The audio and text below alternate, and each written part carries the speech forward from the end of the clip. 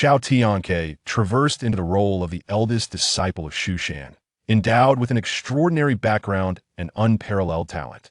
He also possessed a sign-in system, which granted him divine legacies from the very beginning, including the supreme Hunyuan Bagua Zhen Tiangong. He signed in at the Demon Locking Tower to receive the Thunderfire Demon-Suppressing Palm. At the Blood Sea of the Underworld, he acquired the Daluo Immortal Sword. In the Boundless Chaos Sea, he obtained the Chaos Green Lotus. Countless years later, Xiao Tianque sat alone in the nine heavens, sword pointed at the sky, declaring, "All gods and demons, heed my command. To prevent collateral damage, retreat from the Boundless Sea. With but a single sword, I can slay all foes in this world." Chapter 1. The start of Shushan's divine legacy sign-in. Good. This child possesses the potential for ascension. Potential for ascension? Doggone it. You just read novels, why the fuss?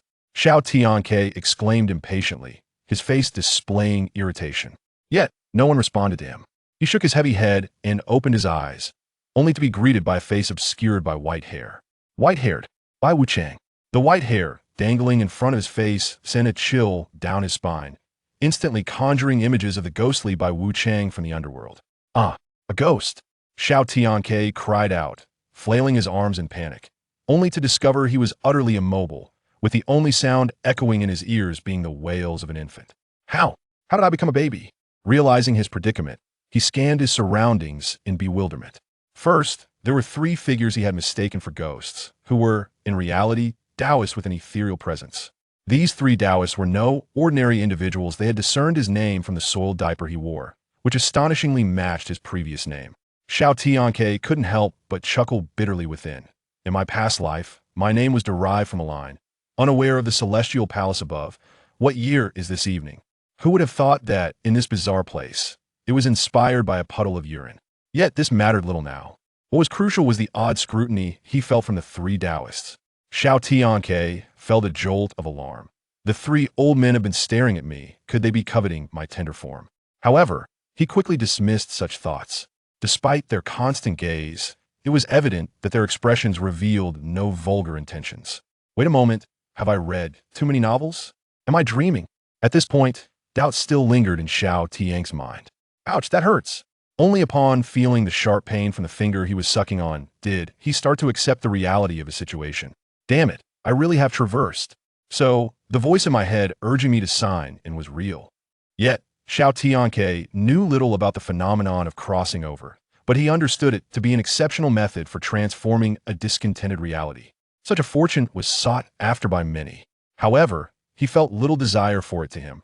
This crossing was akin to a thunderclap. My seaside villa, my Porsche Cayenne, my supermodel. All gone, it's all gone. Xiao Tianque's heart ached. In his previous life, he was an orphan raised in a welfare institution. Upon reaching adulthood, he ventured into society early. With no money, no power, no connections, and little education, he could only endure hard labor to make ends meet, until fortune smiled upon him, and he won 124 million on his first lottery ticket. Just as he reached the pinnacle of his life, an accident claimed his life, and he opened his eyes to find himself as an infant. Having come this far, he chose to accept his fate. After roughly understanding everything that had transpired, Xiao Tianque quickly composed himself, preparing to face this new world. At that moment, the mechanical voice that had appeared in his half-awake state echoed again in his mind. Congratulations, host, for traversing to the immortal cultivation world. The immortal cultivation world. Xiao Tianque grimaced. While the realm of cultivation may be splendid, it was fraught with peril. He preferred the safe and secure society of his past life. Regrettably, there was no turning back. Gazing at the three ethereal Taoists before him, Xiao Tianque felt a slight sense of comfort. It is well known that Taoists in the cultivation world are quite formidable. Ah, this child is remarkably unperturbed. The only female elder among the trio, Elder Xianling, regarded the infant in the swaddling cloth with doting eyes, noting that he neither cried nor fussed. She playfully teased the infant with her whisk, and Xiao Tianque responded by cooing and smiling in delight. Though Elder Chunyang was not particularly fond of children, upon hearing the infant's laughter, he couldn't resist approaching to make a rather comical face. His antics momentarily stunned both Elder Tsangshu and Elder Xianling. Sensing their peculiar gazes, Elder Chunyang cleared his throat. What are you staring at? I merely had a bug crawl up my nose. Elder Tsangshu and Elder Xinling. This minor interlude did not disrupt their fondling of Xiao Tianque, whose delicate face was soon pinched to resemble that of a monkey's backside. To be assaulted by three lecherous old men from the very start. Oh, woe is me. I am soiled. Xiao Tianque felt like crying, yet had no tears, for he could neither speak nor move, leaving him at their mercy. Hey, old man, quickly remove your groping hands. And you, stop using that whisk to tickle my nose. Xiao Tianque's inner screams went unheard. Good disciple, let your master give you a kiss. Without hesitation, Elder Tsangshu leaned in to plant a kiss on Xiao Tianque's cheek, regardless of his desperate struggles. Master Uncle wants a kiss too. With Elder Xinling also approaching, Xiao Tianque's scalp prickled. You are forcing my hand. In desperation, he unleashed his ultimate weapon. It must be said, the effectiveness of this secret weapon was indeed remarkable. Elder Xinling immediately lost her desire to kiss him, slowly withdrawing her hand. Warm liquid soaked the swaddling cloth, splattering onto the ground. Indeed, his secret weapon was a puddle of infant's urine. If a single puddle couldn't resolve the issue, then another was in order. Xiao Tianque smiled in satisfaction, preparing to investigate what treasures he had acquired from his earlier sign-in when a warm, foul-smelling hand slapped against his face. Damn it, did you wash your hands? The hand belonged to his cheap master.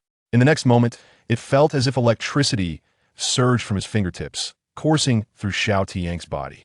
Confused, he keenly observed his master nodding in satisfaction.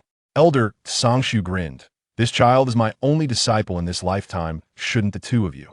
The old Taoist's words left no room for refusal, and the other two could only resign themselves to their fate. Red Fire Pearl. Spiritual Spring. Easily obtained. Such audacious plundering. Xiao Tianque gaped, while simultaneously feeling elated.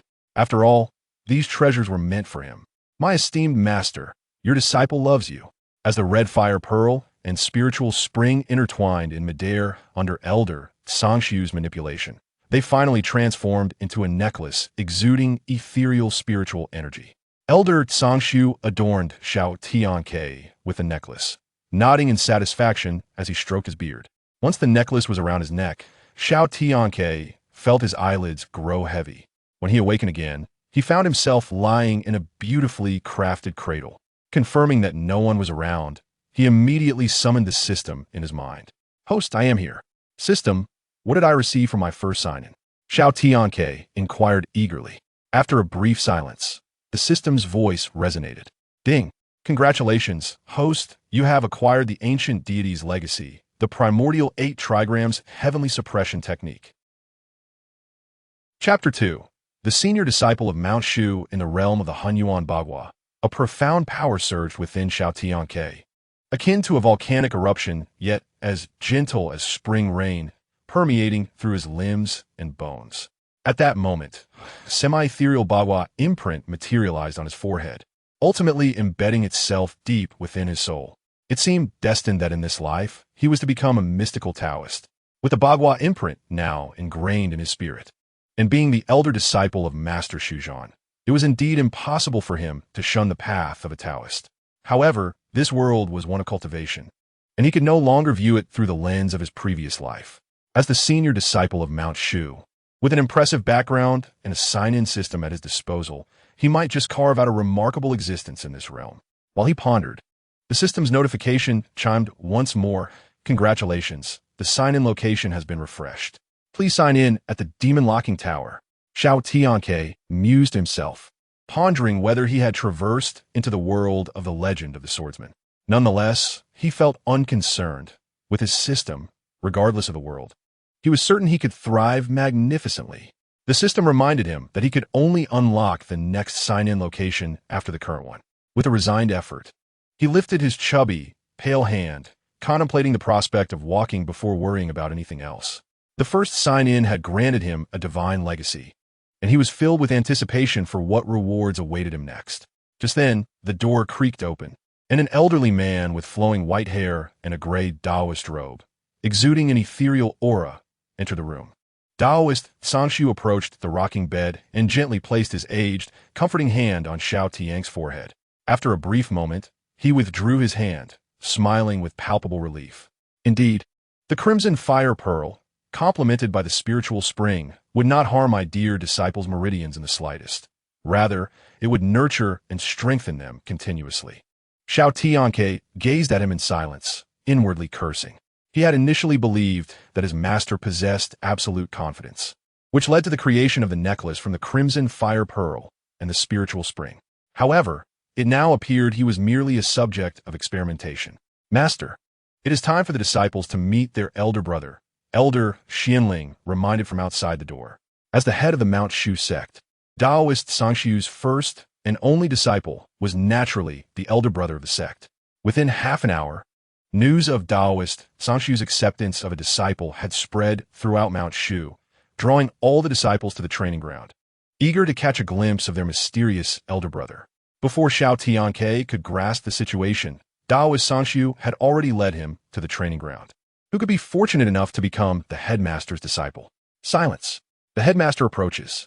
Upon the arrival of three elders, the clamorous discussions abruptly ceased. Bow to the headmaster. Bow to the two elders. The disciples collectively bowed in respect. However, despite the headmaster's presence, the elder brother was yet to make an appearance. After a moment of silence, someone finally inquired, "Headmaster, where is our elder brother?" Taoist Sangshu smiled, but remained silent. Why is the headmaster holding child? Someone observed, noticing the infant cradled in Taoist Sangshu's arms. Could this child be our elder brother? Taoist Sangshu narrowed his eyes slightly. This child is named Xiao Tianque, my newly accepted disciple. From this day forth, he shall be your elder brother. A wave of astonishment rippled through the disciples. The disciples of Mount Shu dedicated themselves to rigorous training and adherence to discipline, yearning for the day they could be accepted by the headmaster. Yet, a mere infant had now been chosen as a disciple, leaving many in shock and envy. Do not hesitate to greet your elder brother. Elder Chunyang's stern voice echoed across the training ground. The disciples, momentarily stunned, quickly bowed, exclaiming, "Greetings, elder brother." Though Xiao Tianque was young, as the headmaster's disciple, he was indeed worthy of the title. The three Taoists smiled, while Xiao Tianque babbled joyfully. The time had come to offer incense to the ancestors. Elder Chunyang's expression turned solemn as he called out. Taoist Sangshu handed Xiao Tianque to Elder Xianling, taking 3 incense sticks, each the size of the infant's arm, igniting them before placing them in a large incense burner before them. Today, Taoist Sangshu, the 7th headmaster of Mount Shu, has accepted Xiao Tianque as his disciple, and I hereby report this to the ancestors. Having said this, he ignited a lock of Xiao Tianque's hair and cast it into the incense burner. In acknowledgement, Taoist Sangshu nodded towards Elder Chunyang. Ring the bell. Almost simultaneously, a massive bronze bell atop Mount Shu resonated with a resounding chime, echoing through the mountains and reverberating across the land. Being the elder brother of Mount Shu seemed rather promising. Observing the grand spectacle, Xiao Tianque mused inwardly. Following the incense offering, he was officially the elder brother of the Mount Shu sect. As for the bell's toll, it would surely convey this news to the world. And soon, all cultivators would be aware of the headmaster of Mount Shu, Taoist Sangshu, taking on a disciple. After these ceremonies, Taoist Sangshu led Xiao Tianque away, with elders Chunyang and Xianling following closely behind. Over 100 disciples of Mount Shu gradually dispersed, returning to their usual training routines. Instead of returning Xiao Tianque to the previous room, Taoist Sangshu guided him across an iron chain bridge toward a solitary peak shrouded in mist. Where's the headmaster taking me? Xiao Tianque wondered, his infantile face etched with confusion. Upon crossing the bridge, a towering stone tablet came into view, inscribed with countless small characters that had been weathered over the years, rendering them unreadable. However, 3 large characters stood out distinctly. Ascend to the peak. Atop the solitary peak, aside from the stone tablet, there stood a stone statue in a meditative posture, with nothing else in sight. Taoist Sangshu paused at the summit, kneeling before the statue. Master, today I have taken a disciple, and I have brought him to show you. His voice was respectful and hushed, as if fearing to disturb the statue. Could it be that my master is so overjoyed by having such an exceptional disciple that he speaks to a statue? Xiao Tianque thought to himself. Suddenly, Xiao Tianque's heart raced, his pupils constricting as if witnessing something terrifying. The statue before Taoist Sangshu split open with a massive crack, revealing a gaunt figure clad in gray robes. This elder, devoid of color, floated amidst fragments of stone, unblemished. Within his frail form lay immense power, and a single glance sent a wave of inexplicable dread through Xiao Tianque. His murky eyes, reminiscent of an endless starry sky, were unfathomably deep. I have met the master. Sangshu was overwhelmed with joy, bowing deeply. The old man in the gray robe was not only the master at Sangshu Daoist, but also the previous head of the Shushan sect. Over a century ago, he had entered seclusion on the summit of ascension, never to emerge until he had conquered the trials within. The outside world presumed him dead, yet they could not have imagined he still lived. "Rise," he said with a gentle smile, his gaze drifting toward the two elders, Chunyang and Xianling. "Chunyang, Xianling, have you truly forgotten your old master?"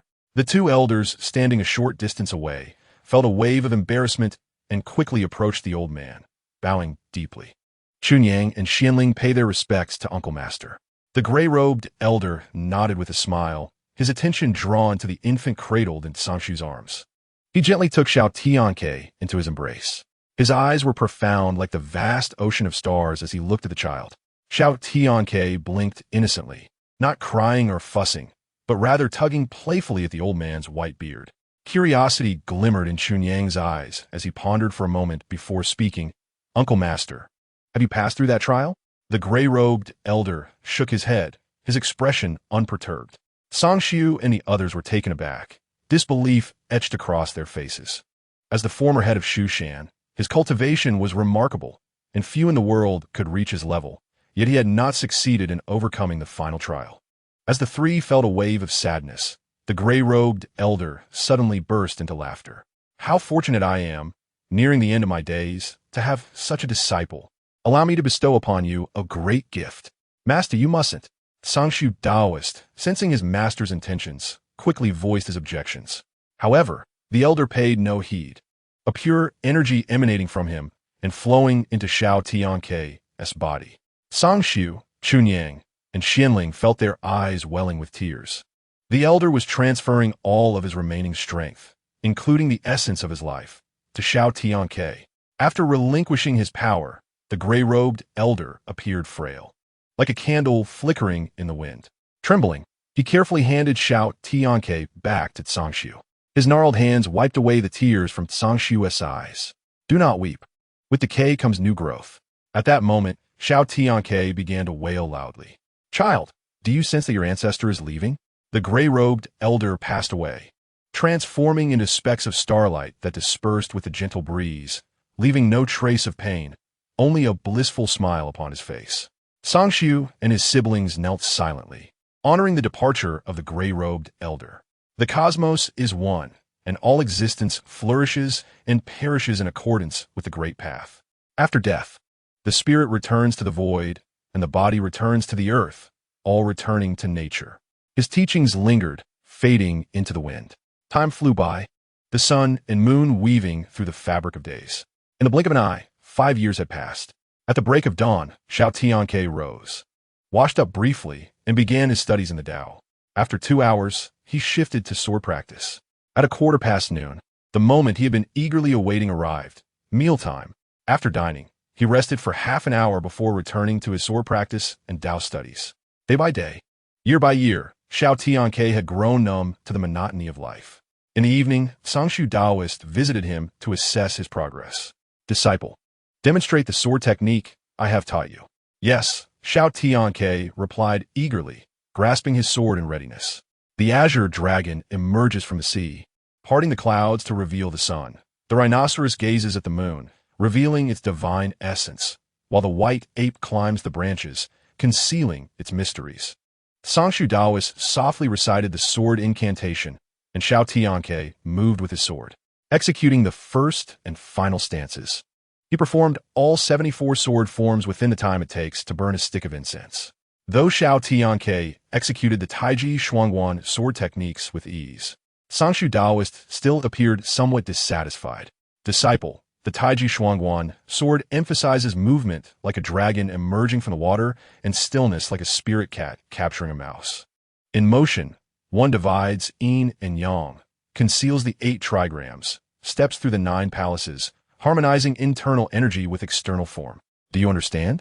Xiao Tianque nodded, though only partially comprehending. Once more, Sangshu Daoist instructed. Mindful of his master's teachings, Xiao Tianque practiced again. This time, while the sword forms were not as fluid as before, Sangshu Daoist seemed more pleased. It wasn't until the hour of the pig that Xiao Tianque concluded his day of practice. Master, I'm now 5 years old. Am I allowed to practice alongside my junior brothers and sisters? Xiao Tianque asked in a youthful tone. He had prepared himself for a refusal based on his age. To his surprise, Sangshu Daoist pondered for a moment before saying, Indeed, you are 5 now. It is time for you to train with your junior siblings. Really? Xiao Tianque exclaimed, filled with joy. For 5 years, he had solely trained with Sangshu Daoist, and while his cultivation had advanced remarkably, the loneliness weighed heavily on his heart. Rest early, and do not become lazy or complacent while training with your junior siblings, Sangshu Daoist advised before departing. Children are naturally playful. Excessive training may do more harm than good. The next morning, after 5 long years, Xiao Tianque could finally meet others. He left his dwelling with eager anticipation. He had never imagined that one day, the prospect of encountering unfamiliar faces would bring him such overwhelming joy. Though only 5 years old, he moved with grace. His cultivation far surpassing that of ordinary children due to the gray-robed elder's bestowed power. His shoulder-length hair glimmered, and his skin was as smooth as jade. His features were exquisite, seemingly sculpted by divine hands, radiating an ethereal aura like that of an immortal child. It was hard to fathom what extraordinary beauty Xiao Tianque would possess as he grew. Curiosity piqued. He quickened his pace toward the demon-locking tower, wondering what rewards awaited him there. The demon-locking tower, situated atop the demon-suppressing peak, contained the captured demons subdued by generations of the Shushan sect. While it could restrain the demons, it could not contain their malevolent energy. Over time, this energy could manifest into virtual demons. Although these virtual demons lacked the powers of their corporeal forms, prolonged existence allowed them to detach from their original bodies and wreak havoc upon the world. Thus, periodically, the disciples of Shushan would gather at the demon-locking tower to slay these virtual demons. At that moment, many disciples congregated near the tower, equipped with demon-binding ropes and capturing vessels, poised and ready to vanquish the virtual demons. From afar, Xiao Tianque spotted Elder Xianling leading a little girl, seemingly preparing her to join in the hunt for the virtual demons. Could this young girl be Elder Xuanling's newly accepted disciple? Xiao Tianque pondered, recalling earlier mentions of the new apprentice during his training with Sangshu Daoist. Quietly, he approached the gathering of junior disciples, observing the scene unfold before him. The sect leader has indeed allowed his precious disciple to emerge, Elder Xianling remarked, visibly astonished as she beheld Xiao Tianque amidst the crowd. What a stunning beauty! She will surely captivate many when she matures. Unbeknownst to Xiao Tianque, Elder Xianling was observing him. His attention was entirely captivated by the young girl before him. The girl appeared to be around 8 or 9 years old, with long, lustrous black hair cascading like willows, glistening and radiant. Her skin resembled fine jade, warm and gentle, with perfectly proportioned features, revealing no discernible flaw. Dressed in a flowing pink gown that enveloped her delicate figure, she was utterly enchanting. An ethereal demon has appeared, someone shouted. Simultaneously, a palpable aura of demonic energy surged around the demon-sealing tower, accompanied by various eerie howls. Numerous semi-phantasmal demon beasts materialized before the onlookers. The ethereal demons, devoid of intellect, attacked instinctively. They pounced indiscriminately upon the disciples of Shushan on the ground. Master, the girl named Lin Yi tugged at Elder Xuanling's hand, her gaze pleading. Elder Xianling smiled and nodded, go ahead. With her master's permission granted, Lin Yi brandished a long sword, nearly her own height, and charged towards the airborne demons. Wow, such ferocity! Xiao Tianque exclaimed internally. Lin Yi wielded her sword amidst the swarm of ethereal demons with an overwhelming force, her graceful figure moving in harmony with the blade. Utterly mesmerizing. Ahem, those who cultivate must remain pure and untainted. Elder Xianling coughed lightly from behind him. Turning with a dazed expression, Xiao Tianque managed to smile. Elder Xianling, such worldly desires at such a tender age. Be careful, or I shall inform the sect leader, she warned. Feigning calmness, Xiao Tianque retorted, Elder, how can one cultivate a pure heart if they're devoid of human desires? Elder Xianling was momentarily taken aback. She never expected such words to escape the lips of a child of 5 or 6. Taking advantage of the moment, Xiao Tianque mischievously added, "But a cultivator can still have a partner, right?" Before Elder Xianling could respond, he continued playfully, "Elder, if I manage to slay these demons, would you grant me your disciple as my partner?" Elder Xianling frowned slightly, sensing something peculiar about the child. A boy of 5 or 6 should be innocent and naive. How could he utter such brazen words? She intended to refuse and reprimand him, but reconsidered. Xiao Tianque exhibited the potential for immortality, and her own disciple was innately attuned to the Tao. If the two were to truly become partners, their future could be boundless. At such a young age, one must remain grounded. The disciples still need to confront the ethereal demons. You alone cannot hope to eradicate them all. Elder Xianling stood with her hands clasped behind her, observing the disciples who were struggling in battle, ready to intervene at any moment. She harbored doubts about Xiao Tianque's ability to handle the multitude of demons alone and was reluctant to let him take such a risk. With the prior sect leader's emphasis on Xiao Tianque's importance, they would inevitably feel guilty if anything were to happen to him. Xiao Tianque gazed at the demon's ceiling tower, a confident smile gracing his lips. "Elder, just watch." Just as Elder Xianling prepared to intervene, a weathered hand halted her. It was none other than Xiao Tianque's master, the venerable Songshu Daoist. Nearby the demon's ceiling tower, ethereal demons surged forth, accompanied by a deluge of demonic energy. "Brother Ning Sheng, there are simply too many ethereal demons. What shall we do?" Despite their relative weakness, the sheer number of demons overwhelmed the Shushan disciples. "Form the sword formation," Brother Ning Sheng shouted, and the Fumo sword formation was promptly established. With the formation's assistance, the disciples found it considerably easier to contend with the vast horde of ethereal demons. Roar, growl. Various ethereal demons unleashed their howls, relentlessly crashing against the Fumo sword formation established by the disciples. Brother Ning Sheng, the number of ethereal demons is overwhelming. The formation may not hold for long. Persevere. Elder Xianling has yet to intervene, which indicates she wishes to see how long we can endure. The disciples nodded, summoning all their strength to resist. At that moment, Lin Yi had long since lost her earlier bravado. Her face flushed, and she was gasping for breath. "Lin, junior sister, watch out behind you," Brother Ning Sheng suddenly shouted. Upon hearing this, Lin Yi turned. A massive wolf-like ethereal demon lunged at her with lightning speed. She had no time to evade and instinctively closed her eyes. "Lin, junior sister, are you all right?" Just then, a gentle, youthful voice reached her ears.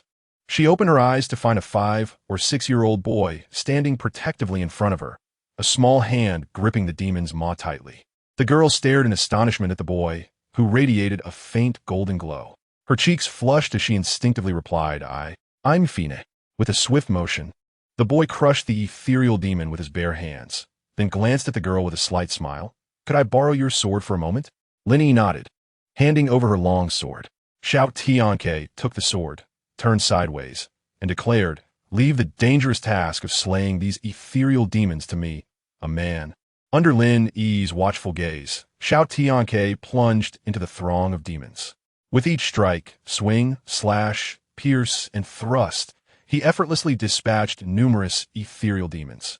The sword energy surged, cutting through all directions. The Shushan disciples were left speechless, utterly astounded. The ethereal demons could not even approach within 3 feet of this boy. It was an absolute massacre. "Who on earth is this boy?" they whispered among themselves. "He appears to be merely 5 or 6 years old, yet his strength far surpasses ours." Since Xiao Tianque's initiation ceremony, he had remained in seclusion with his master, never leaving his quarters. Thus, apart from his master, Songshu Daoist, Elder Xianling, and Elder Chunyang, none had ever seen Xiao Tianque. "I believe I just heard him refer to Lin junior sister as junior sister." One uncertain disciple spoke up. "He looks to be around 5 or 6 years old. He should be calling her senior sister, not junior sister." "You must be mistaken," another disciple retorted. Brother Ning Sheng's heart trembled. Perhaps Lu Yin had not misheard. "Let's not forget our ever-reclusive senior brother." The disciples gazed at Brother Ning Sheng in astonishment.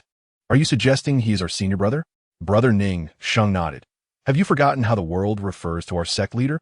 The worldly sword immortal. The illustrious reputation of Xiangshu Daoist was known to all among cultivators. Indeed, his swordsmanship is profoundly innate, having reached the realm of unity between man and sword at such a young age. This must be due to the guidance of the sect leader.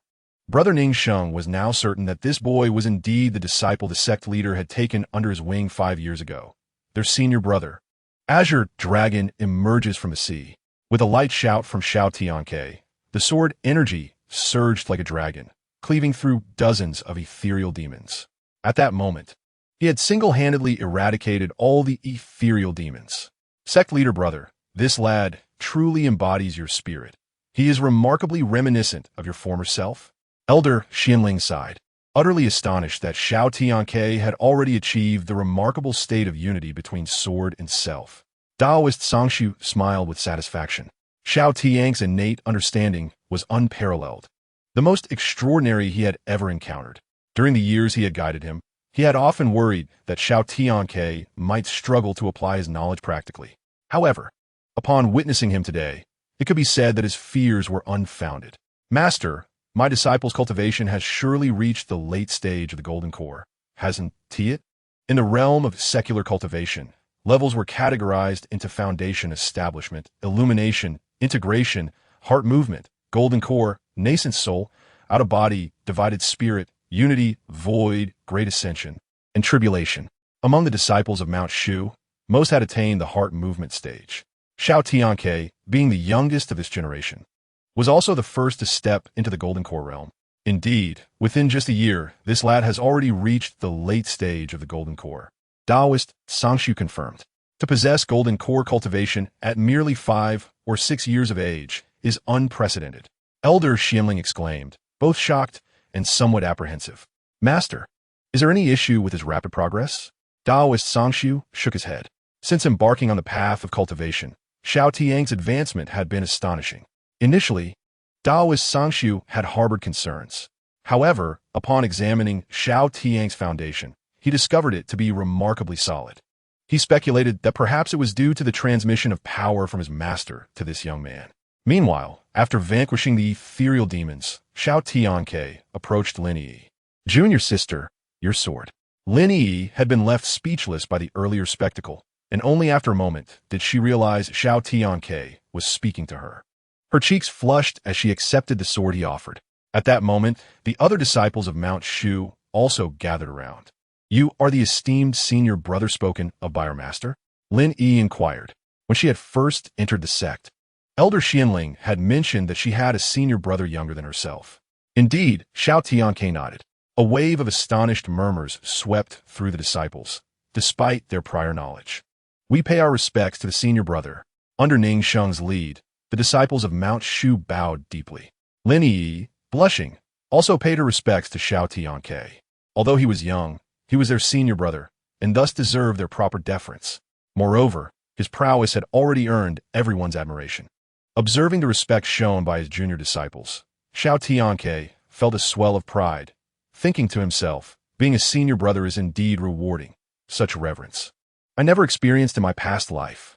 He scanned the disciples and said, no need for excessive formality, junior brothers and sisters. Please return to rest and recuperate. Under Ning Sheng's guidance, the disciples of Mount Shu gradually departed from the demon suppression peak, with the ethereal demons dealt with. Xiao Tianque was eager to see what reward awaited him at the demon locking tower. He hurried to its base, having anticipated this moment for 5 long years. At that moment, a mechanical voice echoed in his mind. Ding! The host has arrived at the demon locking tower. Would you like to sign in? Sign in. Xiao Tianque silently affirmed. Ding! Congratulations, host. You have obtained the Thunderclap Demon Suppression Palm. As the system's voice faded, a surge of profound and esoteric techniques flooded into Xiao Tianque's mind. The Thunderclap Demon Suppression Palm draws on the power of thunder to subdue demons, causing the heavens to change color and thunder to roar upon its execution, compelling all demons to retreat. The power of thunder is one of the most ferocious forces in existence, a bane to many malevolent beings. What a domineering technique. It can harness the thunderous might of heaven itself. I dare say, even the thunder techniques of Mount Shu pale in comparison. Xiao Tianque mused, secretly impressed. During the 5 years of training alongside Daoist Sangshu, he had delved into many techniques, yet few could compare to the Thunderclap Demon Suppression Palm.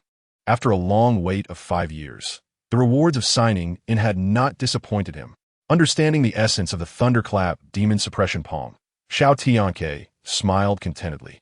He knew that while this technique may not rival the Primordial 8 Trigrams Heavenly Suppression Art, its fame would undoubtedly cause a stir if it spread through the mundane world.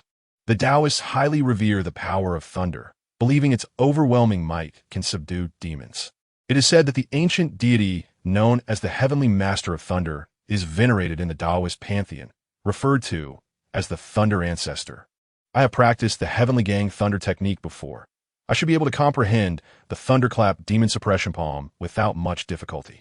With the area around the demon locking tower deserted, he decided it was the perfect time to grasp this technique. With a determined heart, he leaped onto the tower's summit and began to meditate on the Thunderclap Demon Suppression Palm. Unbeknownst to him, Lin Yi had not followed Elder Xianling away. She stood at a distance, gazing at Xiao Tianque, her beautiful eyes sparkling with curiosity and concern. What is senior brother planning to do? Xiao Tianque was fully immersed in his comprehension of the Thunderclap Demon Suppression Palm. The practice of this technique is rather perilous, he thought. The first step of mastering the Thunderclap Demon Suppression Palm is not difficult, but it carries significant risks. It requires channeling the thunderous might of nature to refine one's palms, then condensing that thunder into the palms to embed a thunder seal. Everyone faces death eventually. Whether early or late, death is inevitable. It's just the power of thunder. I refuse to believe it can kill me. With steely resolve, Xiao Tianque inhaled deeply, forming seals with his hands as he began to channel the energy. A vast torrent of spiritual energy surged around him like a roaring tsunami. Between his palms, arcs of lightning flickered. Senior brother is cultivating, Lin Yi thought, puzzled but refraining from making a sound, watching from a distance to avoid disturbing his practice. In an instant, the atmosphere shifted dramatically. The previously clear sky was engulfed by dark thunderclouds. The dense clouds surged forth like a tsunami from all directions, enveloping the entire demon suppression peak. Boom! The deafening roar sent shivers down the spines of all who heard it. Elder Xianling, Daoist Sangshu, and the recently emerged Pure Yang Elder took notice of this astonishing commotion. Their gazes converged on the demon suppression peak. Master, such a disturbance at the demon suppression peak. Could it be that the demons imprisoned within the demon locking tower have emerged? Daoist Sangshu waved his feathered duster lightly, projecting an image of the scene atop the peak. What on earth is this lad doing to create such a ruckus? Pure Yang Elder exclaimed, clearly taken aback. It seems my disciple is practicing some kind of technique, and it appears to surpass our Heavenly Gang Thunder technique by quite a margin, Daoist Sangshu remarked, his keen insight revealing the source of the disturbance. Master, you have been with him since childhood. Are you unaware of what technique he is cultivating? Pure Yang Elder expressed his concern, fearing that Xiao Tianque might have inadvertently dabbled in some sinister art. Pure Yang, this thunder is pure and domineering. It cannot possibly be malevolent. Do not fret. Elder Xianling replied with a light laugh. Let him be. It might just be a technique left to him by our master. Daoist Sangshu said casually, turning to leave. Meanwhile, Lin Yi watched Xiao Tianque with a mix of worry and fascination. What exactly is the master brother cultivating? A tremor ran through her heart as she easily deduced that the terrifying commotion was instigated by Xiao Tianque. With a sudden jolt, Xiao Tianque opened his eyes wide and let out a soft sigh. In the next moment, a massive bolt of purple lightning descended from the heavens, striking him with unerring precision. The sensation of being struck by lightning was indeed extraordinary, and Xiao Tianque gritted his teeth in pain. Without a moment's hesitation, he began to channel the power of thunder to temper his palms. Damn it! This feeling was akin to placing one's hands in an oven. His palms turned crimson, and the excruciating pain caused veins to bulge across his body, his clothes drenched in sweat. Lin Yi's beautiful eyes quivered as she observed the anguish etched on his face. Unable to suppress a gasp, the power of thunder was exceedingly fearsome. Even this initial bolt had left his palms raw and blistered. Yet, Xiao Tianque did not relent. He firmly believed that enduring hardship was the path to greatness. He pressed on. Gritting his teeth, Xiao Tianque persevered. Boom! Another bolt of lightning struck down, roaring in defiance. He bore the pain and continued to harness the lightning to temper his bloodied hands. The young girl, being highly sensitive, watched the scene unfold before her with tears welling in her eyes, droplets cascading down her cheeks.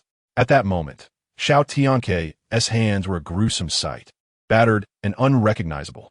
But still he pressed on. He trembled all over, yet he refused to give up. Thunder rumbled ominously. This time, it was not just a single bolt, but a barrage of lightning strikes that enveloped Xiao Tianque entirely. Lineage could no longer see Xiao Tianque. Only the anguished roars echoing from within the tempest of lightning. The master brother is in danger. What should I do? Right? The master must have a way to save him. As she prepared to turn back and seek her master, the dense lightning began to dissipate, revealing a blurred figure. Wiping the tears from her eyes, she finally recognized the silhouette. Xiao Tianque was half kneeling atop the demon-sealing tower, his hands braced against the ground, panting heavily, sweat cascading like rain. At last it is done. Xiao Tianque managed a wretched smile. To channel the lightning to temper his palms and forge the thunder seal nearly cost him his life. His bloodied hands not only returned to their original state, but now emanated a faint glow of lightning, with 2 thunder seals appearing in his palms. As he retracted his aura, the seals vanished without a trace, leaving his hands indistinguishable from before. The thunder seals have been established, and now, cultivating the Thunderfire Demon Suppression Palm would be a natural progression, Xiao Tianque mused to himself. As he pondered, a somewhat hoarse yet shy voice of concern broke through. "Master brother, are you all right?" The sudden inquiry startled Xiao Tianque, nearly causing him to tumble from the tower. "Lin Jr. sister, what are you doing here? I wanted to thank you for just now. You protected me from that phantom demon and have not left since," Lineage replied earnestly. Xiao Tianque scratched his head, a sheepish grin forming. Helping Junior sister is what a master brother ought to do. However, if you truly wish to express your gratitude, promise me you won't tell anyone what you just witnessed, not even your master. This shall remain our little secret. With that, he extended his pinky. Lineage nodded, gazing at his outstretched pinky with a hint of confusion. Imitating his gesture, she reached out her hand. Their pinkies intertwined without a hitch. Just as Xiao Tianque and Lin Yi shared this innocent bond, a sudden pang of sharp pain shot through his heart. Yet, he paid it little mind. A pinky swear, a promise for 100 years, unchanging except for a little puppy. After this simple ritual, they had forged a secret between them, unbeknownst to Xiao Tianque. From that day forth, an inexplicable sentiment took root in Lin Yi's heart, gradually blossoming as time passed. Once they departed, the menacing aura of thunder finally dissipated. The myriad of demons imprisoned within the demon-sealing tower exhaled a collective sigh of relief. Such terrifying thunder. We almost thought those 3 foul Taoists from Mount Shu intended to obliterate us within this tower. Thankfully, it was merely a false alarm. We should remain cautious. For one day, those 3 Taoists may truly summon the powers of thunder to annihilate us. Chapter 5. The Ancient Sword Steel. The sword-burying valley in the afterglow of the setting sun, 2 figures made their way from the demon-suppressing peak, one following closely behind the other. The young girl trailed silently, her cheeks flushed yet her expression troubled. "Junior sister, you follow me all this way. Is there something on your mind?" At last, Xiao Tianque could no longer contain himself and turned to look at his persistent shadow. Was she perhaps captivated by my heroics, or was she enamored by my charm? Under his gaze, Lineage's face flushed bright red. "And no, it's nothing," she stammered, quickly averting her gaze. However, Xiao Tianque noticed her eyes lingering on his reddened skin. "Junior sister, are you worried about me?" Caught in her secret thoughts, Lin Yi shyly lowered her head. After a brief silence, she mustered her courage and said, "As long as Master Brother is fine, I'll take my leave now." With that, she dashed away. Xiao Tianque shrugged and turned back to his dwelling. After bathing and changing, he settled into a meditative position, beginning his cultivation. Now that the thunder seals were established, it wouldn't be long before he mastered the Thunderfire Demon Suppression Palm. Observing the flickering arcs of lightning on his palms, Xiao Tianque smiled confidently. In the days that followed, Xiao Tianque dedicated himself to secluded cultivation of the Thunderfire Demon Suppression Palm. In the distance, the 3 elders, Song Su, Chun Yang, and Xianling, gazed with amused expressions toward Xiao Tianque's abode. This young man, though still in his youth, has not only made remarkable progress in his cultivation, but has also surpassed my expectations with his methods. Elder Chun Yang laughed heartily, his eyes gleaming with approval. Elder Xian Ling chimed in teasingly. Do you recall how adamantly you opposed Master when he took this lad as his disciple? What say you now? Boom! At that moment, a thunderous clap resonated through the skies. Subsequently, the storm clouds dissipated and tranquility returned to the world. Song Su Daoist smiled, gently patting Elder Chun Yang on the shoulder. Now, Elder Chun Yang, you can rest easy, can't you?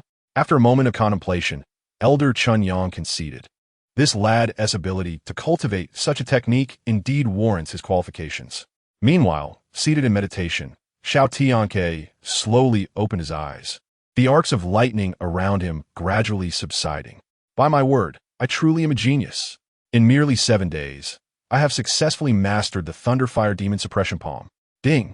At that moment, a familiar voice echoed in his mind. Congratulations, host. A new sign-in location has been refreshed. Please sign in at the Sword-Burying Valley. Upon learning of the next sign-in location, Xiao Tianque paused momentarily. Could it be that the Sword-Burying Valley requires me to descend a mountain? Having lived on Mount Shu with his rather lenient master for several years, he was well acquainted with the various locales, but had never heard of the Sword-Burying Valley. Or could it be that the Sword-Burying Valley, like the Ascending Heaven Peak, is a forbidden area? He pondered. Oh well, I shall simply ask my master about it. As the head of Mount Shu, Song Su Daoist, known as the Sword Immortal, is surely well informed. It would be wise to inquire with him. After tidying himself up, Xiao Tianque prepared to seek out his master, Song Su Daoist. Disciple, where do you intend to go? Just as he opened the door, preparing to depart, a voice halted him. Xiao Tianque was taken aback. He had been oblivious to the presence outside his room, which spoke volumes about the visitor's formidable strength. He quickly composed himself and turned to bow respectfully to the elder before him, whose hair was grayed and whose demeanor was solemn. I pay my respects to Master Chunyang. Elder Chunyang nodded slightly. After a moment of contemplation, Xiao Tianque asked with curiosity, Master, were you waiting for me? Most of the time, his master and 2 uncles were in seclusion, rarely making an appearance. Now, however, one of them stood outside his door. Undoubtedly, it was for him. Could it be that the commotion caused by his cultivation had drawn this uncle's attention? Just as he pondered how to evade the inquiry, Elder Chunyang spoke again. Follow me. As soon as the words left his lips, he soared away like a divine rainbow, leaving Xiao Tianque in a state of bewilderment. Although he was uncertain of their destination or the purpose of their visit, the elder's presence compelled him to follow without hesitation. The 2 figures, one ahead and the other behind, navigated through the peaks of Mount Shu, weaving through layers of mist, until they finally arrived before a colossal stone tablet shaped like a sword. The stone tablet thrust into the earth, appearing as if it had emerged naturally, devoid of any signs of human craftsmanship. To Xiao Tianque's astonishment, the tablet emanated a dense aura of sword energy. He attempted to refine a strand of this energy, but upon mere contact, he felt an overwhelming dread, his hair standing on end in terror. What a fearsome sword energy! Xiao Tianque began to suspect that this was no ordinary stone tablet, but rather a weapon left behind by ancient deities.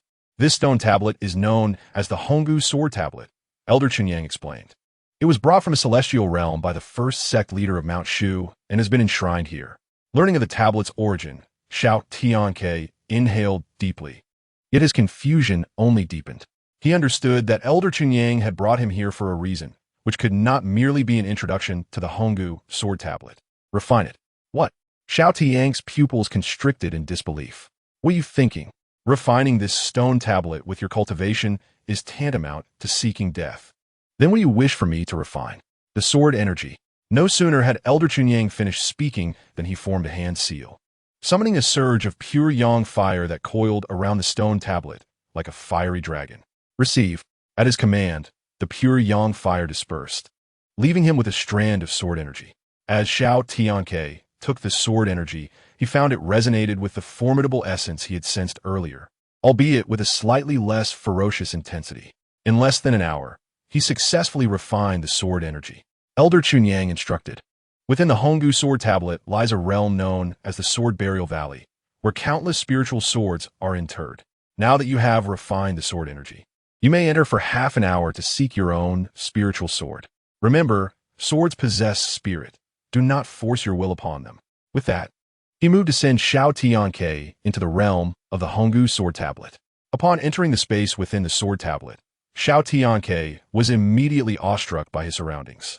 The atmosphere was dim and boundless, with sword energy swirling around him, reminiscent of a sandstorm that made even breathing feel painful.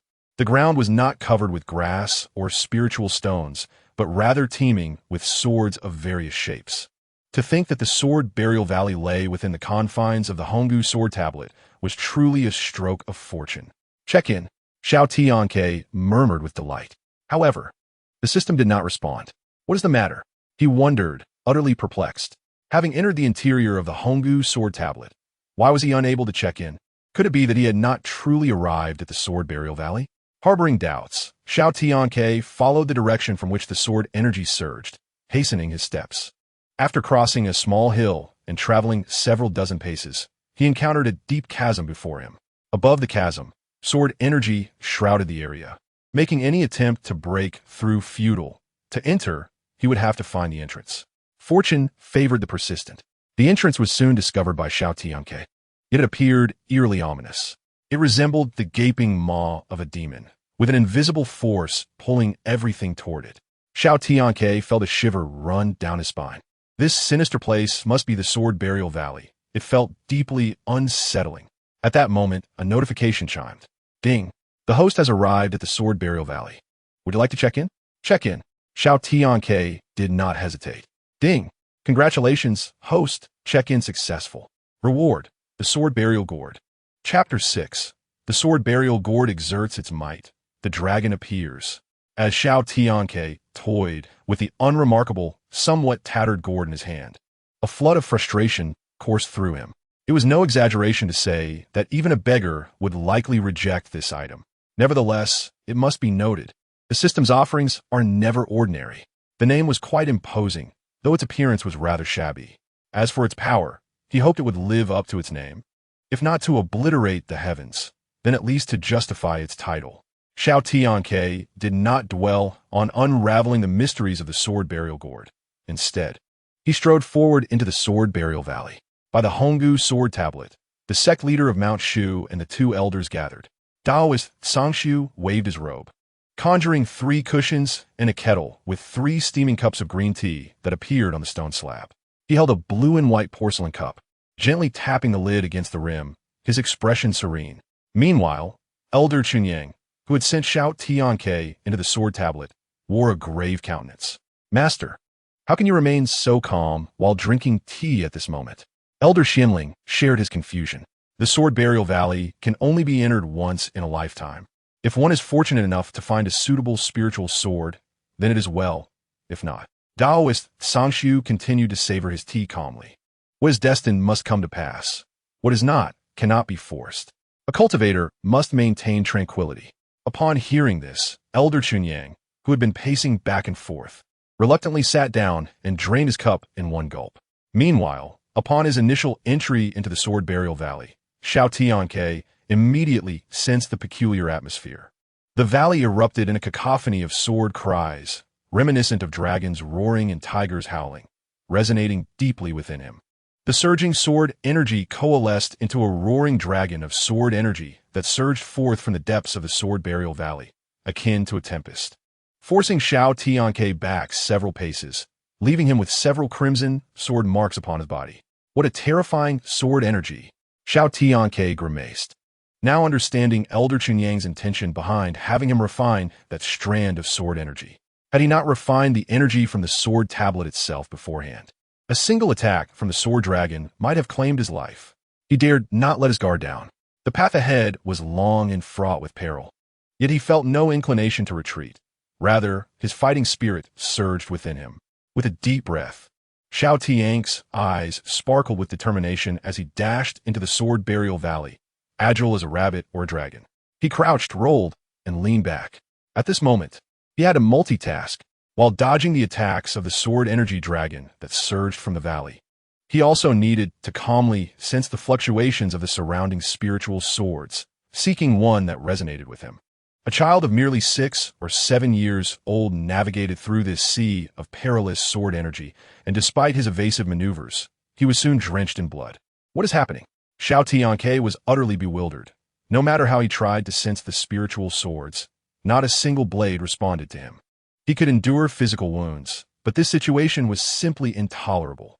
It was a cruel act against his spirit. Heaven seemed intent on his demise. In the next moment, a smirk graced Xiao Tianque's lips, his eyes sparkling with delight. Indeed, there was hope. He sensed a response, faint yet undeniably present. "Wait for me. I shall come for you," he murmured, his heart brimming with excitement and anticipation. As he ventured deeper into the sword burial valley, the cliffs on both sides grew narrower, and the sword energy surged forth like a raging herd of bulls, kicking up dust and stones, an utterly terrifying sight. Beside the ancient sword steel, the impatient elder Chunyang could no longer contain his anxious emotions and began pacing back and forth. Time was running out. Logically, they should have found the spirit's sword by now, yet there was still no sign of movement. "Master, please be patient. Your pacing is making my head spin," Elder Xianling said, equally anxious, but finding some solace in seeing Taoist Sangshu sipping tea with an air of tranquility. "I had warned you that although this child is exceptionally gifted, he is still young, and the perils within the sword burial valley are immense. How can he possibly cope? If he fails to find a suitable spirit sword this time, he will have no further opportunity to enter." Elder Chunyang continued to voice his complaints. Observing Taoist Sangshu's steadfast demeanor only heightened his impatience. "Master, he is your disciple, the future leader of Mount Shu. Perhaps we should employ our arts to assist him." Upon hearing this, Taoist Sangshu slowly set down his teacup. "I have faith in this child." Meanwhile, Xiao Tianque, having attempted to advance multiple times without success, was already covered in blood, his white robe stained crimson, drenched in sweat. "I must push through," he shouted furiously, gritting his teeth and charging headlong into the roaring sword energy. With a resounding crash, a figure tumbled to the ground, bleeding profusely. Xiao Tianque lay powerless, overwhelmed by the dreadful sword energy that loomed above him like an impenetrable sky. "Damn it! Am I destined to return empty-handed?" Though discontent simmered within, he found himself unable to push further. Suddenly, in his moment of despair, the tattered gourd at his waist began to tremble urgently.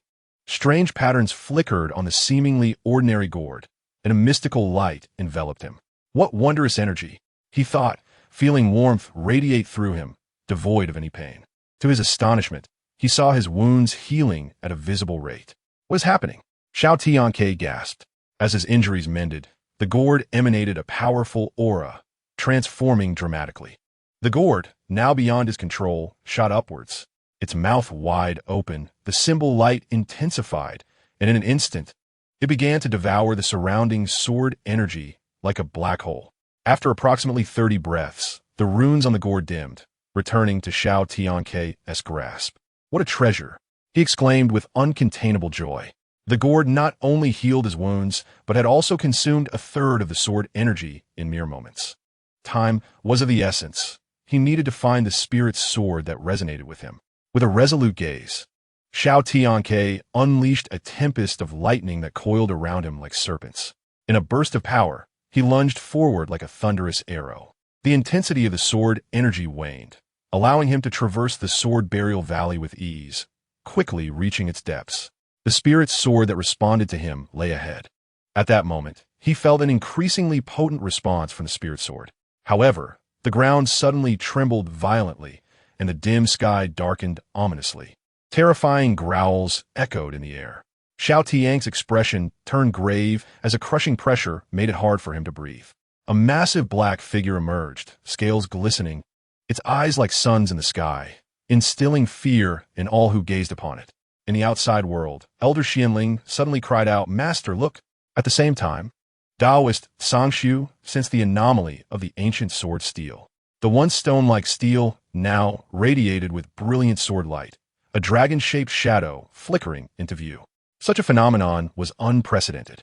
Could it be that the entity within the steel had manifested? Elder Chunyang's face reflected disbelief, his voice trembling. As elders of Mount Shu, they had only learned from their ancestors and ancient texts about a powerful elder sealed within the steel. Is that a dragon? Xiao Tianque's eyes widened in astonishment. Mortals, you are still young, and your bloodline is unremarkable, yet you have ventured to the depths of the Sword Burial Valley. This truly surprises me.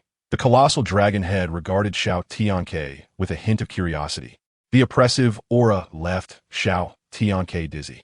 Esteemed elder, he said, as a massive dragon claw extended, retrieving a sword hilt from the depths of the valley, suspending it in the air, its light weaving a spectral image of a sword. What a remarkable sword. This sword is called Chengying. It is the one that responded to you earlier. As the dragon spoke, it struck the sword directly into the stone wall behind it. This sword ranks among the top 10 in quality among the billions of swords in the Sword Burial Valley. Top 10. Xiao Tianque's eyes ignited with fervor. He felt an urgent desire to possess the Chengying sword. Esteemed elder, your powers are unparalleled, and you have encountered countless rare treasures. To you, this sword may seem as mere scrap, but to me, it is a precious artifact, one I ardently wish to obtain. Xiao Tianque understood that acquiring the Chengying sword would not be an easy feat. He boldly inquired, "What must I do to claim this sword?" "Not difficult at all. If you can meet my requirement, this sword shall be yours," the dragon replied. "Please enlighten me, esteemed elder." The colossal dragon descended, resembling an ancient mountain blocking Xiao Tianque's path. "Very well, I will remain here.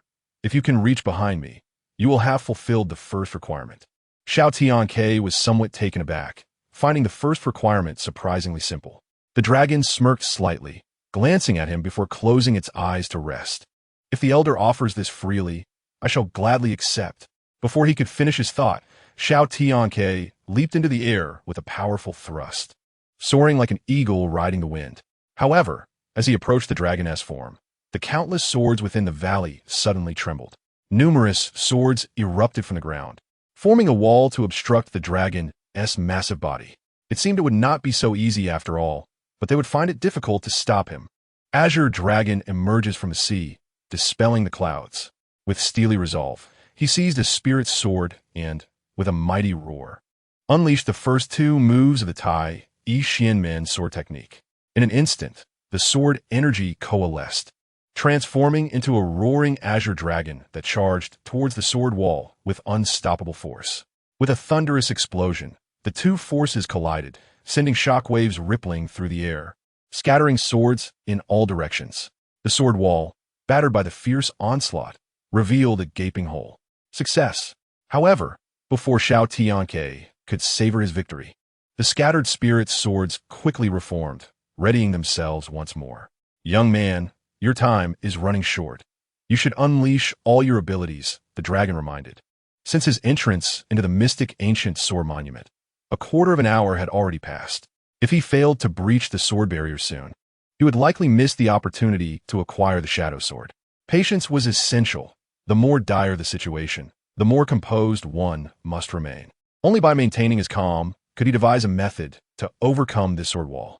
If you find yourself at an impasse, you may simply select a spirit sword and depart, the dragon suggested. However, Xiao Tianque ignored the dragon's words, inhaled deeply, sat cross-legged, and began to ponder his strategy. Thunderous demonic palm. No, the dispersed spirit swords would surely coalesce again. Was he truly left with no choice but to randomly pick a sword and leave? That was unacceptable. It was not what he desired. At this juncture, he could only attempt this method. Xiao Tianque murmured to himself, suddenly opening his eyes, which sparkled with newfound brilliance. Could it be that this young man has found a solution? The dragon sensed the shift in his aura and widened its eyes, eagerly anticipating the youth's approach. Unlike before, Xiao Tianque did not charge forward but stood still, the character Qian, a mere step away from the horizon. He muttered, and in the next moment, he vanished from sight. The dragon's eyes widened in astonishment, clearly taken aback by the unfolding scene. "Senior, I believe I have fulfilled your first request," Xiao Tianque's voice echoed from behind. How could this mere golden core cultivator master such a technique of spatial displacement? The dragon had not even sensed his arrival until now. Suppressing its astonishment, the dragon paused briefly before inquiring, "What technique did you just employ?" "That is a secret of mine," Xiao Tianque replied. However, he immediately collapsed to the ground, his face pale and drenched in cold sweat. "I pushed myself too hard. Merely utilizing the secret of the Qin character from the Primordial 8 Trigrams, heaven-subduing skill had left him drained and feeble, as though his essence had been siphoned away. Indeed, this youth had not truly mastered the art of spatial movement, but had forcibly employed some special means. Observing Xiao Tianque's condition, the dragon's astonishment diminished considerably. Dragon whiskers brushed against Xiao Tianque's form. In the next instant, he felt a surge of pure energy flow into his body. In just a few breaths, his strength was fully restored. Thank you, esteemed senior. Do not be hasty in your gratitude. While you have met my first requirement, do not forget there is a second. Xiao Tianque laughed bitterly. May I inquire what the second requirement is, senior? The dragon's form shifted, transforming into a handsome, middle-aged man in white robes. Now standing before Xiao Tianque. As he regained his bearings, the surroundings underwent a dramatic transformation. Upon a floating island, a child sat across from a middle-aged man. The child was Xiao Tianque, and the middle-aged man was the dragon in human guise. My second requirement is a discussion on the sword. A discussion on the sword?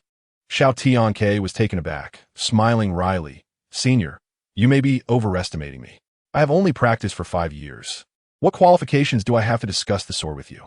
There are those who study for decades, yet remain mediocre, while others grasp the essence of the Tao after only a few months.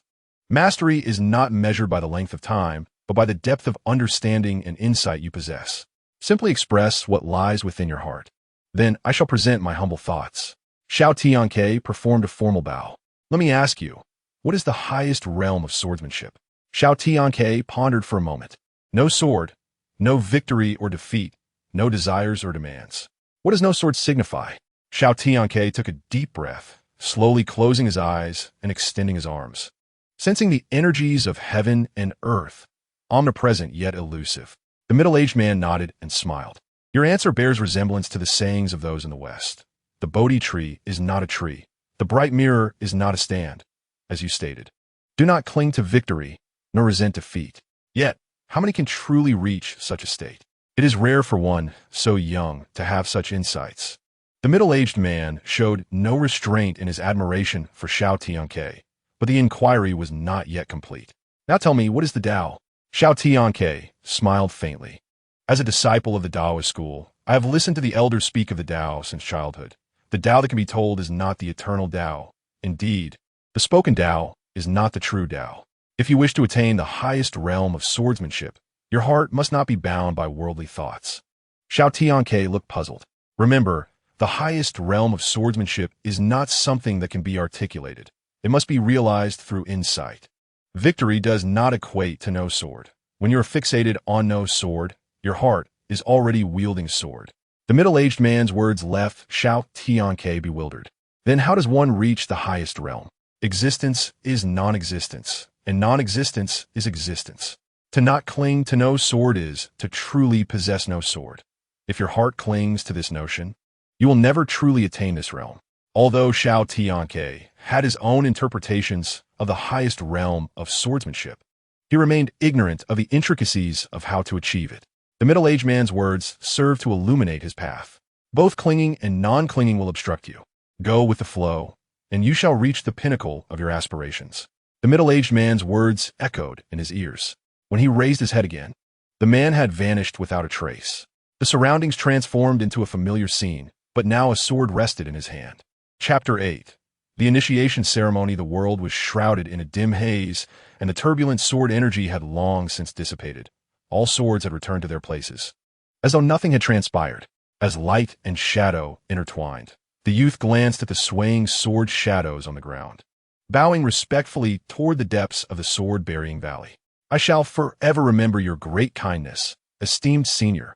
In this journey to the sword-burying valley, Xiao Tianque not only acquired a rare spirit sword, but also received guidance from a revered elder. It is time to exit. Half an hour had swiftly passed. Once the sword energy he had previously refined completely dissipated, the mystic ancient sword monument released him. Finally, some movement. The sword monument shimmered, and the three individuals waiting outside were both excited and anxious. Upon seeing Xiao Tianque emerge, they rushed forward eagerly. Did you obtain the spirit sword? Indeed, I did not fail my mission, the pure young elder asked sternly, and only when he saw Xiao Tianque nod did he finally breathe a sigh of relief. Disciple, Let me see the spirit sword you acquired. Xiao Tianque nodded, and with a thought, a sword hilt appeared in his hand. Tianque, is this the spirit sword you obtained? The Xianling elder furrowed his brow, struggling to believe it. Before he could explain, the pure young elder erupted in fury, scolding. Do you understand that one can only enter the sword-bearing valley once in a lifetime? You emerge with a mere broken sword hilt. What use is that? As a disciple of the sect leader, to enter the sword-bearing valley and return with a broken sword hilt will only invite laughter. Disappointment was etched across the pure young elder's face. Senior brother, why are you so impatient? Let's first hear what this child has to say. The Xianling elder glared at him. Very well, I shall see what you have to say. The kindly and gentle Sangshu Taoist slowly approached Xiao Tianque, bending down to stroke the youth's head. My dear disciple, why did you choose this sword hilt? Could it be that there is something extraordinary about this sword hilt? The three venerable elders who accompanied Xiao Tianque throughout his growth had long been regarded as family by him. Hence, he did not conceal anything and truthfully divulged the secrets of the sword hilt. Master and esteemed uncles, please follow me.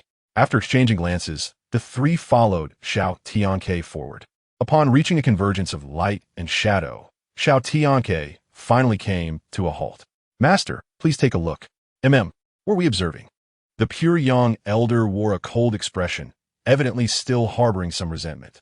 The sword bears no blade, yet casts a shadow. What is the meaning of this?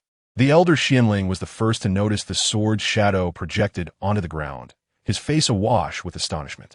Disciple, this sword is indeed the Chungying. The Taoist Sangshu smiled and directly revealed the name of the sword in Xiao Tianque's possession. Master, how do you know? Xiao Tianque was somewhat taken aback. The Chungying sword. You say this is the Chungying sword? The pure young elder nearly exclaimed, his demeanor undergoing a dramatic transformation, his face filled with shock. The elder Xianling was equally astounded. Nephew, swiftly show me this sword. Faced with the intense gaze and dramatically altered attitude of the pure young elder, Xiao Tianque felt momentarily uncomfortable. This look, unable to withstand the scrutiny, Xiao Tianque handed over the Chungying sword. Uncle, if you wish to see it, please do, but do not look at me like that. I truly cannot bear it. Instantly, Taoist Sangshu and elder Xianling could not help but chuckle. Upon receiving the Chungying sword, the pure young elder cautiously reached out to touch the sword's body. A moment's carelessness resulted in a cut on his finger. Indeed, it is the Chungying sword. I knew it. How could the ancient sword steel present such phenomena if it were merely a broken hilt? Xiao Tianque silently rolled his eyes. This uncle changes his stance faster than one can turn a page. The Chungying sword is a legendary sword from antiquity. Young one, you must cherish it. As the pure young elder returned the sword to Xiao Tianque, he did not forget to offer his admonition. Disciple, the sword possesses spirit, since it has chosen you. You must treat it well. Do you understand? Taoist Sangshu placed a hand on his shoulder, solemnly advising him. I understand, master. Having confirmed that Xiao Tianque had acquired the spiritual sword, the group departed and returned to the peak of Mount Shu. After 18 hazy years, Xiao Tianque sighed. People say the road to Shu is perilous, more difficult than ascending to the heavens, yet they know not that life atop the mountain is even tougher, plain fare. Strict rules, and the most absurd aspect is that all year round, one sees only men. The youth on the bed sat up in a daze, reaching out to touch the tassel hanging at the head of the bed before collapsing back onto the mattress. Today marked the completion of 18 years since he arrived in this world. 18 years. Do you know how he has spent these 18 years? Big brother, may I enter? A gentle voice accompanied the soft knock at the door. Come in, the youth replied wearily. Upon receiving his response, a woman dressed in a flowing green dress, possessing an elegant figure, stepped inside. She was ethereal and refined, with a face like a silver plate, eyes akin to water-soaked apricots, naturally rosy lips, unpainted brows, fingers delicate as scallions, skin like congealed fat, and cheeks resembling fresh lychee. Her nose was smooth and supple, exuding a gentle silence that made her approachable. The moment Xiao Tianque beheld her, he was struck by her ethereal beauty, marveling that such an otherworldly woman could exist. In 1,000 autumns, there is no beauty to rival that of a captivating maiden whose allure captivates the world. This verse aptly described her. However, upon seeing her again, the initial feelings had long since faded. Tired. Xiao Tianque sat up and politely inquired, Is there something you need? Lin Yi, a direct disciple of Elder Xianling and one of the few women in the Shu Mountain sect, shyly gazed at the half-asleep youth. During breakfast, she had not seen her elder brother and thought he might have overslept, so she brought him a meal. The youth paused for a moment, then calmly met her gaze. Thank you, Yi. Just as he intended to feign misery, his thoughts were ruthlessly exposed. Yet, as the elder brother of the Shu Mountain sect, was he truly happy? This place lacked internet and electricity, devoid of any electronic entertainment.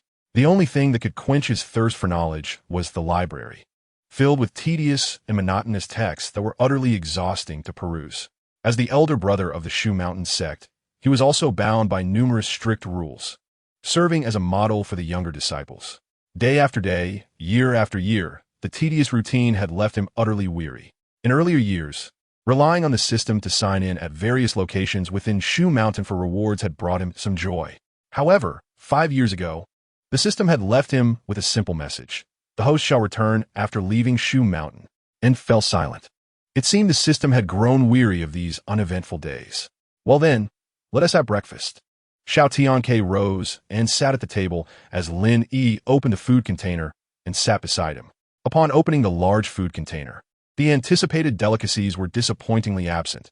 Instead, there was only a bowl of thin porridge devoid of any oil. How tasteless! Xiao Tianque sighed, his appetite long gone.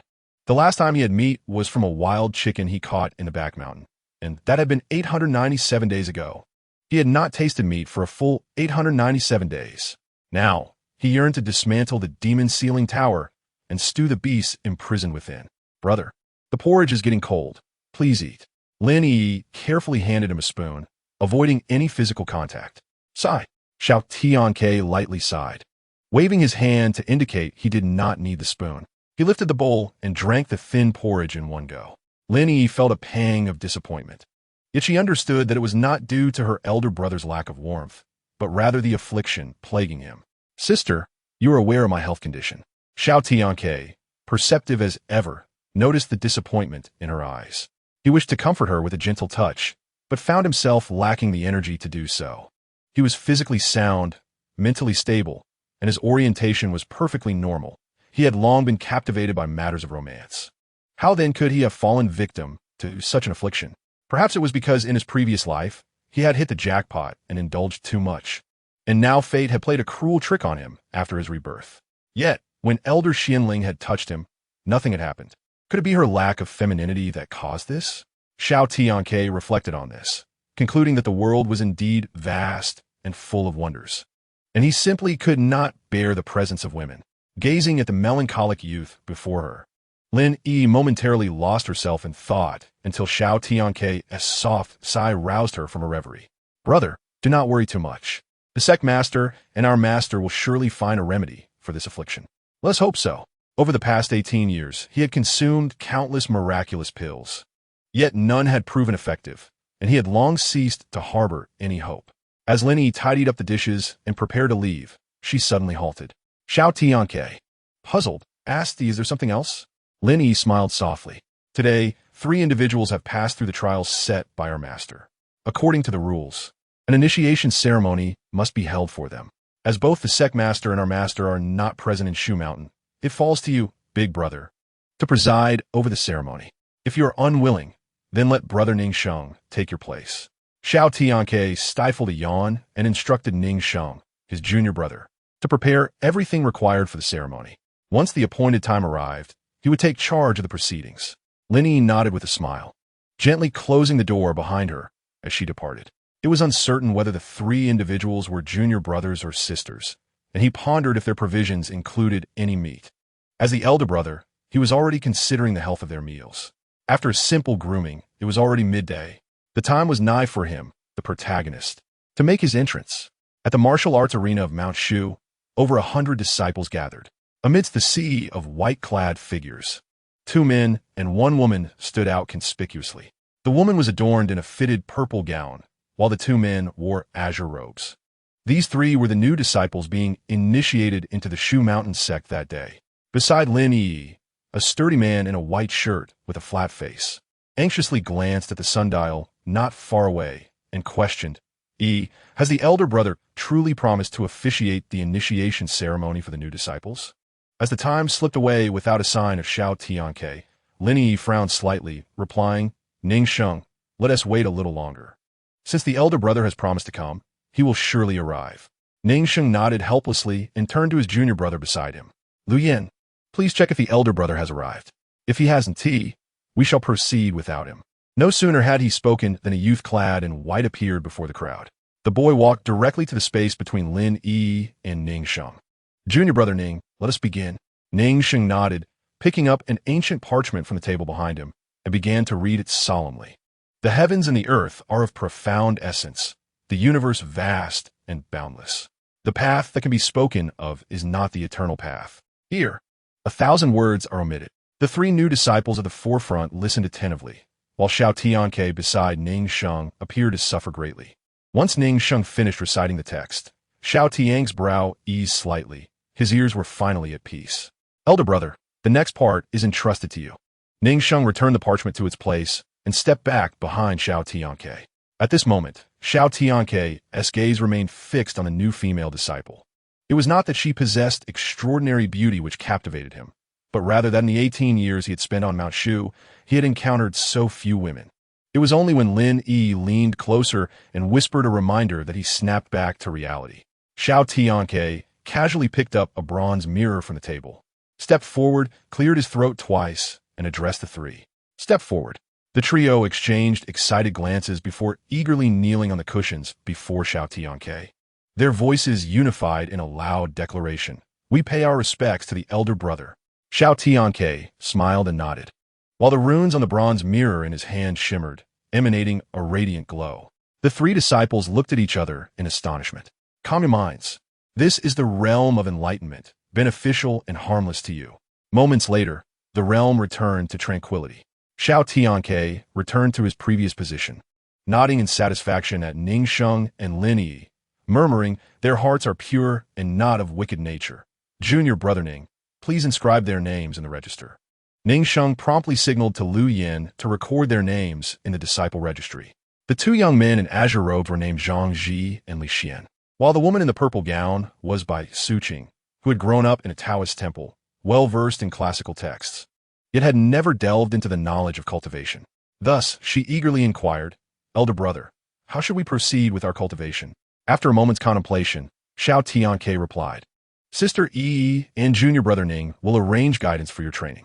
Following a brief exchange with Lin Yi and Ning Sheng, Xiao Tianque turned to leave for his quarters. However, after taking a few steps, he suddenly halted, his brow furrowing slightly as if sensing something, and he focused his attention toward the southeast. Chapter 9. A disturbance afoot in the height of summer, beneath a blue sky adorned with white clouds. The sun blazed like a furnace. However, to the southeast of Mount Shu, dark clouds obscured the sun, an unusual phenomenon. As Xiao Tianque prepared to depart after the initiation ceremony, he furrowed his brow at this sight, and the other disciples were drawn to the strange occurrence, stopping to observe.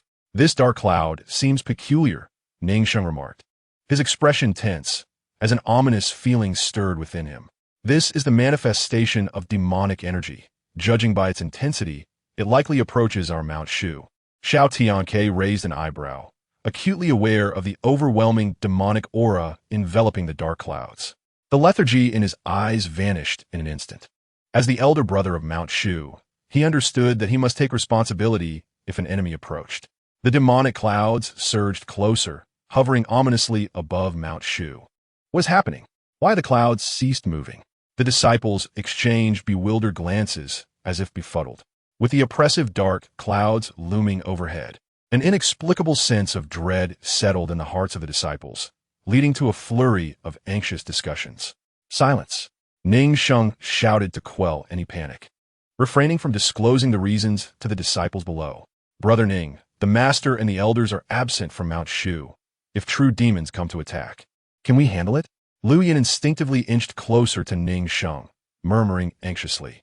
Ning Sheng shot him a glare and continued to fixate on the ominous clouds above. Brother, the demon suppression bell outside the demon locking tower is ringing incessantly. The demons within are agitated, and many phantoms have emerged. Lin Yi, a disciple of the elder of the mystic bell, pressed her hand against the clanging bronze bell at her waist, and quietly informed him of the situation at the tower. The agitation of the demons confirms my suspicions.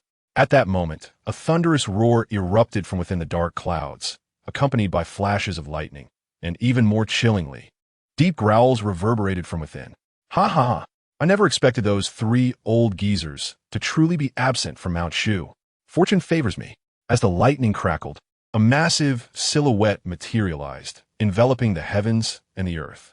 In an instant, the overwhelming demonic energy erupted, stirring chaos in all directions.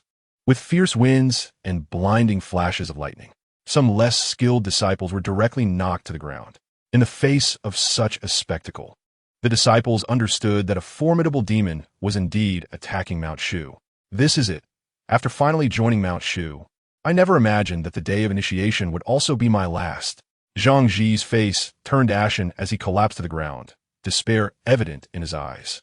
While Li Xian and Bai Suqing, who joined Mount Shu alongside him, were frightened, they did not succumb to the same level of panic. The rolling demonic clouds morphed endlessly. A beast resembling a bull, akin to a small hill, crackled with arcs of lightning, appeared before the crowd. Xiao Tianque raised an eyebrow, realizing why such a loud roar had come.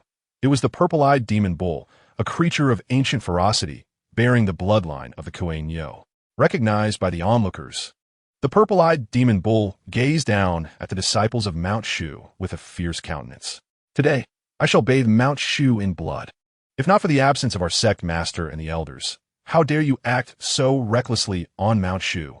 One disciple bellowed in anger. Though fear gripped their hearts, they maintained the dignity of Mount Shu disciples. Bold demon, how dare you come to Mount Shu with such arrogance? Just then, a powerful voice resonated through the skies. From a nearby peak, a white-clad youth, sensing the overwhelming demonic energy, soared into the air, his aura radiating like a rainbow. Sweeping across the realm, he wielded a cerulean longsword, with his black hair flowing as he charged towards the violet-eyed demon bull above the training ground. This young man, initially intending to intervene, was taken aback by the sudden appearance of a naive newcomer, Meng Fan, who was supposed to be in seclusion refining the Qingmu sword. Surprised Ning Sheng. Meng Fan, you are no match for it. Come back. Ning Sheng shouted, preparing to pull him back as he spoke. Rest assured, senior brother. I am confident. Meng Fan, brimming with fervent combat spirit, showed no inclination to retreat, directing his longsword straight at the violet-eyed demon bull. You vile creature, daring to act recklessly in Shushan. Today I, Meng, shall slay you. Arrogant, a mere Yuan Ing dares to seek death. Get lost, scoffed the violet-eyed demon bull. Its massive form shifted slightly, unleashing bolts of lightning. Boom! With a muffled thud, Meng Fan was instantly hurled away by the thunder, plummeting from midair. He couldn't withstand a single blow, Xiao Tianque remarked, covering his face in disbelief. Ning Seng, Lin Sime, you two go deal with the virtual demons emerging from the demon locking tower. This one is left to me, Xiao Tianque instructed. Senior brother, be careful, Lin Shimi warned. Though she was not well acquainted with him, her instincts told her he was capable. To Xiao Tianque's surprise, he nodded in acknowledgement. Another one seeking death. It seems Shushan truly has no one left.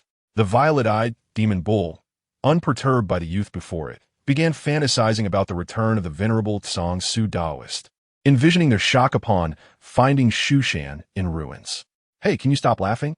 You sound like a lunatic. Do you realize you look like a fool? Zhang Xian and the others were bewildered. Is this really our senior brother? Does he dare to speak to a great demon like that? He must be insane. No one has ever spoken to me in such a manner. You're seeking death. The violet-eyed demon bull, infuriated by such humiliation, raised its hoof to stomp the boy before it, intending to crush him. However, this was merely its imagination, while it believed it could extinguish the foe with one strike. Xiao Tianque effortlessly caught the blow with one hand. How is this possible? He actually blocked my attack. The violet-eyed demon bull gasped, unable to gauge the youth's cultivation level. Only moments ago immersed in arrogance and pride, it now stared in disbelief, its eyes wide. Xiao Tianque inhaled deeply, his brow furrowing. Your foot has a distinct odor. Ant, how dare you jest with me? The violet-eyed demon bull roared. A tempest of thunder erupted, dazzling and blinding, with terrifying lightning dispersing across the ground. Boom! The ground exploded where the lightning struck, debris flying, injuring several disciples. Brothers, form a formation. One disciple shouted, recognizing that they could not withstand the violet-eyed demon bull's onslaught alone. In an instant, many disciples gathered, wielding spirit swords in one hand while forming seals with the other. Their runes, soaring as a grand formation, enveloped them. Xiao Tianque, closest to the violet-eyed demon bull, was completely shrouded in thunder. Hey, boy. The bull's horns crackled with lightning, accompanied by a sinister laugh, intensifying the thunderous might surrounding Xiao Tianque. Senior brother, every disciple's heart raced with worry. Form the demon-suppressing formation. Let us assist our senior brother. One cried out, no need, it cannot harm me. Focus on your own safety. A voice resonated in their ears. What is happening? The violet-eyed demon bull's pupils constricted in horror. It could distinctly sense that its unleashed lightning was being absorbed by something. Are you trying to kill me with your lightning?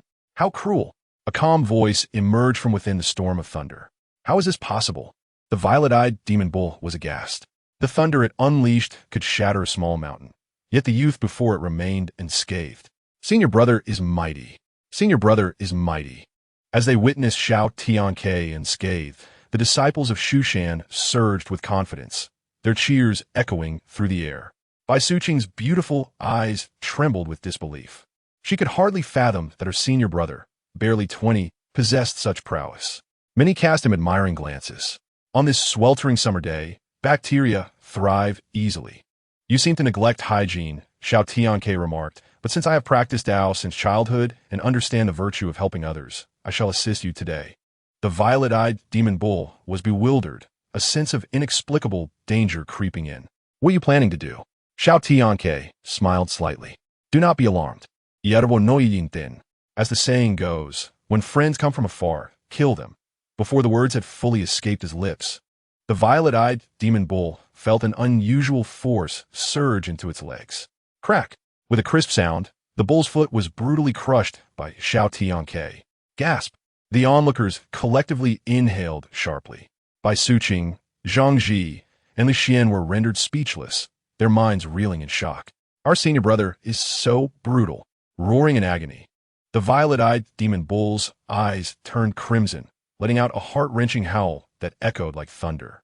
The distant Lin Yi and Ning Sheng, engaged in slaying virtual demons at the demon locking tower, were drawn to the immense sound, their gazes turning towards the training ground. Is senior brother all right? Lu Yin could not help but inquire. He should be fine, Ning Sheng replied, though he was uncertain why the violet-eyed demon bull emitted such a furious roar. Yet, from the sound, he could sense its overwhelming anger and pain. It seems our senior brother is unharmed. Ning Sheng, we must guard the demon-locking tower diligently. Allowing no beast to escape, Lin Yi urged, her brow relaxing into a gentle smile as she turned to instruct Ning Sheng and the others. The myriad demons confined within felt the overwhelming aura of the purple-eyed demon bull and had already congregated on the first level of the demon lock tower. Upon hearing the anguished cries, their gazes converged upon a formidable figure adorned with a golden crown and lips tinged with purple. The demon emperor, frowning slightly, found himself perplexed. Although he had attained the rank of demon emperor within the confines of the tower, unable to leave, he still possessed a vague awareness of the outside world. He sensed the arrival of the purple-eyed demon bull and the subsequent gathering of demons at the first level.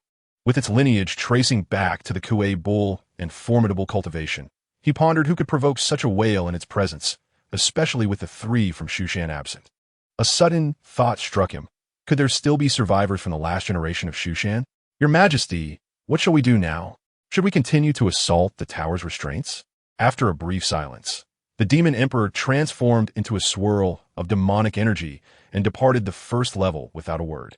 Despite his might, he had been imprisoned in the tower for an indeterminate time, harboring both hatred and fear towards the people of Shushan. Faced with this unexpected turn of events, he faltered. The remaining demons, witnessing their leader's retreat, felt a mix of reluctance and resignation, knowing they had no means to impact the tower's defenses and could only leave in discontent. Meanwhile, confronted by the enraged, purple-eyed demon bull, Xiao Tianque shrugged innocently. My apologies, I seem to have applied too much force. The bull glared, its nostrils exhaling white mist, daring to express fury, yet refraining from striking. The youth before was simply too terrifying, too enigmatic. Kid, the mountain may not move, but the water does. I will eventually annihilate your Shushan.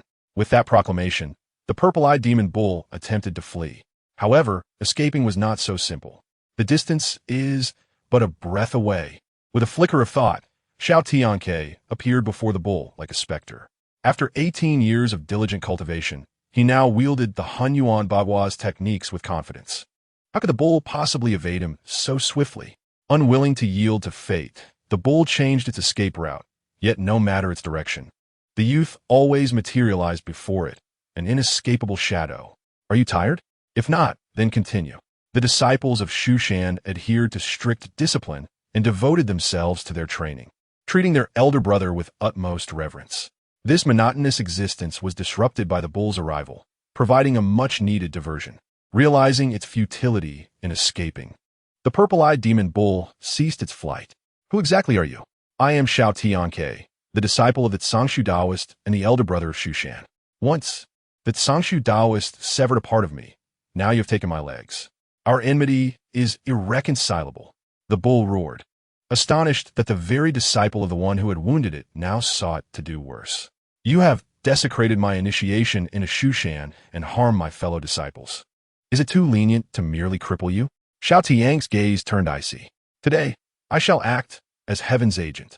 In his earlier training with the Tsangshu Taoist, he had heard mention of the purple-eyed demon bull, a creature that wreaked havoc upon the world, causing innumerable suffering.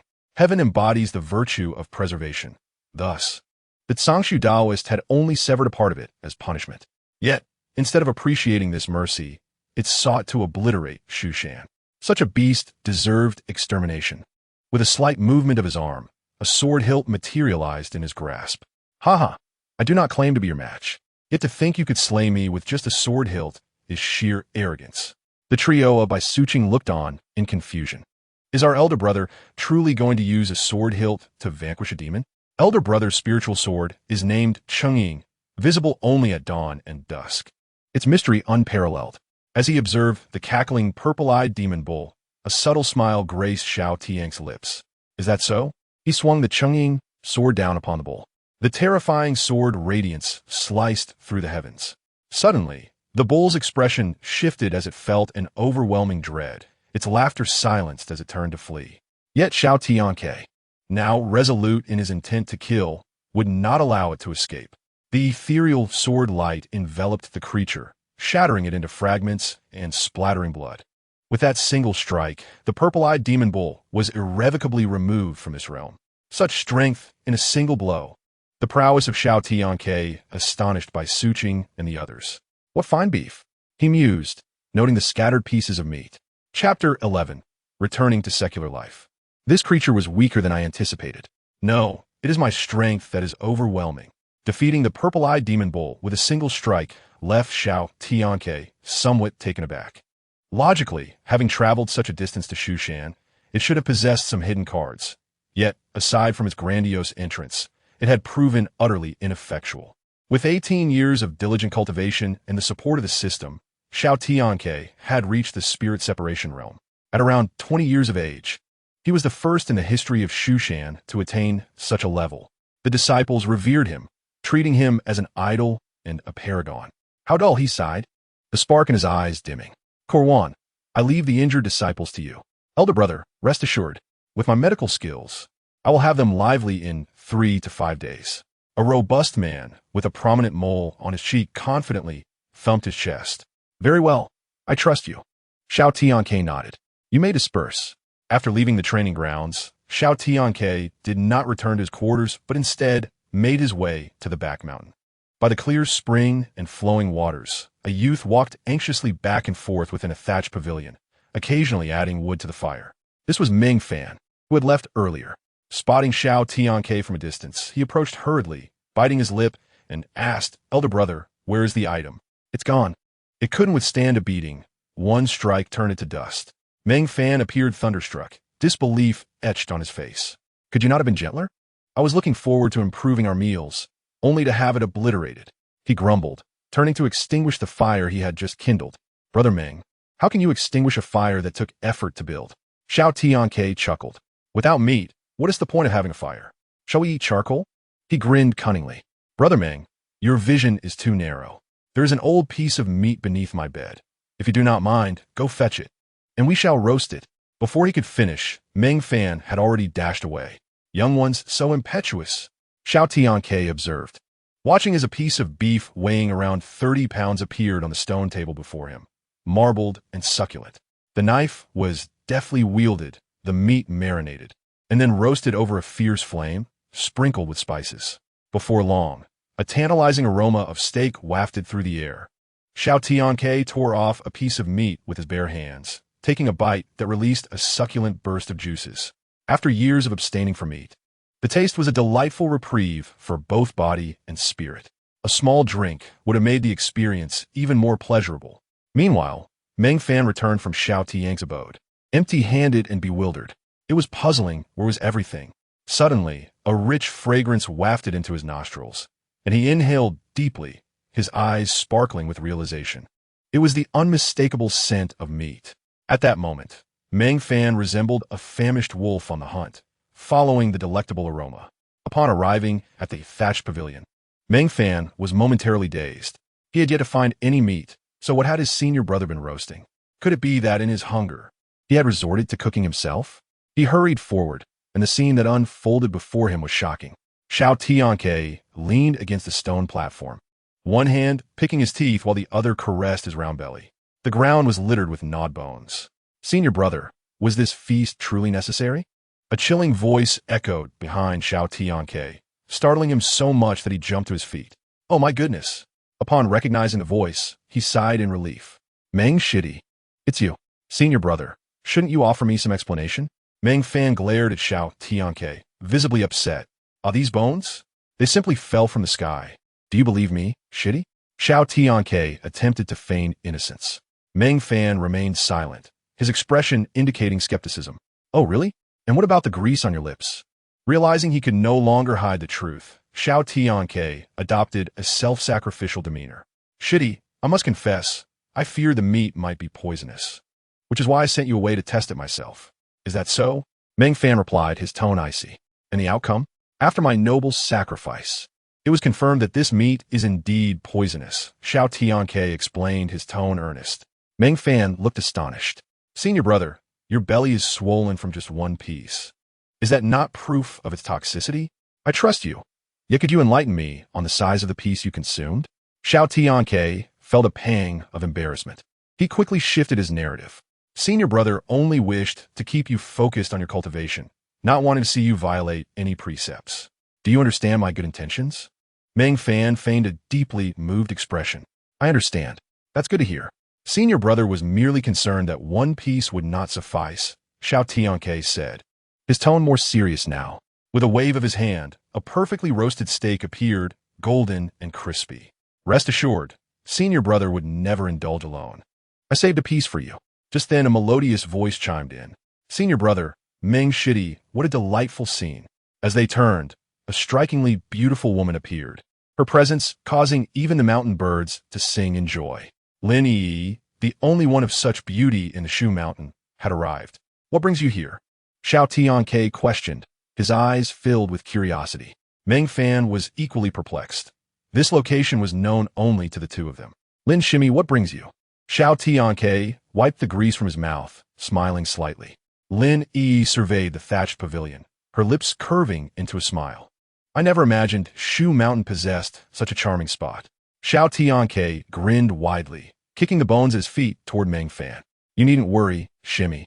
I want tea, informed the sect leader. Lin Yi's clear eyes narrowed playfully as she chuckled softly. Upon hearing this, Xiao Tianque felt relieved. If their master were to discover this, they would surely face the wrath of the mountain's many rules. I must take my leave, Meng Fan said, nodding at Lin Yi before departing. Chu Ran seems to be in urgent need of your attention, Xiao Tianque remarked as he followed Lin Yi to the training grounds. Chu Ran had evidently waited there for some time. Chu Shitty, what brings you here? Xiao Tianque noticed the burden on Chu Ran's back. After a long silence, Chu Ran spoke with difficulty. Senior brother, I've decided to renounce my path. Xiao Tianque was taken aback, immediately inquiring about the reason. Why so? My family sent word that my two younger brothers were conscripted by the court and recently perished in battle. As the eldest son, I must carry on the family line. Chu Ran replied, his voice calm, though his eyes were red with unshed tears. Xiao Tianque understood the weight of familial obligation in this world. If Chu Ran did not return home, his parents might force him with dire consequences. Though reluctant, Xiao Tianque nodded in understanding. Take care on your journey. It is the least I can do for my brothers, Chu Ran said, holding back tears as he handed Xiao Tianque a box of medicinal supplies before resolutely turning to leave. Watching Chu Ran's retreating figure, Xiao Tianque sighed heavily. What a cruel world this is. The Chu family had a long lineage of healers, and Chu Ran, even at a young age, had thoroughly studied the Huangdi Neijing and other medical texts, displaying exceptional talent in both medicine and cultivation. Had it not been for the chaos of the times, he would never have renounced his path. My eyes are clouded with dust. Shimmy, please see Chu Shidi off, he requested. At the foot of Shu Mountain, a man and woman faced each other, the man's eyes misty, his voice choked with emotion. Lin Shiji, this is where I must part. Lin Yi nodded as she accompanied Chu Ran down the mountain. After watching him board the carriage and disappear over the horizon, she turned to ascend once more. However, in the next instant, her instincts kicked in, her keen eyes narrowed, and she unleashed a fierce gust of wind with a swift strike. Bang! Leaves rustled, and an ancient tree toppled. A youth in fine attire appeared before her, his eyes wide with shock, trembling uncontrollably, clearly startled by the sudden attack. Are you all right, young master? A group of attendants emerged from the surrounding bushes, rushing to the youth's side, their expressions tense as they searched for any injuries. How dare you? If anything happens to my young master, you will pay dearly. One attendant shouted angrily at Lin Yi. Without acknowledging them, Lin Yi continued her ascent up the mountain, unperturbed. How dare she ignore us? The attendants felt their pride wounded and charged after her. Bang! Two burly men lunged toward her, believing they had her cornered, only to find themselves sprawled on the ground moments later. The remaining attendants, witnessing this, rushed in, but met the same fate, face down in the dirt. How could mere mortals hope to restrain Lin Yi, who had already attained the nascent soul stage? Among the disciples of Shu Mountain, aside from senior brother Xiao Tianque, Lin Yi was considered the foremost disciple of her generation. They must be cursed. The attendants were aghast, their faces pale with fear, unwilling to press on further. Apologies for any offense caused. Meng Chong is here to offer my apologies. One of them stammered, backing away. May I inquire if the young lady is a disciple of Mount Shu? The elegantly dressed youth bowed with a humble tone, apologizing after witnessing the remarkable abilities of the girl before him. There is no need for apologies. Simply depart from Mount Shu, Lin Yi replied coldly. You. Meng Chong shook his head at the agitated attendant by his side. Miss, I have come to Mount Shu with a genuine request. If it weren't for necessity, I would never disturb you all. Upon hearing this, Lin Yi halted her steps. What is it? Evil spirits are wreaking havoc, and lives are at stake. Meng Chong responded succinctly. He understood that worldly matters would not provoke Mount Shu's intervention, but only by invoking the name of evil spirits might they be compelled to act. Follow me. Indeed, upon learning of the evil spirits, the woman before him showed no intention of dismissing them. You shall ascend the mountain with me. They shall remain here. Young master, you must not follow her. If anything befalls you, how shall we explain it upon our return? Indeed, Lord Chun instructed us repeatedly to ensure your safety. Meng Chong raised his hand to interrupt them. Mount Shu is a renowned sect. What danger could there possibly be? Wait for me here. I will return shortly. After a moment's contemplation, the attendant replied, Young master, take care. Meng Chong nodded and swiftly approached Lin Yi. Well then, shall we depart? With a flick of her sleeve, Lin Yi summoned a mist that enveloped Meng Chong. Once the fog dissipated, he found himself in the martial arts arena of Mount Shu, his expression one of astonishment as he surveyed his surroundings. The disciples regarded Meng Chong with puzzled looks. Senior Sister Lin, who is this? Without explanation, Lin Yi commanded, Go inform the elder brother. There is a matter requiring his attention.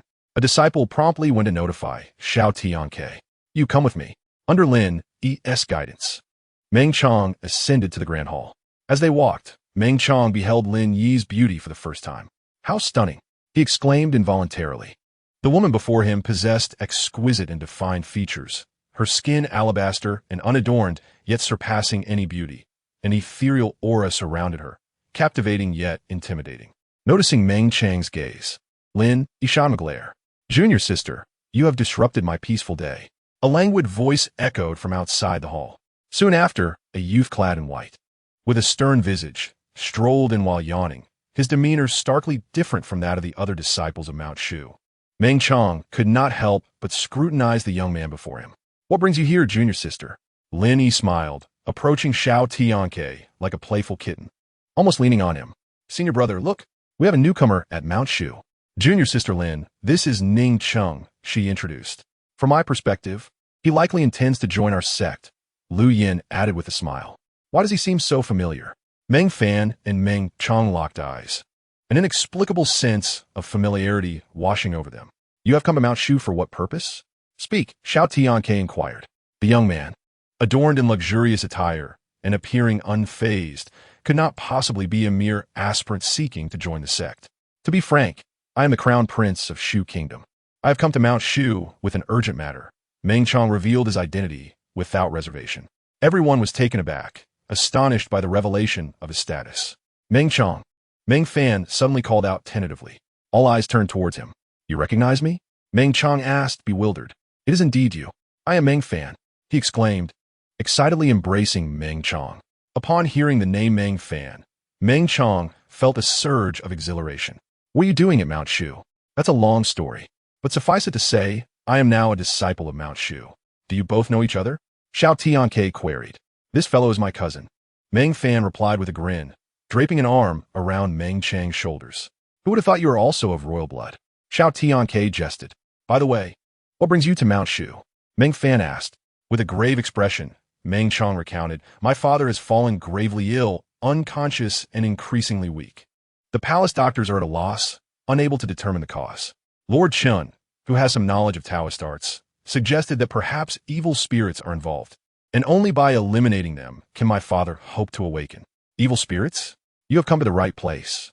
Whatever malevolent entity it may be, it will meet its demise by my hand," Meng Fan declared confidently. "Evil spirits threaten humanity. Mount Shu takes it upon itself to exterminate demons. So we cannot stand idly by. We shall take charge of this matter," Xiao Tianque asserted firmly. "Indeed, the elder brother speaks wisely."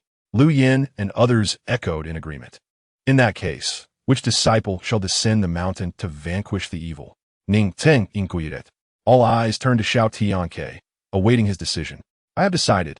I shall personally descend the mountain to exorcise the evil." Chapter 13. The Taoist descends the mountain.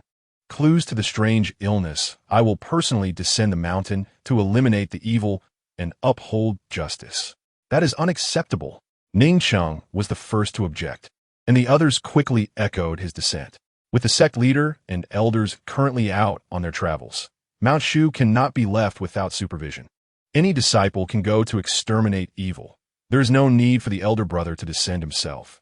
Indeed, if any evil spirits were to attack Mount Shu again, what we do, senior brother, as a member of the royal family, it suffices for me to descend and eliminate the evil, Meng Fan replied with a beaming smile.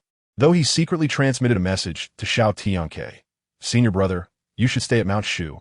I plan to enjoy myself down the mountain. Don't worry, I will bring you back some chicken legs." Xiao Tianque gritted his teeth and shot Meng Fan a glare. He then turned his attention back to Lin Yi and the others. "As the elder brother of Mount Shu, I must lead by example and descend to eliminate the evil, alleviating the suffering of the world. If I merely engage in solitary cultivation, it would be detrimental to me. Bashu City is not far from Mount Shu. If any evil spirits should attack, you can contact me through the Nine Palaces instrument. Moreover, this descent may also provide a means to uncover the cure for my peculiar ailment." Xiao Tianque's words cleverly presented a solution and the benefits of his descent, rendering Ning Cheng and the others silent. "Ning Cheng, what do you think? Any objections?" Xiao Tianque had made up his mind. No matter what, he would descend the mountain this time. Since arriving in this world, he had grown under the watchful eye of the Tsangshu Taoist and had never left Mount Shu. It was truly a struggle. The world is so vast, and I yearn to explore it. Ning Cheng contemplated for a moment. While that is true, If the elder brother insists on descending, we must first inform the sect leader. Xiao Tianque, feeling helpless, pulled Ning Chung aside and whispered, Junior brother, you must be adaptable. My descent is for a noble cause. Why should we let the master know? If that old man finds out, will I ever be able to descend? Ning Chung wore an expression of unyielding resolve. If the elder brother is unwilling to inform the sect leader, then we will not allow you to descend the mountain. As Ning Chung remained obstinate, unable to comprehend the situation, Xiao Tianque shifted his gaze towards Lin Yi. Upon encountering the smirking expression on Xiao Tianque's face, Lin Yi was momentarily taken aback, feeling a shiver run down her spine. Senior brother, if you have something to say, please do so directly. Do not gaze at your junior sister in such a manner, for she is quite unaccustomed to it. Junior sister, perhaps you could persuade Ning Sheng, he suggested. Lin Yi bit her red lips and hesitated. Senior brother, it is not impossible for you to descend the mountain, but what? Xiao Tianque pressed eagerly. Take me with you. What? Xiao Tianque exclaimed, his eyes widening in astonishment. Ning Sheng and the other disciples of Mount Shu mirrored his surprise. Take me with you. Lin Yi reiterated, her voice noticeably softer than before, as if she had summoned all her courage to utter those 3 words, a faint blush gracing her cheeks. Junior sister, are you out of your mind? If senior brother wishes to leave the mountain, that is one thing. But why must you accompany him? Ning Sheng interjected, his expression one of displeasure. When Taoist Sangshu had journeyed through the realm, he had summoned the 3 of them to entrust the affairs of Mount Shu entirely to them. Should both of them depart, Ning Sheng would be left without anyone to consult in times of need. As the argument escalated, a mystical light emanated from the 8 trigrams mirror positioned on the altar, and a spectral figure soon materialized before them. Salutations, master. Greetings, sect leader. The cacophony of voices within the hall fell silent as everyone bowed to the ethereal figure. Sect leader. Ning Sheng began to speak, but was swiftly interrupted by Sangshu's raised hand. I'm already aware, he stated. Xiao Tianque felt an overwhelming sense of despair. What is happening? After finally securing a chance, they were now unable to descend the mountain. However, the next word from Taoist Sangshu took him by surprise. Disciple, you shall personally descend the mountain this time. He then turned his gaze to Meng Fan, adding, Meng, you shall accompany your senior brother. Master, you consent to my descent. Xiao Tianque exclaimed, disbelief evident in his eyes. The spectral figure paused momentarily before stroking his beard and instructing, this time, you must visit Nanjiao. Why? Xiao Tianque queried, perplexed. Cause and effect. Before he could inquire further, the apparition dissipated, leaving Xiao Tianque in a state of confusion. Though Lin Yi felt a sense of loss at not being able to accompany Xiao Tianque, her spirits lifted when she realized that he was being sent to Nanjiao. Senior brother, do you think the sect leader's instructions to go to Nanjiao are related to your peculiar ailment? Xiao Tianque's heart leaped with joy, secretly wondering, could it be that my master has indeed found a remedy for my strange illness? Regardless of the reason, visiting Nanjiao would surely provide clarity. Taoist, when shall we descend the mountain? Meng Chong inquired tentatively. Delighted to have the assistance of the Mount Shu disciples, he also felt an inexplicable unease within. Let us depart immediately, Xiao Tianque declared with a smile. Is there nothing to prepare for slaying demons and vanquishing evil? Meng Chong questioned, noticing that Xiao Tianque appeared unencumbered by any gear. Is preparation necessary? Xiao Tianque retorted. Meng Chong fell silent.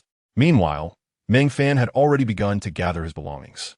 Fellow disciples, I leave Mount Shu in your capable hands, Xiao Tianque said as he stepped out of the hall to bid farewell to everyone. Senior brother, return soon, Lin Yi said, her voice tinged with reluctance. Xiao Tianque nodded, grasping Meng Chong and Meng Fan by the arms. Unbeknownst to them, Lin Yi's lips slightly pouted, resembling a jealous maiden. Meng Fan and the others felt light as feathers, and before they could react, they found themselves at the foot of Mount Shu. The attendants waiting there were startled by the sudden appearance of the 3 and collapsed in fright, their eyes wide with terror. Is a ghost? It is I. Upon hearing the familiar voice, the attendants dared to lift their heads. Young master, how did it go? Mission accomplished, Meng Fan replied, confusion evident on his face as he looked at Xiao Tianque. Senior brother, with your decisive methods, why not descend the mountain discreetly to improve our rations? Are you foolish?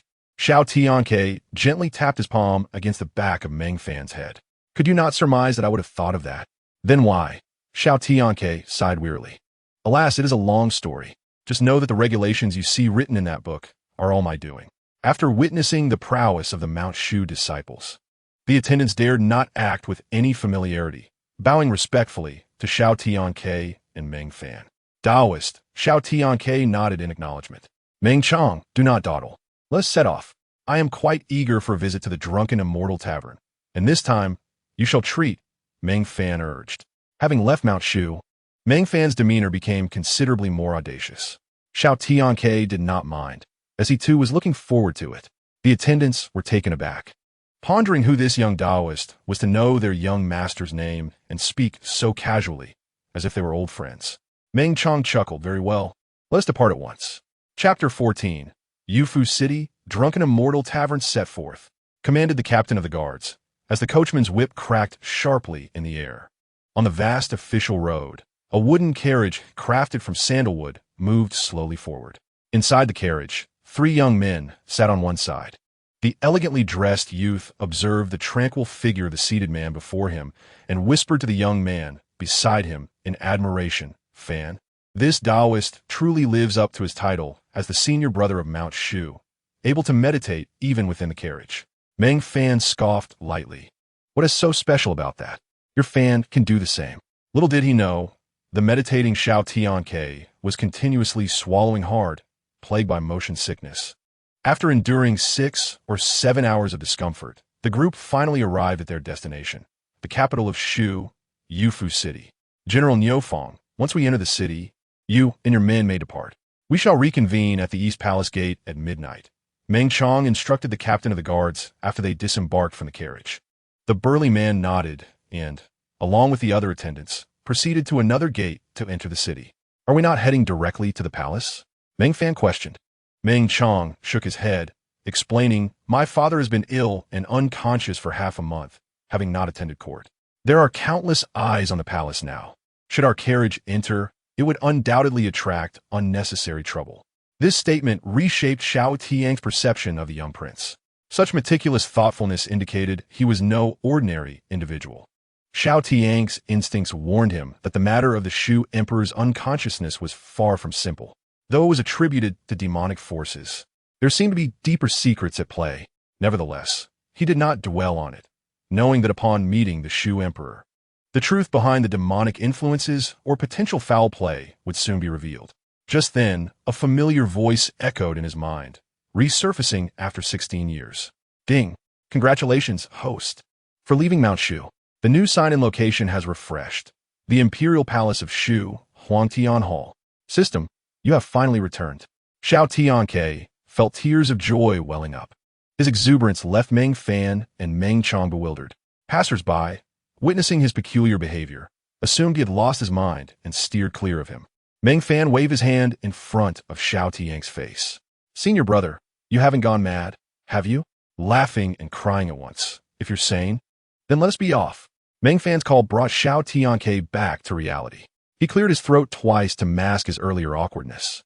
Then let us proceed into the city.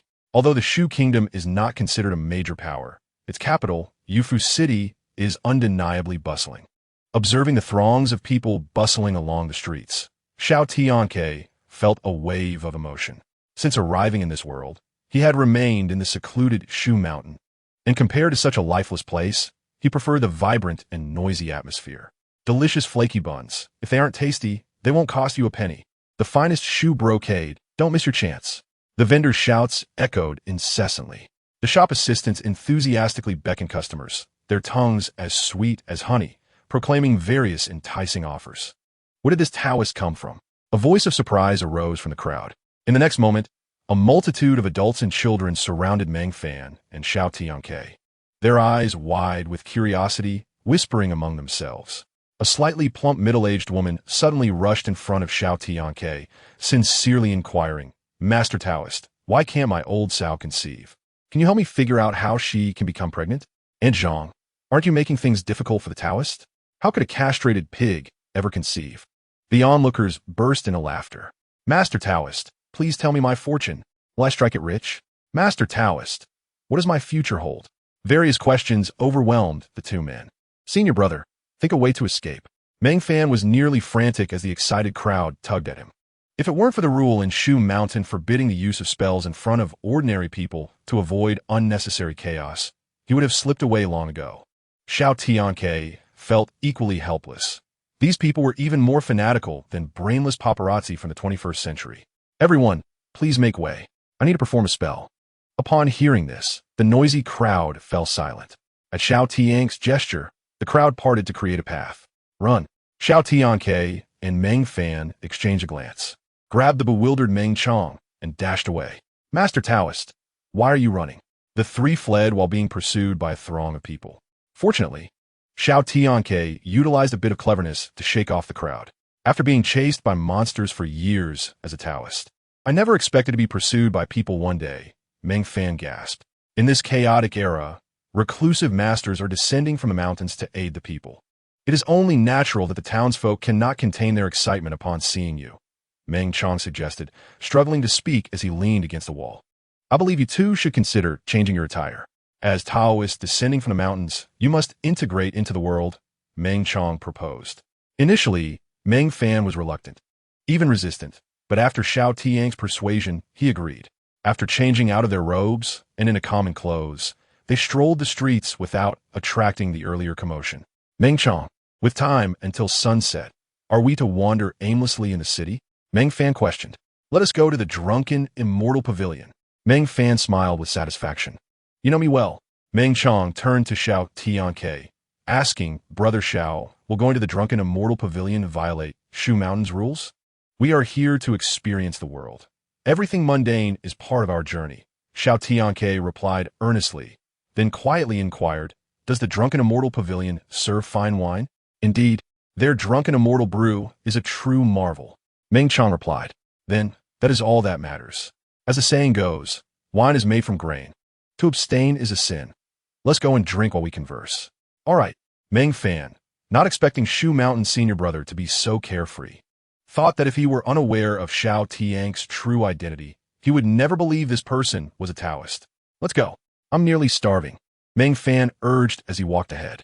The trio arrived at the drunken immortal pavilion, which was situated in the most prosperous area of Yufu City, covering several hectares with its various wings.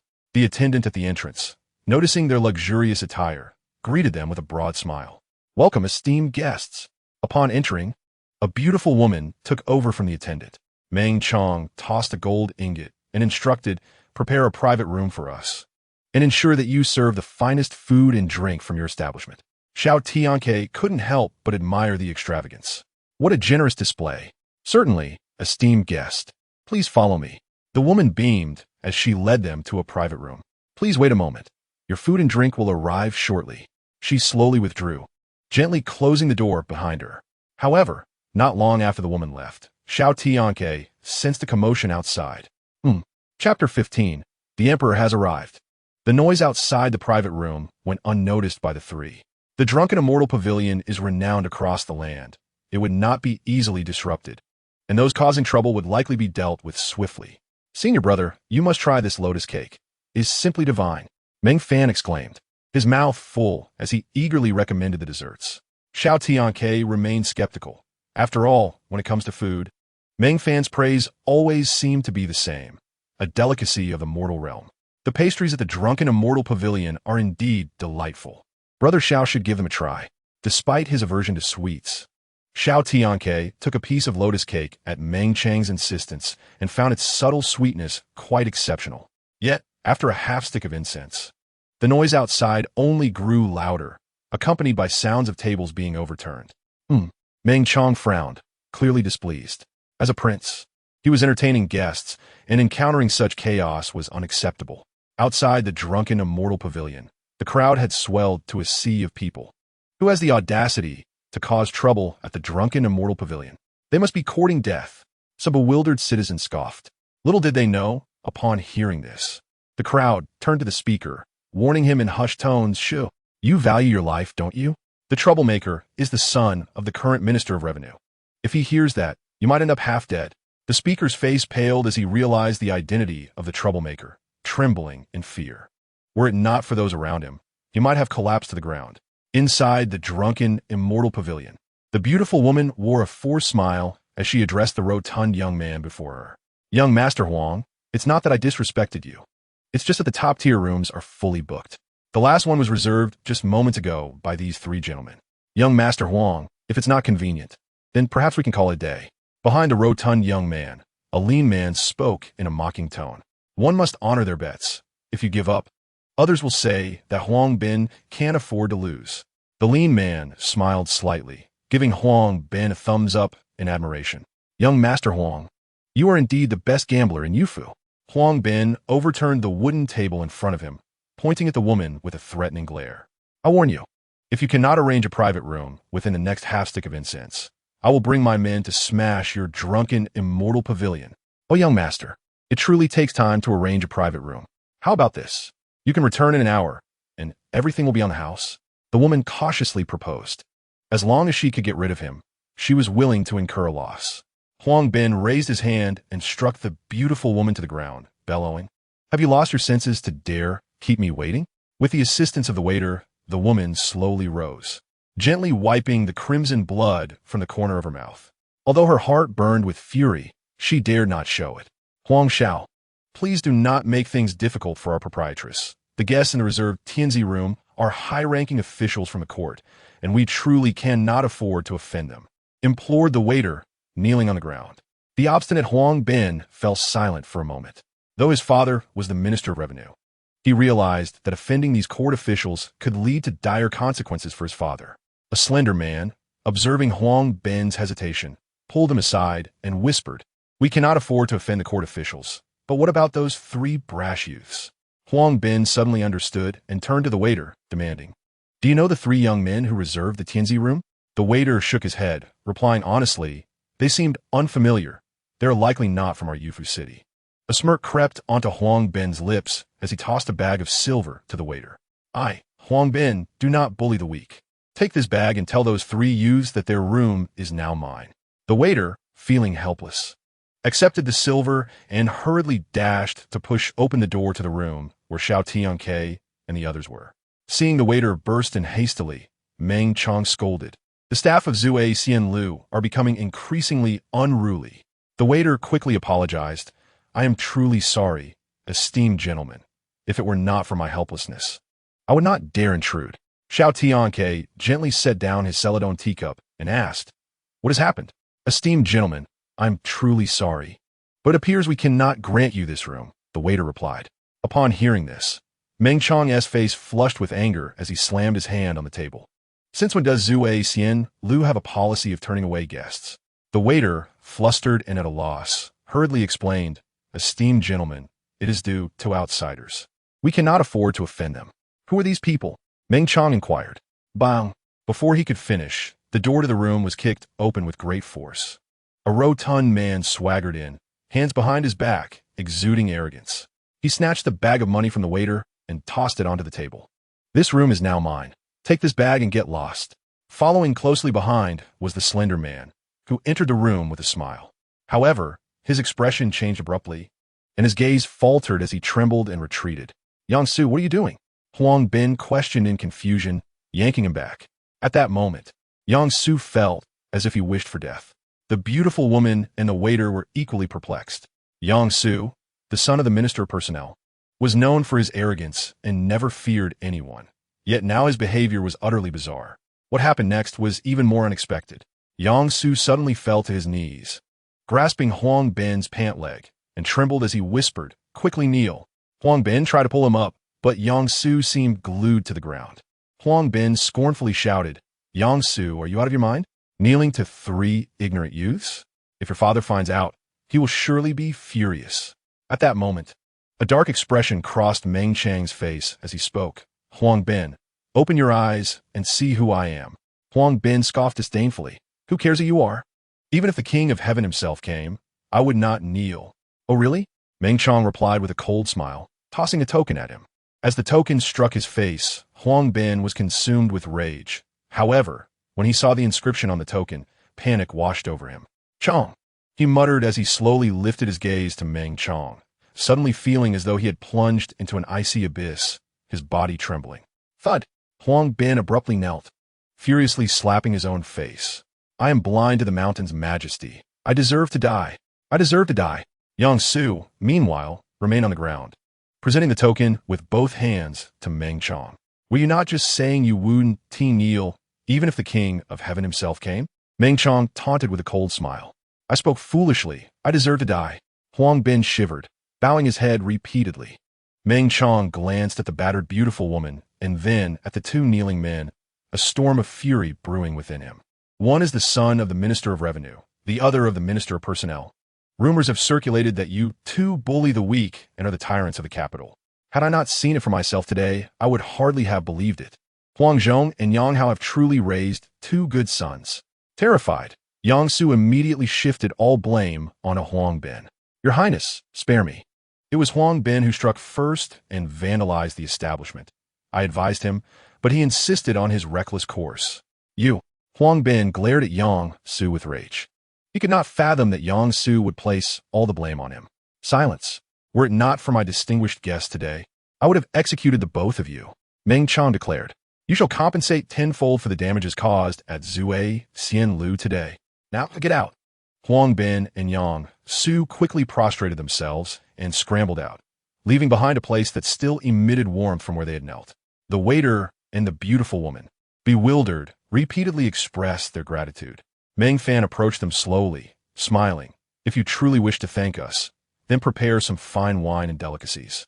As he spoke, he effortlessly healed their injuries. Thank you, thank you. The beautiful woman replied repeatedly. Recognizing the distinguished identities of the three, she dared not show any negligence. After Huang Bin and Yang Su left all their silver behind at the counter, they hastily fled from Zhuai Xianlu. The onlookers were left in a state of confusion, pondering what significant figures were present in Zhuai Xianlu that caused the two to suffer such humiliation. Chapter 16. A Terrifying Illness. Order the kitchen to prepare a platter of Zhuai Xian 8 delicacies to send to the esteemed gentleman's room, the beautiful woman instructed. Such a platter costs hundreds of taels of gold. Are we really giving it away? The waiter hesitated, although Xiao Tianque and his companions had done them a favor. The value of the dish weighed heavily on his conscience. If I am not mistaken, the one who reprimanded Huang Bin must be the Prince of Shu, Meng Chong. As for the other two, their identities are likely even more extraordinary. She had keenly noted that the position occupied by the Prince of Shu was not the seat of honor, which left her wondering just who the other two youths were that could compel a prince to assume a subordinate position. The waiter nodded, still hesitant. Sensing his worries, the beautiful woman reassured him, Do not worry. I will personally explain to the gentleman.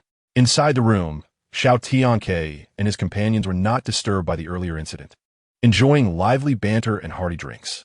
Senior brother, you truly have not come down from the mountain? Meng Fan asked with skepticism etched on his face. In his eyes, his senior brother, raised in the Shushan Mountains, ought to adhere to strict rules and be entirely ignorant of worldly matters. Yet the reality was quite the opposite. The tales and jokes he shared were ones Meng Fan had never even heard before. Senior brother, I know everything about the world without ever leaving the mountain. Impressed, are you? Xiao Tianque raised an eyebrow with a smile. Meng Fan pretended to gag, while Meng Chong laughed heartily, completely devoid of any airs of prince. Before long, a beautiful lady entered, carrying a plate of exquisite delicacies that emanated a rich aroma. Thank you, esteemed gentlemen, for resolving the troubles of my Zhuai Xianlu. This Zhuai Xian 8 treasures cake is a small token of our appreciation. I hope you will indulge in its flavors. Upon hearing this, Meng Chong was taken aback and abruptly rose to his feet. The Zhuai Xian 8 treasures cake. It was rumored that someone had once offered a fortune just to savor a single bite, yet they ultimately left disappointed. Surely you jest. For the Zhuai Xian 8 treasures cake is a rarity due to its scarce ingredients. Thus, the proprietor has decreed that those fated to partake shall do so without any cost, remarked Xiao Tianque with a faint smile, secretly pondering the extraordinary nature of the Zhuai Xianlu's proprietor, who could craft such a delicacy from celestial treasures. As the three savored the Zhuai Xian 8 treasures cake, dusk approached. The captain of the guards, Niu Lao, awaited them with the carriage outside. Once they boarded, the carriage set off towards the eastern palace of the crown prince, enveloped in the twilight. Upon arrival, A stately lady in royal attire was already there to greet them. None other than the Empress of Shu, Meng Chang's mother, Jiling. Seeing Meng Fan, Jiling's eyes glistened with tears. I pay my respects to Mother Empress and to my aunt. Meng Chang and Meng Fan bowed respectfully to the lady, while Xiao Tianque offered a slight bow. How dare you? Upon seeing Her Majesty the Empress, you do not kneel? A maid beside Ji Ling scolded angrily. Xiao Tianque, however, paid her no mind, choosing to disregard her reprimand. Ji Ling shot the maid a glare and stepped forward with a warm smile, scrutinizing Xiao Tianque. Silence. This must be my dear Fanner's esteemed senior, a master from Shu Mountain, I presume? Master is too grand a title. I am merely a practitioner of the Tao, replied Xiao Tianque humbly. Such modesty. Ji Ling chuckled. At that moment, a light and cheerful voice rang out, capturing everyone's attention. Brother, you have finally returned. In the glow of the setting sun, a young girl clad in a green robe dashed forward, with palace eunuchs and maidservants trailing behind, panting. Wow, the sunset is so beautiful, and here comes a stunning beauty. Even if she is remarkably lovely, she is rather youthful. Perhaps she is not suitable for me. Xiao Tianque mused, narrowing his eyes to examine her more closely. Meng Chang affectionately embraced the smiling girl and whispered, Mother is here, and there are so many others present. Behave yourself. He playfully flicked her forehead. The girl nodded in understanding. The Taoist is amused. This is my little daughter, spoiled by her father. Ji Ling said apologetically while sternly addressing the girl. Swear, do you not greet the Taoist? The girl pouted, her sparkling eyes blinking as she took a few steps forward. I greet the Taoist, brother. Her sweet voice faltered slightly, and she steadied herself, reminding herself to maintain composure. However, at that moment, Meng Shui suddenly grasped Xiao Tianque's hand, gazing at him with pleading eyes. Taoist brother, you will surely cure my father. One to you? Seeing this, Meng Fan felt a shiver run down his spine and shouted, Meng Shui, let go my master. Xiao Tianque was equally startled, taken aback by the girl's sudden grasp. Before he could react, a surge of energy erupted from him, causing a shockwave. In an instant, Meng Shui was sent flying. The crimson brick wall collapsed under the force, sending dust and debris scattering. Meng Chang and Ji Ling were left in stunned silence. The palace eunuchs and maidservants rushed forward in panic. Blood trickled from the corner of Meng Fan's mouth as he emerged, cradling the dazed Meng Shui. Thank goodness I caught you. Shui, are you all right? Ji Ling and Meng Chang hurried to check for injuries. Meng Shui, clearly frightened, eventually shook her head in silence. Ji Ling's expression darkened. Seize this person, Meng Chang demanded. Why did you harm my sister? Meng brother, I did not intend to. Please, calm down and allow me to explain. Xiao Tianque lamented silently, realizing that his unfortunate affliction had turned a moment of joy into a terrifying incident. Meng Fan, having spat blood, quickly intervened. Aunt, my master did not mean any harm. Please do not act impulsively. Fanner, you cannot defend him simply because he is your master. Schwer is also your sister. Yiling retorted. Mother, I can sense that the Taoist brother did not act with malice. Meng Shui interjected, regaining her composure and holding Ji Ling's hand. She had clearly seen the fear and helplessness on Xiao Tianque's face when she was thrown. If he had intended to harm her, such an expression would be impossible. With a deep sigh, Xiao Tianque urged Meng Fan to explain the situation. My master has suffered from a peculiar affliction since childhood. Any interaction with females causes him intense heart pain, resulting in a forceful expulsion. The onlookers were taken aback, their faces filled with disbelief. The world is vast and full of wonders, Ji Ling mused, astonished at the revelation. Meng Fan added playfully, had Schwer not been unaware and touched my master, he might have lived his life without ever holding a woman's hand. Xiao Tianque rolled his eyes, exasperated by his apprentice's teasing. What a troublesome junior. Revealing my shortcomings. Just you wait. This is a calm heart jade, which helps to center one's mind. Please accept it as a small token of my apology, Miss Meng Shui. Xiao Tianque presented a translucent jade necklace that shimmered with ethereal light to the girl, whose eyes widened in surprise. Take it quickly, cousin. This is a precious item. I had to beg my stingy master for ages before he finally relented. Meng Fan handed the necklace to Meng Shui. Xiao Tianque smiled faintly, secretly fuming at Meng Fan's audacity to tarnish his reputation.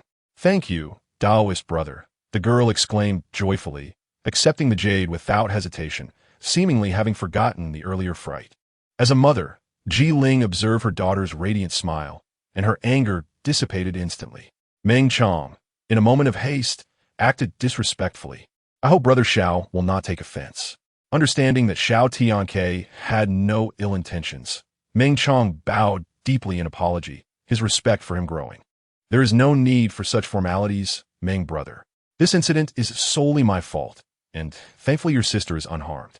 I would have been troubled otherwise, Xiao Tianque replied, genuinely remorseful at the thought of causing injury to such a pure and lovely girl. As for Meng Fan's injuries, they were of little consequence. He was sturdy enough that a bit of bloodletting would actually be beneficial. On this moonless night, candles illuminated every corner of the palace. Maidservants walked alongside Xiao Tianque and his companions, each carrying a lantern as they proceeded with their heads bowed.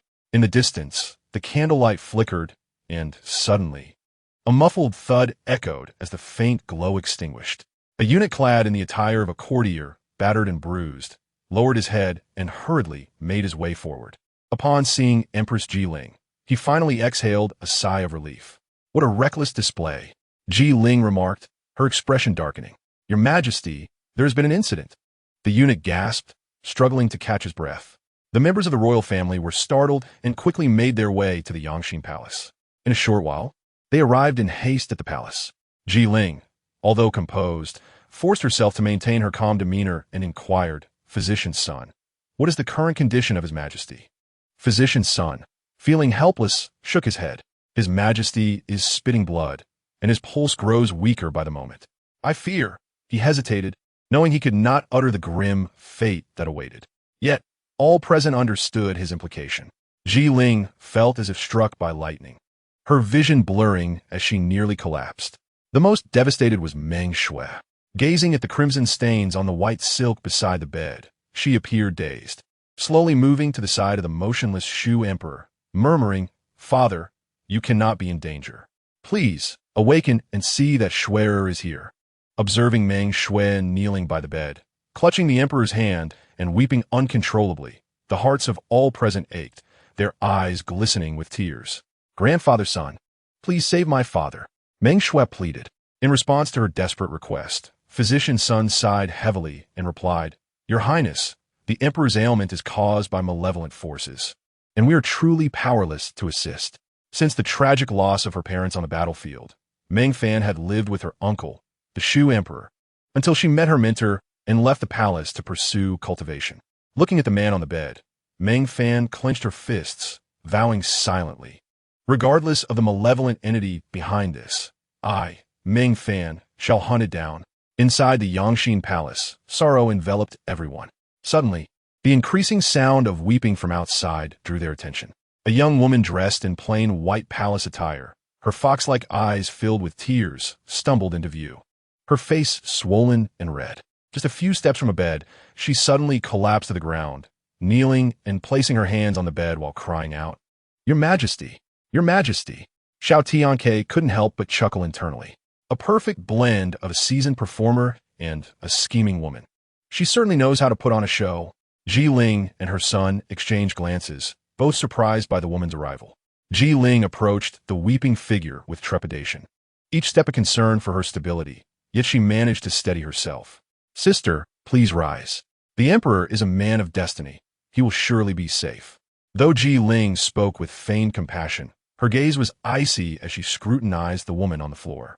Panfei's news travels fast. I have just arrived, and you're already here in haste.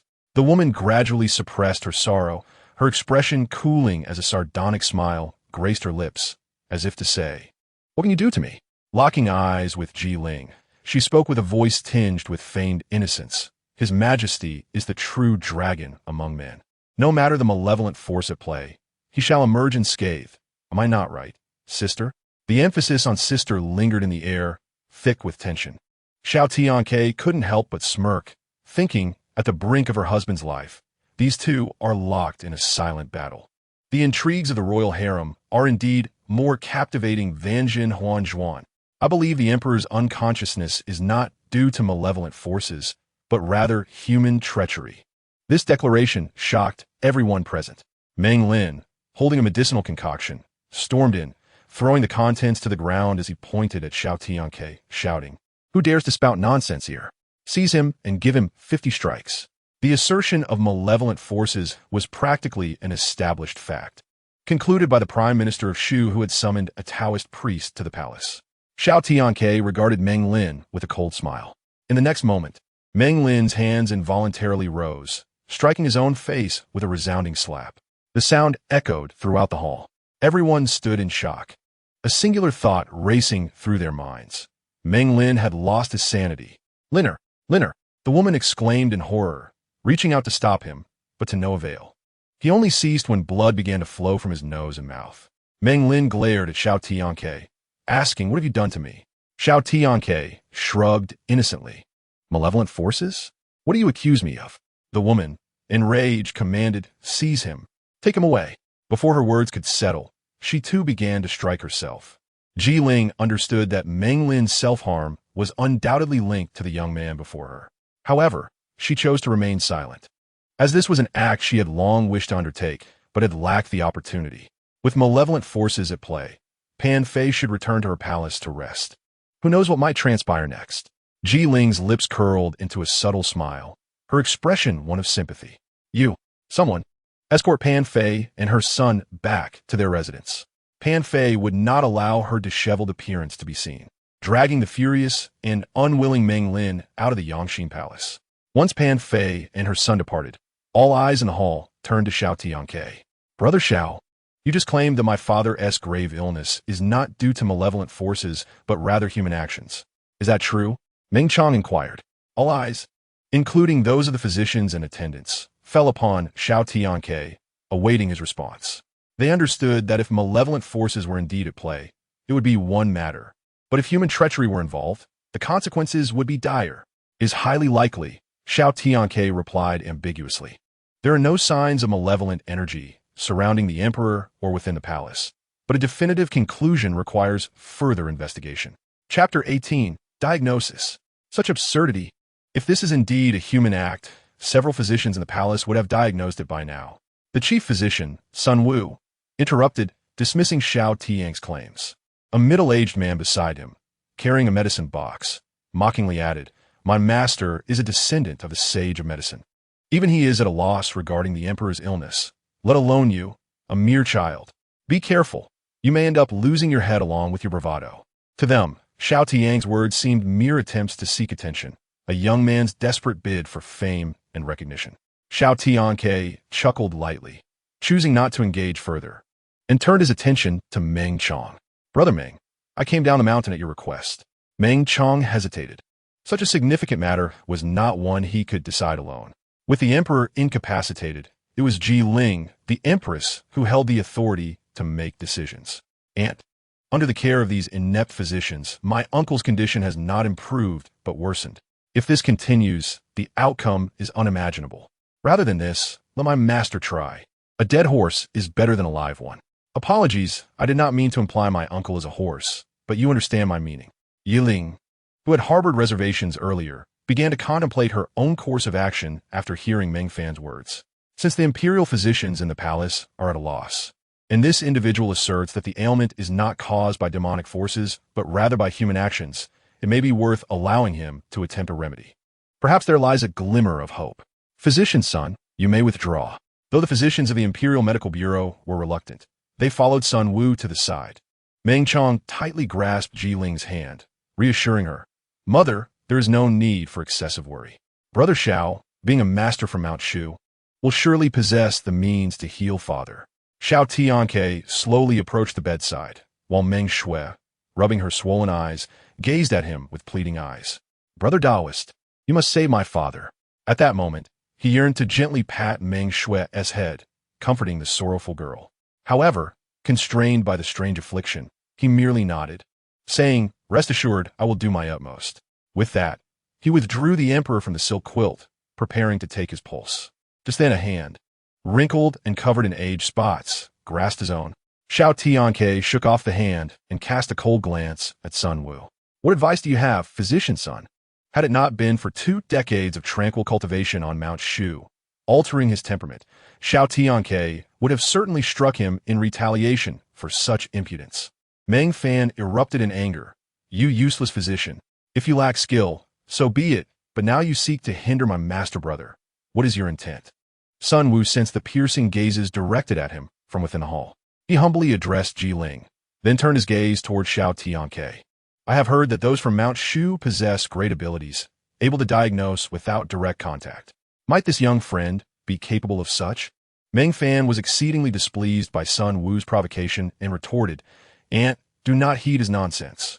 I have spent considerable time on Mount Shu and have never heard of such claims. Mother, I trust Brother Daoist. He will certainly cure Father. Please, let him examine Father. Mother, I have faith in Brother Xiao. Allow him to treat Father soon.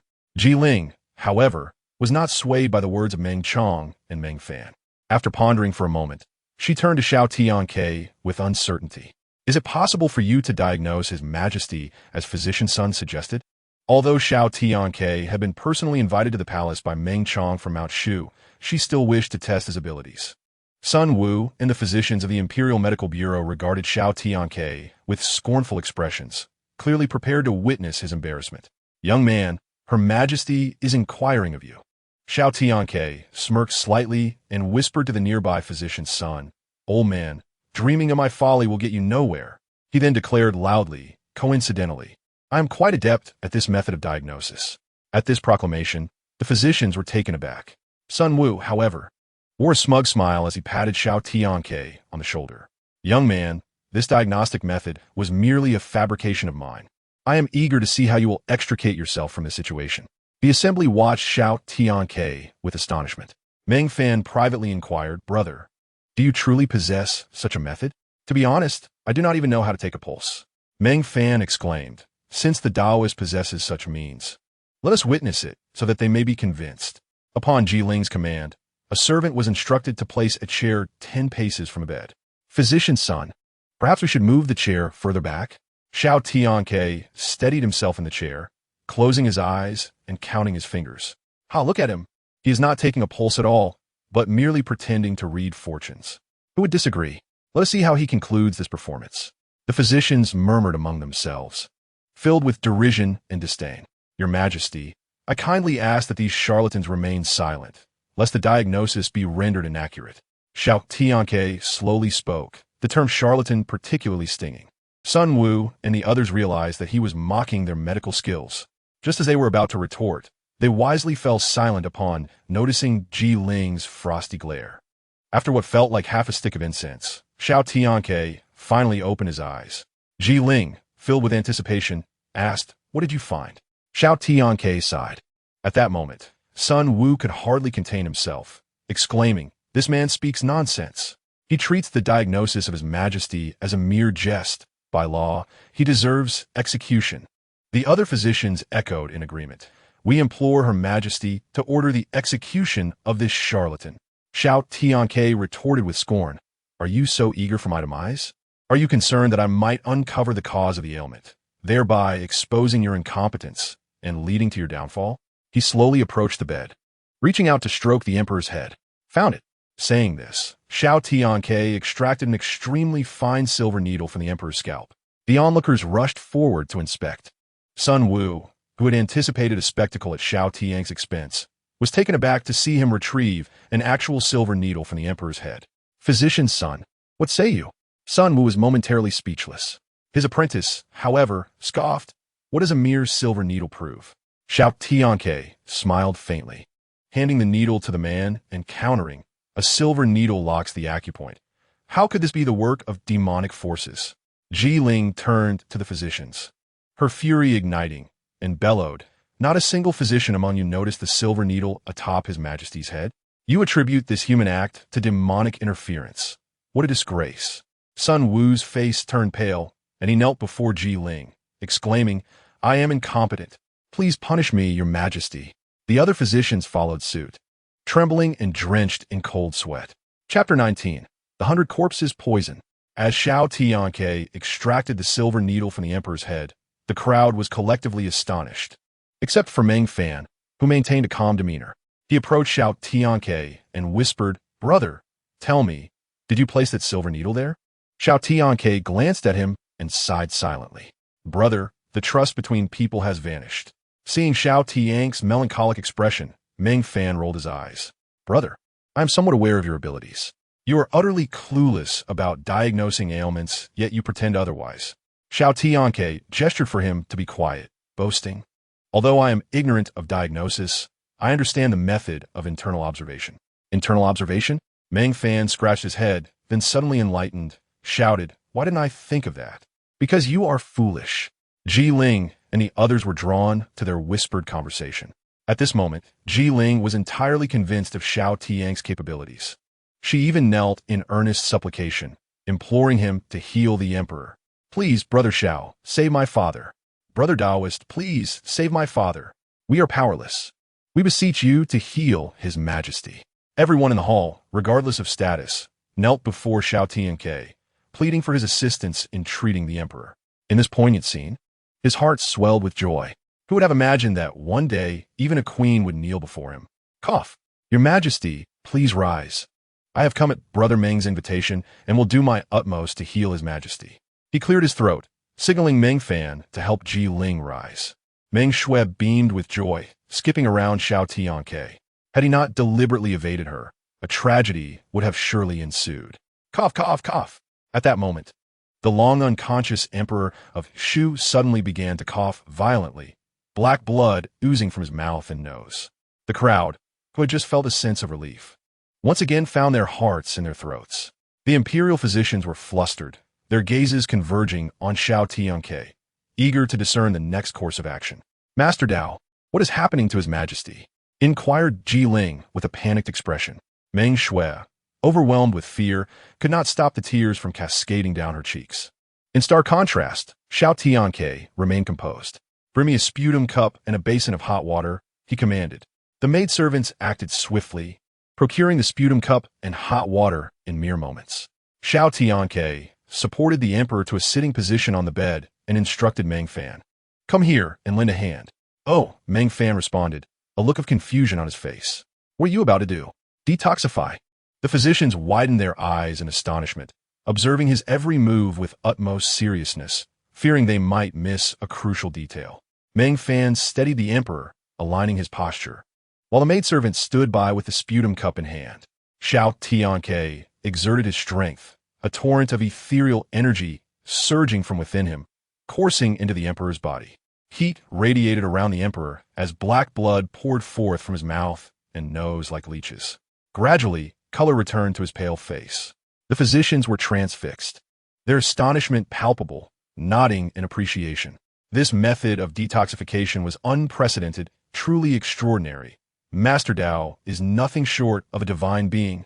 Indeed, he is akin to a living god of medicine. Our methods pale in comparison. After a brief interval, no more black blood emerged from the emperor's mouth or nose.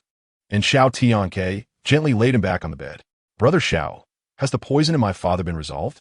Meng Chong inquired eagerly. His majesty has been poisoned for an extended period. The venom has permeated his very marrow.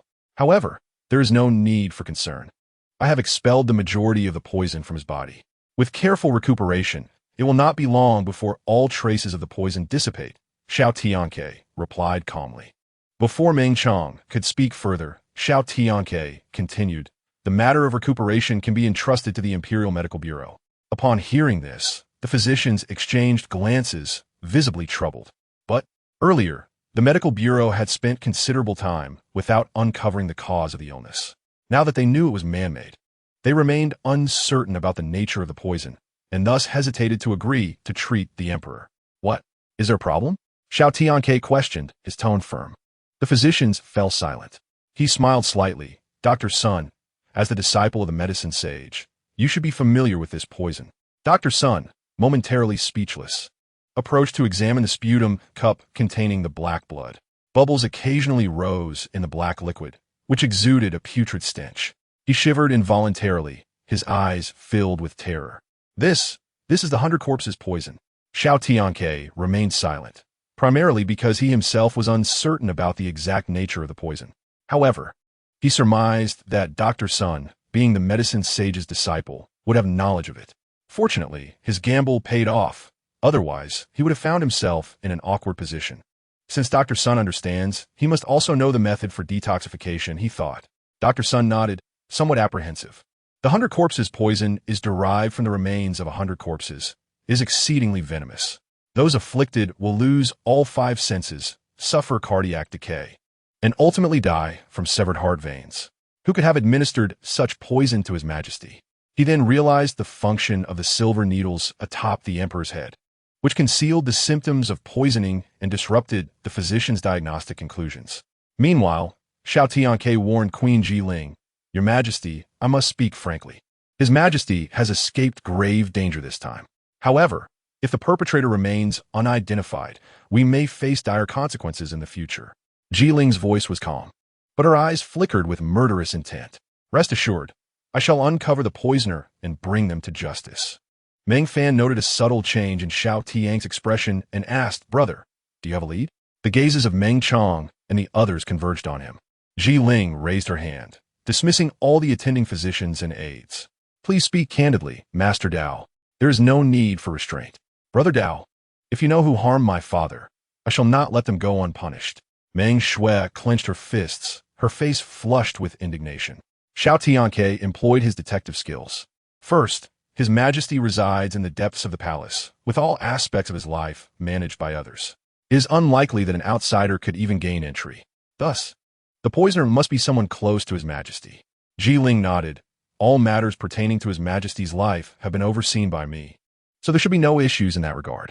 Hence, the poisoner would have had to administer the poison while in close proximity to His Majesty."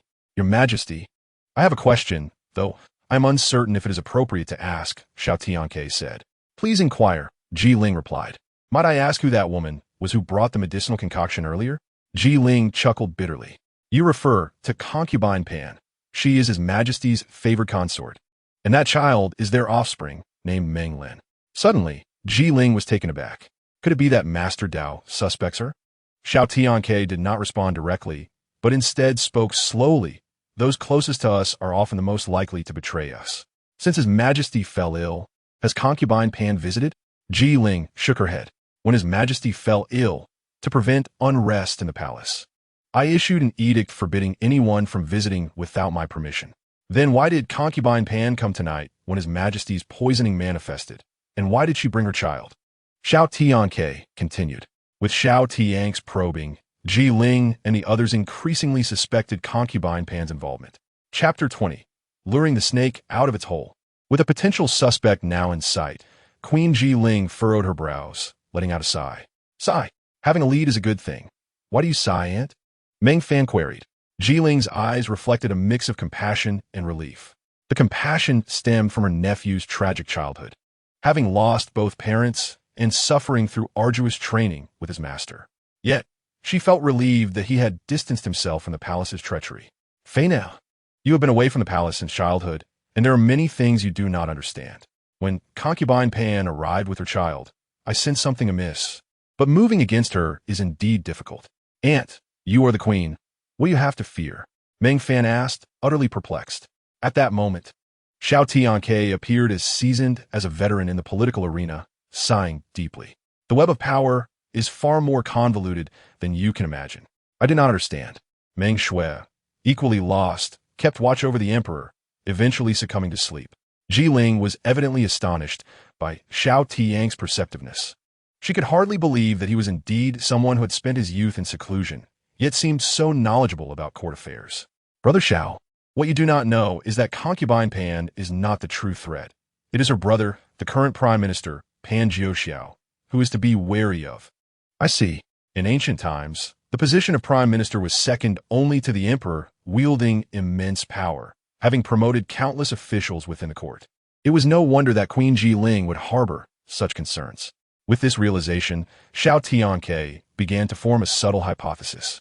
"In my view, our best course of action is to wait for concubine Pan to reveal her true colors before taking action. Master Dao appears to have a strategy in mind." Jiling noted, her keen perception as a queen evident. Xiao Tianque smiled and nodded. "I would appreciate your guidance, Master Dao." Jiling's bright eyes sparkled with eagerness as she implored for advice. "Lure the snake out of its hole." In a mere 4 words, Ji Ling instantly comprehended the meaning, her eyes sparkling with a fierce light that swiftly transformed into a cold determination. The others appeared utterly bewildered. Meng Fan could not help but inquire, "Senior brother, you seem so astute. Have you been secretly descending the mountain to take up an official position somewhere?" Xiao Tianque smiled enigmatically, lightly tapping Meng Fan's head. "In books, there are golden houses. In books, there are beauties. Who would have thought that the novels I idly read in my past life would prove useful today? It is no wonder that renowned strategists of ancient times were all civil officials. Truly, it can be said that reading 10,000 volumes naturally leads to divine strategies. The ancients certainly do not deceive me." With thoughts racing through her mind, Ji Ling promptly set her plans into motion.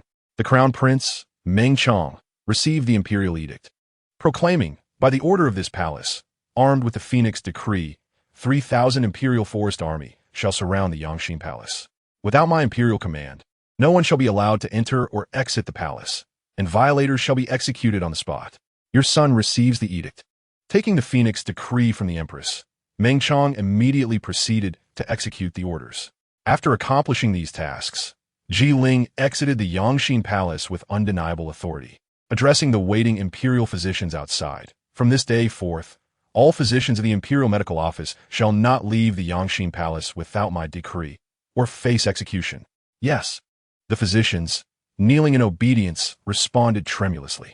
Ji Ling noticed Sun Wu hesitating to speak, her gaze sharpening as she coldly inquired, "Physician Sun, do you have something to say?" Sun Wu, unable to conceal his thoughts, hurriedly replied, "Regarding the medicinal materials required for His Majesty's recovery, there is no need to worry about the medicinal materials. I shall send someone to procure them," Ji Ling interjected. After finalizing these arrangements, a slight smile graced her lips as she awaited the catch. Meanwhile, Meng Chong had already surrounded the Yangxin Palace with 3,000 Imperial Force soldiers. "General Niu, this is your responsibility," General Niu confidently assured. "Rest assured, Your Highness. Not a single fly will escape." Upon hearing that Emperor Shu had awakened, Meng Chong eagerly entered the Yangxin Palace. "Father has awakened." Xiao Tianque shook his head, signaling him to lower his voice, whispering, "Walls have ears." Meng Chong nodded in understanding. At that moment, those outside the Yangxin Palace suddenly heard Meng Chong's exclamation of joy. "Wonderful! Father, you have finally awakened." Following Xiao Tianque's previous instructions, Meng Chong curiously asked, "What shall we do next?" "Wait patiently for the right moment." At the beginning of the Hour of the Rabbit, after a night of waiting, both the Imperial Forest Army and palace attendants felt their eyelids growing heavy, their attentiveness waning. Inside the Yangxin Palace, Xiao Tianque, who had been resting with his eyes closed, suddenly opened them, lightly tapping Meng Chong. "Brother Meng, the fish is stirring." Ji Ling wished to investigate personally, but Meng Chong halted her. "Mother, please rest. I shall accompany Brother Xiao." Having been sleepless throughout the night, Ji Ling pondered for a moment before finally nodding in agreement to take a brief respite. Xiao Tianque waved his hand, dispersing a talisman that enveloped Meng Chong. "Brother Xiao, what is this?" Meng Chong asked, puzzled by the luminous symbol surrounding him. "A minor trick that allows you to become momentarily invisible," Xiao Tianque replied, to which Meng Chong marveled in astonishment. As the two exited the grand hall, they heard rustling sounds emanating from the side hall where the physicians resided. Moments later, the hall door was pushed open, and a middle-aged man stealthily slipped out. This man was none other than Li Su, the disciple of Sun Wu, familiar to both Xiao Tianque and Meng Chong. Meng Chong gritted his teeth, thinking, "This wretched fellow. I must see whom he intends to inform." Li Su, extremely cautious, removed his boots to avoid making noise and carried them in his hands. He glanced back every few steps to ensure no one was nearby before hastily making his way toward the rockery beside the Yangxin Palace. The two stood silently observing him. Li Su pushed aside a cluster of grass by the rockery, revealing a small hole. Without a moment's hesitation, he twisted his body and crawled through. "P.S. using a dog hole. We shall take the human path," Xiao Tianque remarked, pulling Meng Chong along as they followed Li Su through the wall. Seeing Meng Chong's astonished expression, Xiao Tianque smiled lightly and said, "Just a minor trick." Once outside the Yangxin Palace, Li Su scanned his surroundings and, noticing the attendants were asleep, swiftly dashed away. Meng Chong and Xiao Tianque followed closely behind. After approximately a stick of incense, a sweaty and panting Li Su halted to put his boots back on, wiping the sweat from his forehead as he entered a certain palace. Qinghe Palace. Whose residence is this? Xiao Tianque inquired, glancing at Meng Chong. With clenched fists and gritted teeth, Meng Chong replied, "It is the residence of Concubine Pan." The two stealthily trailed Li Su into Qinghe Palace. The hall was brightly lit, and Concubine Pan and her son awaited anxiously within. Upon seeing Li Su arrive, they hurried forward to ask what news. Gasping for breath, Li Su struggled to respond. "Speak quickly," Meng Lin urged. "The Crown Prince's appointed physician has expelled the poison from His Majesty's body, and soon the news of His Majesty's awakening shall spread throughout the Yangxin Palace." At these words, Concubine Pan's vision darkened, and she collapsed to the floor with a thud. "His Majesty has awakened. Does that not mean our scheme is exposed? Quickly, Liner, go find your uncle." Chapter 21. A storm is brewing. Staring blankly and rooted to the spot, Meng Lin gradually came to his senses under Concubine Pan's urging, speaking in a flat yet desperate tone. "Mother, should we not go to father and plead for forgiveness? Considering the bond of father and son." Before he could finish, a sharp slap struck his face, leaving him in disbelief. "Mother, you struck me." The middle-aged woman looked at her trembling hand, unable to articulate her thoughts as tears streamed down her face. She embraced Meng Lin tightly. "Liner, you are not His Majesty's child. Now that the poisoning has been exposed, both of us are doomed." This astonishing revelation left the cloaked Xiao Tianque, Meng Chong, and the informant Li Su utterly astounded. They had not anticipated that Concubine Pan harbored such a monumental secret. Meng Chong was in utter shock. "If I am not mistaken, Meng Lin's true father must be the current prime minister. How could that be? They're siblings." Siblings? As soon as Xiao Tianque uttered this, Meng Chong fell silent, grappling with disbelief. "No, I refuse to believe it. Mother, you must be lying." As Meng Lin expressed his skepticism, Concubine Pan pushed him away, firmly grasping his shoulders and stating, "Do you understand why His Majesty has never favored you among his many children? It is because he has always suspected you are not his offspring. Now that the truth is revealed, do you think he will spare us, considering our familial bond?" The sudden revelation was difficult for Meng Lin to accept, yet he understood one truth. If what his mother said were accurate, he was doomed. "Mother, I do not wish to die." Seeing Meng Lin on the verge of tears, Concubine Pan sternly instructed, "You must immediately leave the palace with Physician Li to find your uncle. He is your true father." "What? My uncle is my biological father?" Meng Chong was equally taken aback. "Brother Xiao, how did you come to know that Meng Lin's father is the prime minister?" Xiao Tianque smiled lightly and responded, "It was simple. When the prime minister was mentioned, her expression changed. No matter how well she concealed it, I still noticed." Concubine Pan urged, "We have no time for lengthy explanations. For years, your biological father has been scheming in the shadows. Many within the palace are already our allies. If we seize this opportunity to rise, working in concert, we can undoubtedly take control of the entire palace, and you shall become the emperor of Shu." The monarch of Shu, Meng Lin, was taken aback. He had never anticipated such a turn of events. Previously, he had merely sent medicinal concoctions in hopes of garnering his father's favor and improving their relationship. "Liner, do not hesitate any longer. Before us lies but two paths, to ascend as king or to lose our heads." After much contemplation, Meng Lin solemnly nodded. Li Su, hasten to bring him to meet the chancellor. However, Li Su hesitated. Observing this, Lady Pan sneered. "You are now just as entangled with us as a grasshopper on a string. If our plan succeeds, what is there to fear from wealth and nobility?" After pondering briefly, Li Su steeled himself. "I shall wager everything on this." With no further hesitation, he seized Meng Lin and, before dawn, hurried out of the palace towards the chancellor's residence. Xiao Tianque and Meng Chong followed closely behind them to the chancellor's estate. This is the chancellor's residence. No unauthorized persons may approach. A steward blocked the hurried Li Su and the two princes. "I am Li Su, the imperial physician, and this is the second prince. We have urgent matters to discuss with the chancellor." Upon realizing he stood before the second prince, the steward promptly stepped aside. "Your Highness, please enter." Meng Chong, eager to join them, was halted by Xiao Tianque. "Why you stop me, Brother Xiao?" Meng Chong inquired, perplexed. There are formations laid around the Chancellor's estate. If you rashly enter, you will surely be detected by those who set the traps, Xiao Tianque replied. Meng Chong was astonished. Such techniques truly exist in this world. Xiao Tianque smiled faintly. What you find alarming is merely trivial skill in the eyes of those who practice the Tao. After a wry smile, Meng Chong asked, "What shall we do next?" With news of the Emperor's awakening spreading, they would undoubtedly take action, and a rebellion could arise at any moment. Their scheming had been extensive, and the depth of their resources was unimaginable. If they did not respond adequately, the fate of Shu would likely change hands. Meng Chong nodded gravely, recognizing that Xiao Tianque's words were not mere intimidation. The Chancellor had been in power for over 40 years and had trusted allies among both civil and military officials. Should he take action, it would surely incite turmoil throughout Shu. Curse it!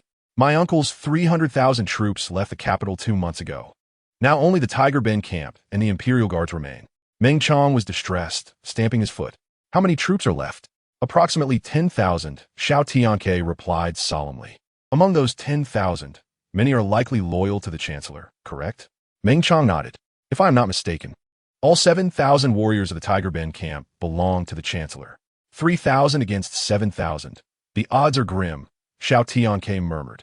He understood that the Chancellor's faction had likely planned for more than just these troops. Many within the Imperial Guards were probably his agents. Should a conflict arise, those agents would seize the opportunity, and the Imperial Guards would undoubtedly face defeat. Do not panic. We must return to the palace first. Meng Chong racked his brain for ways to thwart the Chancellor, but could only return to the palace to report the situation, hoping his mother might have a solution. Upon their return, Meng Chong informed Empress Ji Ling of the circumstances. Furious upon learning the truth, Ji Ling slammed her hand on the table. A bunch of treacherous ministers dares to overturn the throne of Shu. Mother, what shall we do now? Ji Ling shook her head helplessly. Unless the 30,000 troops stationed at the borders descend from the heavens. As despair washed over everyone present, Meng Fan cautiously approached Xiao Tianque, whispering, "Brother, can we take action?" Xiao Tianque's expression remained cold. This worldly strife has nothing to do with our Shu Mountain. Should you dare to act, do not blame your brother. Meng Fan, feeling dejected, prepared to speak, but was interrupted by Xiao Tianque's raised hand. Reluctantly, he retreated. Just as the group was in a frenzy, contemplating their strategy, Xiao Tianque spoke up. "Might I ask Brother Meng to take me to the Huangji Hall?" Everyone was taken aback. At such a time, why go to the Huangji Hall? Meng Chong thought, "Brother Xiao saved my father's life. How could I refuse him now?" He readily agreed. "What do you wish to do at the Huangji Hall?" Throughout their journey, Meng Chong bombarded Xiao Tianque with questions, but he maintained a serene silence. Finally, at the break of dawn, they arrived before the magnificent Huangji Hall. While it lacked the grandeur of the Forbidden City, it possessed a distinct charm of Shu. Is the Forbidden City the capital of that nation? Meng Chong asked, bewildered. Xiao Tianque instinctively tapped his head. That is a capital of a unified realm, where all nations pay homage. Where is such a realm? Meng Chong inquired, his eyes sparkling with longing. Xiao Tianque merely smiled, offering no further explanation. Meng Chong, feeling melancholic, reminisced, "I once heard from a sage that a century ago, the Celestial Empire was in such a state, united and vibrant. But now, our land is fractured, and nations are at war. Had it not been for the conflicts, my cousin's parents would not have perished on the battlefield. What has long been united must divide. What is long divided must unite. The truths of the world are indeed profound." With that, Xiao Tianque strode forward towards the Huangji Hall. "Divisions will lead to reunification. May it be so," Meng Chong sighed.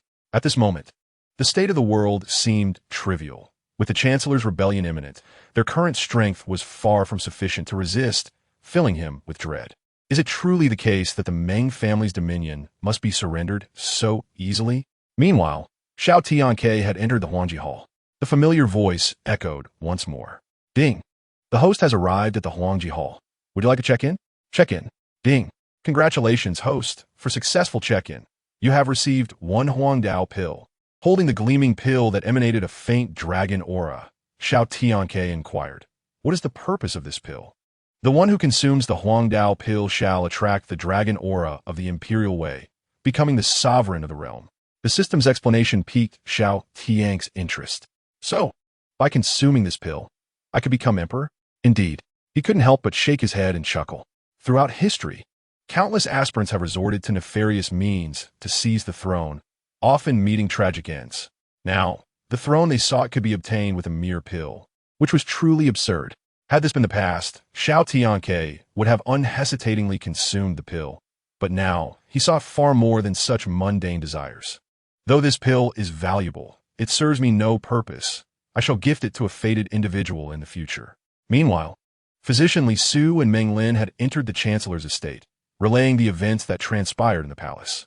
Within the grand hall of the chancellor's residence, an elderly man with graying hair and piercing eyes scrutinized the two, his gaze fierce and intimidating, akin to a lion lying in wait. Is this true? Yes, you. Every word I speak is the truth. Li Su responded arrogantly. The elder did not ask further questions, but turned to his companion. A Taoist clad in black with a white beard cascading to his chest. What are your thoughts, Taoist? The Taoist gestured with his fingers, muttering incantations. After a moment of contemplation, he spoke in a deep, raspy voice. The timing is indeed right for the chancellor to make his move. Hearing this, the elder's face lit up with joy. The prime minister had initially intended to rise against the emperor upon his demise, but with the emperor still alive, he resolved to personally expedite his journey to the beyond. Jing Chuan Suhu, the elder bellowed with authority, prompting two robust soldiers clad in armor to step forward and bow respectfully. Your humble servant is at your command. Surround the imperial city. It is time for a change in regime. I accept the order. The two generals, Jing Chuan and Su Hu, swiftly gathered their troops, completing the assembly of the Tiger Bend camp in less than the time it takes to burn a stick of incense, clearly indicating their prior preparations. Prime Minister, everything is ready. The elder donned his battle armor and nodded to Generals Jing Chuan and Su Hu. Outside the Prime Minister's residence, thousands of soldiers stood at the ready, their armor glinting under the rays of sunlight. As the elders stepped out, the soldiers raised a unified shout that resonated through the heavens. We salute the Prime Minister. We salute the Prime Minister. The elder proclaimed, the Shu Emperor is blind to the plight of the people. Today, we shall rise together and reclaim our destiny. His impassioned speech invigorated the troops, who responded with fervor. Huzzah! Jing Chuan, heed my command. Surround all exits of the imperial city. No one shall enter or exit. Yes. Su Hu, follow me into the palace to meet the emperor. Within the Yangxin hall, a frantic eunuch hastened back. Shadetsi, what news? The weary-faced Ji Ling inquired anxiously. Your Majesty, you must flee with the emperor at once. The prime minister has sent men to besiege the palace. Upon hearing this, Ji Ling's face paled, yet her gaze hardened with resolve. You must leave. The maid and eunuch exchanged glances before silently departing the Yangxin hall. They believed the prime minister had meticulously prepared for this rebellion, and the palace's remaining forces were insufficient to thwart him. If they did not depart now, their fate was sealed. The once bustling Yangxin hall now stood empty, with only Meng Fan, Meng Shui, Ji Ling, and the unconscious Shu emperor remaining. Fanner, your aunt knows that with your skills, escaping the palace is no challenge. Take Shuer and go. Meng Fan shook his head, his eyes already brimming with tears. Aunt, I cannot leave you behind. I understand your intentions, Fanner. Your aunt is a queen, and should the nation fall, she will perish with it. I cannot survive in disgrace. Mother, if you do not leave, neither will Shuer. Meng Shui, now a weeping mess, clung tightly to Ji Ling Shuer. Heed your mother and leave with your brother. The farther you go, the better. No, Shuer won't go. Fanner must take her. Yiling erchently. You shall not leave without my permission. Today, none of you shall escape. A cold yet triumphant voice echoed from outside the Yangxin hall. Before Ji Ling and the others could react, heavily armored soldiers surrounded the hall. Prime Minister Pan, what is your intention in besieging the Yangxin hall? The Prime Minister, Pan Jiuxiao, sneered coldly. Surely the Empress is aware of my purpose here. Why feign ignorance? Ji Ling remained silent, scanning her surroundings as if searching for something. The Imperial Guard you seek is right here. Pan Jiuxiao gestured triumphantly to the soldiers behind him. In the next moment, the bound Imperial Guard soldier, Niu Lao, was unceremoniously thrown at her feet. Your Majesty, half of the Imperial Guard is in league with them. We were defeated before we even fought. I am utterly incapable. Niu Lao sobbed uncontrollably. Ji Ling felt her heart sink. She now noticed Meng Lin beside Pan Jiuxiao. Meng Lin, do you truly wish to betray your own father? Meng Lin hung his head in silence. Pan Jiuxiao laughed maniacally. At this point, I have no qualms in revealing that Meng Lin is my child. Chapter 23. The lame old Taoist from the out-of-body realm. How can this be? The second prince is the offspring of the prime minister. Indeed, did not Lady Pan come from the prime minister's family? This is utterly scandalous. The revelation struck like thunder, leaving the officials brought by Pan Jiuxiao in utter shock. Simultaneously, the reason for the emperor's disdain towards the second prince became clear. Is Meng Lin truly your child? Ji Ling struggled to keep her tone steady, though her astonishment was palpable. Indeed, Lin is my progeny. The implication of Pan Jiuxiao's relationship with his own sister, resulting in offspring, was a violation of all moral codes. And now these men would conspire with him in rebellion. The ministers murmured amongst themselves, some even rebuking the soldiers present with scorn. You all should redirect your weapons toward the true traitors and eliminate them for the sake of the realm.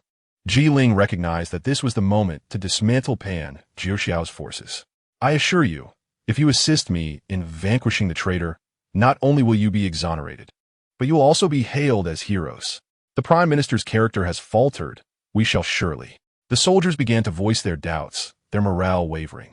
Su Hu's countenance darkened as he decisively executed one of the dissenters, warning sternly, those who sow discord and confuse the ranks shall face death. Su Hu's actions rendered the soldiers silent as Ji Ling's lips curved into a subtle smile. With the soldiers' spirits wavering, Su Hu's decisive action was undoubtedly a boon for her. Though outwardly silent, the soldiers' hearts began to stir with rebellion. To sway the troops and gain my allegiance? Such folly. The cunning Pan Jiuxiao had already discerned Ji Ling's intentions. Historically, those who in the hearts of the people gained the realm. The soldiers now perceived his moral failings, and doubts began to blossom within them. I am nearing 65 years of age, and Lady Pan is 20 years my junior. Pan Jiuxiao stated calmly, as if discussing trivial matters. The audience was left bewildered. Those who have dealings with me know well that today marks 50 years since my parents passed. I ask you all, how old was I when they died? Enough with the riddles. What is your point? Someone impatiently interjected. When my parents died, I was but 15. How could I have a sister 20 years younger? A stout middle-aged man spoke up, seemingly prepared. A lean middle-aged man immediately corroborated.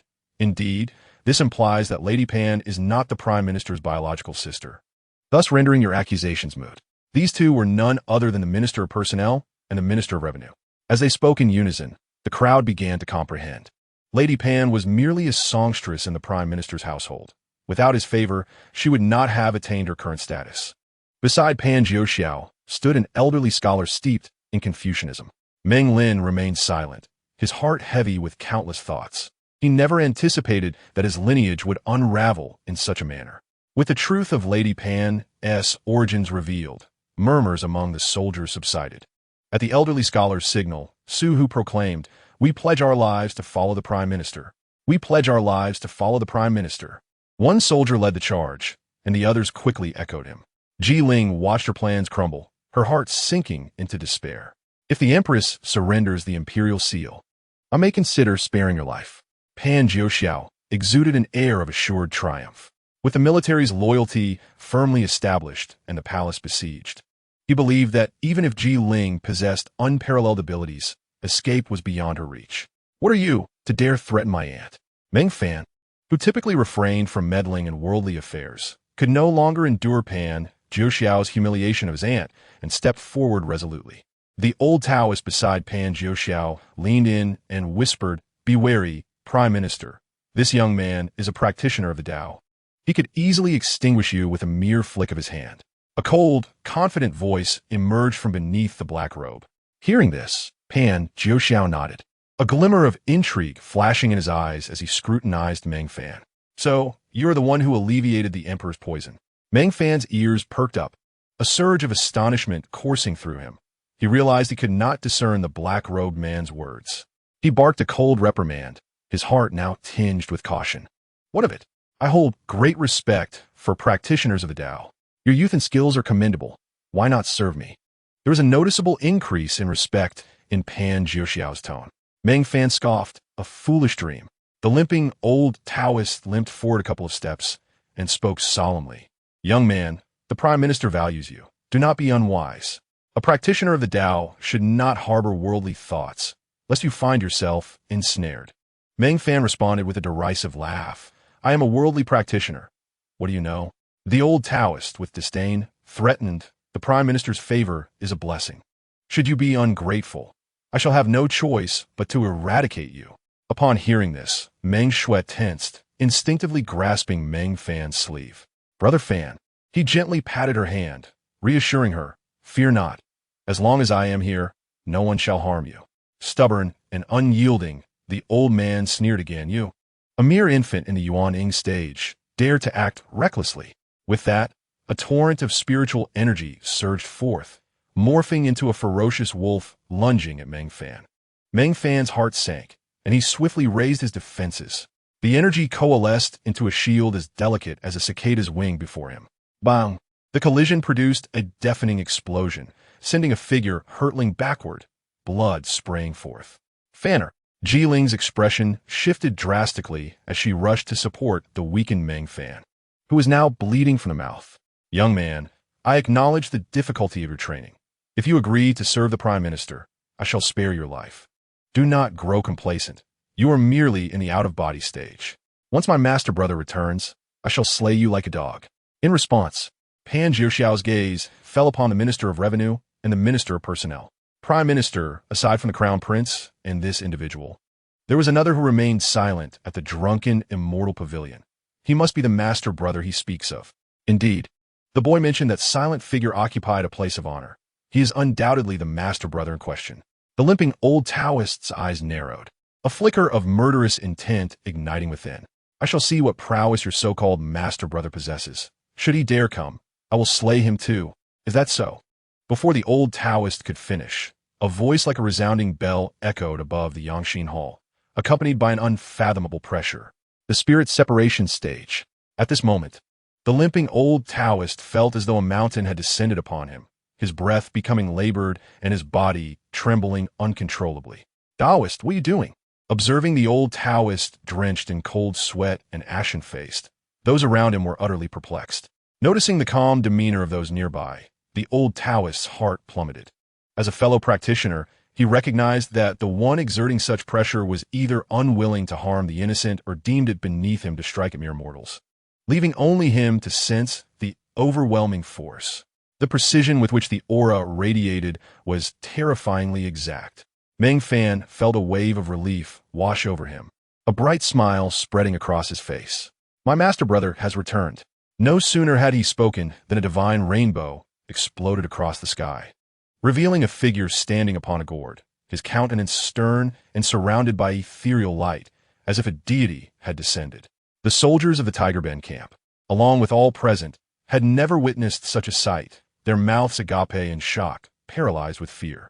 This is divine, someone shouted. And soon thousands of soldiers fell to their knees, fervently praying for divine protection. I am the limping Li. I know not who your friend is or where he practices the Tao. The old Taoist approached with utmost reverence. Xiao Tianque's lips curled into a sardonic smile. The master brother of Mount Shu, he declared, his voice firm. Is it you who seeks to slay me and my disciple? Upon realizing Xiao Tianque's identity, the limping old Taoist's face drained of color, his lips trembling as he muttered, the master brother of Mount Shu? Is he not the disciple of the renowned sword immortal? Kangzadish.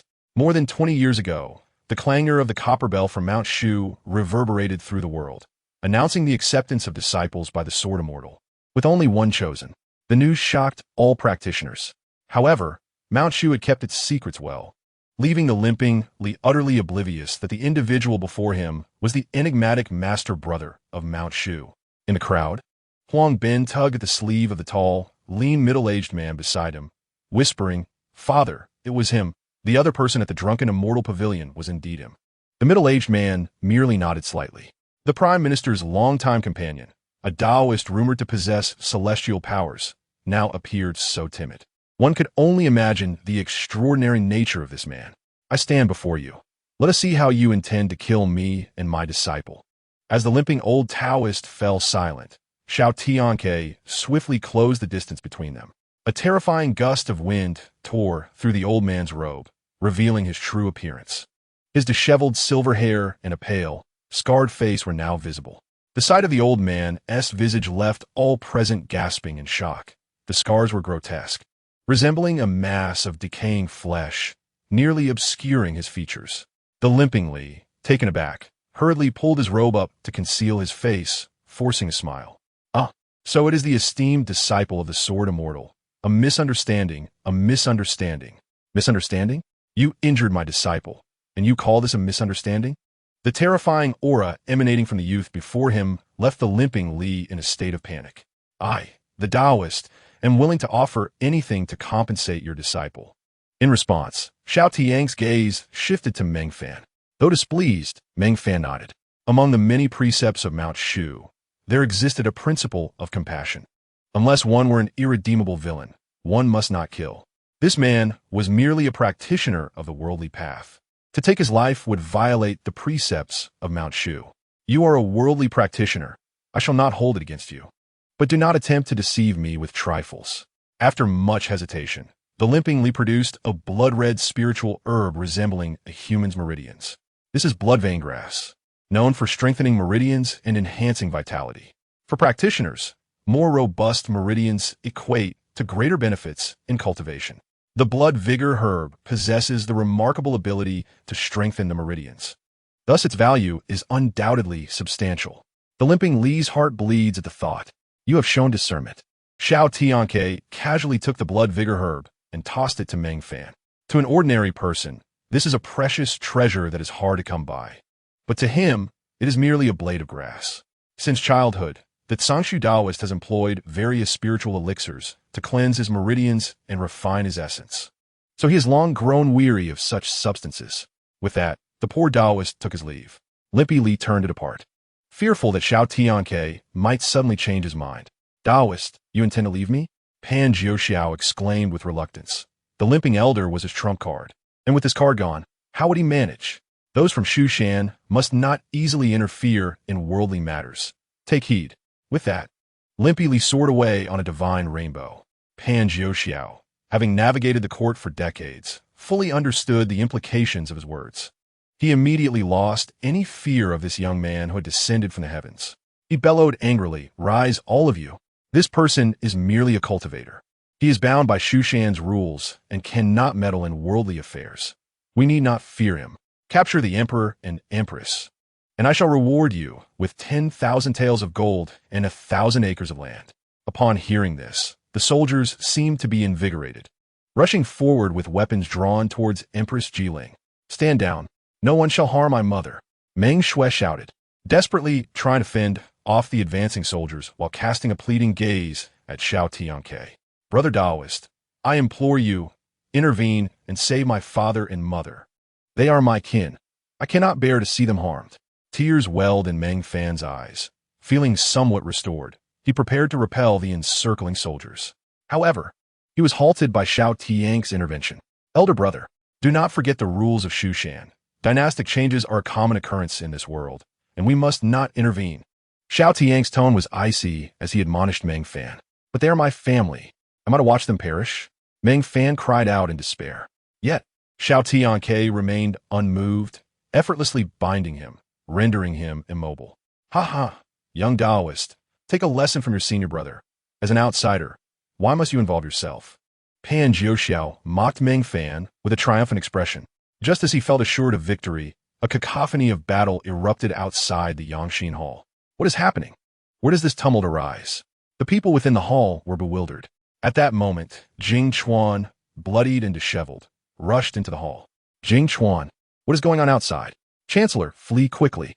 Before he could finish, a sharp feathered arrow pierced his chest, blood gushing forth and splattering Pan Jiuxiao's face. Chapter 25. Celestial weapons descend. The imperial city falls. Jing Chuan's chest resembled a blooming crimson flower, with blood splattering profusely. Pan Jiuxiao had no time to react. Retreating in fright from the sudden arrow, his heart racing violently as he gasped for breath. "Chancellor!"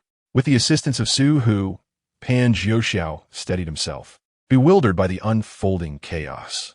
Accompanied by the clashing sounds of swords and spears, the bloodied soldiers of the Tiger Bend camp retreated into the Yangxin Hall. Chancellor, the 30,000 soldiers stationed at the border have appeared in the imperial city overnight. Our forces have been nearly annihilated. A soldier cried out, tears in his eyes. Filled with despair, Pan Jiuxiao, in disbelief, seized the man's armor, demanding, "What do you mean? 30,000 troops? Chancellor, you must leave now. It will soon be too late." Pan Jiuxiao trembled, his eyes vacant, embodying despair. Where there is sorrow, there is joy. The Empress Ji Ling and her companions, prepared for death, were overjoyed upon hearing this news. Pan Jiuxiao, with my 30,000 soldiers descending from the heavens, today you cannot escape. The despondent Pan Jiuxiao suddenly burst into maniacal laughter. "Wretched woman, I have not yet lost," he roared, drawing his sword and pointing it at Xiao Tianque, his teeth gritted, eyes ablaze with murderous intent. "It is you. Years of my planning have been ruined by you. I will kill you." The sharp blade shot forth, and Xiao Tianque could distinctly hear the sound of the sword slicing through the air. "Be careful, Taoist. Brother Taoist." Ji Ling and the others' expressions changed drastically, while Meng Shui was too frightened to open her eyes. As the blade approached, Xiao Tianque made no move to evade. He remained as calm as still water, his hands clasped behind his back. Clang! Pan Jiuxiao's expression turned to one of disbelief. The sword, merely a foot from Xiao Tianque's chest, struck him as if against iron, producing a resounding clash. Despite exerting all his strength, the sword remained motionless. Ji Ling and the others opened their eyes, realizing the anticipated scene of the sword piercing through flesh and blood splattering had not come to pass. All present wore expressions of astonishment. At such an age, with such a heavy heart for killing, beware of misfortune in your later years. Crack! With a mere touch of his finger, the sword pressed against his chest shattered as if made of glass. Pan Jiuxiao was further jolted back by the residual force. Just as he struggled to regain his balance, he felt a sharp pain from behind, followed by a bloody dagger piercing through his chest. This sudden turn of events left everyone stunned. Pan Jiuxiao turned in shock to see Meng Lin, head down, silent, with a dagger dripping blood in her hand. "Lineage, you!" Pan Jiuxiao could hardly believe that it was his own child, Meng Lin, who had struck him from behind. "Silence. I am a second prince of Shu." The cold words escaped Meng Lin's lips. The pain in his heart intensified, and with a bitter smile, he collapsed to the ground, lifeless. Meng Lin dropped the dagger from her hands, staggering a few steps before leaning against a pillar dazed. No one could have anticipated that the powerful Pan Jiuxiao, who had held sway over the court for decades, would meet such a demise. With Pan Jiuxiao dead, the Tiger Bend camp disintegrated in an instant, and soon Meng Chong led his forces into the Yangxin Hall. "Mother, are you unharmed?" Ji Ling shook her head. Sensing the strange atmosphere within the hall and glancing at the deceased Pan Jiuxiao and the dazed Meng Lin, he began to piece together the events. Shortly after, a middle-aged man clad in golden armor hurriedly entered the Yangxin Hall. "Your humble servant has arrived late to the rescue. May your majesty forgive me." This man was none other than General Meng Zhan, the trusted brother of the Shu Emperor, tasked with safeguarding the borders. Upon seeing the unmoving Shu Emperor on the bed, Meng Zhan grew anxious. "Is His Majesty going to punish me?" Ji Ling quickly stepped forward to assist Meng Zhan, saying, "Your Majesty is still unwell and very weak. He may have fallen asleep again." She refrained from disclosing that the Shu Emperor had never awakened, intending instead to quell unnecessary unrest among the officials. The arrival of the army had swiftly quelled the rebellion, yet Ji Ling remained uneasy. "Brother, I wonder how 30,000 troops managed to arrive at the capital overnight. Or, if they never left at all." The notion that 30,000 troops could leave the capital was a thought shared among countless citizens. The latter speculation was clearly unnecessary. Meng Zhan tantalizingly hinted that if the Empress wished to know about the matter, she must inquire with the Crown Prince. With a perplexed expression, Ji Ling turned her gaze towards Meng Chong. Meng Chong smiled faintly, acknowledging that without the assistance of Brother Xiao, he would not possess such extraordinary skills. After Xiao Tianque emerged from the Huangji Palace and inquired about the locations of the 300,000 border soldiers, he swiftly guided Meng Chong to their encampment. Once Meng Chong explained everything to Emperor Meng Zhan, the army rapidly assembled. However, given the thousands of miles separating them, even with relentless travel, it would take several days to return. As everyone found themselves at a loss, Xiao Tianque removed the tattered wine gourd from his waist. He murmured incantations and formed hand seals. To their astonishment, the worn gourd levitated, its mouth agape, creating a powerful suction that drew them all inside. After a brief moment, they emerged in the imperial city. Ji Ling was utterly astonished, her eyes filled with reverence as she looked at Xiao Tianque. She understood that this young man possessed the ability to move mountains and drain seas. Upon witnessing the arrival of the army, Meng Fan realized that this was undoubtedly the handiwork of his senior brother, and he felt a twinge of guilt when reflecting on his earlier actions. Xiao Tianque merely smiled faintly, patting his shoulder, urging, "What are you dawdling for? Pack your belongings, it's time to leave." The familiar tone caused Meng Fan to instantly forget how to feel guilty. He thought to himself, "Truly, what good is returning to the mountain for simple meals?" Meng Fan replied, mumbling to himself, "Who says we must return to the mountain? We shall not return. What mountain? Our descent this time is for worldly cultivation, to comprehend the great truths of the world, so that we may return to the mountain and attain immortality." Unbeknownst to him, Xiao Tianque had, at some point, acquired a paper fan, which he waved, playfully tapping Meng Fan on the head while imparting his wisdom. To traverse the world, to gain strength, and to uncover the source of the strange ailment I bear. Surely this can also be considered cultivation. With a touch of melancholy, Meng Fan bid farewell to his companions, saying, "Aunt, Brother Chong, Sister Shui, now that uncle is well, it is time for me to depart." Ji Ling's voice trembled as she grasped his hand, asking with a choked voice, "You cannot leave." Meng Fan shook his head, withdrawing his hand. "Brother Xiao, could you not stay and serve in the court?" Meng Chong understood that if he could persuade Xiao Tianque to remain, Meng Fan would naturally follow suit. Xiao Tianque waved his hand dismissively. "I cherish my freedom. The constraints of office do not suit me. My purpose in descending this mountain is solely to explore the myriad mountains and savor the flavors of the world. Nothing more." Chapter 26. Encountering a beauty at the ruined temple as dusk fell behind the western mountains, two young Taoists walked along the official road, facing the gentle breeze as they journeyed southward. The one carrying a backpack paused in contemplation and called out to his companion. These two were none other than Xiao Tianque and Meng Fan, who had departed from Yufu City. A Taoist wanders the world, vanquishing demons and maintaining order, Meng Fan proclaimed. "What do you think of my poem? It's entirely in plain language, devoid of any artistic resonance. One word, mundane." Xiao Tianque retorted unabashedly. Meng Fan pouted, dismissing the critique. "Brother, with our cultivation, we could reach Nanzhao in half a day by flying on swords. Why must we walk?" Xiao Tianque smiled slightly, delivering a heavy blow to Meng Fan's head with his fan. "To read countless books and travel thousands of miles. How could you not grasp such a fundamental truth? What do those two have to do with each other?" Meng Fan murmured, feeling somewhat aggrieved. "They are profoundly connected. Do you know what you would miss if you flew on your sword?" "What?" Meng Fan looked to Xiao Tianque with confusion. "The three beauties." "Huh?" Meng Fan's eyes widened in realization. "Ah, foolish one. The three beauties refer to delicious food, breathtaking scenery, and most importantly." Meng Fan's mouth dropped open in a sheepish grin. "Brother, you truly have foresight. I am ashamed to be your junior." After walking for several miles, they entered a mountainous region. The sky grew increasingly dim, and the sound of distant thunder rumbled ominously. Xiao Tianque gazed upward at the tumultuous thunderclouds, his brow furrowing, not due to the impending rain, but because there was nowhere to find shelter or food, which dampened his spirits. Meng Fan leaped to the treetops, scanning the area, and soon spotted a dilapidated temple amidst the lush foliage. With dead branches and fallen leaves, the temple was covered in moss, having fallen into disrepair over many years without maintenance. Half the roof had collapsed. The two hastened toward the crumbling temple, and upon arrival, Xiao Tianque looked up at the cobweb-covered plaque, where the words Mountain God Temple could still be faintly discerned. Xiao Tianque felt perplexed. In ancient times, people relied on the mountains for sustenance and held great reverence for the land and mountain gods. How could a mountain god temple fall into such desolation? "Brother, this place seems suspicious," Meng Fan remarked, having noticed Xiao Tianque's concern. Seeing Xiao Tianque shake his head, Meng Fan resolutely pushed open the door. The temple was small.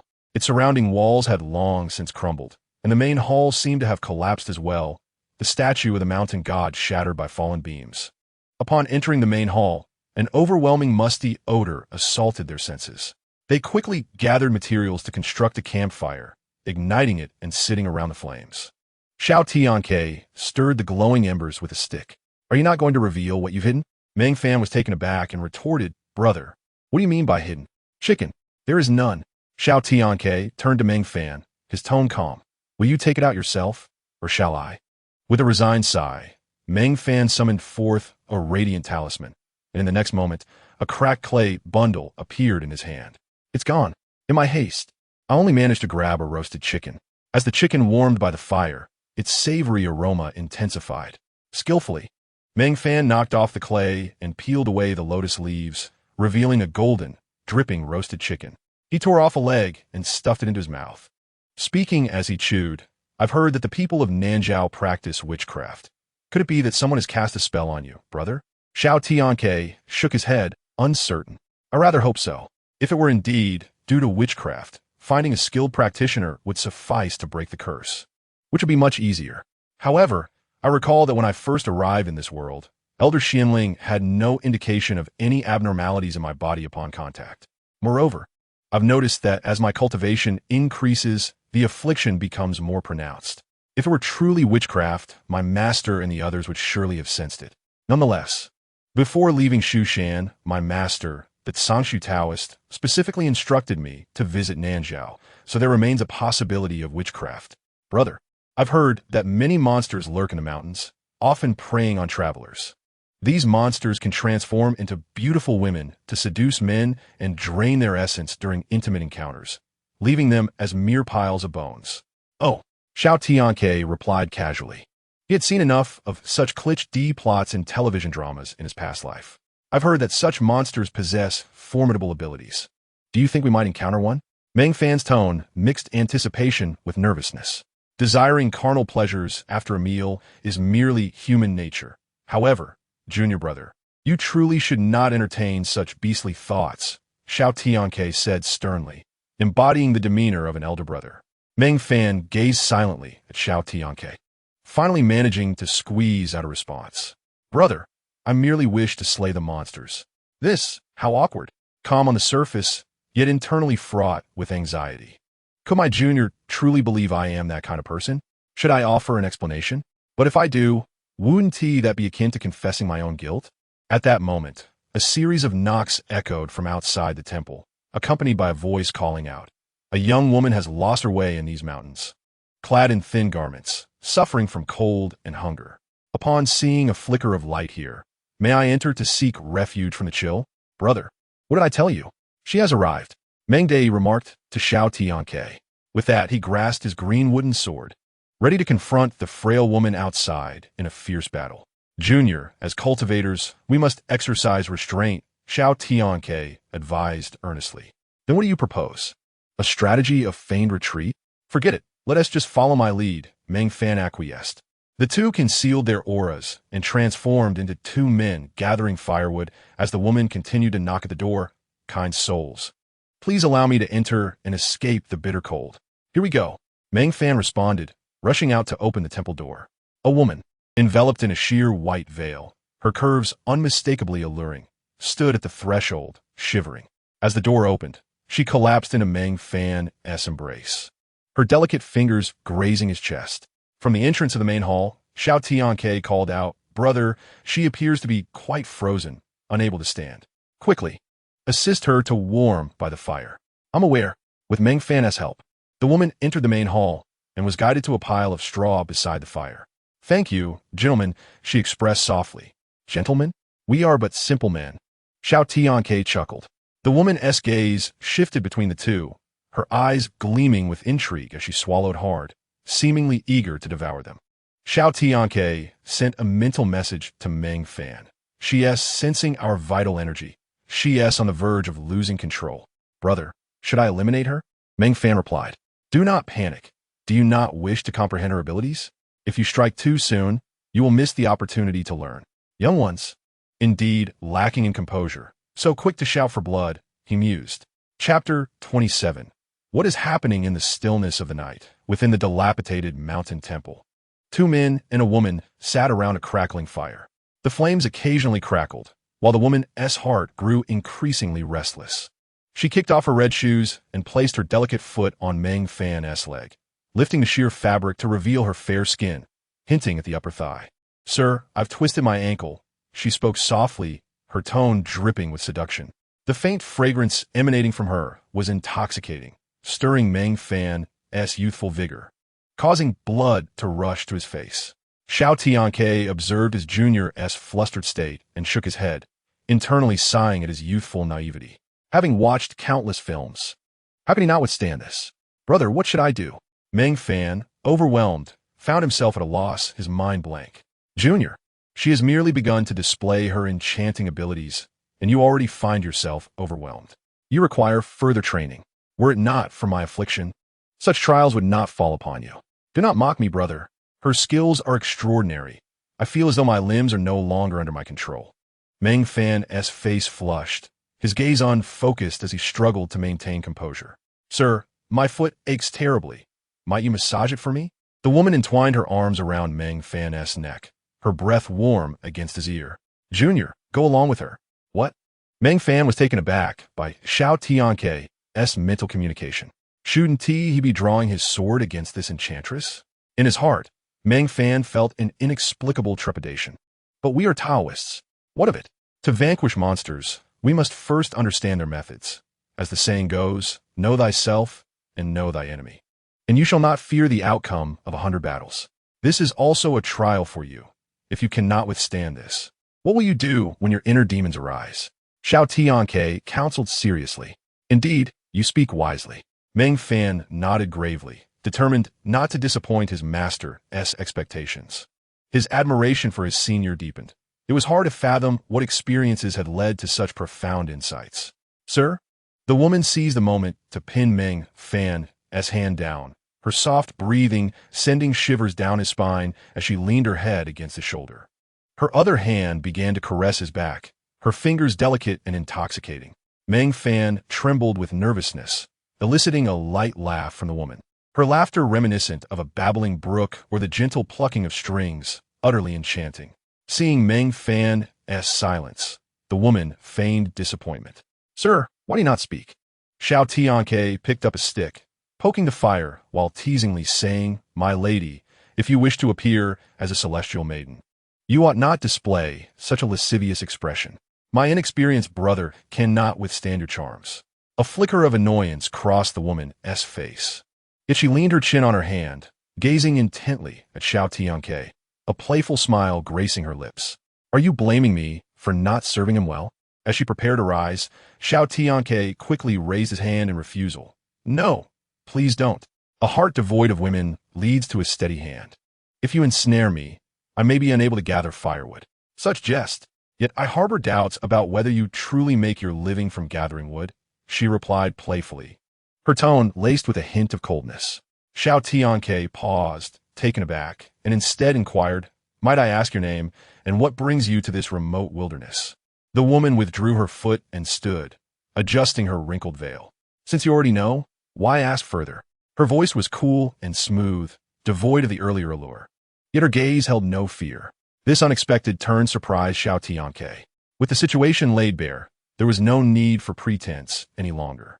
Transforming back to their original selves, he declared, "Monster, I shall enact divine justice today."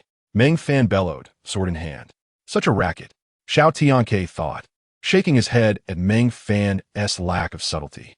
Here stood a stunning beauty, and all he could think of was slaying demons. Yet it was fortuitous. This creature was merely at the pinnacle of the Golden Core stage and showed no sign of fear. It was the perfect opportunity for Meng Fan to test her true strength. With a fierce determination, Meng Fan lunged at the woman, his sword strikes relentless and deadly. "Sir, how ruthless you are, intent on taking my life." The woman merely evaded the conversation, her tone laced with complaint, resembling a lovesick woman. "Junior brother, cease your actions." Xiao Tianque discerned the underlying tension and swiftly positioned himself before Meng Fan.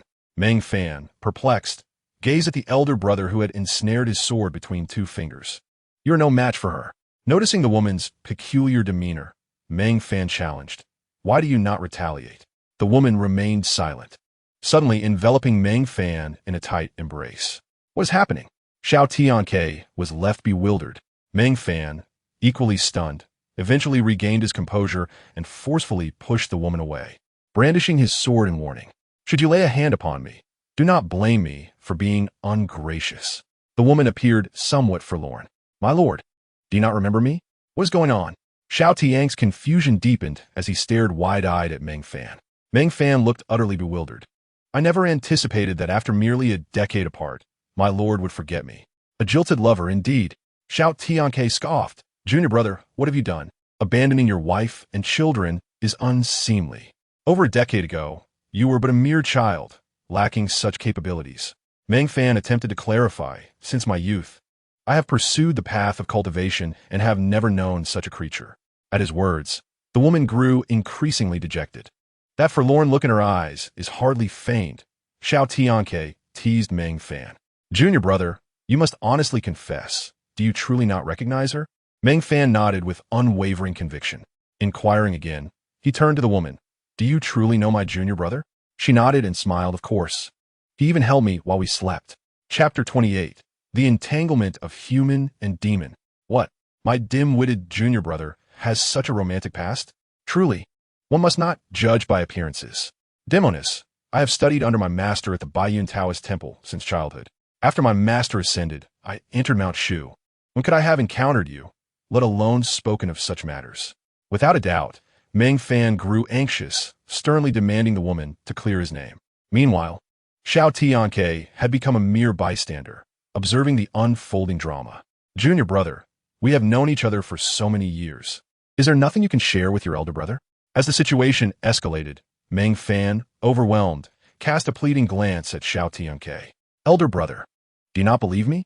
I do. I believe you, Xiao Tianque replied, though he casually shifted Meng Fan as head aside. I wish to offer you comfort. Yet that woeful expression of yours makes me want to punch you. The woman, seeing Meng Fan's face flush with frustration, stifled a laugh. I did not expect my lord to be so charming when agitated. Do not mock my junior brother. Who are you truly? Should you not confess your intentions? Do not blame me for my lack of mercy.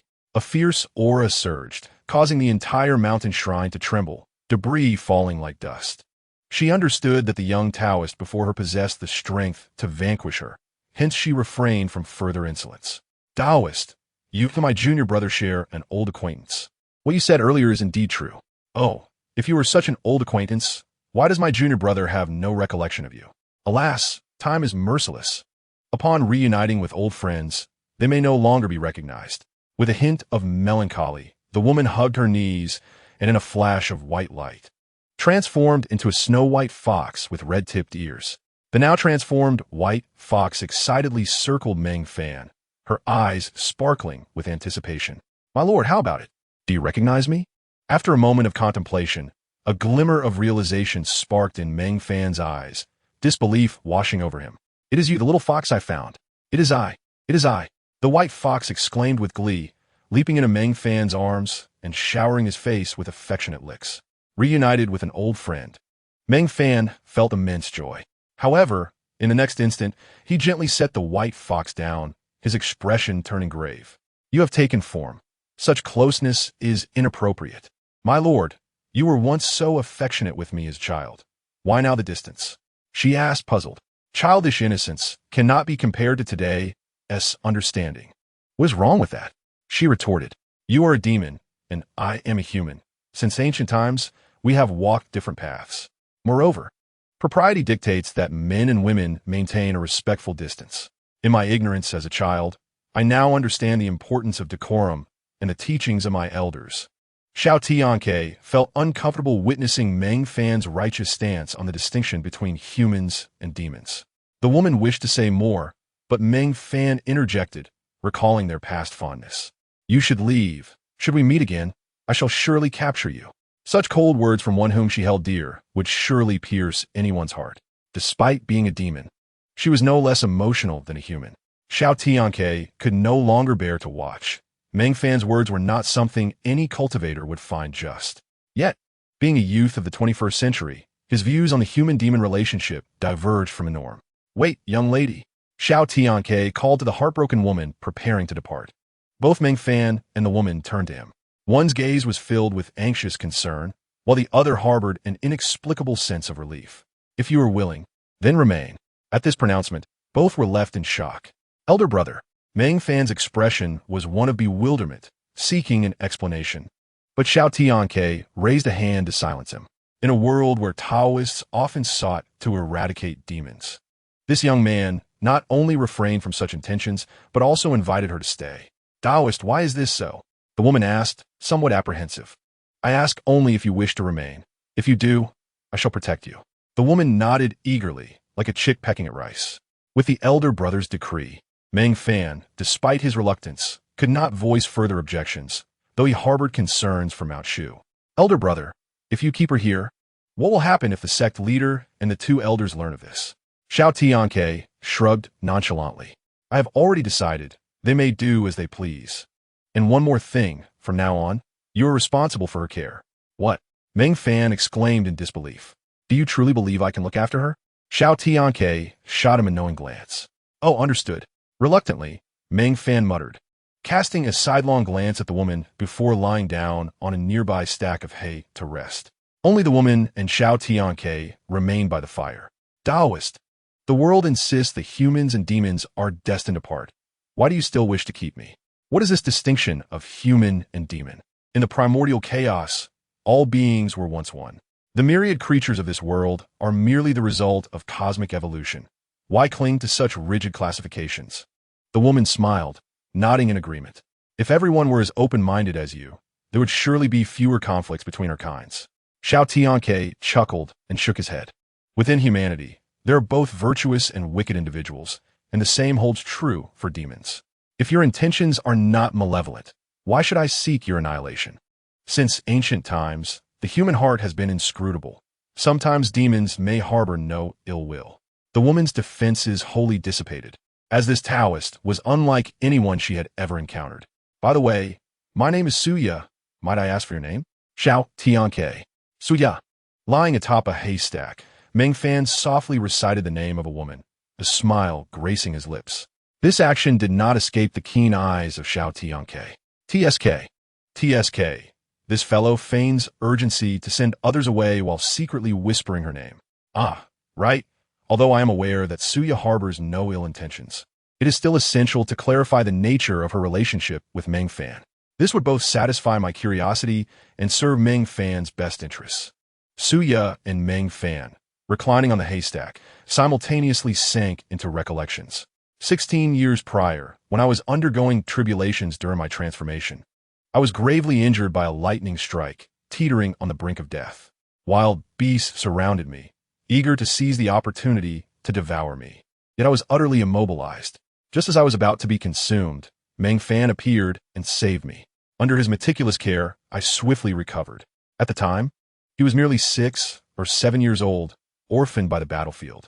Moved by his plight and wishing to repay my life debt, I chose to remain by his side until he was taken as a disciple by an elder from the Baiyun Temple. In the years that followed, I sought traces of him, and finally, my efforts bore fruit as I discovered he was cultivating in Shushan. I enlisted the help of birds to keep watch over him. Upon his descent from the mountains, I followed him from afar. Chapter 29. Arrival at Jinsa Town, Peculiar Events. Shushan is a sacred land for cultivation, home to over 100 disciples, each possessing formidable skills. The 3 elders within the sect are nearly invincible, their power unmatched in this realm. Suya, being a demon, dared not approach lightly, and thus entrusted her inquiries to the passing birds, hoping they might relay information about her savior. Xiao Tianque smiled knowingly. A life debt often leads to deeper bonds. Experience has taught him that this sentiment had likely evolved beyond mere gratitude over time. As the saying goes, the longer one lives, the more profound their sentiments become. The demon, perceptive as ever, discerned Xiao Tianque's thoughts from his smile and quickly defended herself, declaring, "Do not misunderstand. Taoist, Suya merely wishes to express her gratitude to young Master Meng." Misunderstanding? I have said nothing, Xiao Tianque replied innocently, raising his hands in feigned surrender. This exchange left Suya momentarily speechless, and she increasingly perceived the Taoist as frivolous. Should she clarify? Perhaps not, for any earnest explanation might lead to further misinterpretation. Xiao Tianque, with a playful squint and smile, continued, "Why the silence? Are you concerned that a humble admirer may be unreciprocated?" This query struck a chord within Suya, her cheeks flushing as she mustered the courage to respond. "Taoist, please do not jest. Humans and demons are world apart." After expressing my gratitude, Suya will take her leave. With a loud slap on his thigh, Xiao Tianque exclaimed in frustration, "Of course it's my own thigh." Yet, this sudden outburst startled Suya, who gazed at him with wide eyes. "Are you all right, Taoist?" Quite the opposite. This is serious. In his excitement, he had struck too hard, causing his leg to ache. With a serious tone, he advised, "Suya, there are countless ailments in this world, yet none are as bitter as longing. If there is love, pursue it boldly, lest you be left with regrets." With this, Suya revealed her inner turmoil. Traditionally, humans and demons are destined to be apart. Xiao Tianque shook his head and responded, "Love knows no boundaries. Mountains and seas can be traversed." Having said this, he concluded, "Take heed of your own path." Unbeknownst to them, Meng Fan, leaning against the haystack with his back turned, understood that his senior brother's words were meant for both him and Suya. The following morning, the trio departed from the mountain shrine and continued their journey southwest. The relationship between Meng Fan and Suya seemed to have undergone a subtle shift, with shared glances yet an unbroken silence. Xiao Tianque observed this dynamic with concern. In his eyes, Meng Fan was usually a chatterbox, yet now he appeared mute in the presence of a woman. "Junior brother," Xiao Tianque suddenly called out to Meng Fan, who turned around bewildered. He intended to break the silence and assist the two, but reconsidered. Some matters must unfold naturally, and excessive meddling could yield the opposite effect. "We are not far from junior brother Chu Ran's hometown. Let's pay him a visit." "Sure. I wonder what Chu Ran has been up to since returning to the mundane world." "Do not dwell on his hawthorn supplies. He would be grateful if you did not." Chu Ran, hailing from a family of physicians, had been put in charge of the Shushan pharmacy upon his arrival. Meng Fan frequently visited the pharmacy, ostensibly to assist his junior brother, but in reality, he indulged in hawthorn and jujube slices. After each visit, half of the stock would mysteriously vanish, leaving Chu Ran with a scowl upon each encounter. "I never imagined young Master Meng would pilfer from the pharmacy." Suya chuckled, her laughter melodious like a mountain spring. At this moment, Meng Fan could only clench his teeth in frustration at the laughing Xiao Tianque, wishing he could vanish into the ground. "Junior brother, your senior brother is merely returning the favor," Xiao Tianque whispered.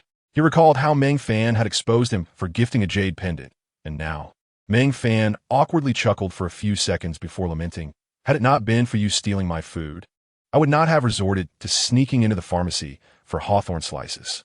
Xiao Tianque's scalp tingled. He had not expected Meng Fan to suddenly be so clever, creating something out of nothing. He thought, "Never mind. Let's hasten our journey." "Do I not know the way?" Xiao Tianque gaped, regretting his decision to bring Meng Fan down the mountain. As they stood there, Suya volunteered, "I am not familiar with the whereabouts of senior brother, but perhaps I could guide you." "Why are you looking at me?" Xiao Tianque glared at Meng Fan, exasperated. A young lady had offered to assist, and he remained mute. Seize the opportunity to converse with her. "Jinzhen, you say?"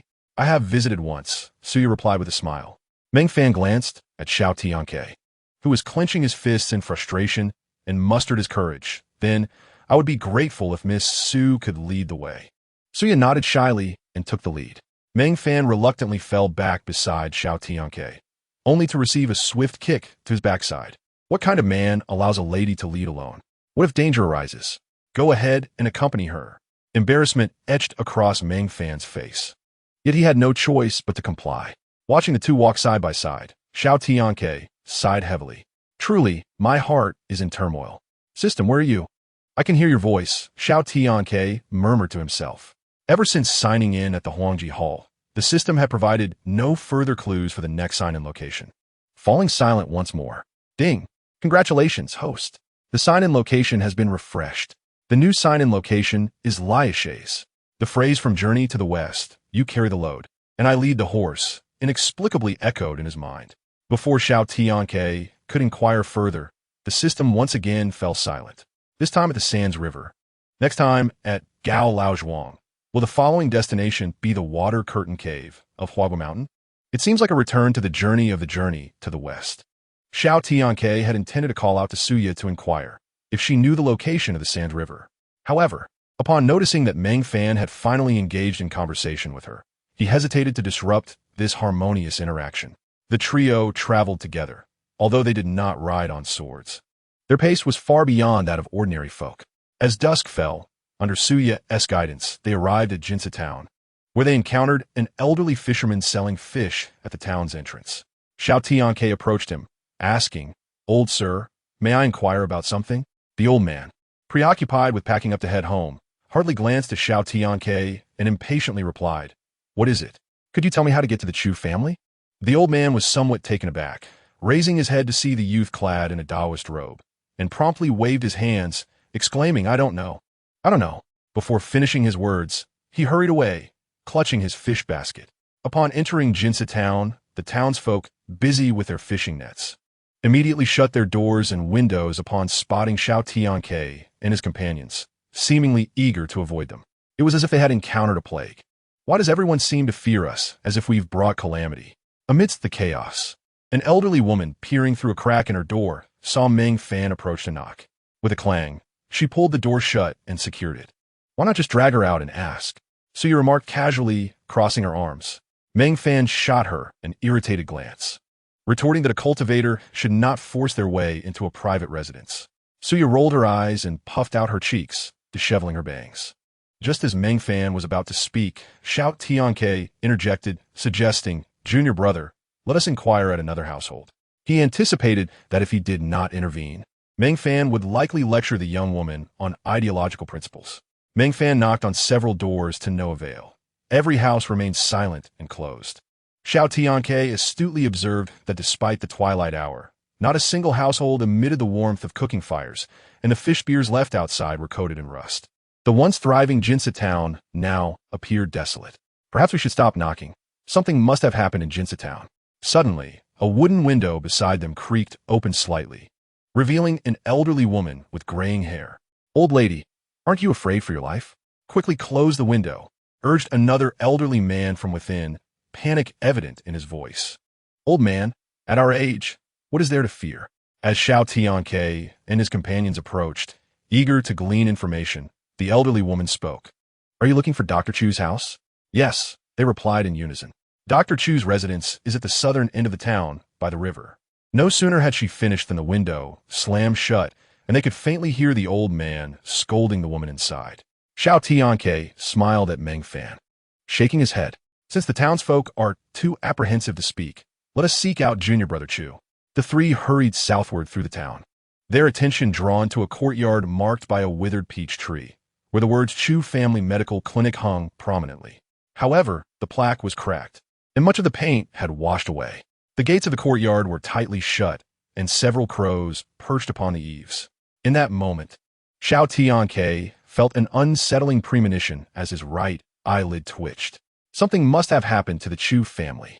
At his words, Meng Fan froze, then began to pound on the door, calling out, but to no avail. With a sudden burst of frustration, Suya stepped forward, effortlessly shattering the door with a single strike. As she entered the courtyard, she turned back and said with a smile, "Young Master Meng, your senior brother mentioned that the Chu family might be in trouble. Damaging the door will hardly encourage anyone to open up to you. I remember you being less naive in your youth.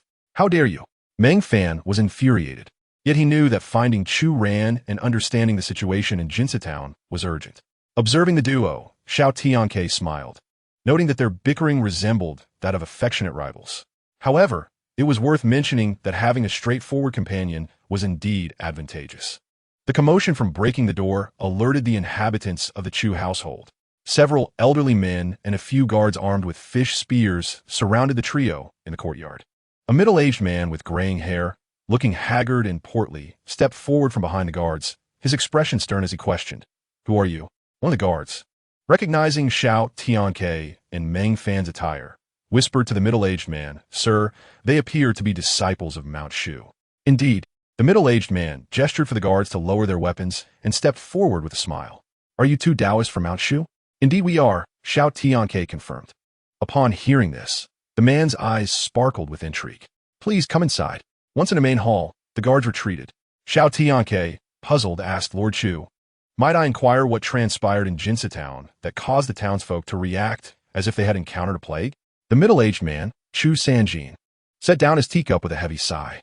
It is not their fault. They are merely afraid for their lives. Afraid for their lives? Meng Fan exclaimed, his curiosity piqued. In broad daylight, who would dare to harm anyone? I refuse to accept such a notion. Chu Sanjin motioned for Meng Fan to quiet down, speaking in a trembling voice. It is not a person who brings death. Indeed, it is not a person, but a monster. Just then, a familiar voice echoed from outside. Junior Brother Chu. Meng Fan turned in excitement, ready to embrace the newcomer, only to freeze in place. The guards carried a stretcher, and lying on it was none other than the familiar figure of Chu Ran, his body wrapped in white bandages, his breath shallow and weak. Xiao Tianque's expression darkened as he inquired, Junior Brother Chu, who has injured you so gravely? Chu Ran smiled faintly, urging, Elder Brother, do not rush. Please take a seat first. Meng Fan shouted in agitation. How can I not be anxious? Tell me who did this to you. I will avenge you. The wound bears the mark of demonic energy. It was inflicted by a monster, Suya interjected, then added coldly, this monster's strength far exceeds yours. Seeking revenge would be tantamount to courting death. You. Meng Fan's anger surged. Who is this? A stranger we encounter on the road, Meng Fan replied, fuming.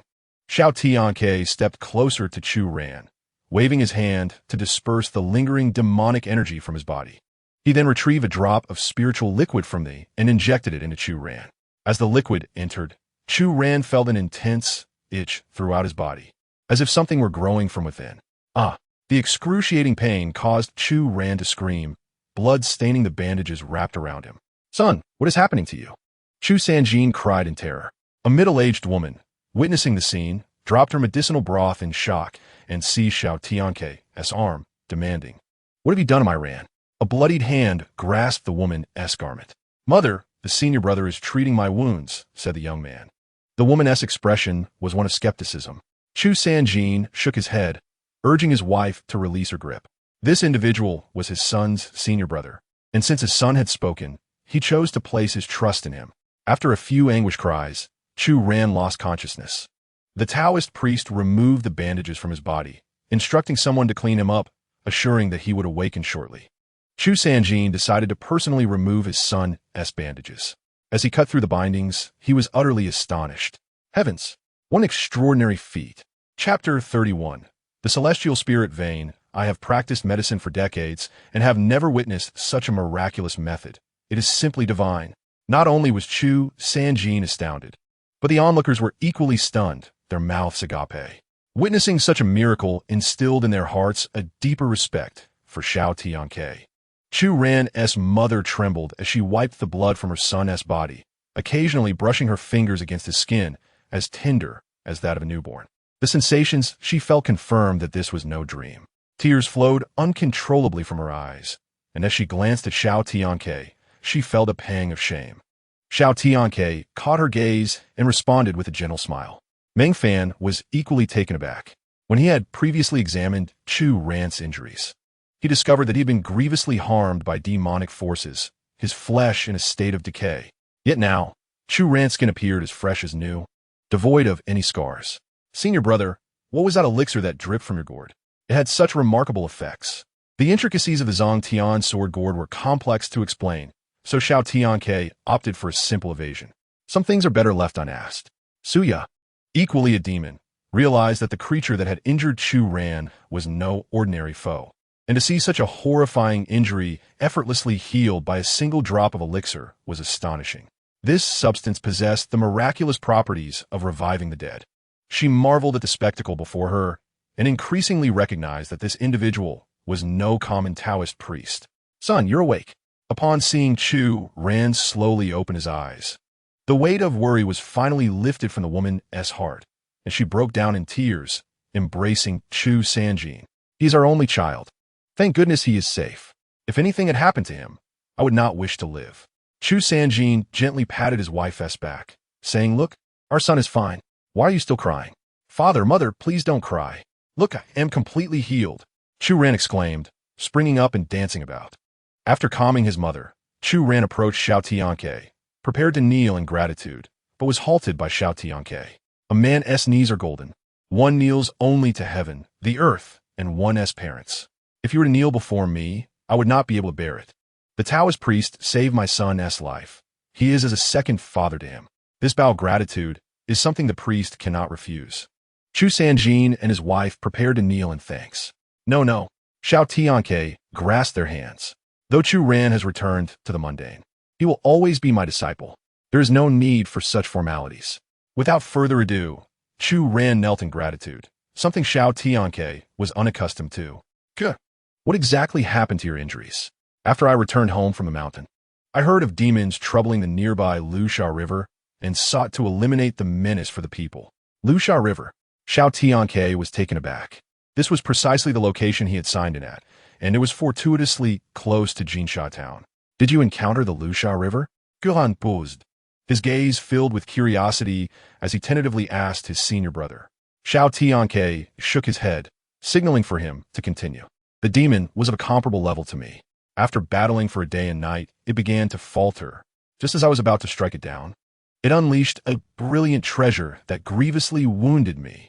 Chu Ran did not need to elaborate further. Xiao Tianque had already deduced the rest. The townsfolk, witnessing his injuries, grew increasingly fearful, retreating at the sight of any Taoist, lest they attract the demoness wrath due to a failed exorcism. In which direction is the Xiao River? Chu Ran pointed southward, uncertainly asking, Senior brother, do you plan to exorcise the demon? The demon is extremely ferocious. You should not go. Kusanji Natajikted. Although he acknowledged Xiao Tianque's remarkable healing abilities, he deemed the act of exorcism perilous and believed such recklessness could lead to disaster. Not a concern. Xiao Tianque replied calmly. Senior brother, I will accompany you. Meng Fan and Chu Ran insisted, but their offer was met with resistance. Why not? Meng Fan asked, puzzled. I am hungry, was Xiao Tianque's succinct response before vanishing from their sight. If I'm not invited, I won't go either. Besides, I'm also hungry. Meng Fan murmured. Chu Ran realized that his senior brother intended for them to stay behind to prepare a meal. Chu Sanjin and his wife exchanged bewildered looks. While Chu Ran laughed, Mother, hurry and cook. He understood that the demon that had harmed him was incomparable to the purple-eyed demon bull that had once invaded Shushan. He vividly recalled the fate that befell the demon that had vowed to annihilate Shushan. Where is she? Meng Fan suddenly noticed that Su Ye, who had been nearby, had vanished. Meanwhile, Xiao Tianque had arrived at the banks of the Xiao River. The river stretched wide, its waters carrying a substantial amount of silt as it flowed southeast. Resembling a great army on the march, its might overwhelming, the waves crashing like a tide. This is the Xiao River. Ding. Congratulations to the host for arriving at the Xiao River. Would you like to sign in? The system's voice confirmed he had not come to the wrong place. Sign in. Ding. Congratulations to the host for obtaining a celestial spirit vein. To his surprise, it was a spiritual vein. A spiritual vein is a convergence of the essence of heaven and earth, a rare treasure said to be the remnants of the primordial god Pangu's meridians. The abundant spiritual energy of Shushan is attributed to the presence of such veins. Now, possessing a vein of quality far superior to that of Shushan. If he could absorb it, his cultivation would surely undergo a transformative leap. Spiritual veins possess consciousness. Without special means, it is impossible to retain them. But that would not pose a challenge for him. Without a moment's hesitation, Xiao Tianque transferred the celestial spirit vein into the Zong Tian sword gourd. Once inside, the spiritual vein would not only be unable to escape, but would also create no disturbance. Now that I'm here, let us see what comes forth. No sooner had he spoken than Su Ye emerged from the dense forest behind him. I came to investigate the demon that injured your disciple, she stated. Since you're here, lend a hand. I've been hoping for someone to challenge the demon, and a free laborer has arrived. What assistance do you require? Su Ye inquired, puzzled. Calling out the demon. A Taoist priest wishes to exorcise a demon, but needs the demon's assistance in calling out. Wouldn't that be a source of ridicule if it got out? Su Ye's words were veiled, yet Xiao Tianque understood her meaning. Why don't you call it out yourself, and instead send me? Sitting upon a boulder by the river, Xiao Tianque tossed a stone into the water. If I were to call it out, it might scare the demon away.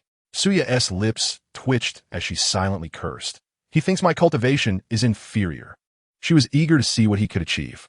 Since the Taoist priest has spoken, How could a mere girl refuse? Suya revealed a feigned smile, and a surge of demonic energy emanated from her palm, shimmering with a blinding white light. In the end, a bow entirely formed from this demonic power materialized in her grasp. With her jade-like hand, she drew the string, and an arrow shot forth toward the quicksand river. Whoosh! The arrow struck the river without causing even the slightest ripple. Taoist, it's up to you now. After completing her task, Suya leaped into the air, perching herself on a tree branch, appearing as if she were watching a performance. Chapter 32. The word shock, thunder chains locking the heavens. The arrow, transformed from demonic energy, soared straight toward the riverbed, as if entering an uninhabited realm. Boom! The surface of the turbulent river suddenly erupted, splashing water everywhere, the sound reverberating like thunder. The commotion was so great that even Meng Fan and others in Golden Sand Town felt its tremors. Throwing firecrackers into someone's home works surprisingly well. Xiao Tianque slowly rose from the massive stone, stretching his limbs. Taoist, here I come. In the next moment, the river roiled, boiling violently, and a massive dark shadow emerged from the mist, appearing both ethereal and ominous. What a show! Xiao Tianque scoffed lightly. Does a mere golden core little demon really need such a grand display? Does it think itself the protagonist? Boldly, who dares to disturb my tranquil cultivation? The voice boomed, the mist parting with spittle flying. Xiao Tianque stood atop the stone, unmoving as a mountain, a look of exasperation on his face as he wiped the liquid off with his sleeve. Do the beasts of this other world not understand hygiene? I will need a bath and a change of clothes upon returning. If only someone could attend to me, it would be a different matter. Doing it myself is truly bothersome. The demon beast had not noticed Suya sitting on the branch, its attention wholly captured by the young man in the Taoist row below. The youth remained calm, meticulously clearing away the water weeds and debris from his body, a displeased expression forming on his face as he spoke. I will strip your shell and make it into a washboard. Arrogant, a mere fledgling Taoist dares to boast before your esteemed self. I shall flay your skin and hang it on a branch. Is that so? Then let me see if you possess such skill. The corners of Xiao Tianque's mouth twitched slightly, revealing a cold smile. Sensing the chill in the youth's gaze, the turtle demon felt an ominous dread wash over it. It then self-deprecatingly mused, what a waste of several hundred years of cultivation, only to be frightened by a fledgling Taoist. If this were to spread, would not all demons laugh themselves to death? Xiao Tianque keenly observed the shift in the turtle demon's expression, a smirk curling his lips, and then he slowly raised his right hand. He was about to strike. Suya instinctively straightened her posture, her eyes widening in anticipation. Ignorant little Taoist, I shall show you what I can do. At this moment, the turtle demon had yet to grasp the gravity of the situation, still spouting bravado. Crack! As his thumb and forefinger rubbed together, a crisp sound echoed. The smile on the turtle demon's face abruptly vanished, and an overwhelming force akin to a torrent of the heavens surged forward, utterly unstoppable. Suya was left completely stunned. The turtle demon, which weighed thousands of pounds and was comparable to a small mountain, was now akin to a solitary boat on a vast ocean. Despite the turtle demon exerting all its strength, it could not withstand the onslaught, being sent flying by the surging spiritual force. Boom! With a deafening explosion, towering peaks collapsed hundreds of feet away, massive stones rolling down to bury the turtle demon beneath. Suya swallowed hard, her expression blank, overwhelmed with amazement. In merely a snap of his fingers, such might could be unleashed. Just how powerful was he? She now comprehended why Xiao Tianque did not personally confront the foe. With a mere flick of his fingers, he could shatter rivers and mountains. Who could stand against such a formidable being? Roar! The turtle demon howled in fury, struggling out from the rubble. Its once proud shell was now shattered, demon blood streaming uncontrollably, and bones from its forelimbs had pierced through flesh, exposed and gruesome. The turtle demon was thoroughly terrified. At this moment, only one thought occupied its mind: escape. It hastily retreated into its shell, withdrawing its head, limbs, and tail, channeling its demonic energy to spin rapidly, like a wheel, attempting to flee into the quicksand river. Just as it was about to reach the river, a flash of lightning flickered in Xiao Tianque's eyes. Salt! Thunder chains locked the heavens. His calm voice resonated like a decree from the heavens. In that instant he spoke. The sky darkened, and thunder erupted, bolts as large as bowls descended. Even more astonishingly, the lightning transformed into chains, instantaneously piercing through the turtle demon's body, unleashing a torrent of thunderous might that surged into it. Lightning arcs exploded within its body, scattering blood mist. The turtle demon, now on the brink of death, realized it had no chance of escape today. Who exactly are you? You dare to harm my junior brother and still inquire about my identity? Xiao Tianque's eyes gleamed coldly, his voice icy.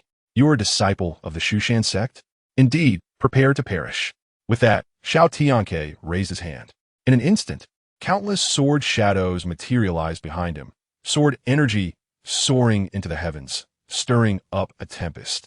Observing this, the turtle demon hurriedly spat out a piece of emerald green scale armor, crying out, "My lord, save me." Once the turtle demon called for aid, a satisfied smile spread across Xiao Tianque's face. You have used me. Indeed, my junior brother's cultivation is comparable to yours, yet you were able to injure him so severely only by relying on that scale. I wish to see who the true master of this scale is. Upon hearing this, the turtle demon mockingly laughed, "Ignorant Taoist, when my lord arrives, you shall have no place to rest in death." Enough with the prattle. With a thought, Xiao Tianque made the thunder chains that pierced the turtle demon dissipate without a trace, as if nothing had ever occurred. However, the turtle demon's body instantly cracked and shattered, falling into the quicksand river. Sigh. At this moment, Suyi was thoroughly impressed by Xiao Tianque's strength. She asked in confusion, "Taoist, why do you sigh? What a pity." Suya looked perplexed. A turtle that has lived for hundreds of years, if made into a medicinal dish, would surely be a great tonic. What a shame it has now been swept away. Suya's lips twitched as she struggled to find words. She began to doubt whether this person before her was truly a Taoist. Meddling with humans and demons is already quite absurd. But to slay a demon and then think of using it for a medicinal dish? She reminded herself to keep her distance, lest she too be turned into a dish. Xiao Tianque seemed to see through Suya's thoughts and casually remarked, "Rest assured, I do not eat foxes." Suya was taken aback, then managed a faint smile. That is good, that is good." Just as he spoke, the tumultuous waters of the quicksand river eerily stilled, and a monstrous figure emerged. It was a colossal dragon, dark and imposing, nearly overshadowing the entire river, exuding tremendous demonic might. Its massive body twisted like lightning, the emerald scales shimmering ominously in the glow of the setting sun. The enormous dragon head broke the surface, its eyes akin to blood-red moons filled with malevolence, gazing down at Xiao Tianque as if intent on tearing him apart. The terrifying aura of the demon felt like a mountain pressing down on Suya, nearly suffocating her. She understood that if such a force came bearing down, even those at the nascent soul realm or beyond would find it difficult to escape death. However, at that moment, she heard Xiao Tianque let out a light chuckle. Half-step to the integration realm. There was some significance to this. Chapter 33, Little Loach. Has he gone mad? Su Yajiao's body quivered as she looked at Xiao Tianque in disbelief. In her eyes, although Xiao Tianque was the senior brother of the Shushan sect, with extraordinary talent, he was still young, and his cultivation was at most at the nascent soul stage. Now, facing the formidable beast, the Jiao Dragon, he dared to provoke it, which was akin to courting death. The Jiao Dragon observed the young Taoist in front of it, visibly surprised. A half-step spirit realm. Naturally, the one more astonished was Su Yajiao, who had never expected that this Taoist in his 20s possessed such cultivation. Even more unexpectedly, the Jiao Dragon forcibly suppressed its fury and addressed Xiao Tianque, saying, "I harbor no desire to bear enmity with the Taoist. If you leave now and spare my servant, I shall let this matter pass." Seeing such a favorable outcome, she hastily communicated, "Taoist, let us leave quickly. We cannot provoke this Jiao Dragon." I'm not saying this, but how can a young man lack any fighting spirit? Xiao Tianque replied. Su Yajiao was taken aback. What does he mean? Is he intent on confronting this Jiao Dragon? She regretted following him. The massive dragon head gazed at Xiao Tianque, awaiting his response. You seem to be in a hurry. Could it be that you intend to focus on some malevolent deeds? Xiao Tianque keenly observed that while the Jiao Dragon claimed to wish for no conflict with the Taoist, its eyes brimmed with murderous intent, and its tone held an urging undertone. The Jiao Dragon's expression darkened, its crimson eyes bursting forth with overwhelming malice as it fixated on Xiao Tianque. I have chosen not to hold you accountable. Do not overreach. In the face of the dragon's threat, Xiao Tianque merely smiled lightly. Unconcerned, I intend to overreach. What can a mere poisonous Jiao do to me? Provoked by this defiance, the Jiao dragon could no longer contain its rage. You seek death, it bellowed, its eyes flashing with bloodlust as tremendous demonic power coalesced at its mouth. Perish! In an instant, a torrent of venomous liquid erupted from the Jiao dragon's mouth like rain, turning everything it touched into putrid sludge. The display was terrifying and utterly shocking. Su Yajiao couldn't help but sweat for Xiao Tianque. As the poisonous mist dissipated, the ground lay scarred, a bubbling mass of putrid sludge remaining. The Jiao dragon laughed triumphantly.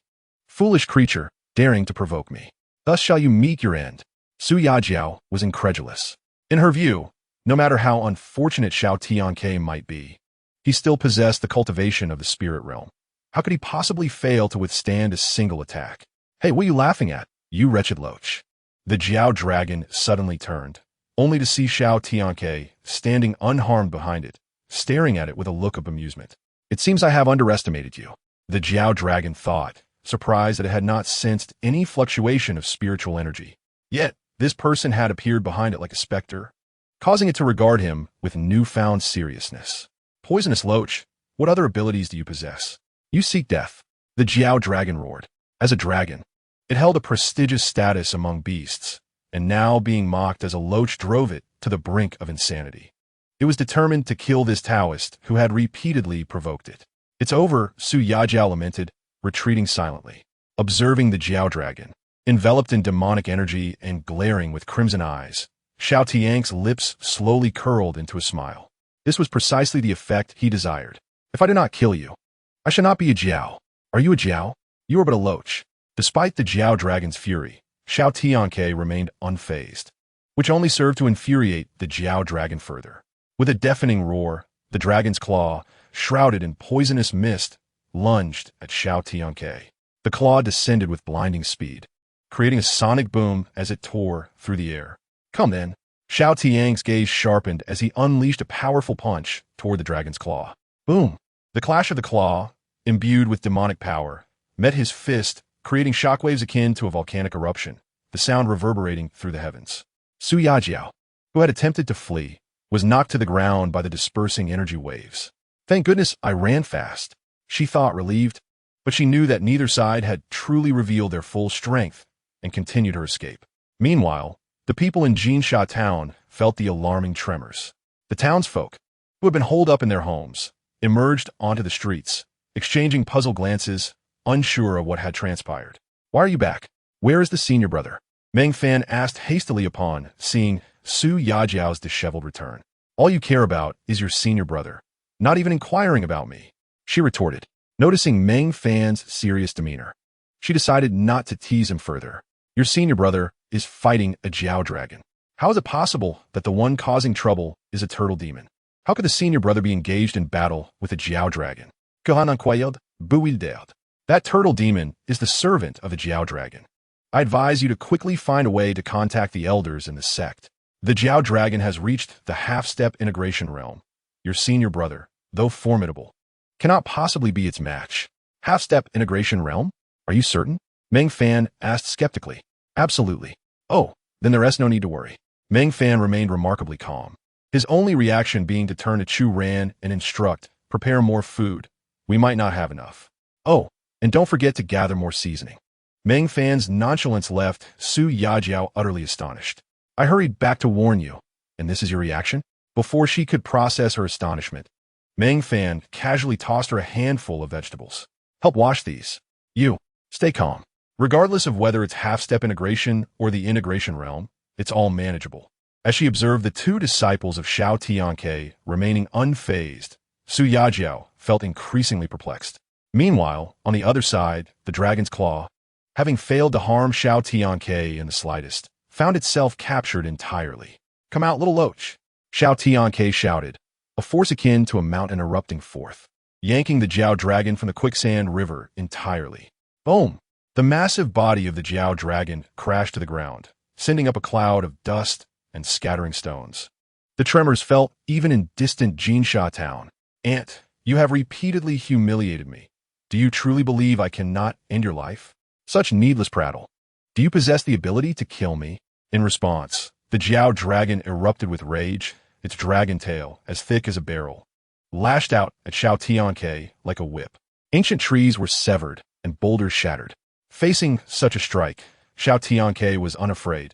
He did not dodge nor evade, but instead stepped lightly forward, meeting the dragon tail head-on. Got you. He wrapped his arms around the dragon's tail and, using its own momentum, effortlessly swung the Xiao dragon away, crashing it heavily into the distant mountains. This move is called using 4 ounces to deflect 1,000 pounds. Observing Xiao Tianque's relaxed demeanor as he clapped his hands, the Xiao dragon's fury only intensified. Roar! The towering stone mountain crumbled under the impact of the venomous serpent. Yet astonishingly, it remained unscathed despite the colossal boulders crashing down upon it. Xiao Tianque couldn't help but marvel at the creature's formidable resilience. Emerging from the rubble, the serpent did not lunge at him, but instead twisted its body and soared skyward. Chapter 34, Provocation. Ah, is it time for serious action? The venomous serpent ascended rapidly, while simultaneously, dozens of water columns erupted from the quicksand river, creating a spectacular scene shrouded in mist. Dragons sucking water. Look, is that not a dragon? The citizens of Golden Sands Town were captivated by the spectacle, their eyes wide with astonishment. For them, dragons were divine beings, and every household fervently offered incense and prayers. As Chu Ran and his wife, along with their servants, prepared to light incense, Chu Ran halted them. Should a true dragon appear, we must set up an altar and offer incense. He shook his head. This is not a dragon, but a serpent. The serpent and dragon bore a striking resemblance, making it understandable that common folk could not discern the truth. The serpent lacked horns or possessed only a single short, straight horn without any forks, whereas dragons had 2 horns, each forked. As Meng Fan pointed this out, the Chu family gazed in astonishment. Indeed, it had only 1 horn. It is so short that it is nearly indistinguishable. A servant hurried to inform others, cautioning them against mistaking the serpent for a dragon and offering incense in vain. On another front, the venomous serpent, enveloped in a mist, shimmered with demonic patterns, exuding waves of malevolent energy. The noxious poison seeped into the mist, corroding and eroding. With a fearsome howl, the serpent unleashed a roar, and in an instant, a tempest surged, scattering the mist and coalescing it into countless raindrops. Boy, prepare to meet your end. The serpent bellowed, as the rain transformed into a barrage of poisoned arrows, hurtling towards Xiao Tianque from all directions. Child's play. Xiao Tianque remained unfazed in the face of such terrifying onslaught. Sun character, wind sweeping the clouds. As he opened and closed his eyes, the storm swelled, halting the poison rain mere yards from him. How is this possible? The serpent was astounded. Even with all its power, it could not push the rain forward. As it pondered this, a fierce wind gathered the toxic rain into a singular force. With a soft exhale, Xiao Tianque launched a water projectile, the size of a small mountain, towards the serpent. With a thunderous impact, the toxic water struck the serpent, producing a dull thud without bursting apart. The scales where it was hit shed, flesh torn, and blood oozed. Xiao Tianque understood that while the water was highly toxic, it was the serpent's own poison, causing minimal damage. Fortunately, he utilized the wind's force to encapsulate the water into a sphere, hurling it at the beast. The serpent, now a mix of fear and rage, had lost its reason, thrashing wildly toward Xiao Tianque. Qian character, a mere step from heaven and earth, standing with his hands clasped behind him. Xiao Tianque moved through the air like a specter, controlling the water projectiles to pummel the serpent relentlessly. The serpent's tough hide rendered the attacks ineffective. Yet it felt immense frustration. Enough. Enraged, the serpent unleashed a torrent of demonic energy, spreading it wide. This Taoist's methods are peculiar. I must devise a strategy to counter him. While evading the water projectiles, the serpent concocted a plan in its mind. The townspeople's remarks reached the serpent's ears, igniting an idea. Boy, I will kill you, but I can annihilate these mortals. The serpent cackled maniacally, its eyes flashing coldly as it summoned a gem radiating potent toxic energy, resembling the essence of countless evil serpents, and directed it towards Golden Sands Town. Run. Meng Fan and Chu Ran activated their spiritual powers, ready to intercept the toxic mist and buy the townspeople time to escape. This mist, driven by the serpent's gem, is lethally toxic. You cannot stop it. Flee. Suya grasped Meng Fan's hand, urging him to leave, but he forcefully shook her off. I will not leave. You go. Meng Fan was acutely aware that if the mist was left unchecked, every citizen in Golden Sands Town would perish in an instant. You have provoked me. Xiao Tianque's eyes gleamed with a fierce light. He never anticipated that the serpent, unable to contend with him, would resort to targeting the townspeople. Feeling the murderous intent emanating from Xiao Tianque, the serpent's heart trembled. Nonetheless, it dismissed the threat, laughing maniacally. Do not Taoists preach to save the world? Now, will you save them or not? Rest assured, I will extract your dragon tendons, making you wish for death. After uttering this, Xiao Tianque employed the Qian character technique from the Primordial 8 Trigrams to appear above Golden Sands Town. Senior brother, go evacuate the townspeople. I will handle this. Xiao Tianque turned to Meng Fan and Chu Ran. They nodded and followed his instructions.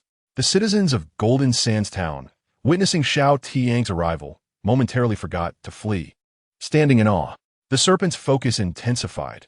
If Xiao Tianque intervened to block the mist, it would unleash the full power of its gem for a lethal strike. The sudden appearance of a sword hilt in Xiao Tianque's hand puzzled the serpent.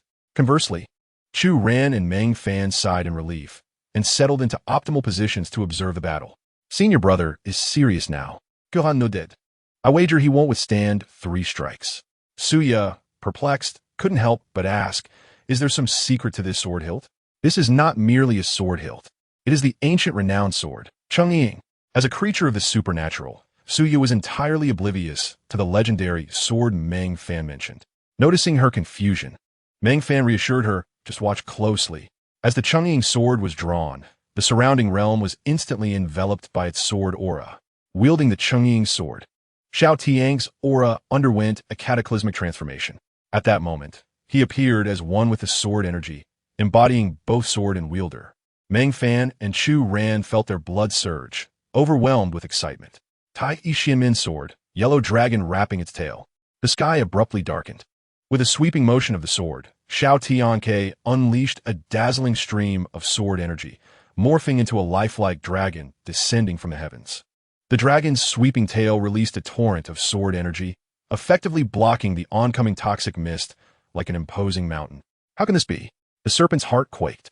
Sensing an overwhelming danger, its massive eyes reflected the sword-wielding youth, revealing a flicker of fear within its violent gaze. The might of this sword was simply terrifying. With a mere flick, it thwarted the serpent's gem-driven assault. Sun character, wind sweeping the clouds. Li character, crimson flames burning the heavens, simultaneously invoking the Sun and Li techniques. The terrifying toxic mist was incinerated in an instant. At that moment, the serpent was consumed by a singular thought. Escape? Such thoughts were futile. Chapter 35. The Fall of the Venomous Serpent and the Arrival of an Unexpected Guest. The Taoist of the Void once taught him that heaven possesses a benevolent nature towards life. The venomous serpent has entrenched itself in the quicksand river, and although the evildoers are its subordinates, they are inextricably linked to it. Initially, it refrained from striking with lethal force, adhering to the teachings of the Tsangshu Taoist, hoping to uncover the reason for its unwillingness to vacate this place.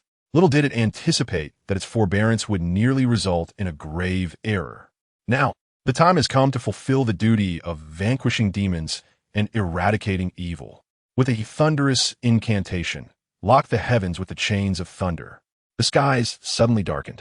The winds surged and ominous sounds echoed through the shadowy heavens, where flashes of lightning twisted like myriad serpents within the black clouds. The serpent roared out in a primal scream, sensing that if it could not escape this time, it would be trapped forever. The full force of its semi-formed body erupted, a surge of demonic energy soaring toward the heavens. However, the serpent was not inclined to resist stubbornly. It knew that such defiance would only lead to certain death. Seizing the moment when Xiao Tianque had yet to unleash his technique, it gathered its demonic power to flee, perhaps grasping a slim chance of survival. It is escaping. In all my life, I have never seen a demon that could evade the grasp of my senior brother. Meng Fan spoke slowly. As expected, Just as the serpent's demonic energy surged in preparation to flee, a thunderous roar erupted. In the next instant, countless chains of thunder descended from above, swiftly binding the serpent's limbs and body. The serpent let out another scream, this time imbued with profound terror. The chains forged from thunder were extraordinarily potent. No matter how it struggled, it could not break free. Even more terrifying was the fact that the more it fought, the stronger the thunderous force unleashed from the chains became. Young one, I shall fight with you to the bitter end. The serpent, realizing it could not escape its bindings, steeled its resolve for a desperate struggle. A pearl, the size of a fist and exuding a black toxic mist, shot forth from its mouth. As the dark pearl left its body, the serpent's cultivation plummeted to a mere fragmentary spirit realm. Prepare to meet your demise.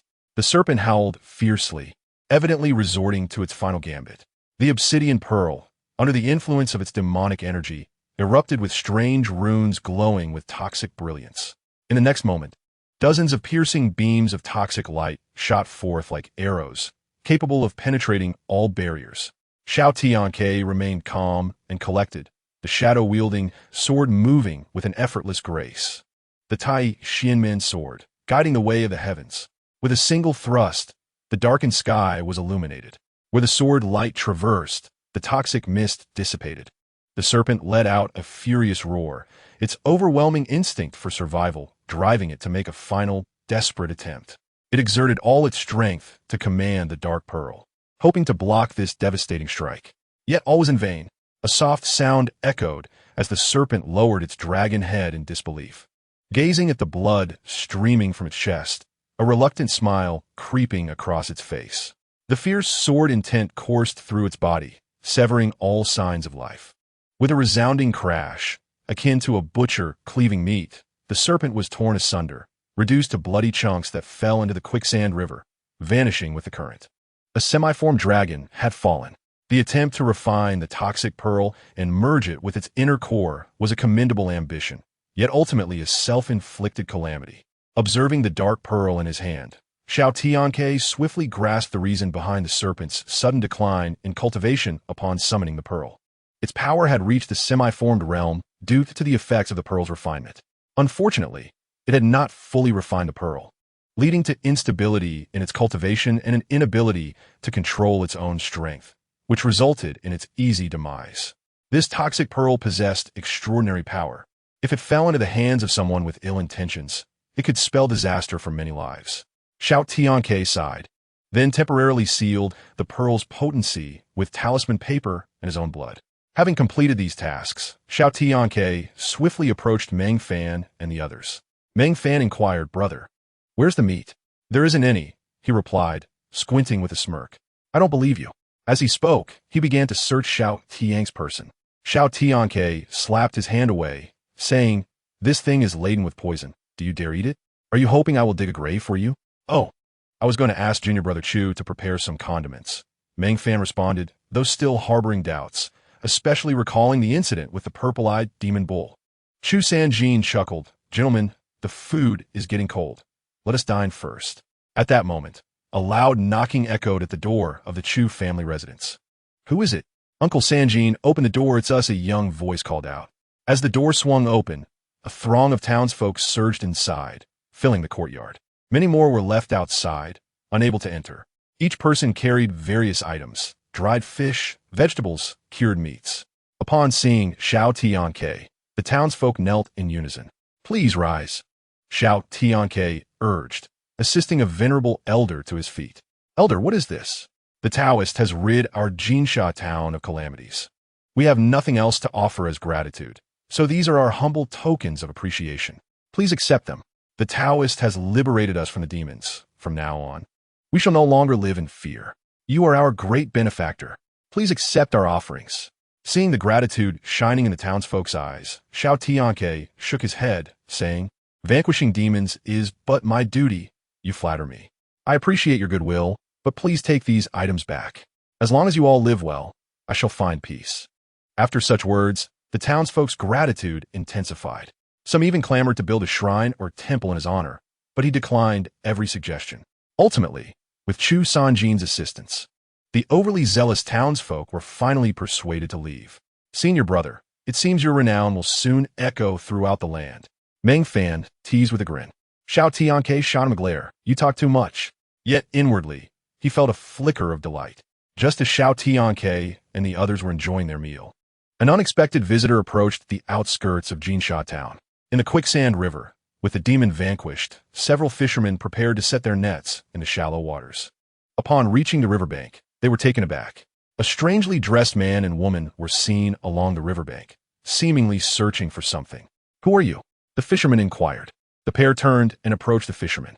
As they drew nearer, the fishermen were gripped by fear, cold sweat pouring down their brows.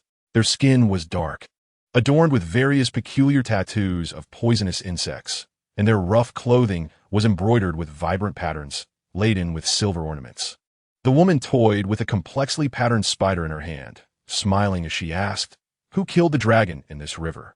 The fishermen trembled uncontrollably, their lips quivering, unable to articulate a response. The man, evidently impatient, drew a curved knife from his waist and pressed it against one of the fishermen's necks, demanding, Speak. If you don't, I'll kill you. Terrified, the fisherman stammered. It was a young Taoist. The woman squinted with a smile. Where is he now? Still in the town, the fisherman replied. Upon finishing his words, the spider in the woman's hand leaped onto his head. Crack! A crisp sound of bone cracking echoed. Accompanied by the anguished cries of fishermen, the spider burrowed entirely into his brain, devouring his marrow. Chapter 36. The Arrival of the Venomous Cave and the Venomous Pearl. A murder has occurred. Witnessing the tragic death of his companions, a terrified fisherman, trembling all over, staggered to his feet and fled towards the town. Cackle, cackle, run. My dear, my treasures are already longing for a feast. The man laughed with wild excitement. 2 centipedes, each the size of a fist and dark red throughout, emitted a sharp hiss before plunging into the mud, lunging at the fleeing fisherman. Defenseless against such venomous creatures, the fisherman had no capacity for resistance. In an instant, several fishermen fell lifeless to the ground, their wounds swollen and blackened from the venom. It was nothing short of a brutal massacre. The fisherman had no time to call for help before succumbing to the lethal poison. In the blink of an eye, multiple fishermen lay dead on the riverbank. The man wore a broad smile, seemingly savoring the scene. At the dining table, Xiao Tianque suddenly halted. Taoist, is the food not to your liking? Kusan Zinanquayod. Fearing he had not adequately entertained the benefactor from Jinsizan. Xiao Tianque shook his head, his tone grave. Something has happened. The others at the table exchanged glances. And when they turned back to look at Xiao Tianque, they found only an empty seat. Meanwhile, on the riverbank, the 2 individuals reveling in the slaughter suddenly narrowed their eyes, the man licking his lips in excitement. Shimmy, the main character has arrived. A streak of light descended. The newcomer was none other than the hurried Xiao Tianque. The centipedes and spiders they had nurtured were now feasting on the corpses of the fishermen, gorging themselves. Witnessing this scene, Xiao Tianque felt an intense fury brewing within him. Monsters! A fierce gust of wind surged from his palm, crashing like a mighty wave. The hissing centipedes and spiders exploded in an instant, juices splattering everywhere. The smiles on the faces of the couple vanished, replaced by grim expressions. Damn it! These were prime materials for my poison and puppetry. The man bellowed. He swiftly drew a curved dagger, preparing to slay the intruder. However, the woman reached out to restrain him. Shushan, do not forget our primary objective. The man coldly huffed, reluctantly sheathing his dagger. It was infuriating that these innocent lives were lost at the hands of mere cultivators, especially when the venomous creatures had not claimed their lives. As cultivators, to slaughter innocent civilians, if you 2 do not provide me with an explanation today, none shall leave. As Xiao Tianque's anger flared, the woman quickly soothed him, little Taoist. Do not be enraged. Birth, aging, illness, and death are the norms for mortals. We, having embarked on the path of cultivation, are different from these commoners. Xiao Tianque sneered. By your reasoning, mortal lives are as expendable as grass. Killing them is trivial. Just a few fishermen, what does it matter? In the past, I slaughtered numerous tribes to refine my blood puppets. The man declared, devoid of remorse, with a hint of pride in his tone. Having read several novels in his past life, he was well aware of the dangers of the cultivation world. Some cultivators would stop at nothing to enhance their power. Now, Confronted with such a situation, he could not help but ask, is it worth killing for the sake of refining puppets? The man laughed maniacally. As long as it enhances my cultivation, what does it matter if I kill everyone in this world? Seeing Xiao Tianque's astonishment, the man sneered. I can't be bothered to waste words with you. That venomous serpent was slain by you, right? You came for this, didn't you? Although the venomous serpent was formidable, it was no match for the two individuals before him. The only thing that could attract them here was undoubtedly the venom pearl. Observing the poison mist swirling around the shimmering pearl in Xiao Tianque's hand, the two let out a sigh of relief, as if a heavy burden had been lifted. Little Taoist, quickly give this pearl to my sister. The woman extended her hand, her gaze fervent. A faint smile crept across Xiao Tianque's lips. It was evident from their expressions that their purpose for coming was solely this pearl. Foolish dreamer. This pearl was acquired from the venomous serpent. Why would I give it to you? The venom pearl was extraordinary, and these two individuals were willing to go to great lengths to enhance their power. If the pearl fell into their hands, countless lives would be jeopardized. Little Taoist, this pearl belongs to my venomous cave and should rightfully be returned to us. Xiao Tianque was taken aback. Venomous cave? The name was not unfamiliar to him. Long ago, that Sangshu Taoist had mentioned it to him. The venomous cave was a cultivation force located in Nanzhou, its exact whereabouts unknown. All that was known was its cruel methods of poison and puppetry. Kid, since you've heard of my venomous cave, hand over the item quickly, otherwise. The man threatened coldly. Otherwise what? Xiao Tianque remained unfazed by the threat. What if he couldn't defeat them? His master, Sangshu Taoist, was among the most powerful cultivators in the world. Such a formidable backing should not be squandered. Sensing the escalating tension, the woman quickly played the peacemaker. Little Taoist, this venomous serpent was originally a beast raised by my venomous cave. It took advantage of our disciples' inattention to steal our precious venom pearl. If you help my sister eliminate this traitor and retrieve the venom pearl, she will be sure to express her gratitude. As she spoke, the woman produced several pouches of coins, indicating her willingness to compensate the families of the slain fishermen. Xiao Tianque toyed with the venom pearl in his hand, slowly responding. While that may be the case, once something is in my possession, it is not to be relinquished. If you want it, it is not impossible. You. The man was incensed. The woman grasped his arm, whispering, hurry and retrieve the venom pearl to avoid further complications. The man relented. Speak, what are your terms? The woman asked. My terms are simple. 10 spiritual veins in exchange. What? 10 spiritual veins. Xiao Tianque's demand undoubtedly shocked the two. Spiritual veins were incredibly precious. Just one could create a sacred ground for cultivation. Yet this person was demanding 10 right off the bat. The woman's tone shifted sharply. Little Taoist, you are being rather greedy. If there are no spiritual veins, then so be it. The woman was somewhat taken aback, gazing at Xiao Tianque, hoping he would propose new terms. A life for a life, debts must be repaid. At his words, their expressions darkened. This man actually expected them to pay with lives for those fishermen. Kid, you're asking for trouble. The man's eyes were now filled with murderous intent, feeling mocked. So what if I am? His tone was cold, unyielding. Hand over the venom pearl, and I grant you your life. The woman issued her final ultimatum. Shimmy, why waste words with him? Just kill him, the man said to the woman beside him. He then drew his curved dagger and leaped, aiming a slash at Xiao Tianque's head.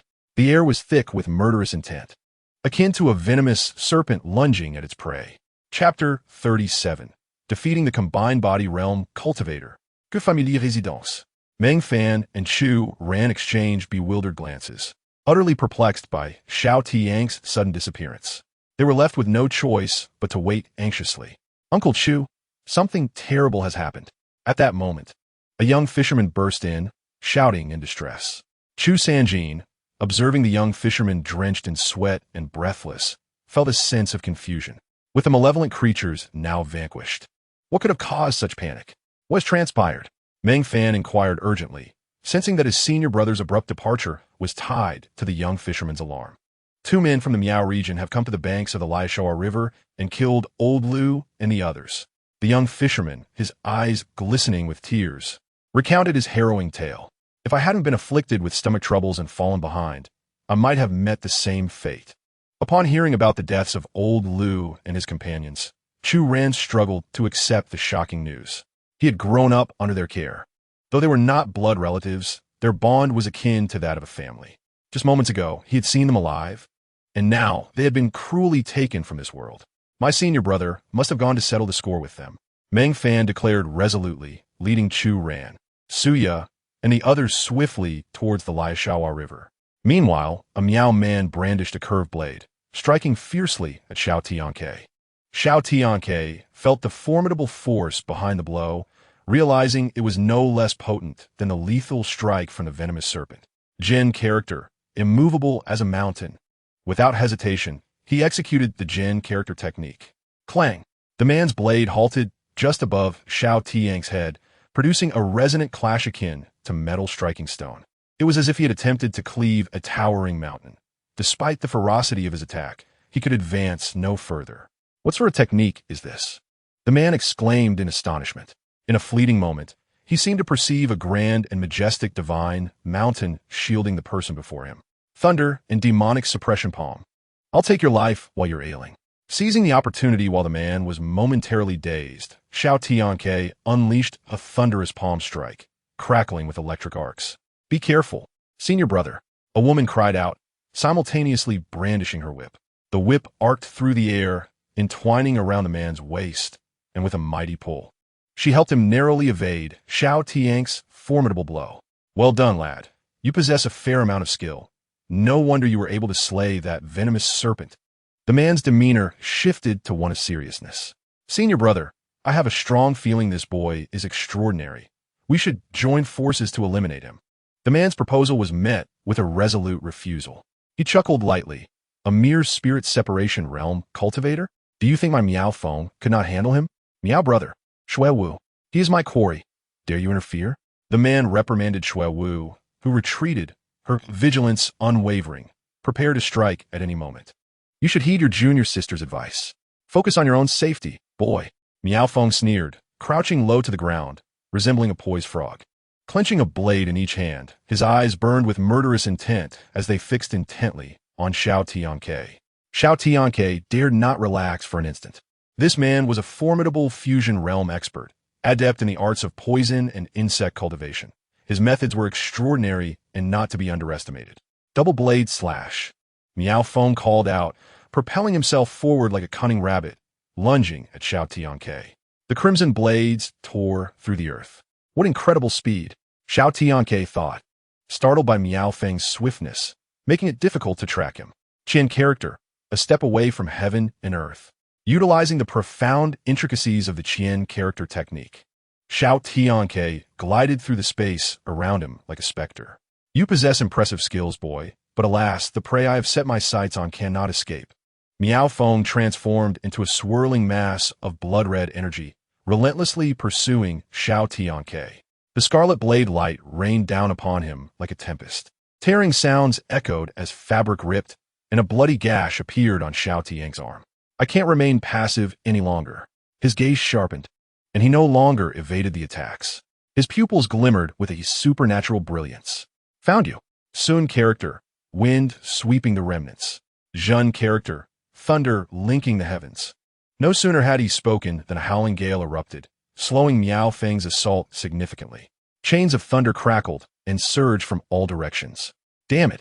Miao Feng cursed as he witnessed the deluge of thunder chains approaching him. He swung his dual blades, creating a symphony of clashing sounds. However, the thunder chains, born of the power of lightning, were not easily severed. The severed chains dissipated only to be reborn anew, like wildfires that cannot be extinguished. Thunder and demonic suppression palm.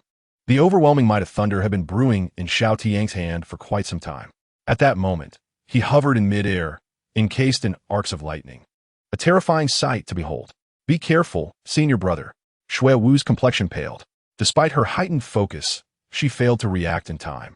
With a swift crack, the thunderous palm struck Miao Feng with pinpoint accuracy, accompanied by a deafening explosion that illuminated the sky. The shockwave sent Meng Fan and the others, who were hastening towards the scene, tumbling to the ground. Father, mother, hurry and lead the villagers home. Chu Ran turned to Chu Sanjin, who clung desperately to an ancient tree.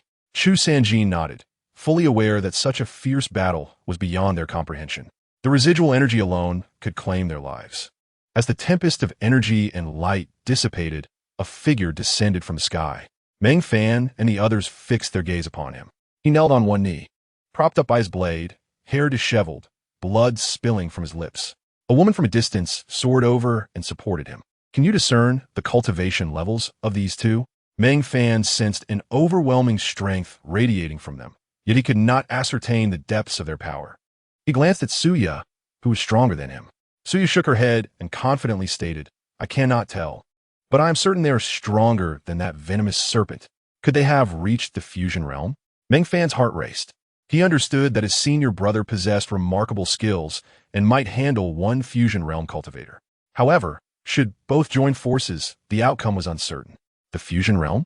Merely trifles. Xiao Tianque chuckled. Fusion realm cultivators had begun to comprehend the laws of the universe. Miao Feng had grasped a fragment of the wind's principles, which granted him such astonishing speed. Yet, the primordial 8 trigram suppression technique was an ancient divine legacy, containing profound mysteries. Each character and technique embodied the great principles of heaven and earth. Miao Feng, who had not fully comprehended the wind's rules, would inevitably be influenced by the Sun character technique. Senior brother, this boy is extraordinary. We should collaborate. Chapter 38. The wind fuels the flames. The vermilion bird appears. In response to Shui Wu's proposal, Miao Feng chose to agree. Although he had not successfully comprehended the rules of the wind, he had grazed the threshold. Yet despite this, he still faced defeat. He poured a medicinal pill from a slender bamboo tube at his waist, swallowed it, and after a brief moment of adjusting his breath, he spoke. Let us join forces to eliminate this brat and reclaim the 10,000 poison pearl. It was indeed laughable for two cultivators at the fusion stage to conspire against a mere spirit-severing practitioner. Xiao Tianque jested. Had I known this would happen, I should have trained diligently from the beginning. Meng Fan and Chu Ran lamented, for although they wished to assist Xiao Tianque, their cultivation was only at the golden core stage, and the gap in strength was too vast. Any attempt to intervene would only hinder their ally. Meanwhile, Miao Feng, undeterred by Xiao Tianque's mockery, coldly replied, Once I have slain you and eradicated everyone in this place, who would know of it? Shui Wu remained silent beside him, her hand gently resting on Miao Feng's back, secretly healing his wounds. My master once taught me that heaven has a benevolent nature, and thus, I should refrain from excessive killing. However, against a force like the 10,000 poison cave, which everyone seeks to eradicate, there is no need for mercy. How audacious! Who dares to insult the 10,000 poison cave in such a manner? Miao Feng bellowed, eager to discern the origin of this Taoist in front of him. A faint smile curled at the corners of Xiao Tianque's mouth. The sect leader of Mount Shu, Song Su Dao Run. Upon hearing this, both Miao Feng and Shui Wu's expressions darkened simultaneously. Miao Feng cautiously inquired, So you're the senior brother of the Mount Shu sect, Xiao Tianque? Indeed. Observing the change in Xiao Tianque's demeanor, Shui Wu whispered to Miao Feng, His expression is unfeigned. It seems he is not lying. Damn it, we cannot kill him. But the 10,000 poison pearl must not return to Mount Shu. Both Miao Feng and Shui Wu, having cultivated for many years, were acutely aware of the terrifying reputation of Tsang Su Daorun. If anyone were to slay his only disciple, even if they fled to the heavens or the earth, their demise would be inevitable. If this man were to perish at their hands, even if the 10,000 poison cave was deeply hidden, it would likely be uprooted and exterminated. Moreover, the 10,000 poison pearl was a treasure of the 10,000 poison cave. If it were to reach Mount Shu, even the sect leader would be unable to retrieve it. Contemplating this, Miao Feng, in an unusual display of cheerfulness, said, So it turns out that the Taoist is indeed a disciple of the esteemed Song Su. It seems my fellow disciples and I have been short-sighted. The sudden shift in demeanor from the two left Xiao Tianque astonished. I never expected my master's name to wield such influence. Next time I encounter trouble, I shall simply invoke his name to save myself the effort. Seeing Xiao Tianque's frosty expression, Miao Feng steeled himself, biting the bullet to produce a spiritual fruit. This is a crimson blood fruit, known for nourishing one's vital energy. Consider it an apology from us. Having not missed the opportunity, Xiao Tianque accepted the fruit without hesitation. Seizing the moment, Shui Wu inquired, Taoist, may we have our 10,000 poison pearl returned? Xiao Tianque smiled slightly before decisively stating, "No, you." Miao Feng instantly felt as though he had been toyed with. They had not retrieved the 10,000 poison pearl, and now they had also surrendered a crimson blood fruit. Shui Wu shook her head at Miao Feng and then addressed Xiao Tianque. "You have accepted our crimson fruit, yet refused to return the belongings of the 10,000 poison cave. That is rather unreasonable. The crimson fruit was willingly given by you. I never claimed it was an exchange," Xiao Tianque retorted. "Brat, do not mistake kindness for weakness." Miao Feng roared. "Please, I can handle the punishment," Xiao Tianque replied, his voice steady. Miao Feng's face darkened as he whispered to Shui Wu, "At this juncture, we must capture this brat to reclaim the 10,000 poison pearl. Indeed, as long as we do not kill him, Song Su will not trouble us regarding the 10,000 poison cave." After a brief discussion, they both launched their attacks toward Xiao Tianque. In the distance, Meng Fan and others were left bewildered, uncertain of the unfolding scenario. First, it gives something, and then they start fighting. What is going on? On the other side, facing the onslaught of Shui Wu and Miao Feng, Xiao Tianque felt neither fear nor trepidation. Rather, a thrill of excitement surged within him. Excellent. Let me ascertain the limits of this body against two cultivators at the fusion stage. He refrained from summoning the Cheng-Ing sword and instead charged forward with his fists. The application of the Qian character technique allowed Xiao Tianque to instantaneously appear before Miao Feng. His fist, akin to a meteor, struck Miao Feng squarely in the face. Bang! Miao Feng staggered backward, blood spewing from his mouth, teeth flying. Damn it! Miao Feng was not deterred by the blow. He quickly dislodged the loose teeth from his mouth and once more summoned his spiritual power to attack Xiao Tianque. Shui Wu struck continuously, but predictably. All her attempts fell short. "Brother, his methods are too peculiar. We must find a way to capture him, relying on the intricacies of the Qian character technique." Xiao Tianque adeptly maneuvered around the two, evading their strikes while delivering blows in return. After a brief exchange of glances, Miao Feng and Shui Wu nodded in silent agreement. In the next moment, a resplendent golden net was conjured by the duo. As soon as the net was cast, it vanished into the void, imperceptible to the naked eye. This net could disrupt the execution of the Qian character technique. When attempting to employ the Qian character technique again, Xiao Tianque was astonished to find he could not escape or shift positions. "Brat, with this dragon locking net in place, you shall not utilize that technique," Miao Feng sneered, alongside Shui Wu, declaring capture him. As they converged, Xiao Tianque surveyed the situation, sighing, "Very well." The Qian character technique had allowed him to strike unexpectedly, but he had become overly reliant on it. Should he encounter a treasure like the dragon locking net in the future that could counteract the Qian character technique, he would be at a severe disadvantage. "You shall be my first target." He glanced at the two before finally setting his sights on Shui Wu. "Let's see how you fare against this." Sun character, wind sweeping away clouds. Li character, red flames burning the heavens. Both characters were invoked simultaneously. However, this time, it was not directed at Shui Wu, but enveloped his own being. The wind fueled the flames. A tempestuous whirlwind and a raging inferno merged under Xiao Tianque's precise control. Scorching waves of heat radiated outward, and a brilliant light illuminated the heavens, transforming Xiao Tianque's presence into that of a blazing sun. Within that blinding radiance, a colossal figure, forged from flames, began to take shape. Miao Feng's complexion changed drastically as he shouted, "Sister, flee quickly." However, it was too late. With wings of fire unfurled, a majestic bird, coalesced from the tempest and flames, let out a resounding cry. It was the vermilion bird. Chapter 39. What is love? Bound by life and death. With wings of fire unfurled, the vermilion bird cried out. Though it was not the true vermilion bird manifesting in the world, the power it exuded was nevertheless astonishing. With a swift sound, the vermilion bird's fiery wings extended, letting out a cry as it soared directly toward Shui Wu.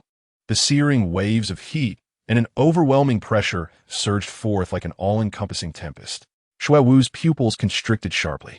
In that moment, the blazing force that charged towards her was no longer the vermilion bird, condensed from wind and fire, but rather a sun capable of incinerating everything in its path. "Junior sister, flee quickly." Miao Feng's frantic roar echoed in her ears. By the time she regained her senses, the lifelike vermilion bird, akin to a fire spirit, was merely a foot away from her. At this juncture, escape had transformed into an extravagant wish. Shui Wu's life force had long been firmly locked onto, and with the full exertion of the elements of Sun and Li, the wind fueled the flames, and the fire borrowed strength from the wind, creating an utterly terrifying synergy. Boom! After a thunderous explosion reminiscent of a volcanic eruption, the assembled vermilion bird dispersed, and the scorching waves of heat surged in all directions.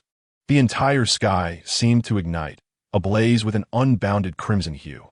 Sparks rained down, igniting even the tumultuous sands of the river below. At this moment, Miao Feng's gaze was entirely fixed on Shui Wu, entirely dismissing the so-called 10,000 poison pearl. Junior sister. He dashed madly towards where Shui Wu had just stood. The roaring flames, suspended in midair, showed no signs of dissipating. The searing fire scorched his body, yet he paid it no mind.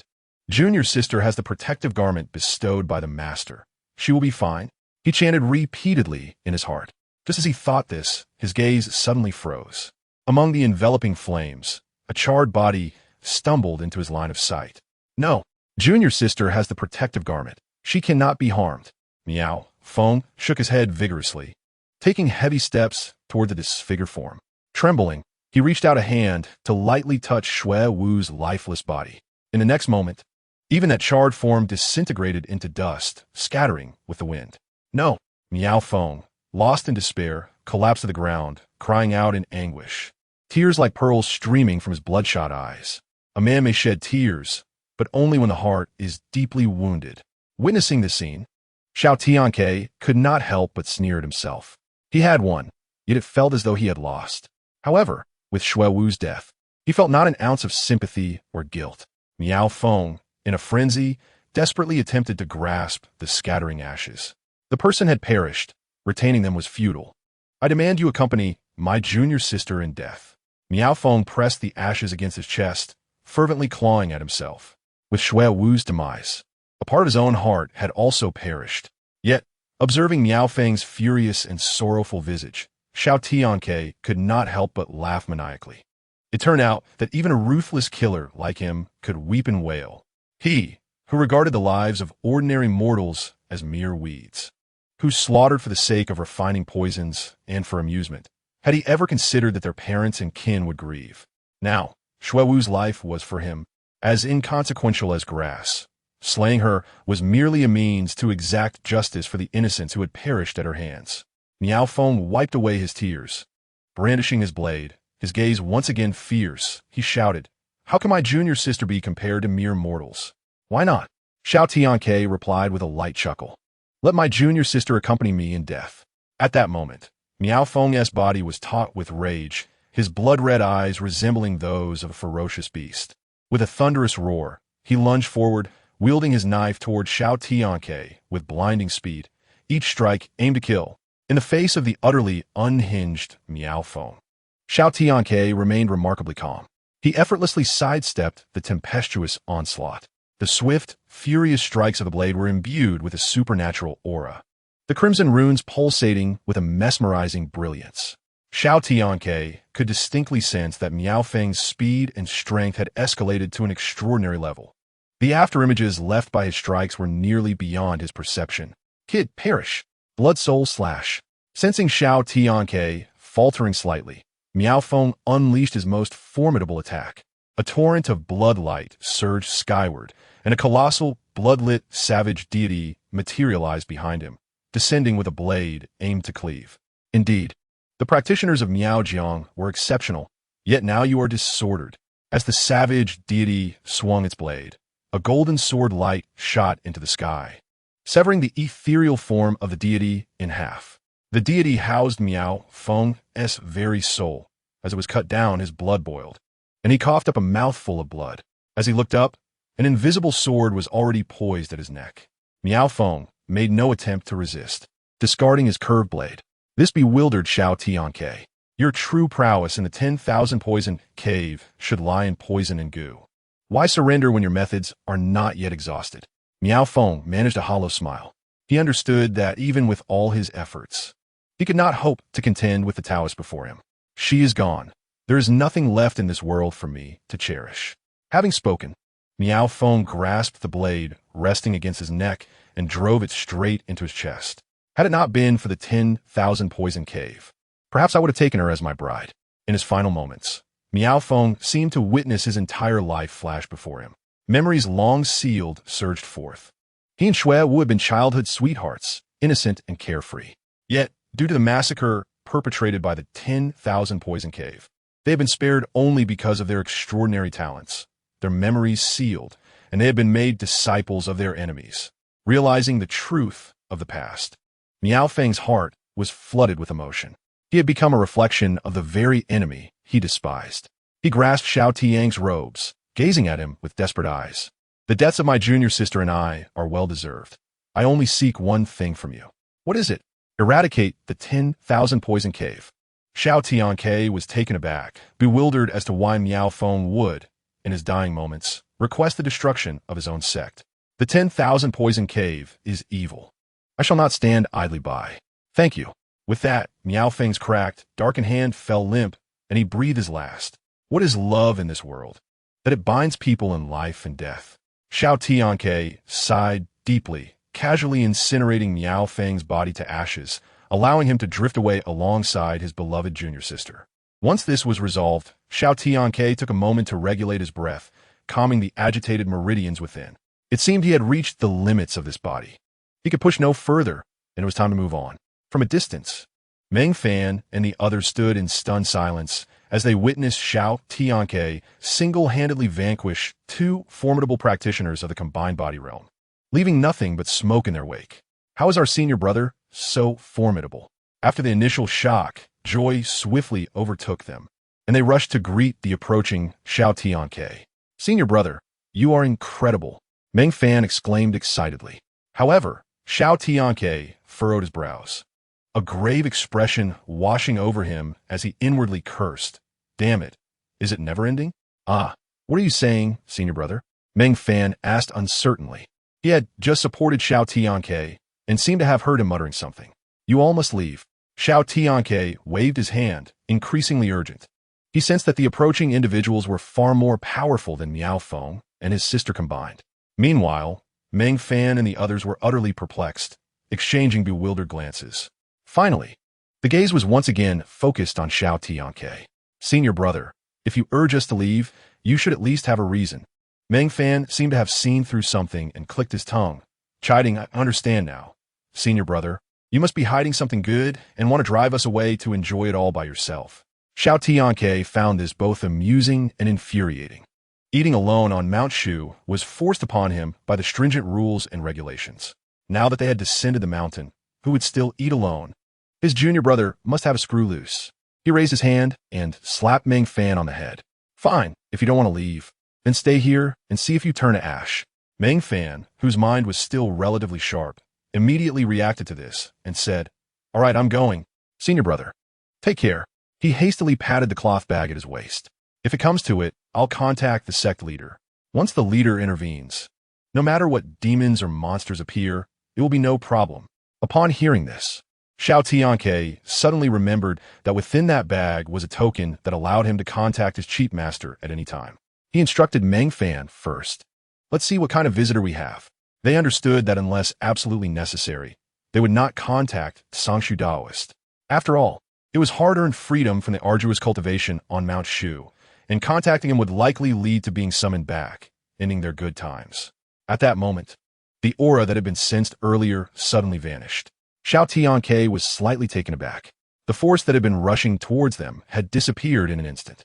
However, just as he relaxed his vigilance, the burial sword gourd began to vibrate ominously, as if it were issuing a warning to its master.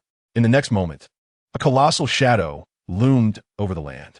Xiao Tianque was astonished that he had failed to notice the approach of this being. In that instant, the heavens and earth changed color, the sun dimmed, and a vast expanse of demonic energy obscured the sky. Demonic energy, everyone was stunned. This demonic energy was remarkably pure, and its mere presence was suffocating. The aura emitted by practitioners of the dark arts could never reach such a level. Undoubtedly, the one arriving was a true demon. In a human realm, whether in strength or status, They were certainly not low in the demon realm. Meng Fan had already grasped the communication token. However, he was unaware that the demonic energy had also attracted the attention of the Songshu Daoist and the Elder Xianin, among others, who were far away in Mount Shu. Such terrifying demonic energy could only be produced by a single individual, Demon Lord Zhong Lu. This demon lord had always remained in the demon realm. How could he suddenly appear in the human realm? Had he set his sights on the human realm? Elder Pure Yang was alarmed. Songshu Daoist's expression grew serious as he waved his hand. A basin filled with water instantly transformed into a mirror that could see 1,000 miles away. In the mirror, the figure of the demon Lord Zhong Lu, surrounded by surging demonic energy, appeared, along with several familiar figures below. Why is that kid there too? Elder Pure Yang nearly exploded with anger. Without hesitation, he turned to bring Xiao Tianque and the others back. Junior brother, come back. Senior brother, that kid is your disciple. Why aren't you worried? Songshu Daoist chuckled, stroking his beard. As a being of supreme authority, Zhong Lu would not easily trouble them. Indeed, senior brother. Let us observe the situation first. Elder Pure Yang weakly waved his sleeve. Let us just watch. Xiao Tianque gazed at the figure in the sky. The dark, blood-colored demonic wings overshadowed the sun, and the dual eyes resembling a blood moon, along with the remarkable pair of horns atop his head, felt strangely familiar. Oh right, he is Demon Lord Zhong Lu. At this point, he could completely affirm that he had traversed into the world of Xianjian. There was no record of Su Changqing or Qingwei in the Mount Shu annals. Thus, it could be said that he had become their ancestral master. The arrival of Zhong Lu also implied that they were not in mortal danger. After all, the demon lord was high above and would not deign to take the lives of mere mortals like them. However, why had he suddenly appeared in this place? As Xiao Tianque pondered, a sword with a teal-blue hilt descended from the sky, landing before him. The demon-suppressing sword. Without a doubt, this sword belonged to his only acknowledged rival, General Feiping. Draw your sword, Zhong Lu commanded coldly. Demon Lord, it is unnecessary to draw swords. I am but an ordinary person, not the Feiping you seek. Oh, how do you know that I am looking for Feiping? Zhong Lu appeared somewhat surprised, staring intently at Xiao Tianque. Damn it, I've revealed too much. Stay calm. Cough, cough. The reputation of the Demon Lord is well known. How could I not know? You defeated the old Demon Lord in 3 moves to achieve your status. In the Demon Realm, no one can rival you in 3 moves. Being invincible can also be a form of loneliness. Later, I encountered a divine general named Feiping in the Divine Realm, someone who is your equal. However, before you two could determine a victor, Feiping was cast down to the mortal realm for violating celestial laws. Xiao Tianque's words astonished not only the Demon Lord, but also Songshu Daoist and the others far away on Mount Shu. Senior brother, what did this kid hear about the relationship between the Demon Lord and Feiping? Even we are not aware. The 3 exchanged glances, all at a loss for words. After hearing Xiao Tianque's words, Zhong Lu clearly developed a certain fondness for him, even feeling as though he had encountered a kindred spirit. Kid, since you are so well informed, do you know where Feiping's reincarnation is now? I do not know, but what? Zhong Lu pressed. In the future, he will have interactions with my Mount Shu. Upon hearing this, Zhong Lu couldn't help but laugh heartily. Even I cannot foresee future events. What capability do you, a mere little Taoist, have to ascertain that Feiping will have interactions with Mount Shu? If the Demon Lord trusts me, I can provide some clues about Feiping's reincarnation. However, clearly, the Demon Lord Zhong Lu's interest was piqued. But what? Leave this demon-suppressing sword in my Mount Shu until Feiping's reincarnation retrieves it. How about that? You dare negotiate terms with me? You are the first. Zhong Lu replied, very well, I agree. Seeing Zhong Lu readily agree, Xiao Tianque wasted no time. Feiping's first reincarnation is named Long Yang, the crown prince of the Jiang kingdom. When he fell in battle, he left behind a demonic sword. It will not be difficult for the Demon Lord to find this sword with your power. However, I kindly ask the Demon Lord to remain patient. When this sword naturally emerges, it will certainly be obtained by my Mount Shu. At that time, Feiping's reincarnation will not be far off, and you can retrieve it at your convenience to locate Feiping. Observing Xiao Tianque's resolute demeanor, Zhong Lu agreed. Meanwhile, a glint of excitement flickered in Zhong Lu's eyes. I want you to duel with me. Chapter 41, Seclusion, Purple Chi from the East. The Demon Lord invites battle. What is the meaning of this? I initially thought I had successfully escaped a calamity and could bring back an artifact to Mount Shu, though I possess a golden finger and am exceptionally gifted. Not to mention more handsome than Panin. This is not a reason to make me fight. Master, why aren't you anxious? Elder Pure Yang wished he could jump directly into the basin, appearing before Xiao Tianque and the others. Seeing Elder Pure Yang so dry-mouthed and anxious, Sangshu Daoist instead chuckled. Junior brother, since Zhong Lu has agreed to my disciple's terms, would he really resort to killing him? Moreover, should he truly harbor murderous intent, there would be little we could do to deter him. Never mind. I shall concern myself no longer. The elder of Pure Yang waved his hand dismissively and retreated to the side to sip his tea. Meanwhile, Meng Fan and his companions, upon hearing the conditions set forth by the demon Lord Chong Lu, were left utterly aghast, their mouths agape and their speech faltering. Demon Lord, let us prioritize harmony. They stammered, not out of a genuine desire for peace, but rather out of concern that their senior brother might be struck down in an instant by the demon Lord's hand. Chong Lu cast a cold glance their way, and with just that single look, an overwhelming chill enveloped them, causing their legs to tremble uncontrollably. Xiao Tianque, in a fit of despair, covered his face. Given the demon lord's reaction, it seemed inevitable that a confrontation was approaching. The demon lord had issued a challenge. And how could I, a humble monk, refuse? However, lacking the requisite strength, I fear I would not withstand a single blow from him. You fear death, Chong Lu. Xiao Tianque remarked. If I perish, then so be it, but would that not tarnish the demon lord's grace? Xiao Tianque spoke with an air of selflessness, as if he were considering the greater good. Chong Lu, upon reflection, found his words lacking in rationale. His desire to engage in battle stemmed from having witnessed Xiao Tianque's extraordinary ability to confront two adversaries at once. Young man, I have never encountered a Taoist like you in my lifetime. Should you perish, it would indeed be a great loss. Does this mean you shall not fight? Xiao Tianque inquired, his heart lifting with hope. Nay, it is not so. However, as a being of great stature, I do not wish to exploit your weaknesses.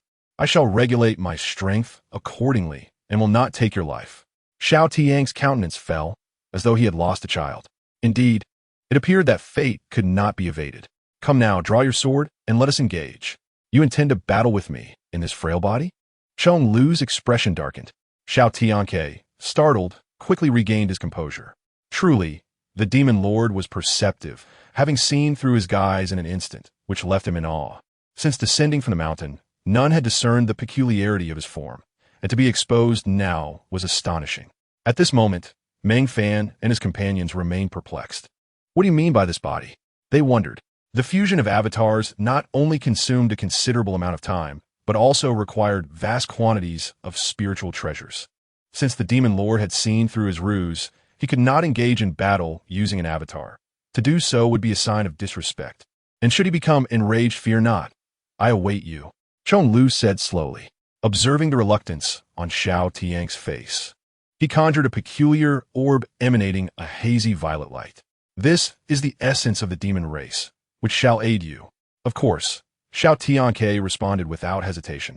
Accepting the offering, he had initially mentioned the time and resources required to dissuade the demon lord, never expecting him to be so fervently devoted to the prospect of battle, even providing the essence of his kin. Yet there are obstacles, Chong Lu noted, as Xiao Tianque hesitated to meld with his avatar, clearly displeased. Xiao Tianque surveyed his surroundings, seeking a secluded cave for meditation. With a resounding crash, Chong Lu seemed to sense his intentions, raising his hand to create an opening in a towering stone mountain. With my presence here, none shall dare to harm you. Xiao Tianque, feeling utterly defeated, made his way towards the newly opened cave. The sword of burying heaven and the talisman glimmered brilliantly as a figure identical to Xiao Tianque, but imbued with a more formidable aura emerged. What is happening? Meng Fan and Suya gasped in astonishment, bewildered. Chu Ran was similarly perplexed, yet he appeared to grasp the reason behind the duality of Xiao Tianque. I once learned from the ancient texts of Mount Shu that the common path of avatar cultivation involves the division of one's primordial spirit, merging part of it into the golden elixir to nurture and enhance the spirit.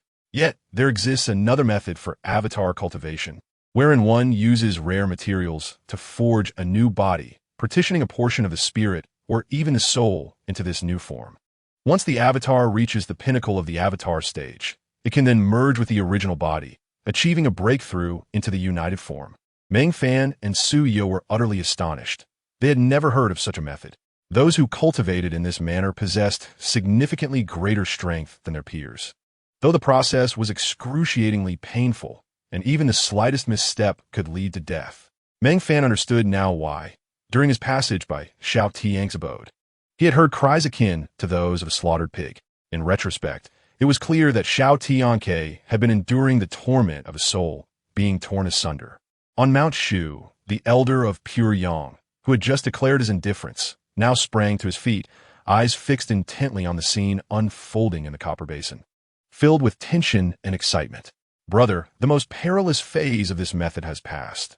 The fusion should now proceed smoothly, Elder Xinling whispered. Truly, I am proud of my disciple. Even during ancient times, few cultivators succeeded in this method. Praised Taoist Sangshu, his pride evident. After all, a good disciple reflects well on a discerning master. Within the cave established by the demon lord, Xiao Tianque's main body faced his avatar. Ancient methods of cultivation. Do not let me down, he murmured inwardly. This cultivation method was recorded within the Hunyuan Bawajin Tiangong, initially perceived as a standard approach. It was only upon discovering the protective teachings of his master that he realized the inherent dangers.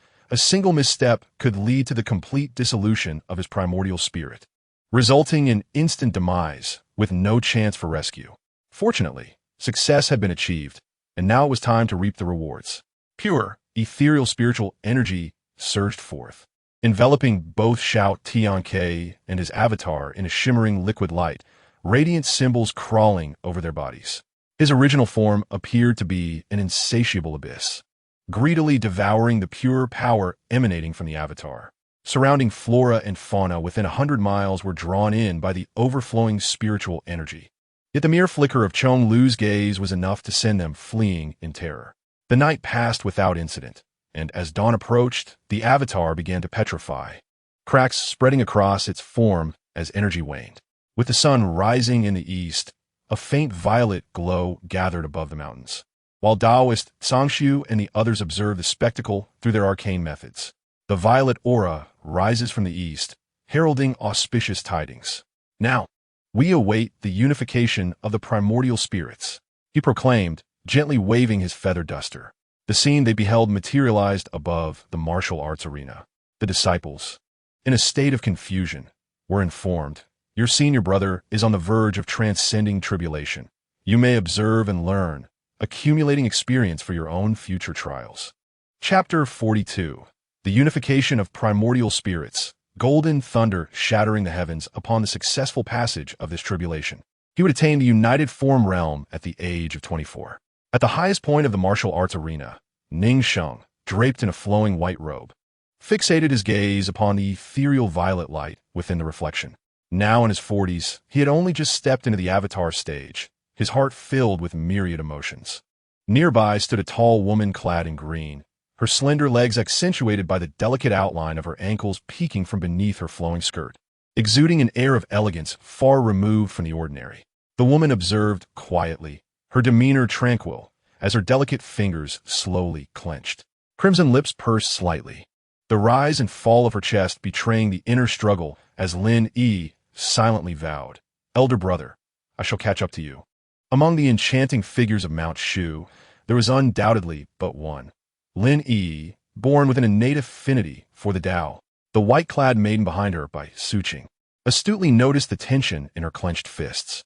Being a woman herself, she could easily surmise the gravity of the situation. Senior sister Lin, with your talents, it won't be long before you break through, she remarked. At this, Lin Yi offered a faint smile. Suqing, I haven't even reached the spirit division yet. The female disciples of Shu Mountain were few, and the recently initiated by Suqing naturally became close friends with Lin Yi. Lin Yi introduced her to the ways of Shu Mountain and guided her in cultivation, while Bai Suqing shared tales of the mundane world with her. Suddenly, Lin Yi seemed to sense an impending crisis and whispered, Suqing, do you think elder brother will be captivated by any worldly woman during his descent? Fear not, senior sister. No worldly woman could ever rival your beauty, Bai Suqing replied with a teasing smile as she patted Lin Yi's hand. Will he pass through this tribulation safely? Lin Yi murmured, her eyes filled with deep concern. As time flowed, several disciples, having learned of the elder brother's impending tribulation, emerged from their seclusion and rushed to the training grounds. Meanwhile, within the cave, a once flesh and blood body had now turned entirely to stone, the last remnants of power dissipating. With a crack, the spirit division shattered, reduced to mere rubble.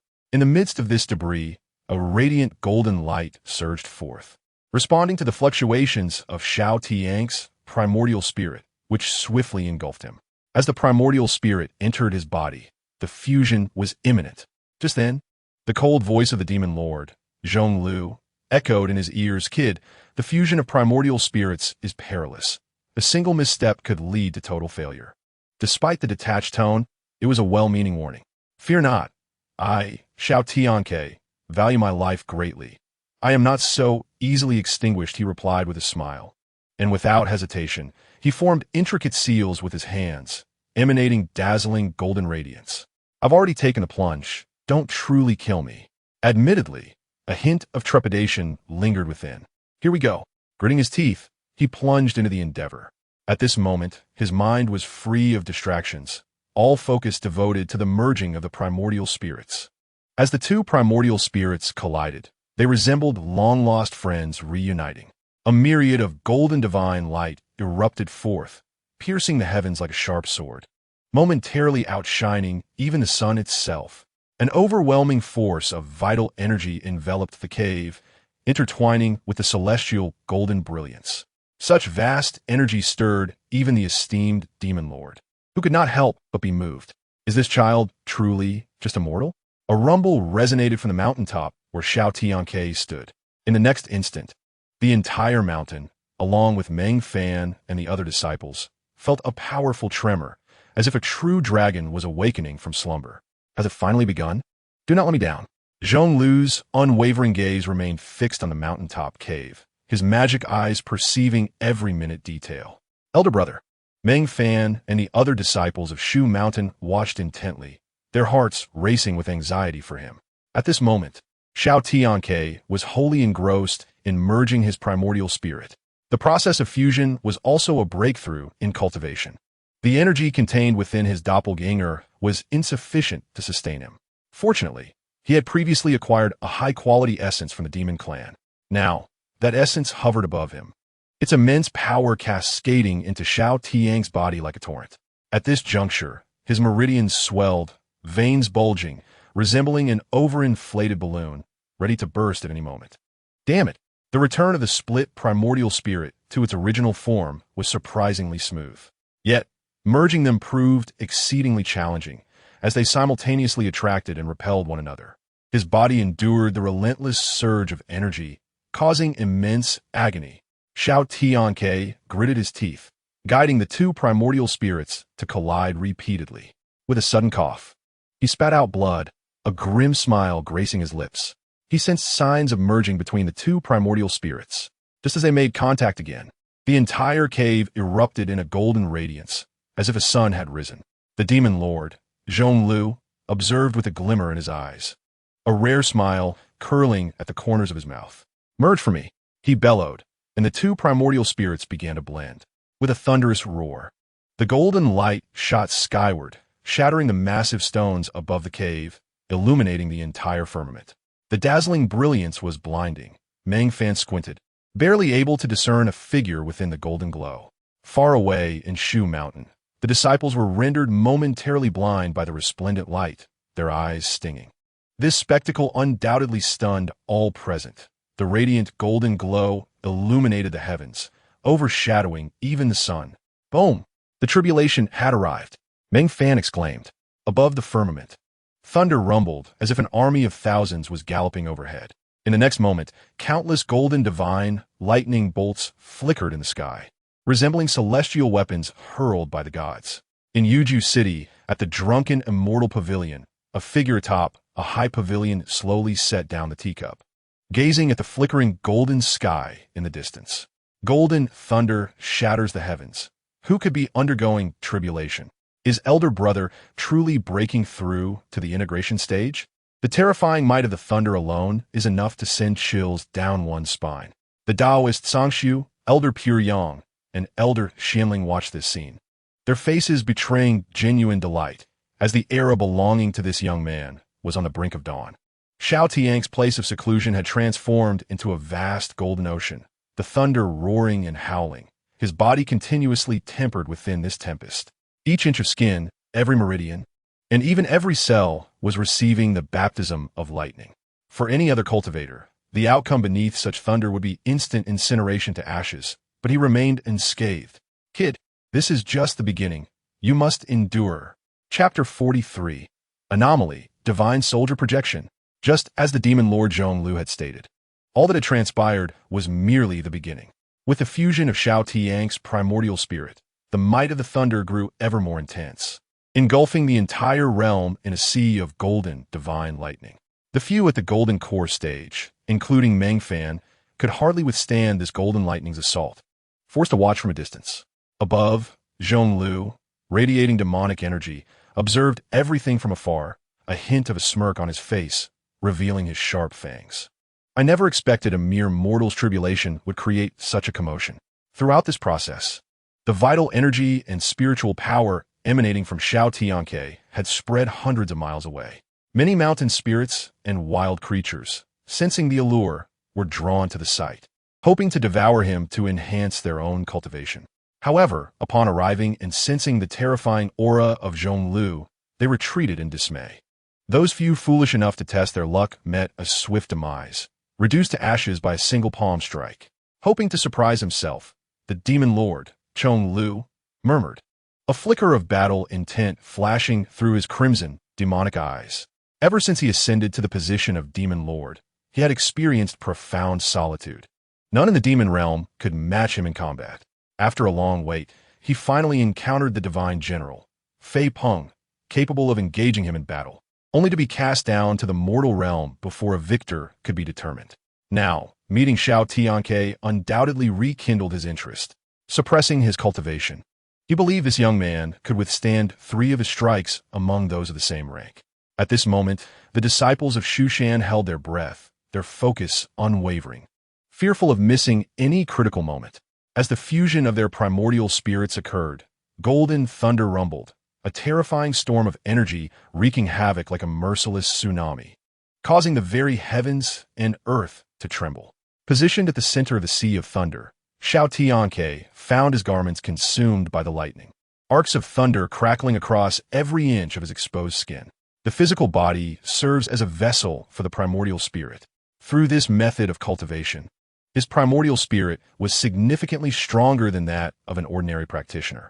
Yet, even with a successful fusion, inadequate physical strength could still lead to demise. Lightning is a force of destruction as well as a source of life. At this moment, he tempered his body with thunder, enhancing his corporeal form. In Shushan, the crowd beheld a dazzling brilliance, a scene of resplendence, with only a vague silhouette discernible amidst the sea of thunder. Why is the senior brother so still? The disciples voiced their concern. Lin Yi's heart quivered, channeling her spiritual power, her beautiful eyes shimmering with ethereal light. Suddenly, she exclaimed, "Senior brother is absorbing this vast thunder might to refine his body." A wave of astonishment washed over the disciples. They had witnessed the power of the golden lightning. Even a single strike could shatter mountains and split the earth. Yet, it had become a tool for Xiao Tianque to enhance his physical form. The ever-watchful Taoist, Sangshu, smiled, while Elder Chunyang remarked, "Though this tribulation is perilous, this young man's ability to temper his body with golden thunder suggests he will be unharmed. One should consider whose disciple he is." Taoist Sangshu squinted, nodding in satisfaction. However, at that moment, Elder Xuanling's expression shifted dramatically. "Master, this tribulation may not be as simple as it seems." The Demon Lord, Zhonglu, also sensed something amiss. Amidst the resplendent golden light, a faint celestial melody resonated. What is happening? Both the Demon Lord Zhonglu and Meng Fan heard it. As the thunder's might waned, ethereal sounds of the great Tao echoed from the heavens, akin to divine beings whispering in hushed tones. The sound instilled profound reverence in those who heard it. evoking an irresistible impulse to prostrate in worship. The voice grew increasingly clear. Far away on Shushan, even those of lower cultivation like Bai Suqing could not withstand the pressure, collapsing to their knees, trembling uncontrollably. Xiao Tianque, still enduring his tribulation, felt this sudden shift. The once dormant divine thunder seemed to awaken, reconstituting itself in the sky. In an instant, its might surpassed what it had been before. The rumbling of the thunder deity shattered the clouds and cracked the stones, nearly rupturing eardrums. The sound of the great Tao. Both the demon lord Chonglu and Taoist Sangshu exclaimed simultaneously. Damn! Xiao Tianque felt a vague understanding dawning upon him. Having no enmity with anyone, it was inconceivable that someone would exploit his tribulation to harm him. Moreover, with the demon Lord Chonglu safeguarding him, such an occurrence was improbable. Thus, only one possibility remained: the heavens themselves. His extraordinary aptitude rendered his tribulation more arduous than that of others. Naturally, with such challenges come greater rewards. The tribulation he faced would yield greater benefits than those faced by others. Young man, what follows is beyond my foresight, and I cannot assist you. All rests upon your own capabilities, the demon Lord Chonglu cautioned. Xiao Tianque nodded. At that moment, his primordial spirit had fully merged. He merely needed to navigate this tribulation to genuinely break through to the harmonization realm. Above him, the golden thunder surged like majestic golden dragons. In the next instant, the sky exploded with golden light, revealing countless silhouettes as if celestial soldiers had descended. The overwhelming aura was akin to a divine mountain crashing down, rendering one breathless. This is the projection of celestial soldiers. Meng Fan and others were filled with terror. The demon Lord Chonglu murmured. Meanwhile, Taoist Sangshu and Shushan was no longer composed. Master, what shall we do? Elder Chunyang paced anxiously. Taoist Sangshu was silent for a moment. This tribulation is something we cannot assist with. We can only observe his fate. The golden light in the sky intensified. The projection of celestial soldiers had completely surrounded Xiao Tianque. The scene involuntarily reminded him of the Monkey King, who stirred chaos in the celestial realm amidst the encirclement of heavenly soldiers. Is this the price for merely crossing a tribulation? Rumbling echoed through the heavens, as if thousands of troops were preparing for battle. In the next moment, innumerable radiant beams cascaded from the sky, their brilliance akin to the Milky Way descending. The spectacle was breathtaking. However, Xiao Tianque had no time to admire it. Upon closer inspection, he realized these were not mere beams of light. They were countless golden spears. This was undeniably a life-threatening scenario. Young man, I wonder how you will respond, the demon lord observed Xiao Tianque, a flicker of anticipation igniting within him. The earlier events convinced him that this individual was far from ordinary. Though the projection of celestial soldiers was formidable, it was not necessarily a death sentence. All eyes were fixed upon this scene, each heart racing for Xiao Tianque. The Jin character, immovable as a mountain. In the next instant, Xiao Tianque seemed enveloped by an ancient divine mountain. Amidst the resounding clashes, the spears were deflected. Yet, even the Jin character technique could not endure indefinitely under such relentless assault. After withstanding 2 waves of attacks, the technique faltered. Had he not been quick-witted and utilized the Qian character technique to shift, he would have surely been pierced by the spears. Chapter 44. As the projection of celestial soldiers dissipated, the 6-armed heavenly general emerged. What was that technique just now? A hint of astonishment flickered in the eyes of demon Lord Chonglu, followed by a subtle smile, truly bringing him much delight. Meanwhile, at Shushan, the disciples gasped at the perilous scene. Once they saw Xiao Tianque narrowly evade the strike, they finally exhaled in relief. Yet, the projection of celestial soldiers was far from simple. The tempestuous onslaught surged once more, golden spears slicing through the air with terrifying sonic booms, their might intensified. The Sun character, the wind sweeping away the clouds. In that fleeting moment, a fierce gale arose, lifting massive boulders and ancient trees into the terrifying storm. At the eye of the storm, Xiao Tianque appeared as a deity commanding the tempest. He surveyed his surroundings with indifference. As the golden spears were swiftly consumed by the storm, transformed into glimmering dust. Now that his primordial spirit was fully merged, The first level of the Hunyuan Bawa heavenly suppression technique was truly unleashed. Bring it on. Xiao Tianque laughed heartily, feeling exhilarated. Although the projection of celestial soldiers was an insentient entity, it stemmed from the celestial realm, and its divine might could not be trifled with. The thunderous roars continued to resound. In the vast expanse of the sky, it seemed as if the drums of war were resonating, causing a painful throb in the ears. Accompanied by the booming sound of war drums, golden bolts of divine thunder cascaded down like bowls. The wind, intangible and formless, was thus shattered by the might of thunder. The crimson gold divine thunder struck with ferocity, targeting the very eye of the storm where Xiao Tianque stood. However, to everyone's astonishment, he did not flinch or retreat in the face of this overwhelming force, capable of leveling mountains with ease. Was this young man out his mind? The elder of pure yang was so agitated that his beard bristled. Even Tsang Su, the master of Xiao Tianque, bore a look of bewilderment. No one could fathom the intentions of Xiao Tianque. Comme fort. With a thunderous roar, Xiao Tianque leaped towards the descending lightning. In the next moment, the terrifying crimson gold divine thunder enveloped him entirely, crackling and erupting in a symphony of sound. His elder brother Lin, he felt a lump in his throat, his eyes glistening with concern.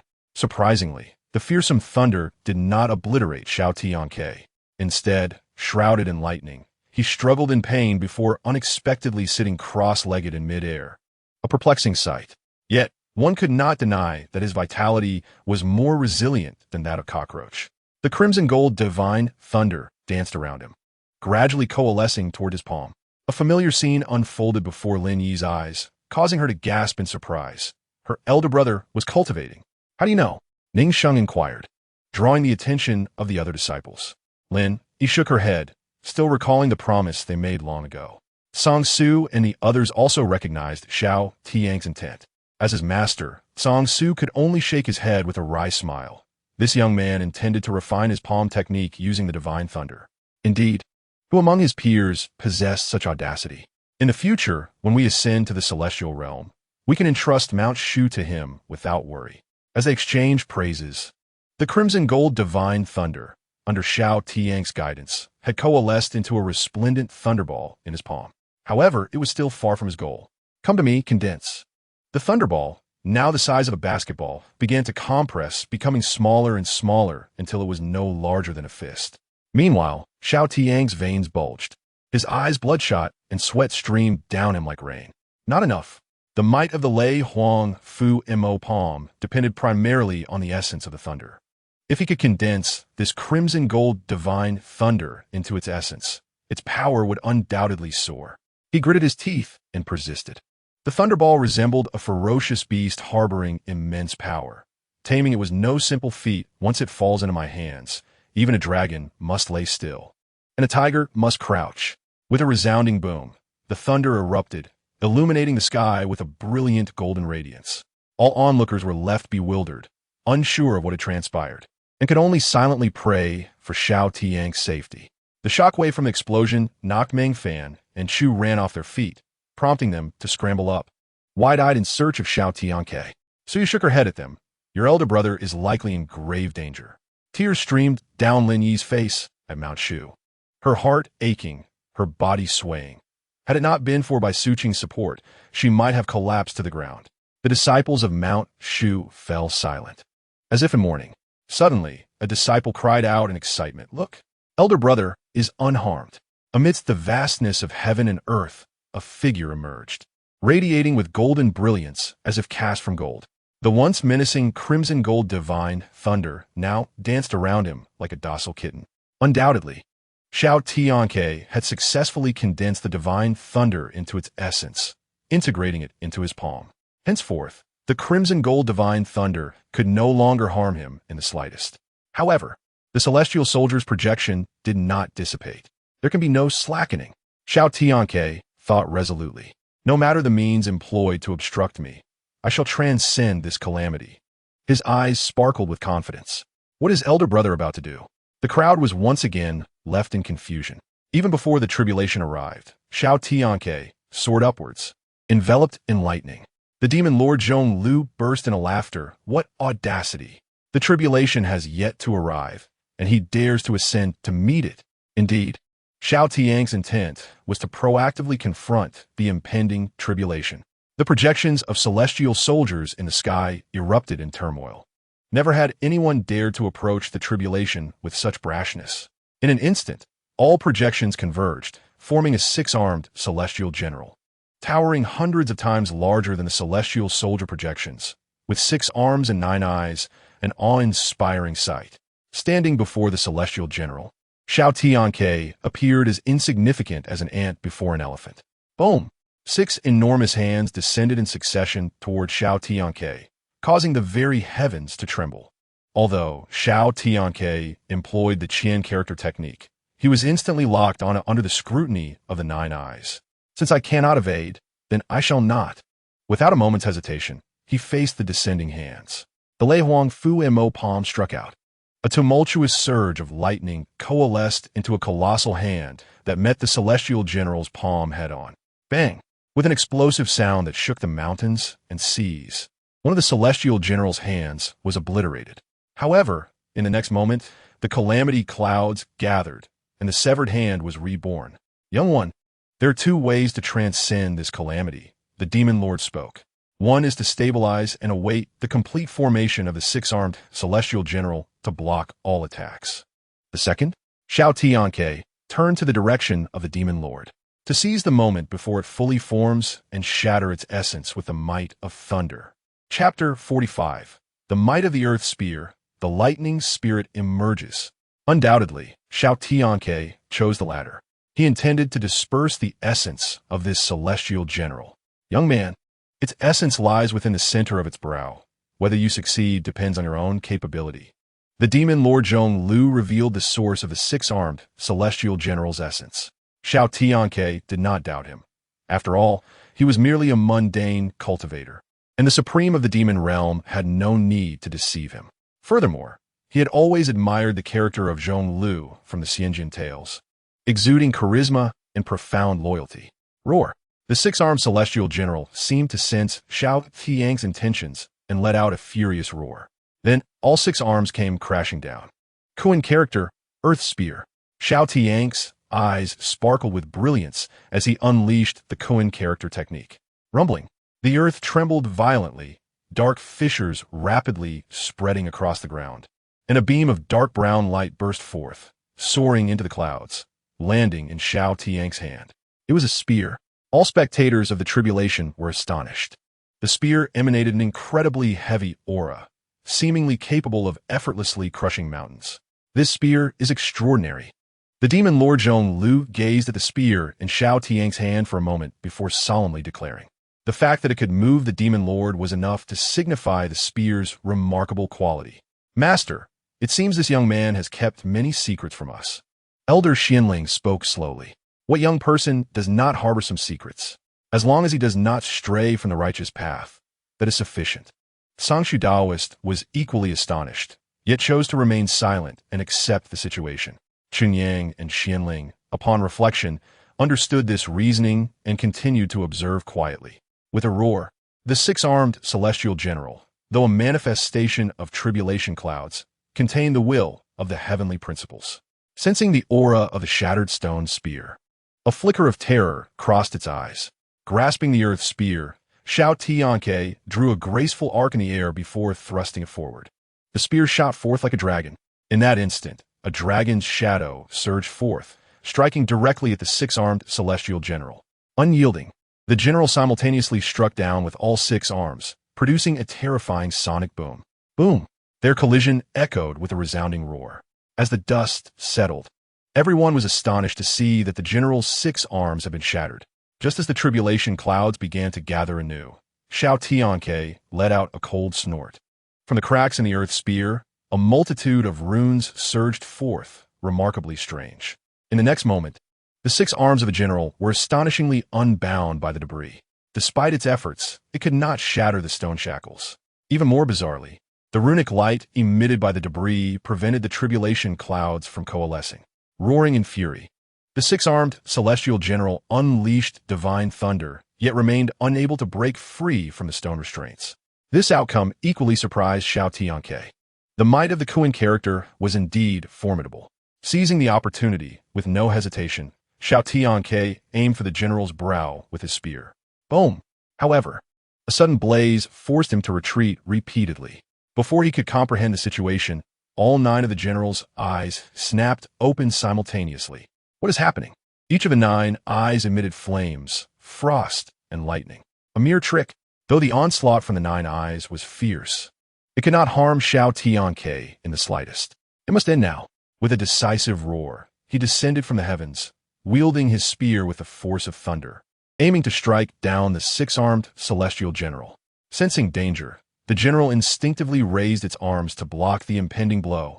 It is futile to defend. The word Jun, thunder chains, bind the heavens. In an instant, countless chains of thunder descended, ensnaring the 6-armed celestial general. The general struggled in panic as a figure drew closer in its vision. Crack! With a crisp sound, the essence of the 6-armed celestial general shattered, and it slowly dissipated. This was its essence. Holding a palm-sized, angular, resplendent crystal that radiated golden light, he could not help but exclaim, "What a treasure! Young man, if you absorb the power of the crystal, you will undoubtedly break through." The demon Lord Zhongluo reminded him, as he was already eager to engage Xiao Tianque in battle. However, if nothing unexpected occurs, unexpected events are bound to arise. After successfully absorbing the power of the crystal and stepping into the combined body realm, the tribulation clouds did not disperse. The jubilant disciples of Shushan stared in confusion. Sangshu Daoist and the others were equally perplexed. They had practiced for over a century and had never encountered such an unusual phenomenon. Initially thinking that the tribulation was complete, Xiao Tianque's expression darkened upon rising to find the clouds still looming above. Is this never-ending? Why must it push me to the brink of death before relenting? Cursing under his breath, he remained vigilant to the changes in the clouds. A massive gathering of tribulation clouds subtly formed the shape of a ferocious beast. In the next moment, the sky darkened abruptly. The crimson-golden lightning transformed into a purplish-gold hue. The beast's form became increasingly distinct. What is this? It is a Kuei bull, an ancient creature long thought extinct. What could this possibly be? The crowd murmured in bewilderment. Meanwhile, both Xiao Tianque and Sangshu Daoist spoke simultaneously. The thunder takes form. Thunder Spirit. The purple lightning Kuei bull Thunder Spirit. Xiao Tianque's eyes sparkled with brilliance. The Thunder Spirit is a rare entity, known to few in the world. He recognized it due to what Sangshu Daoist had taught him in the past. Disciple, although I do not know what kind of thunder technique you practice, I can see that it requires you to condense thunder into a seed. If one day you can capture a thunder spirit and refine it, the might of your thunder technique will surge, and you will naturally condense the thunder seed. You just need to assist the thunder spirit in its metamorphosis. These were the original words of Sangshu Daoist. Years had passed, and he had long forgotten, yet the emergence of the thunder spirit rekindled those memories. Young man, the reason your tribulation clouds have not dissipated is that this entity has consumed a part of them, the demon Lord Zhongluo reminded. Xiao Tianque instantly understood. To conclude this tribulation, he must capture the thunder spirit and refine it. Only then would the remaining tribulation clouds within him dissipate, allowing him to safely pass through this trial.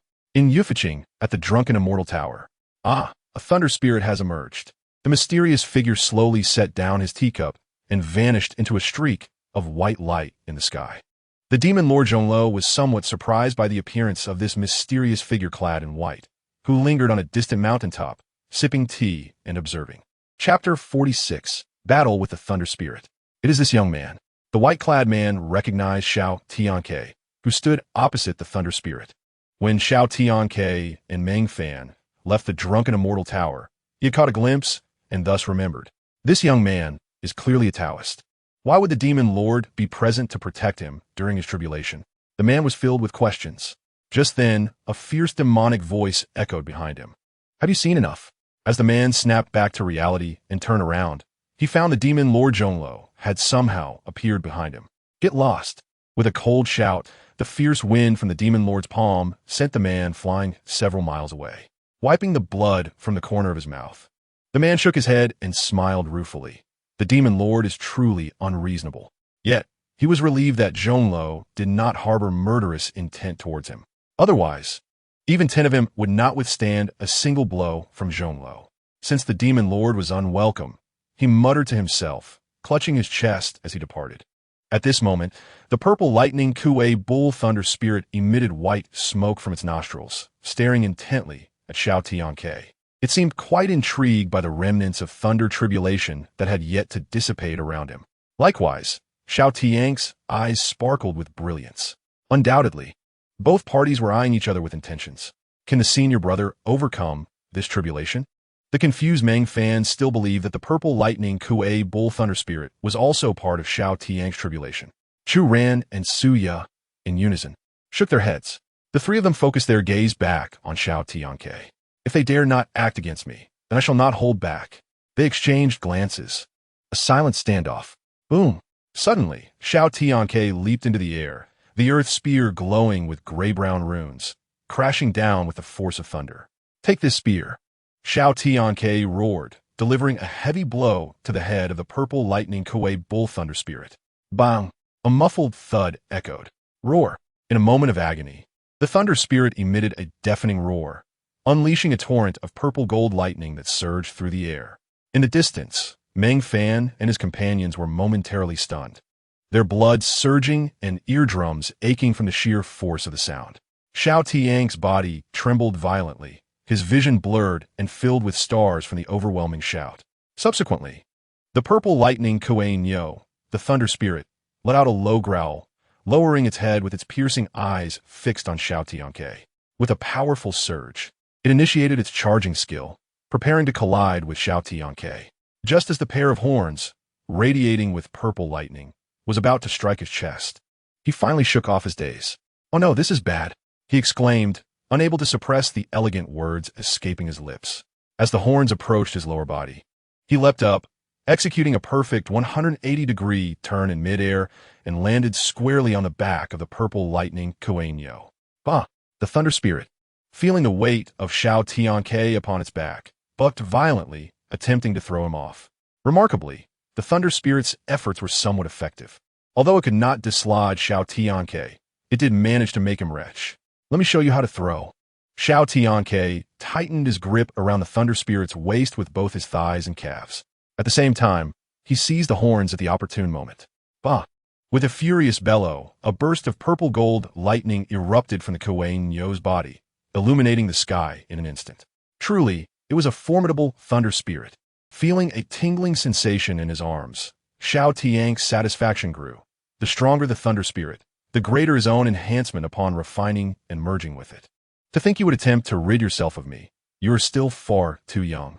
With increasing fury, the thunder spirit realized it could not shake Xiao Tianque off its back. In a fit of rage, it charged toward a rocky mountain. Just as they were about to collide with the mountain, Xiao Tianque released his grip, leaping into the air and landing deftly behind the Kuei-Nyo. "I want to accompany you in this collision." Boom! The sound of the impact was thunderous, causing the mountain to tremble and fracture, with massive stones flying several hundred meters away amidst a cloud of dust. "That must hurt," Xiao Tianque mused, rubbing his head in contemplation. As the dust settled, the purple lightning Kuei-Nyo emerged from the rubble, its eyes blazing with fury as it glared at Xiao Tianque. "If you choose to crash into a wall, how can you blame me?" It seemed to roar in indignation. The thunder spirit bellowed again, seemingly cursing Xiao Tianque for forcing its hand. Had it not been for him, it would not have been foolish enough to crash into a wall. However, to Xiao Tianque, such a display of anger felt merely like a gust of wind, harmless and inconsequential. "Come here, little calf. Follow me, and I assure you a life of luxury and indulgence awaits you," Xiao Tianque proclaimed, adopting a somewhat sinister demeanor. The Shushan disciples exchanged bewildered glances, astonished by their usually taciturn senior brother's newfound loquacity. Unbeknownst to him, the thunder spirit, after several more roars, transformed into countless bolts of lightning, dissipating into the calamity clouds above. With a resounding crash, the golden-hued calamity clouds morphed into a dark purple shade, their lightning becoming intensely fierce, mercilessly obliterating everything in their path. The creature was evidently thoroughly enraged, and the electric energy now radiating from it felt even more potent than before. Far off, Meng Fan and his companions swallowed hard, anxiety creeping back into their hearts. Yet, in the face of this chaos, Xiao Tianque remained calm, exuding an air of confidence. Little calf, I never force anyone against their will. If you do not wish to be refined by me, simply regurgitate the calamity clouds you have consumed, and once I complete my tribulation, I shall allow you to depart. The storm of lightning intensified above, with countless bolts crashing down toward Xiao Tianque. However, he deftly evaded them with apparent ease. He sighed heavily, fully aware that the Thunder Spirit was unwilling to release the calamity clouds. If that was the case, he would have to take a more forceful approach. I have a feeling our senior brother is holding back a powerful move, Meng Fan remarked suddenly, observing Xiao Tianque's defensive posture. Your senior brother may be out of tricks. Suya commented thoughtfully. Despite Xiao Tianque's considerable skill and strength, she believed that after the battles against the Flood Dragon and the 10,000 Poisons Cave, his energy reserves were nearly depleted, leaving him unable to contend with the Thunder Spirit. I am certain he has something up his sleeve. Are you willing to place a bet? Suya replied, her resolve firm. What shall we wager? Meng Fan asked with a sly smile. Suya felt a twinge of anxiety, but pushed it aside. Showing fear now would only give him ammunition to mock her. Let's keep it simple. My senior brother and I intend to venture to Nanzhao, coincidentally without any funds, she proposed. No problem. Not only will I cover the expenses for this trip to Nanzhao, but I will also ensure you have funds for your future training excursions. Meng Fan exclaimed, eager to avoid any regrets. Just make sure to keep a tight grip on your purse. Chapter 47. Successfully passing the tribulation, achieving the fusion stage. I'm not concerned about a trifling amount of money, Suya huffed, sealing their wager. Now all that remained was to see whether Xiao Tianque was concocting a powerful technique or had exhausted his energy. In the blink of an eye, the area surrounding Xiao Tianque was enveloped in a tempest of lightning. The rampant power of the thunder raged mercilessly, causing mountains to crumble and rivers to churn. The strength exhibited by the purple lightning Kuan Yo was comparable to that of an ordinary fusion stage cultivator. Xiao Tianque was certain that even if Miao Feng and Xue Wu joined forces, they would stand no chance against the Thunder Spirit. Crackle! Xiao Tianque's body was battered by the relentless torrent of lightning. Any ordinary cultivator would have been reduced to ashes, but he remained unscathed. The disciples in the Shushan training ground stared in disbelief, their expressions a mixture of astonishment and admiration. His physical strength is truly monstrous, one disciple exclaimed. Lin Yi's worried expression gradually transformed into a smile, revealing a hint of joy. The three elders of the Zhongshu sect resumed their seats, lifting their teacups and chuckling. It seems we've underestimated this young man. We can no longer gauge his depth. Indeed, his strength far exceeds our expectations, one remarked. Elder Xianling, ever observant, voiced her concerns. I wonder who taught him these techniques. Zhongshu Daoist, who had always defended his disciple, waved his hand dismissively. These are merely techniques, not demonic arts or sorcery. The identity of his teacher is inconsequential. Moreover, I suspect there may be elements of the 8 Trigrams within some of his techniques. Oh, if that is the case. These techniques are likely imparted by a highly accomplished elder, Elder Chunyang remarked, intrigued. Yet, he soon shook his head. In today's world of cultivation, the most powerful figures are none other than our sect leader. This young man wields techniques of profound intricacy. Zhongshu Daoist understood the implications and waved his hand again. There are always greater forces beyond our understanding. As they observed the unfolding events amidst the tempest of lightning, the demon lord felt a tremor of excitement, his blood-red eyes glinting with intrigue. This is becoming increasingly fascinating. In the next moment, amidst the dark purple tides of thunder, a brilliant radiance erupted forth, followed by a scene that left one's soul shaken. From the tempest of thunder, a stream of golden light pierced through the heavens, akin to an unmatched divine sword. What is that? In the distance, several individuals stared in awe at this golden beam that pierced the sky, their jaws agape. It took Meng Fan a moment to react, and he excitedly clapped his hands, laughing at Suya, declaring, I don't know what that is, but you've lost. At this moment, the demon Lord Zhong Lu could no longer contain his excitement, as a familiar aura wafted through the air. This aura was none other than the sword energy of the demon-subduing sword. Just then, the unparalleled divine sword descended from the heavens. In that instant, the demon Lord Zhong Lu seemed to see the figure of his old rival, Fei Pong. Crack! The dense thunderclouds above were cleaved in two. Roar! The thunder spirit of the purple electric Kuelong let out an enraged roar, transforming its body as it lunged at the illusory figure of the golden sword, colliding heavily with it. Boom! The multitude of thunders roared, purple lightning illuminating the sky, as the entire expanse had lost all color, leaving only the clash of purple and gold. Moo! The thunder spirit emitted a mournful cry, its body flying backward as if gravely wounded, being one with the thunder. It had hidden within the tempest, where even ordinary attacks could not harm it, let alone strike it. Yet now, the very sea of lightning had concealed itself and was cleaved in two by a single sword, leaving it severely injured. I had no intention of forcing you, but if you are unaware of the situation, then you have no one to blame but yourself. Roar! The thunder spirit of the purple electric Kuelong let out an angry and unwilling roar, drawing upon the surrounding thunderous energy, gathering it like a great whale, siphoning water. All of it merging into its body. It grew larger, observing the thunder spirit of the purple electric Kuelong, now transformed into a colossal being of several dozen zhang in mere moments. Xiao Tianque merely chuckled softly. Howl! With a furious roar, the thunder spirit charged toward Xiao Tianque, propelled by the vast tides of thunder, creating a terrifying spectacle. I can strike you down once. I can strike you down 1,000 times. Even if you are as vast as the heavens, it matters not to me. I shall cleave you with my sword. With a sweeping motion, the long sword surged with boundless sword energy, soaring towards the clouds. The sword passed through without a thunderous sound.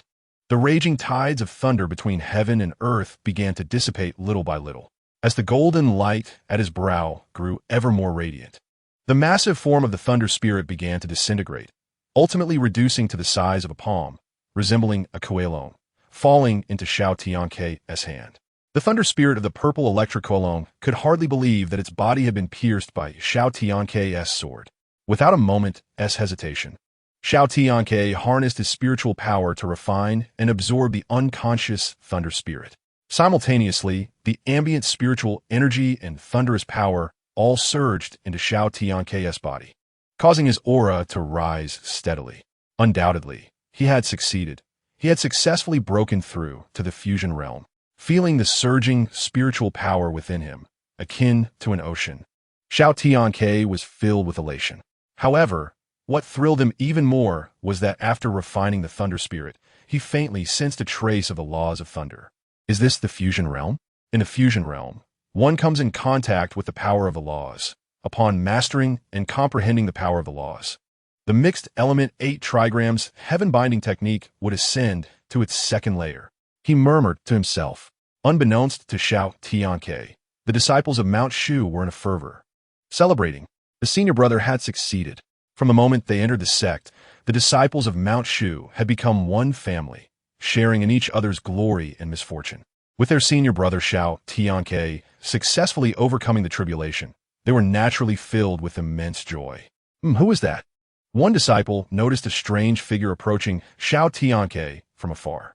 Upon his words, the other disciples looked up, and the figure became increasingly clear, blood-red eyes, sharp fangs, and curved horns. Who could this be? Before the disciples of Mount Shu could discern further, Taoist Sangshu withdrew the image above the training ground. In an instant, the disciples began to murmur amongst themselves. Silence. Elder Pure Yang appeared above the training ground, declaring, "The senior brother is unharmed. You may all focus on your cultivation." "Don't worry, Sister Lin." With Elder Pure Yang speaking, "The senior brother will surely be fine," Bai Su gently reassured Lin Yi. Lin Yi sighed softly, her worry unabated. Hoping for the best, the disciples exchanged glances, but ultimately dispersed to continue their cultivation. Meanwhile, Meng Fan and the others watched anxiously as the demon Lord Zhong Lu slowly approached Xiao Tianque, their hearts racing. Is the demon lord about to confront our senior brother? Chapter 48, Departure. Demon Lord, come. As the supreme being of the demon realm, the demon lord's strength was undoubtedly extraordinary, even in a battle of equal realms. Xiao Tianque felt uncertain. However, an unexpected event unfolded. Zhong Lu walked straight up to Xiao Tianque and casually tossed a token into his arms. What is this? Holding the token engraved with a soaring character of magic, Xiao Tianque was momentarily bewildered. Present this token to see the true self, Zhong Lu said emotionlessly, offering no further explanation. Yet, Xiao Tianque had mostly grasped the purpose of this token. He recalled witnessing Zhong Lu's subordinate, Shifeng, wielding a token, with countless demons bowing in reverence. Upon reflection, it was indeed a valuable item. Thank you. I shall accept it. After expressing his gratitude, he unceremoniously accepted the token. Xiao Tianque soon sensed something amiss. Testing the waters, he asked, Demon Lord, shall we fight now? After your cultivation matches mine, we shall battle again. Xiao Tianque was evidently surprised. The Demon Lord Zhong Lu had changed his mind, yet this was quite agreeable. He had grown weary of repeated confrontations and sought only a secluded place to rest. As you wish. Just as Zhong Lu prepared to depart, he suddenly recalled something. Just now, you did employ the demon-subduing sword. Xiao Tianque did not conceal the truth, stating plainly, the demon-subduing sword is a divine artifact. With my current cultivation, I am incapable of utilizing it. I merely borrowed its sword energy. Upon hearing this, Zhong Lu understood. The demon-subduing sword belonged to Fei Peng. Possessing a spirit that recognized its master, only Fei Peng could wield it. However, borrowing a strand of sword energy was indeed feasible. Remember your promise to me. With that, the Demon Lord Zhong Lu transformed into a wisp of dark light and vanished. Demon Lord, take care. Xiao Tianque waved goodbye. He had not only successfully transcended the tribulation and entered the fusion realm, but had also obtained the demon-subduing sword and a token representing the Demon Lord. His heart brimmed with delight. Senior brother, he left just like that? Meng Fan and the others gazed incredulously in the direction Zhong Lu had departed. Xiao Tianque playfully tapped Meng Fan on the head with the demon-subduing sword, saying with mock annoyance, Do you think you should have fought me? Meng Fan stepped back a few paces, grinning, What a pity to miss such a monumental battle. 3 days without a fight and you're back to being a nuisance. With the demon-subduing sword and tokens safely stored within the sword burial cauldron, Meng Fan continued his playful antics, prompting Xiao Tianque to swing the sword cauldron at him. Meng Fan deftly caught the sword gourd, just as Xiao Tianque raised his palm like a fan. Senior brother, wait. I have good news for you, he said, raising an eyebrow. What good news could you possibly have? Xiao Tianque replied nonchalantly, fastening the sword gourd to his waist. I was going to tell you that we no longer have to worry about our funds, but since you're indifferent, forget it. Xiao Tianque's interest was instantly piqued. Financial matters had always troubled him, and he regretted not taking a few bags of gold from the royal city of Shu back then. Now, their purse was nearly empty, and they were on the brink of a life of meager meals and bland tea. Speak quickly, Xiao Tianque urged. Meng Fan cast a mischievous glance at the silent Suya. Under their combined gaze, Suya rolled her eyes. I lost a bet, so I'm covering your expenses. Meng Fan smirked and recounted the details of his wager with Suya. How shameful, traveling the world at the expense of Miss Su. Do you know what that signifies? Xiao Tianque shook his head repeatedly, his face flushed with embarrassment. Meng Fan, bewildered, asked, What does it signify? It signifies living off others. Meng Fan responded with an indifferent "oh," as he was oblivious to his senior brother's ramblings. Never mind. Even if we are living off others, we must uphold some principles. Xiao Tianque said, patting Meng Fan's shoulder earnestly. Meng Fan shot him a glance. Principles? Xiao Tianque confidently declared, Indeed, we shall eat soft rice with a firm resolve. Although Suya could not comprehend the brothers' banter, she sensed an impending misfortune. Having concluded their conversation, Xiao Tianque approached Chu Ran and handed over the last of the silver he had brought from Mount Shu. Chu Ran was about to refuse but was stopped by Xiao Tianque. This calamity has caused some loss to the people of Jinsha Town. This silver is meant to compensate them, so take it and help repair their homes. Chu Ran felt a lump in his throat, tears streaming down his cheeks. Senior brother, you are leaving? Xiao Tianque nodded slightly. Chu Ran's eyes were filled with reluctance. Meng Fan patted his shoulder and smiled. In life, there are no shortages of reunions. Fatty Chu, there will surely be a day we meet again. Though they spoke of future meetings, this parting made the prospect seem far from easy. As the river flowed swiftly, a lone figure concealed their tears while watching the three cross the river. Mountains and rivers may be traversed, yet the gap between them had become insurmountable. Ever since he left the mountain to seek a mundane life, it was clear that he and Xiao Tianque were no longer on the same path. Senior brother, safe travels. Meng senior brother. Chu Ran waved goodbye from the opposite bank. causing Xiao Tianque's nose to tingle. After waving back, he turned and left. Upon crossing the Sand River, they soon arrived at the territory of Nanzhao. Grr. Meng Fan patted his discontented belly. Senior brother, let us use our swords to travel. We've been walking for so long without seeing a single house. Xiao Tianque intended to impart a lesson about perseverance, but was interrupted when his own stomach growled. All right, eat up, gentlemen, Suya said, producing some wild fruits from seemingly nowhere. As Xiao Tianque bit into a fruit, an idea sparked in his eyes. He smacked his palm against Meng Fan's leg, causing him to jump up in pain. Senior brother, what are you doing? Xiao Tianque smiled slightly and said meaningfully, would you like to savor some earthly delights? Meng Fan froze, swallowing what he had in his mouth in disbelief. Do you have something hidden away? He prepared to rummage through Xiao Tianque's belongings. Unsurprisingly, he received a beating instead. As for the so-called delicacies of the mountains, Xiao Tianque dismissed the notion, in these desolate mountains, there are hardly any wild fruits. What delicacies could one hope for? Xiao Tianque instinctively raised his hand, but then laughed and lowered it, casually uncovering a shriveled mushroom from a pile of fallen leaves. There are plenty of mushrooms hidden beneath the leaves. Go find some, and I will prepare a delicious dish for you. Meng Fan was skeptical. Can we actually eat this? The people of Nanzhao have always had a tradition of consuming mushrooms, though some can be poisonous, Suya advised. Remember, red caps with white stems are lethal, while those that are too vibrant should be avoided. Although their cultivation levels would protect them from fatal poisonings, they still wish to avoid unpleasant surprises. Got it, Meng Fan replied, diving into the dense forest, followed closely by Suya. Chapter 49, Miao Village. In the desolate mountains, amidst the solitude of male and female, a delicate melody might emerge from the forest. Xiao Tianque, you're a Taoist. How can you harbor such thoughts? But just as he pondered this, a rustling sound captured his attention. Furrowing his brow, Xiao Tianque called out, Who goes there? Show yourself. Meng Fan had just departed, and it was unlikely he could return that quickly.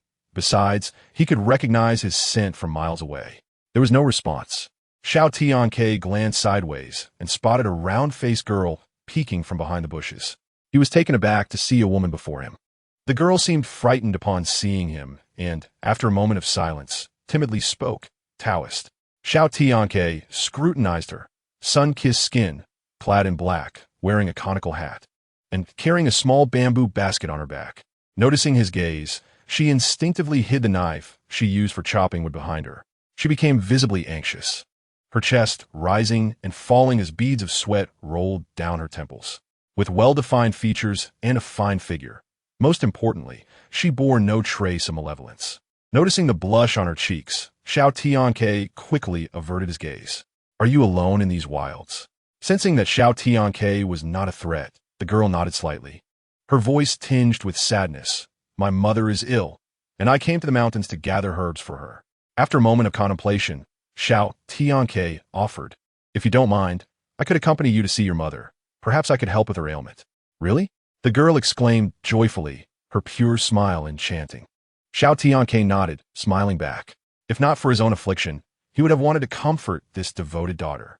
Wonderful. My mother's illness has hope, she exclaimed, nearly bouncing with excitement. Taoist, let us hurry. Wait a moment. My two companions are also in this forest searching for mushrooms. Just then, Meng Fan and Suya emerged from the thicket. They were surprised to see the girl in black adorned with various floral patterns standing before Xiao Tianque. Little girl, what is your name? Suya gently inquired. Ho Xiaoya, the girl replied. Your name has you in it too, right? I'm Suya. Meng Fan pulled Xiao Tianque aside and whispered, Senior brother, where did you find this girl? Careful with your words. She came out from the forest on her own, Xiao Tianque replied. What about the mushrooms you were supposed to find? Here they are, Meng Fan said, handing over the cloth bag. Upon opening it, various colors were present, and a sense of unease stirred within Xiao Tianque. He feared that these mushrooms might be inedible. Ho Xiaoyan noticed his apprehension and approached, casting a glance into the bag of mushrooms. Daozhong, are you certain you wish to consume these? Her expression conveyed an unmistakable warning, as if suggesting that even burial would be preferable to eating them. Xiao Tianque inquired with skepticism, to which Ho Xiaoyan nodded in affirmation. Observing this, Meng Fan seized the bag and hastily scattered the mushrooms on the ground, trampling them into a mushy mess. If they are inedible, why should I waste my efforts? He exclaimed. If the Daozhong desires mushrooms, I have some at home. Really? Xiao Tianque's eyes gleamed with interest. Ho Xiaoya hesitated for a moment before nodding. Under her guidance, the trio soon arrived at a Miao village known as Gabazai. The residents welcomed them warmly, showing no displeasure at the arrival of outsiders. An esteemed elder, stooped and beaming with joy, approached them. It has been many years since we have entertained guests, he remarked cheerfully. The three offered a slight bow in return. Bring forth the cow horn wine, the elder commanded. Shortly thereafter, several young women clad in Miao attire approached, carrying 3 cow horns. The trio exchanged puzzled glances. Daozhong, drinking this cow horn wine signifies that you are now friends of our Gabazai. Ho Xiaoya explained quietly. Ah, so it is a welcoming drink, Meng Fan whispered. But we cannot partake in alcoholic beverages. His concern stemmed from a fear of violating the strict rules of Shushan and facing repercussions upon their return. Junior brother, we must learn to adapt to local customs, Xiao Tianque replied, taking the cow horn wine and downing it in one gulp, with their elder brother setting an example. Meng Fan felt emboldened and followed suit. After they finished, the villagers began to sing traditional songs. Although they did not understand the Miao language, it was clear that the songs conveyed a message of welcome. As they entered the village under the elder's guidance, Xiao Tianque felt an inexplicable sense of unease, as if something was amiss. Senior brother, what troubles you? Meng Fan inquired telepathically. Stay vigilant. This village feels peculiar, Xiao Tianque cautioned. Suya, being a creature of the supernatural, also sensed an unsettling atmosphere. The arrival of the trio revitalized the small village, and at the elder's behest, the villagers began to slaughter chickens and cattle. Isn't this a bit excessive? Xiao Tianque's lips twitched in response. Our Miao people are known for our hospitality. It is only fitting to offer a grand welcome to our visitors. The elder explained. Elder, I have heard that Xiaoya's mother is ill. I possess some medical knowledge. May I examine her? Xiao Tianque proposed. This not only served the purpose of treating Ho Xiaoya's mother, but also allowed him to investigate the source of his unease. Daozhong, your compassion is commendable, the elder praised, instructing Ho Xiaoya, remember to bring the Daozhong to the ancestral hall for a meal later. Ho Xiaoya obediently nodded. Xiaoya, let us go, Meng Fan called out, looking puzzled. Senior brother, what about us? You shall wait for me here, Xiao Tianque replied, departing with Ho Xiaoya. Shortly after they left, the elder rose slowly, addressing the two. Please rest here for a moment while I check on the meal. Once the elder departed, so he could no longer maintain her composure, she struck Meng Fan, who was ravenously consuming wild fruits at the table. Are you still eating? What is it? Meng Fan asked, bewildered. This village feels off. Did you not notice the way that elder looked at us? It was as if he were gazing at lambs destined for slaughter. Meng Fan paused, then laughed dismissively. That is impossible. You must have misinterpreted. Suya, uninterested in further discourse, sat apart, vigilantly observing her surroundings. Meanwhile, Xiao Tianque halted abruptly, calling out to the leading Ho Xiaoya. Daozhong, what is it? He pointed towards the tallest building nearby. What is that place? That is our village's ancestral hall, she replied. Xiao Tianque could sense the source of his unease emanating from that very structure. What troubles you? Ho Xiaoya inquired, unable to contain her curiosity. Nothing. Let us proceed, he said, moving onward. Chapter 50. The mountain demon on either side of the stone path stood gnarled trees, with cow heads of varying degrees of decay hanging from their branches. This scene was quite unsettling. Ho Xiaoya noticed the unease etched on Xiao Tianque's face and offered a pained smile. Xiao Ge, this is our village's custom, to use cow heads to honor the spirits. Though discomfort lingered in his heart, he quickly accepted this reality. Ho Xiaoya's home was situated at the far western edge of the village, adjacent to a bamboo grove. Due to her father's early demise and her mother's illness, the family had already exchanged all items of value for medicine.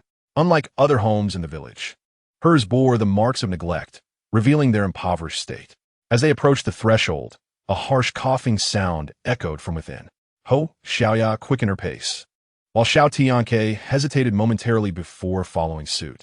The creaking door swung open, releasing a faint scent of blood into the air. Mother! Ho Xiaoya rushed to the back room, finding her mother leaning against the bed, coughing violently, with crimson stains at the corners of her pale lips. Concern filled Ho Xiaoya's eyes as she gently patted her mother's back, attempting to provide some relief. What a dutiful child, Xiao Tianque mused, moved by the scene. It was only when he spoke that the woman, lying on the bed, regained her awareness and struggled to sit up. Xiao, we have guests, she said, her gaze settling on Xiao Tianque, revealing a glimmer of alarm. This is the Daozhong whom Xiaoya encountered while gathering herbs. He possesses medical skills and might be able to cure your ailment, Ho Xiaoya explained cheerfully. The woman smiled tenderly, her frail fingers brushing aside Ho Xiaoya's stray hair, delicately removing the leaves tangled within. I am aware of my condition. If I can remain by your side for a few more days, I shall be content. Tears welled in Ho Xiaoya's eyes as she embraced her mother tightly. No, mother, you will be just fine. The woman gently wiped away her daughter's tears, silently caressing her head. Xiaoya, fetch some tea leaves from uncle's house to prepare a cup of tea for the Daozhong, the woman instructed. Xiao Tianque discerned that she intended to send Ho Xiaoya away. As the woman prepared to speak, Xiao Tianque interjected, we can discuss matters later. Allow me to examine you first. He extended his hand to feel her pulse, his spiritual energy flowing gently into her body. Your heart veins are withered. I cannot save you. However, I can extend your life for one more year. But the woman, aware of her imminent demise, felt a flicker of hope at the prospect of an additional year. Her eyes sparkled with renewed vigor.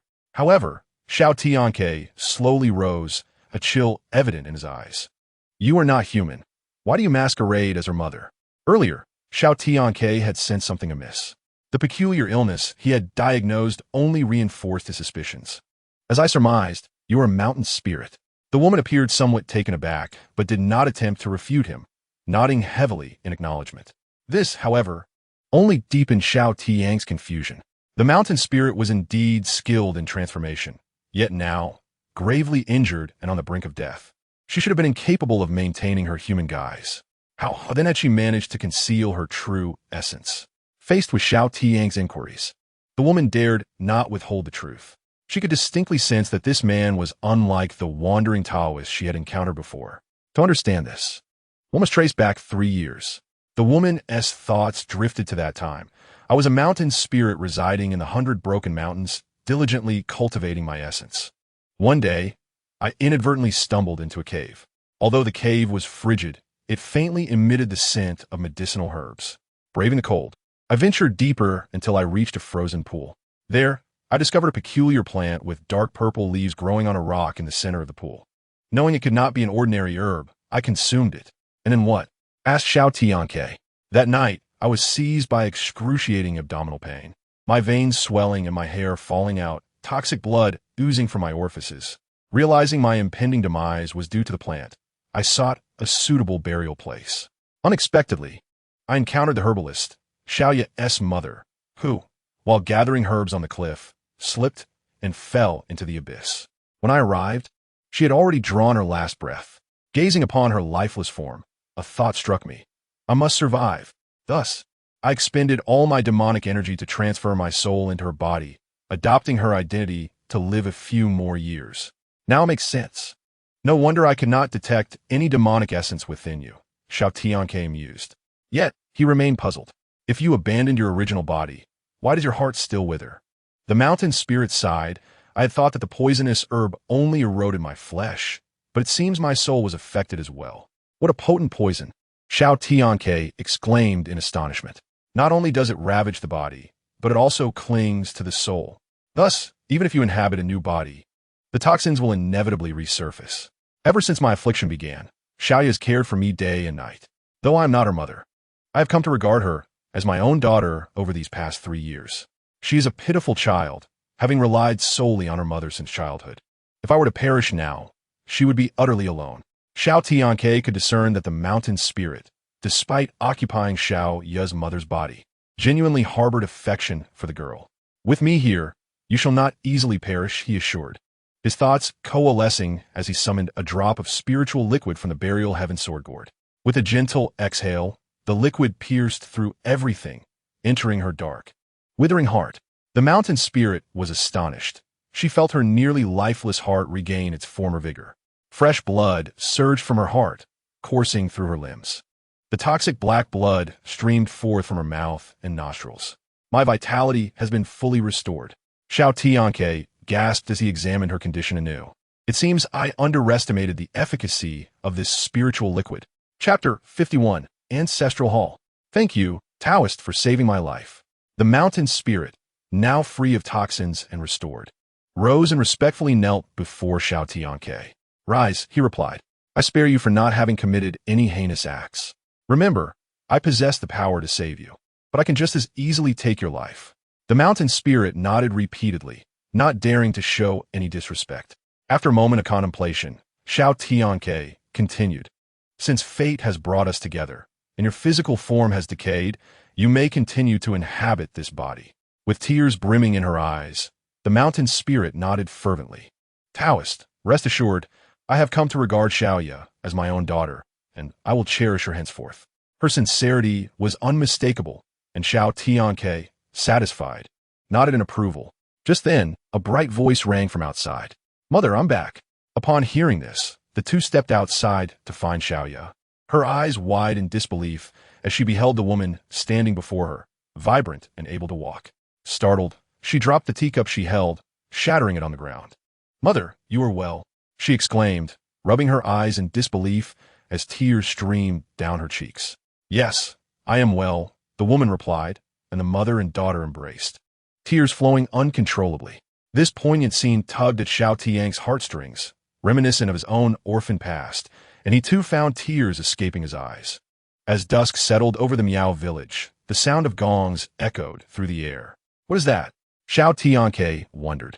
Brother Xiao, the gongs signal the ancestral rites are about to begin, Xiaoyu explained. We must head to the ancestral hall. Xiao Tianque nodded in understanding. But just as they prepared to depart, the mountain spirit discreetly sent Xiaoyu away. Perplexed, Xiao Tianque inquired, Do you have something to say? Taoist, be cautious. This Miao village is not as simple as it appears, she warned. What do you mean? He asked. Since entering the village, Xiao Tianque had sensed something unsettling, as the villagers, while outwardly hospitable, cast him peculiar glances. The mountain spirit's words hinted at deeper knowledge of the situation. Those who come here often vanish without a trace. It would be wise for you to remain vigilant, she cautioned. Xiao Tianque nodded solemnly. It is said that caution brings longevity. Countless heroes have perished due to their negligence. Mother, here is your walking stick. With Xiaoya's support, the three made their way to the ancestral hall. Xiao Tianque keenly observed that strange symbols, written in a mixture of wood, ash, and water, had appeared along the roadside, while blood dripped from the cow heads atop wooden stakes. Among the rubble, numerous centipedes, the size of fingers, emerged, feasting on the spilled blood. Xiao Tianque, well aware of the venomous creatures prevalent in the Nanzhao region, noted that their unusual presence in human habitation was indeed rare and alarming. As they approached, a venerable elder from the village spotted Xiao Tianque and approached with a welcoming demeanor. Taoist, you have finally arrived. Ah, Xiaoya's mother, you are well. The villagers were astonished to see the woman able to walk. Thanks to the Taoist. Without him, I would have perished in bed, she gratefully acknowledged. The Taoist is truly remarkable, the villagers praised, and Xiao Tianque nodded lightly, scanning the surroundings for the presence of Meng Fan and Su Ya, but they were nowhere to be found. Where's my junior brother? He inquired. One villager quickly responded, Your junior brother has been waiting for you in the ancestral hall. I see. Xiao Tianque wore a faint smile, yet doubt lingered in his heart. Meng Fan had been raised behind him since childhood in Shushan, and Xiao Tianque knew him well. Although Meng Fan had a penchant for food, he believed he would not keep the Miao villagers waiting for him. Moreover, as the host had yet to be seated, he, being well-versed in propriety, would certainly not act in such a manner. Daozhong, please enter, called the villagers, as the doors of the ancestral hall swung wide open, revealing a floor stained with cow's blood. Thick incense sticks stood in the bronze cauldron at the entrance, while the Miao villagers looked at Xiao Tianque with smiles, gesturing for him to enter first. Xiao Tianque thought to himself, I shall see what trickery you all are up to. He stepped into the ancestral hall. Bang! As he crossed the threshold, the doors were promptly pulled shut behind him. Standing at the entrance, Xiao Tianque could not help but tease, the hospitality of the Miao people is indeed peculiar. The ancestral hall is the most sacred place of our Miao village. Only precious guests like the Daozhong are permitted to dine within. If we were to join, it would be a disrespect to our ancestors and to all living beings. This explanation was met with Xiao Tianque's complete disbelief. It was nothing more than solemn nonsense. Nevertheless, he chose to play along, curious to discover their true intentions. "Oh, I see," an elder outside urged. "The food and wine are ready, Daozhong. Please join your junior brothers for the meal." "Very well," Xiao Tianque called out, and to his surprise, the villagers outside began to beat drums and sing meow songs, creating an uproarious scene. Beside the elder, a middle-aged man could not help but whisper, "Father, this Daozhong saved the life of Xiaoya's mother." "Isn't what we're doing a bit." Before the middle-aged man could finish, the elder sharply interrupted, "Silence. Are we to send them in, or do you wish to send the villagers instead?" On the other side, as they entered the inner courtyard of the ancestral hall, a table laden with meow delicacies came into view. Meng Fan and Suya sat motionless in their chairs. Xiao Tianque's gaze sharpened as he swiftly approached them. They still breathe. They're not dead. Their eyes rolled back, lips darkened, and their bodies were as stiff as corpses, yet a faint breath remained. Without hesitation, Xiao Tianque extracted 2 drops from the sword gourd and administered them to their mouths. In an instant, the toxins visibly expelled from their 7 orifices.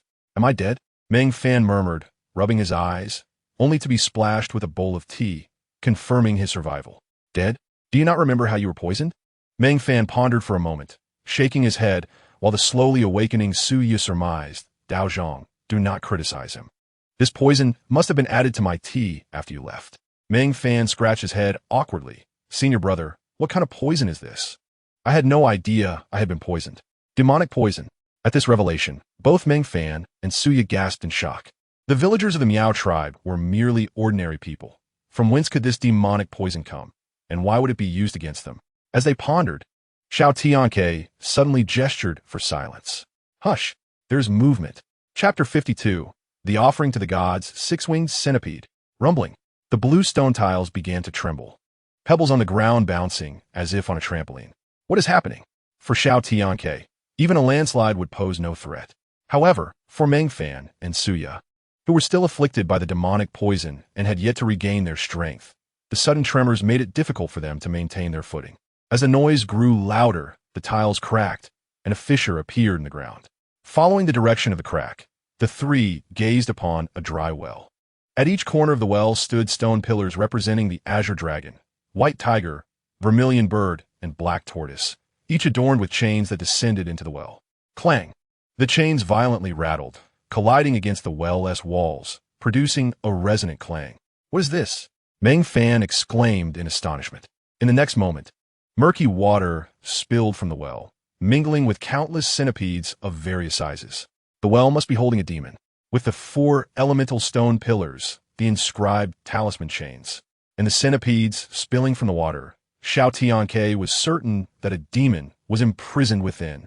As the commotion intensified, green demonic mist began to rise from the well. Just then, the well water gushed back, and in an instant, everything fell silent. Xiao Tianque furrowed his brow and spoke in a low voice, "It has arrived." Before his words could settle, a jet of water shot skyward. Boom! The water erupted, splashing everywhere, as all 4 chains snapped taut, their faint light flickering. The familiar symbols, the flow of spiritual energy, caused Xiao Tianque to pause in shock. This is the spell of Shushan, the binding curse. That meant those who imprisoned this demon beast at the bottom of the well were from Shushan. Meng Fan was equally astonished. "Look," Suya exclaimed, her eyes wide in horror, as she gazed at the colossal creature emerging from the well. Its entire body was encased in blood-red black armor, with 3 pairs of transparent wings on its back and countless scythe-like barbs on its 100 legs. Numerous eyes were positioned on either side of its head, its visage grotesque. The 6-winged centipede. I cannot believe such a creature truly exists. As the eldest brother, Xiao Tianque instantly recognized the monstrous centipede, having read about it in a tomb-raiding novel from his past life. Roar! The 6-winged centipede loomed at the edge of the well, shaking its wings and emitting a piercing screech. In an instant, countless centipedes as thick as fingers crawled out from the cracks in the bricks, swarming the ground. Hearing the commotion, the Miao villagers fell to their knees, prostrating in reverence. "Divine Spirit, we offer you sacrifices. Please bless our Gabazai with favorable weather," the elder proclaimed. The villagers bowed in unison, offering chopped beef to the rampant centipedes. Confused, Ho Xiaoya clutched her mother and pulled the elder's son. Uncle Agone, what have you done to Brother Xiao? The middle-aged man impatiently shook off their hands, scolding Xiaoya's mother. This isn't your first ritual. How can you neglect Xiaoya? The ritual to the gods had lost all its spiritual significance, yet the demonic energy permeating the ancestral hall was still palpable to her. Agone, that Daozhong saved my life. Can we not offer him as a sacrifice? Upon hearing this, the villagers cast unkind glances, while the elder presiding over the ritual darkened his expression. The ritual to the gods is a matter of life and death for our Miao village. It cannot be interrupted. Agone, bind them and hang them for a day and night as punishment. Father, Xiaoya's mother has just recovered. Agone hesitated, wishing to plead for them, but was silenced by a glare from the elder. With reluctance, Agone glanced at them before signaling to the villagers. In the next moment, Ho Xiaoya and her mother were bound and suspended. The mountain spirit wished to aid Xiao Tianque and the others, but now she found herself powerless. She shouted to the ignorant villagers below, "You will regret this." The villagers, unfazed by her cries, merely pointed and whispered among themselves. Inside the ancestral hall, the six-winged centipede's eyes glimmered with a bloodthirsty gaze as it fixated on the trio of Xiao Tianque. A mass of centipedes crawled towards them, sending chills down their spines. Su Ya's expression darkened. Before Xiao Tianque could act, she summoned ethereal blue foxfire. The flames descended into the swarm of centipedes, igniting instantly with a crackling roar. Witnessing hundreds of its offspring turn to ash, the six-winged centipede was consumed by fury. With a hum, its translucent wings vibrated, producing a piercing buzz. In a heartbeat, a demonic wind howled, extinguishing the foxfire in an instant. The six-winged centipede twisted its massive body, encircling Xiao Tianque and his companions, gazing at them with a mocking expression. A mere fox spirit and two Taoists. Who would have thought these mortals could bring me such delight? Consuming you will undoubtedly elevate my cultivation, allowing me to break free from my chains and regain my freedom. The six-winged centipede could scarcely contain its excitement, laughing boisterously. However, it soon noticed that one of the Taoists exhibited no sign of fear, not even deigning to look at it. Such blatant disdain ignited a furious blaze within the six-winged centipede's heart. Who imprisoned you here? Xiao Tianque coldly inquired, casting a sharp glance at the centipede. The mere look made the six-winged centipede shudder, but it quickly dismissed the feeling, bitterly mocking itself. A mere wet-behind-the-ears Taoist almost frightened me. Since death is imminent, I shall satisfy your curiosity. The one who suppressed me is a foul Taoist from Mount Shu. Although I have been imprisoned here for 300 years, he paid with his life. Now I shall regain my freedom, while he remains without even a bone left. The six-winged centipede erupted in wild laughter. Master brother, 300 years. Could it be our ancestor who suppressed it? Meng Fan said, his heart ablaze with anger. From Meng Fan and Xiao Tianque's words, the six-winged centipede deduced their identities. Heaven has eyes. Who would have thought I would encounter someone from Mount Shu after 300 years? Its murderous intent intensified. Dozens of long, bone-spiked legs glimmering with a cold sheen, resembling sickles, lunged toward Xiao Tianque and his companions. Boom! The ground exploded, sending debris flying. The six-winged centipede was evidently taken aback. Its sudden strike had been effortlessly evaded.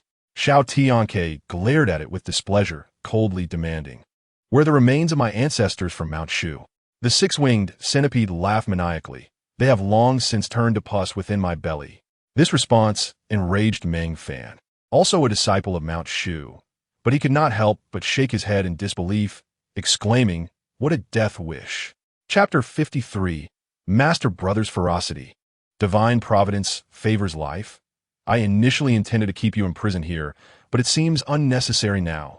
The six-winged centipede taunted before Xiao Tianque, the master brother of Mount Shu. This was intolerable. Meng Fan had already noted the coldness in Xiao Tianque's eyes and subtly pulled Suya a few steps back, fearing collateral damage. The six-winged centipede snickered, entirely dismissing the two before it. "Your ancestors have become my sustenance. What do you think you are, you wet-behind-the-ears brat?" Simultaneously, its tail, as thick as a barrel and glistening darkly, struck down like a blood-red thunderbolt. Boom! Xiao Tianque, having narrowly evaded the fierce blow, glanced back at the spot where he had stood. The azure stone floor crumbled like tofu, unable to withstand the impact. Sharp bone spikes gouged deep grooves into the ground. Should an ordinary person have been struck by this blow, they would have been reduced to mere pieces. Xiao Tianque regarded the six-winged centipede with indifference. I do not force others. Tell me, how would you prefer to die? To ask someone how they wish to meet their end is enough to provoke wrath in anyone. Arrogant. The six-winged centipede roared, unleashing a glob of viscous venom. As the thick, greenish poison hurtled towards Xiao Tianque, a smirk of pride crept across the centipede's lips. Yet the next moment, it was utterly dumbfounded. The living being before it suddenly vanished without a trace, devoid of any warning or hint of spiritual fluctuation. How could this be? The six-winged centipede's arrogance waned, replaced by sheer terror. Are you searching for me? A voice, as if emerging from the depths of hell, resonated behind it. In the next instant, the sounds of flesh tearing and bones cracking filled the air. The excruciating pain exploded within the six-winged centipede like a surge of electricity, causing it to wail in agony. Meng Fan, bewildered, asked, "What has Master Brother done?" Suya gulped, her face filled with astonishment. "Is your Master Brother truly a Taoist?" Meng Fan furrowed his brow and looked closely. What the hell? Undoubtedly. The scene before him rendered him speechless. Blood gushed forth like water from the six-winged centipede's back, instantly staining the ground crimson. Xiao Tianque stood unblemished behind the centipede, with the severed wing still dripping blood in his grasp. Meng Fan rubbed his eyes vigorously, now certain he was not hallucinating. Master Brother had literally torn the six-winged centipede's wing off, flesh and all. Is this still a Master Brother I know? This is far too ferocious. Could it be that years of suffering from that strange illness have altered his temperament? The agony of ripped flesh and broken bones drove the six-winged centipede into madness. As it roared and swung its bony scythe wildly, spewing venom in all directions. Wherever the venom touched, it corroded. Xiao Tianque's eyes narrowed slightly as he swung the severed wing like a hammer against the six-winged centipede's head. Bang! With a dull thud, the six-winged centipede collapsed to the ground. Roar! The six-winged centipede was both shocked and enraged, never anticipating that its momentary underestimation would lead to such dire consequences. Spare me. Taoist, spare me. Realizing it was outmatched, it began to plead for mercy. However, its gaze subtly locked on a Meng Fan and Suya standing below the shrine. These two, merely at the Golden Core stage, will be effortlessly captured by a formidable demon like the six-winged centipede. As it begged for mercy, Meng Fan and Suya's vigilance began to wane. Master Brother, this six-winged centipede has harmed countless lives. I believe we should imprison it in the Demon Lock Tower. Meng Fan suggested as he approached Xiao Tianque. The Demon Lock Tower. The six-winged centipede gasped in alarm. The tower housed numerous demonic beasts, and those of its cultivation level were as plentiful as cattle. Once confined within, it would never escape. Better to kill me than to confine me there. The thought solidified in the six-winged centipede's mind. It was clear it could not defeat them. The only option left was to take one of them hostage and flee, clinging to a glimmer of hope. The six-winged centipede pondered within, its pleas for mercy flowing from its lips while its gaze remained fixed on Meng Fan. It was waiting for the opportune moment. When Meng Fan stood merely 10 paces away, it sprang forth, baring its fangs as it lunged at him. Be careful. Suya's expression changed drastically. Her demonic power erupted as she transformed into a white fox, rushing to shield Meng Fan at the last moment. Meng Fan's pupils dilated sharply, and he stumbled to the ground. No! He reached out to push Suya aside, but she instinctively closed her eyes. Yet, just inches away from her, the six-winged centipede halted. Despite its claws flailing and its roar echoing, it could not inflict a single scratch on Suya. No! The centipede, unwilling to accept defeat, struggled against the immense force binding it. However, it was all in vain. Seeking death, a low growl resonated. Xiao Tianque exerted his strength, lifting the six-winged centipede and hurling it forcefully towards the ancestral hall. Bang! The hall collapsed, dust swirling into the air. The villagers of the Miao tribe exchanged bewildered glances, yet none dared to approach. The suspended mountain monkey laughed heartily. Mother, what are you laughing at? The confused host Xiaoya inquired. The monkey gazed affectionately at her, confidently stating, Xiaoya, just wait. It won't be long before the Taoists emerge from the hall, and their so-called deity may find its fate uncertain. Sensing the commotion from within the hall, the villagers' hearts tightened. If what Ho Xiaoya's mother suggested were true, that they had schemed to offer this exceptionally skilled Taoist as a sacrifice to the entity in the well, what would the consequences be? The elder exchanged glances with a middle-aged man beside him. The man nodded and lowered the mother and child to the ground. Inside the hall, the six-winged centipede lay smashed on the floor, its carapace shattered, revealing its innards. Taoist, please do not kill me, it pleaded. From its maw emerged a rusted spiritual sword and a compass. As a disciple of Mount Shu, he recognized these relics, artifacts belonging to the ancestor who once subdued it. After over 300 years, both the sword and compass had lost their essence. With a flick of his sleeve, Xiao Tianque expelled the impurities from the sword and compass. Mount Shu Wangbin, observing the faint inscriptions on the sword, Xiao Tianque's murderous intent intensified. Lightning crackled in his palm, dark purple arcs flashing. With a single strike, a formidable Kuei Neo surged forth, roaring as it charged at the six-winged centipede. No! The centipede screamed as it exploded with a thunderous crash, scattering into smithereens, leaving only ashes in its wake. The grand ancestral hall crumbled under the shockwave of the explosion, reducing it to ruin. Chapter 54. The Simplicity of the Mountain Folk. Take good care of these, and when the time comes, return the relics of Elder Wang Bin to Mount Shu for a proper burial. Meng Fan nodded solemnly, carefully wrapping the relics of Elder Wang Bin in cloth and placing them in his waist pouch. The Miao villagers gathered outside the hall, staring blankly at one another, their eyes wide with confusion. Father, a middle-aged man named Agon, prodded the elder beside him. As three figures slowly emerged from the dust, all the villagers fell silent. Your hospitality towards guests is truly remarkable, Xiao Tianque remarked sarcastically. The Miao villagers, upon hearing this, wished they could sink into the ground. Meng Fan excitedly grabbed the elder. Do you want to endanger those outside? The elder fell to his knees, as did the other villagers. I am a foolish old man to have ever considered sacrificing a living person to that beast. With that, the elder raised his hand to strike his own face, but was stopped by Xiao Tianque. Brother Xiao, it is so good to see you safe. Ho Xiaoya ran to Xiao Tianque, completely forgetting the pain of her bound hands and feet. Noticing Xiao Tianque instinctively take a few steps back, she appeared visibly disappointed. Curse this wretched ailment. Throughout history, beautiful women have adored heroes, and Ho Xiaoya was no exception. Xiao Tianque had saved her mother and slain the six-winged centipede. His actions had undoubtedly struck a chord in her heart. Alas, I have once again caused a woman sorrow. If this ailment were not cured, he would be destined to live a life of loneliness. Meng Fan smiled gently at Ho Xiaoya, saying, Brother does not dislike you. He simply suffers from an affliction. Upon hearing this, the innocent Ho Xiaoya gazed at Xiao Tianque with sympathetic eyes, wishing she could do something to aid him, hoping he would recover soon. Xiao Tianque nodded with a smile, his gaze returning to the elder. He helped the elder to his feet and, perplexed, asked, Knowing that the entity in the well is a demon, why would you offer a living person as a sacrifice? The elder sighed deeply. If it were not for the threat of the creature in the well, who would dare to offer a living sacrifice? The villagers murmured in agreement. That demon is bound by the cold iron chains inscribed with the binding demon spell. With the four symbol statues suppressing the well, how could it threaten you? Meng Fan exclaimed indignantly. The villagers exchanged glances, whispering among themselves.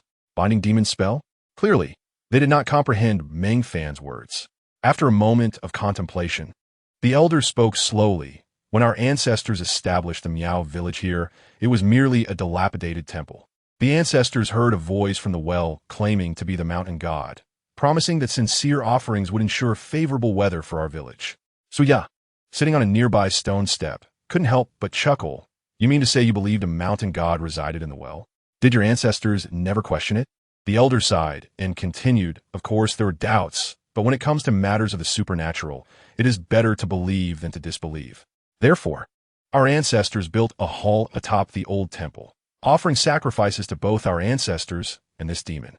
If your ancestors were aware of this in their graves, I fear the coffins would not remain closed. Xiao Tianque interjected. After years of sacrifices, instead of ensuring favorable weather, the number of venomous centipedes increased, harming many villagers. Doubts arose in the hearts of our ancestors, prompting them to gather everyone one day at the hall to question the creature in the well. To their shock, the demon crawled out, revealing itself as the very centipede they had been sacrificing to all those years. The villagers, horrified, fell to the ground, and the centipede devoured several villagers, threatening that every 20 years, a living sacrifice would be required. Otherwise, it would slaughter the entire Miao village. Then why did you not flee with the villagers? Meng Fan inquired, puzzled. They feared retaliation. The six-winged centipede had already instilled terror in them. They were afraid that fleeing would only invite the centipede's wrath. Suyo explained softly. The elder nodded in agreement. The ancestors of the Miao tribe had indeed considered this point, in comparison to fleeing and facing the annihilation of the entire village. They preferred to sacrifice a few lives every 20 years. Such is human nature, a self-inflicted torment. Xiao Tianque sighed.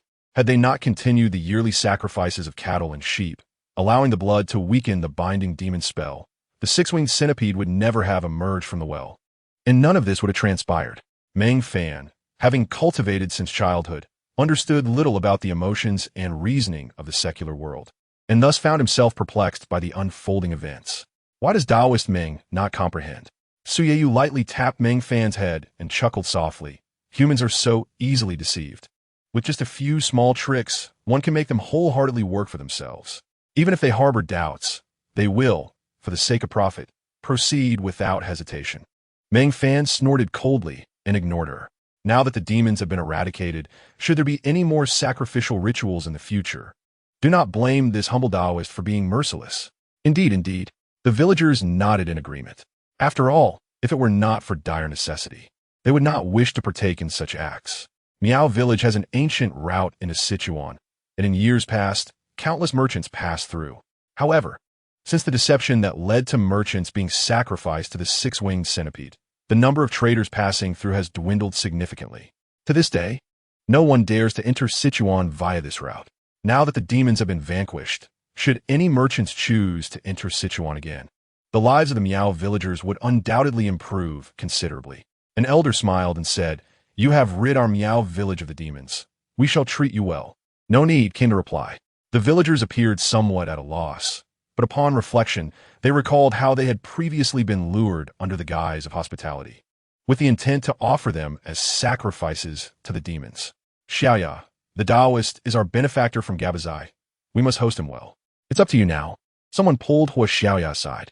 Hua Xiaoya, being very sensible, patted her flat chest and assured them, "Xiaoya knows what to do. Everyone, rest assured. Brother Xiao, you are Xiaoya's benefactor. I have nothing to repay you with, but I hope to prepare a meal to express my gratitude." Hua Xiaoya's eyes sparkled with sincerity. Xiao Tianque had never encountered such genuine eyes before. Very well. The villagers rejoiced upon seeing that Xiao Tianque did not refuse. The three, surrounded by the villagers, returned to Hua Xiaoya's home. After ushering them into the inner room for tea, Hua Xiaoya and her mother began bustling about in the kitchen. The villagers carefully handed their finest ingredients to Hua Xiaoya through the window, reminding her, "Xiaoya, you must treat our three benefactors well." These small details did not escape the notice of Xiao Tianque and his companions. "Brother, they are clumsy. They feel guilty, so they bring gifts secretly, fearing we won't accept them." Suya sneered at Meng Fan. Simplicity had deeply rooted itself in the bones of these mountain folk. Xiao Tianque swirled the clear tea in his hand before drinking it down, revealing a faint smile. Chapter 55. Husband of the Chaotic Sea, Boundless Heaven Brother. Husband who? Xiao Tianque opened his eyes to a hazy aurora, an ancient aura permeating the air. He found himself standing atop a towering mountain peak. Looking down, he saw a pair of yellowed, cracked hands, his upper body casually draped in tiger skin, bare-chested, while his lower half was similarly clad in animal hide, resembling a wild man. "This is a dream. The heavens are our witnesses. This is the place where you and I become husband and wife. Do you still remember?" A clear voice called from beside him. Xiao Tianque suddenly lifted his head to behold an ethereal figure gazing intently at him. He could not discern her features or form, yet a profound sense of superiority radiated from her, leaving all other women in her presence dimmed and overshadowed. "Chaotic Sea, Boundless Heaven, my wife awaits your return." Chaotic Sea, Boundless heaven, where is this? When did we become husband and wife? Xiao Tianque's eyes widened in realization. His strange affliction might be connected to her. He attempted to reach out and grasp the figure before him, but she was as elusive as smoke. In the next instant, the enchanting silhouette vanished, and a chilling black mist enveloped everything. Who are you? No answer came. From within the black mist, the call echoed, now distant, now near, boundless heaven. Your wife awaits your return. Awakening suddenly, Xiao Tianque sat upright on the rickety wooden bed, his body tense, beads of sweat trickling down his forehead. Brother, this summer heat is unbearable. I can't even get a good night's sleep. Meng Fan's voice came from nearby, reminiscent of one grasping at straws in a bog.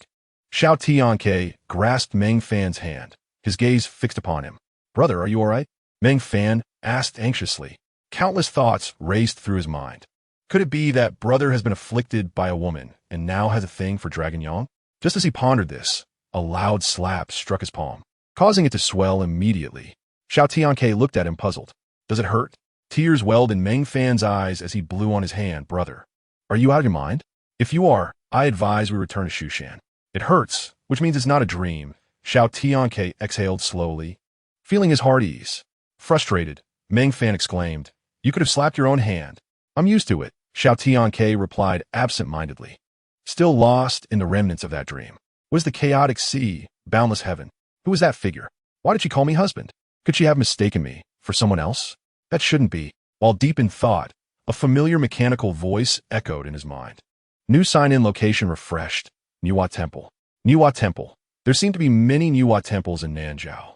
Xiao Tianque distinctly recalled that when he was 7 or 8 years old, his benevolent master had taken him to the Niwa Temple in Nanzhao, where he met a senior named Baigu.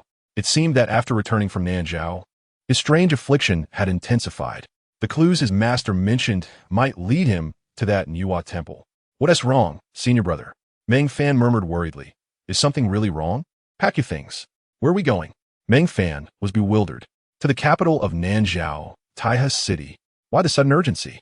Meng Fan felt flustered but began to gather his belongings nonetheless. After exchanging brief farewells with Hua Xiaoya and her mother, the three departed on their swords under the watchful eyes of the Miao villagers. As they soared through the skies, Meng Fan's thoughts grew increasingly muddled. Entirely preoccupied with his musings, noticing his distraction, Suya revealed her sharp canines and playfully bit his shoulder. Startled by the sudden pain, Meng Fan regained his focus and looked back at Suya in confusion. Before he could question her, Suya took the initiative. Are you thinking of which girl you have your sights on? In just half a day, the trio arrived at Taiha City, the capital of Nanzhao. Gabazai was nearly 500 miles from Taiha City. It would take days on foot to cover such a distance. You all go ahead. I have some matters to attend to. Before Meng Fan could inquire further, Xiao Tianque had already taken off on his sword. Let us go, young Master Meng, Suya said with a charming smile, pulling Meng Fan's hand as they entered the city. Meng Fan attempted to shake her off several times, but she persisted, so he resigned himself to her company. Following his hazy memories, Xiao Tianque arrived at a seemingly endless lotus pond not far from the city's outskirts. In the distance, he could faintly discern a temple nestled along the mountainside. It was the Niwa Temple. In the sweltering summer, the 100-acre lotus pond was in full bloom. Dragonflies flitting about as birds chirped melodiously. Some people strolled with beautiful companions through the lotus patches, while others engaged in playful water fights by the pond, their clothes soaked, revealing the contours of their bodies in the warm sun, creating a picturesque scene. However, at present, Xiao Tianque lacks the inclination to appreciate the scene before him. An elderly woman, carrying a bamboo basket, approached him with faltering steps, her face adorned with a gentle smile. Reverend, are you here to pay your respects at the temple? Upon receiving a nod from Xiao Tianque, she retrieved a few incense sticks from her basket and offered them to him. He hesitated to accept them at first. Perceiving the awkwardness on his face, the woman chuckled and said, Dear old lady does not seek any money. My granddaughter-in-law has given birth to a healthy boy, and I have come to express my gratitude. Niwa, the mother of the earth, is often associated with the creation of life, and many people visit her temple to seek blessings for offspring. Congratulations. Xiao Tianque accepted the incense and offered his heartfelt blessings. Reverend, I have a request. The old woman continued. Might I trouble you to name my grandson? After inquiring about the child's birth date and time, Xiao Tianque began his calculations. A modest and refined young man. Let's name him Wu Qian. The old woman's face radiated with joy as she repeatedly expressed her gratitude. Xiao Tianque, incense in hand, prepared to depart. However, after taking a few steps, he was suddenly confronted by a harsh voice. Hey, old woman, my young master is calling for you. Turning to the source of the voice, Xiao Tianque saw the elderly woman surrounded by 4 or 5 attendants. A young man in luxurious clothing, embracing a flirtatious woman, arrogantly commanded his servants, "Seize that old hag's bamboo basket for me. I want to bring my beauty to the Niwa temple to pay respects." As he spoke, he pinched the woman's cheek. "Rest assured, young master," one of the attendants replied, increasing their efforts. They pushed the old woman to the ground without a shred of compassion and snatched the bamboo basket away. "My talisman," the woman cried, clinging to one of the attendant's legs, pleading for the return of the peace charm she had sought for her grandson. The peace charm. The young man's eyes lit up with excitement as he snatched the basket from the attendant and rummaged through it, pulling out a red pouch embroidered with the character for blessing. "This is indeed the peace charm sought from the Niwa temple. I, too, have never managed to obtain one. Yet this lowly commoner has." As the flirtatious woman observed the young man's obsession with the charm, confusion filled her heart. "Young master, what is this charm?"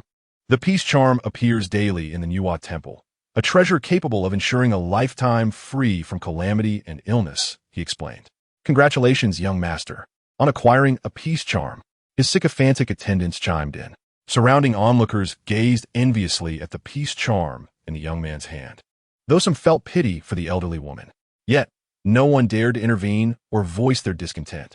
Xiao Tianque sighed softly. It appeared that this was a haughty scion of a prominent family. Just as the young man reveled in his newfound treasure, the peace charm slipped from his grasp and floated gently into Xiao Tianque's hands.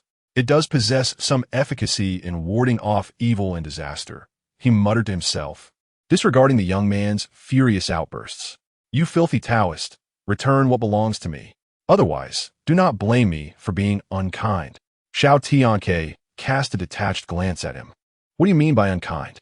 The young man was momentarily taken aback by Xiao Tianque's imposing presence, retreating a few steps and signaling his attendants. "Do not worry, young master." With that, the attendants shouted and charged toward Xiao Tianque, fists raised. Standing his ground, Xiao Tianque merely flicked his fingers. In the next moment, the attendants began to panic. "What is happening? I can't control my body." Onlookers exchanged bewildered glances, whispering amongst themselves, "What is going on? Why are they hitting themselves?" "You don't understand. This is a case of dogs biting dogs." The attendants, seemingly possessed, formed a circle and began to strike at each other. "What have you done?" The young man, now filled with trepidation, looked at Xiao Tianque, his eyes reflecting newfound fear. "Do not worry. Your turn will come." A cold laugh escaped Xiao Tianque's lips, causing the young man to shiver and retreat further. As the attendants, under Xiao Tianque's command, leaped into the lotus pond, the young man realized he had provoked the wrong person and turned to flee, not daring to look back. However, the ground beneath him suddenly turned to muck, swiftly engulfing his feet and dragging him down. "No, no," he screamed, struggling desperately as a foul yellow stream poured from his trousers, filling the air with a repugnant stench. Without a doubt, he had lost control of his bladder. "My father, Zhang Er," the young man shouted in desperation. His name was Zhang Qing, and he had hoped that mentioning his father, an official, would intimidate the Taoist. To his surprise, the Taoist merely scratched his ear and replied with indifference, "What of it?" "My father, Zhang Er," Zhang Qing insisted, his voice rising as he summoned all his strength. "And then what?"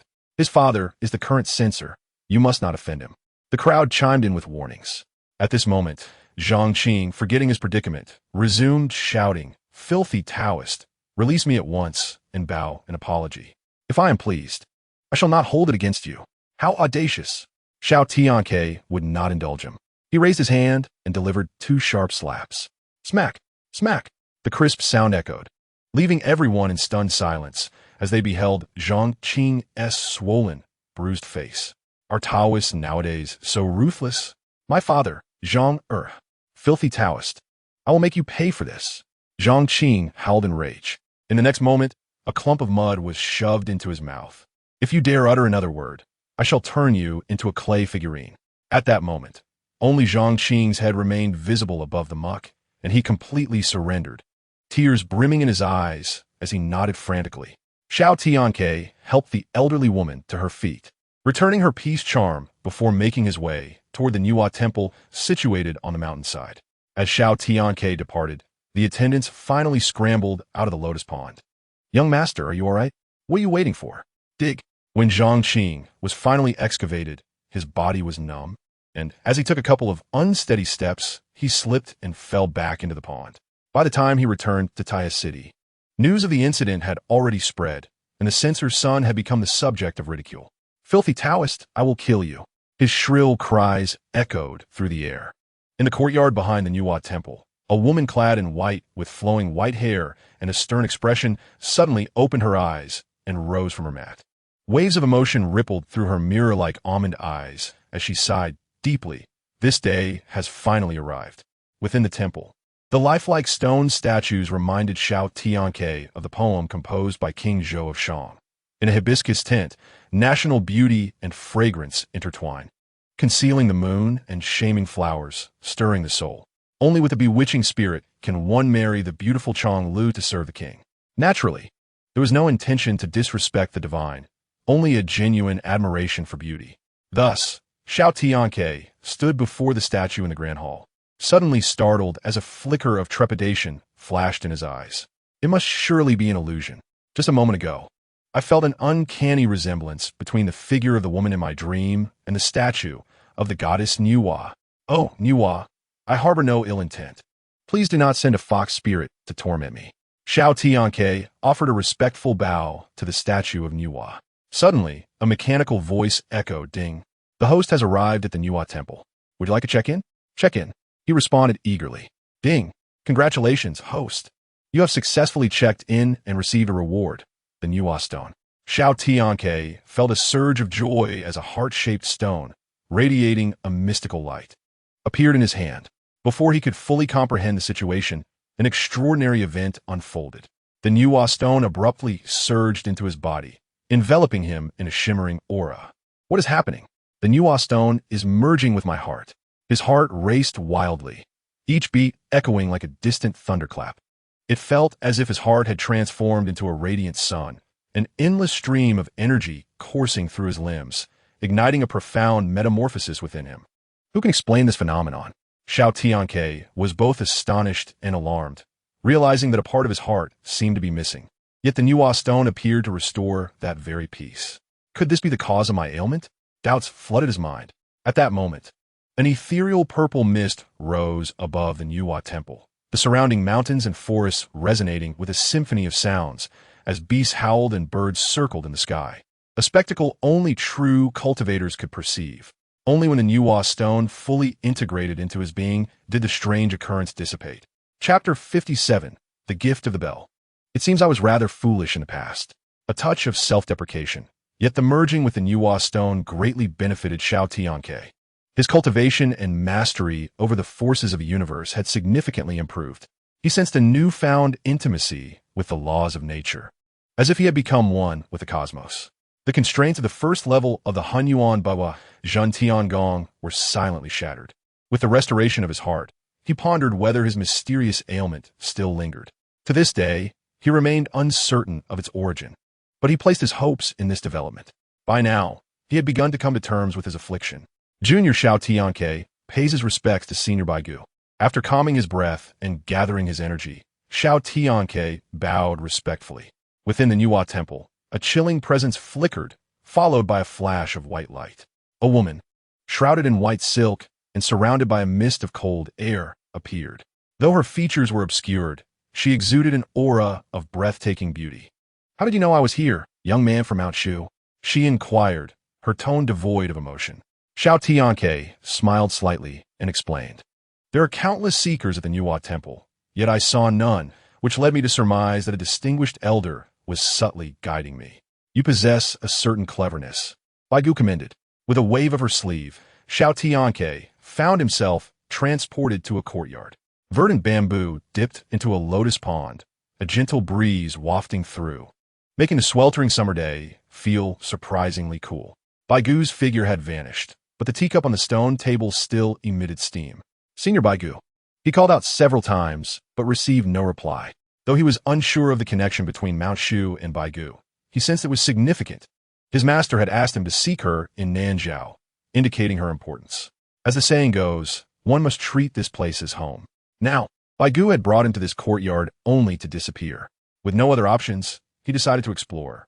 After finishing the tea before him, he began to wander the courtyard. What is that fragrance?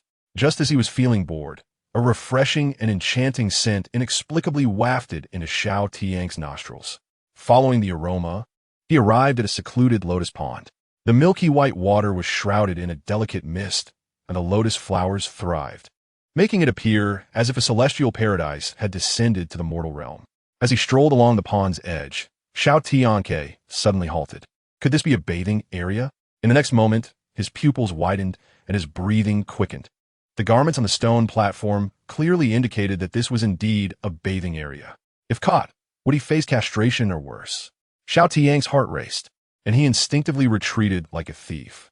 Perhaps the heavens deemed it too dull to let him escape unscathed, as a stone tumbled into the lotus pond. Splash! The sound echoed ominously. Oh no! Who goes there? In the center of the pond, bubbles surfaced, and mist billowed as a young woman emerged from the depths. Her lustrous black hair dripped with droplets, and through the translucent water, her graceful form became partially visible. In youth, who has not entertained such fantasies? Now, faced with reality, he felt a tinge of embarrassment. Her skin was as smooth as jade, and her figure revealed no hint of excess. However, these attributes were not what captivated Xiao Tianque's attention. Her beauty transcended words, evoking a poetic essence that rendered all descriptions inadequate. The world may have countless words, yet none could encapsulate her splendor. Xiao Tianque was momentarily spellbound, never expecting to encounter such an enchanting beauty in the world. This was the place from his earlier dream.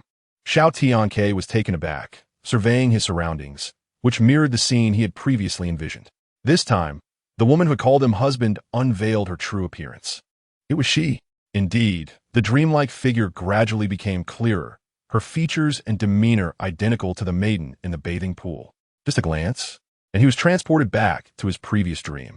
The delicate girl, while bathing, would typically scream in alarm at a man's intrusion, yet upon seeing Xiao Tianque, she remained remarkably composed, a sweet smile gracing her lips. In a fleeting moment, they seemed to share a connection that transcended time. An inexplicable familiarity washed over them, igniting an impulsive longing. Their hearts raced, and a blush crept across their faces. "Avert your gaze! Avert your gaze!" Xiao Tianque exclaimed. "I did not realize this was your bathing area. I hope you will forgive my intrusion. If one must avert their gaze, why do you stare so intently at me?" She retorted, embarrassed. Xiao Tianque's face flushed as he realized he had been unabashedly gazing at her. He turned his head away, wishing to vanish into the ground. The girl, blushing, took a deep breath before fully emerging from the water. Though he faced away from her, Xiao Tianque's mind conjured the image of her exquisite form rising from the water. Drops of water cascaded from her body, and he could not help but swallow hard. The girl stepped onto a lotus leaf, the bells adorning her ankles chiming with each step, resonating with the heartbeat of the young man. As she donned her garments, she gently patted Xiao Tianque's shoulder. With a sudden strike, Xiao Tianque felt as though he had been struck by lightning. He turned around, feeling somewhat embarrassed, only to find the girl unharmed, a mix of surprise and joy flooding over him. The mysterious ailment that had plagued him for years seemed ineffective against her. Could it be that with the integration of the Wa stone into his body, the affliction had been completely eradicated? As Xiao Tianque stood in a daze, the girl curiously poked his face with her finger. An overwhelming sense of familiarity surged within him, and he inexplicably called out, "Husband." Xiao Tianque's heart jolted. The voice was identical to that from his dreams. Could it be that she truly is the woman from my dreams? He opened his mouth to say, "Miss, you must have mistaken me for someone else." However, the sight of the girl, adorned in the unique traditional attire of the Miao people, left him momentarily speechless. How fortunate it would be to have such a wife. Noticing Xiao Tianque's silence, the girl pouted slightly, as if reproaching him for not speaking to her. Then, she removed a silver bell from her wrist and placed it onto his. Uncertain of her motivations, Yet her heart assured her that it was the right thing to do. This is the bell of gift. Each step resonates, each thought echoes. At that moment, Baigu suddenly appeared, her expression impassive as she gazed at him. "Come with me," she commanded. The girl blinked innocently at Baigu, while she added, "Xiao, you too." Upon reaching a mural depicting Inwa's restoration of the heavens, Baigu halted. Her gaze fell upon the girl, and a smile graced her lips. "Xiao, you have grown. There are truths that I must now share with you. In fact, you are a descendant of Inwa." Xiao was taken aback. No wonder she felt an inexplicable familiarity with the statue of Inwa and the murals. Xiao Tianque was equally astonished. He had never anticipated that this enchanting woman before him was a descendant of the ancient sage Inwa. "Baigu, will my parents?" Xiao inquired, her eyes filled with hope. Baigu shook her head. "You were bestowed by Lady Inwa. To learn about your parents, you must inquire with her." At that moment, Xiao Tianque's attention was drawn entirely to the stone carving. Before his eyes, the images within it began to move. Most astonishingly, he saw a swirling black mist permeating the universe, identical to that which he had witnessed in his dreams. "What do you see?" Baigu's voice echoed in his ears. Only then did he awaken from his reverie, his clothes soaked with sweat. The black mist encircles, all spirits extinguished. Xiao Tianque gasped, his pupils constricting in fear. Baigu remained silent, her presence radiant with chilling brilliance, as a torrent of spiritual energy enveloped the area. Wisps of white spiritual energy surged into the stone carving.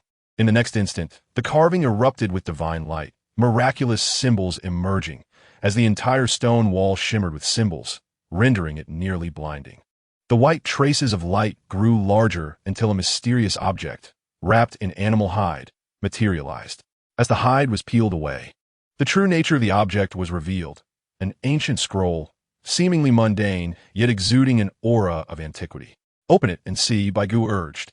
He picked up the scroll and slowly unfurled it. His heart inexplicably raced, anxiety coursing through him.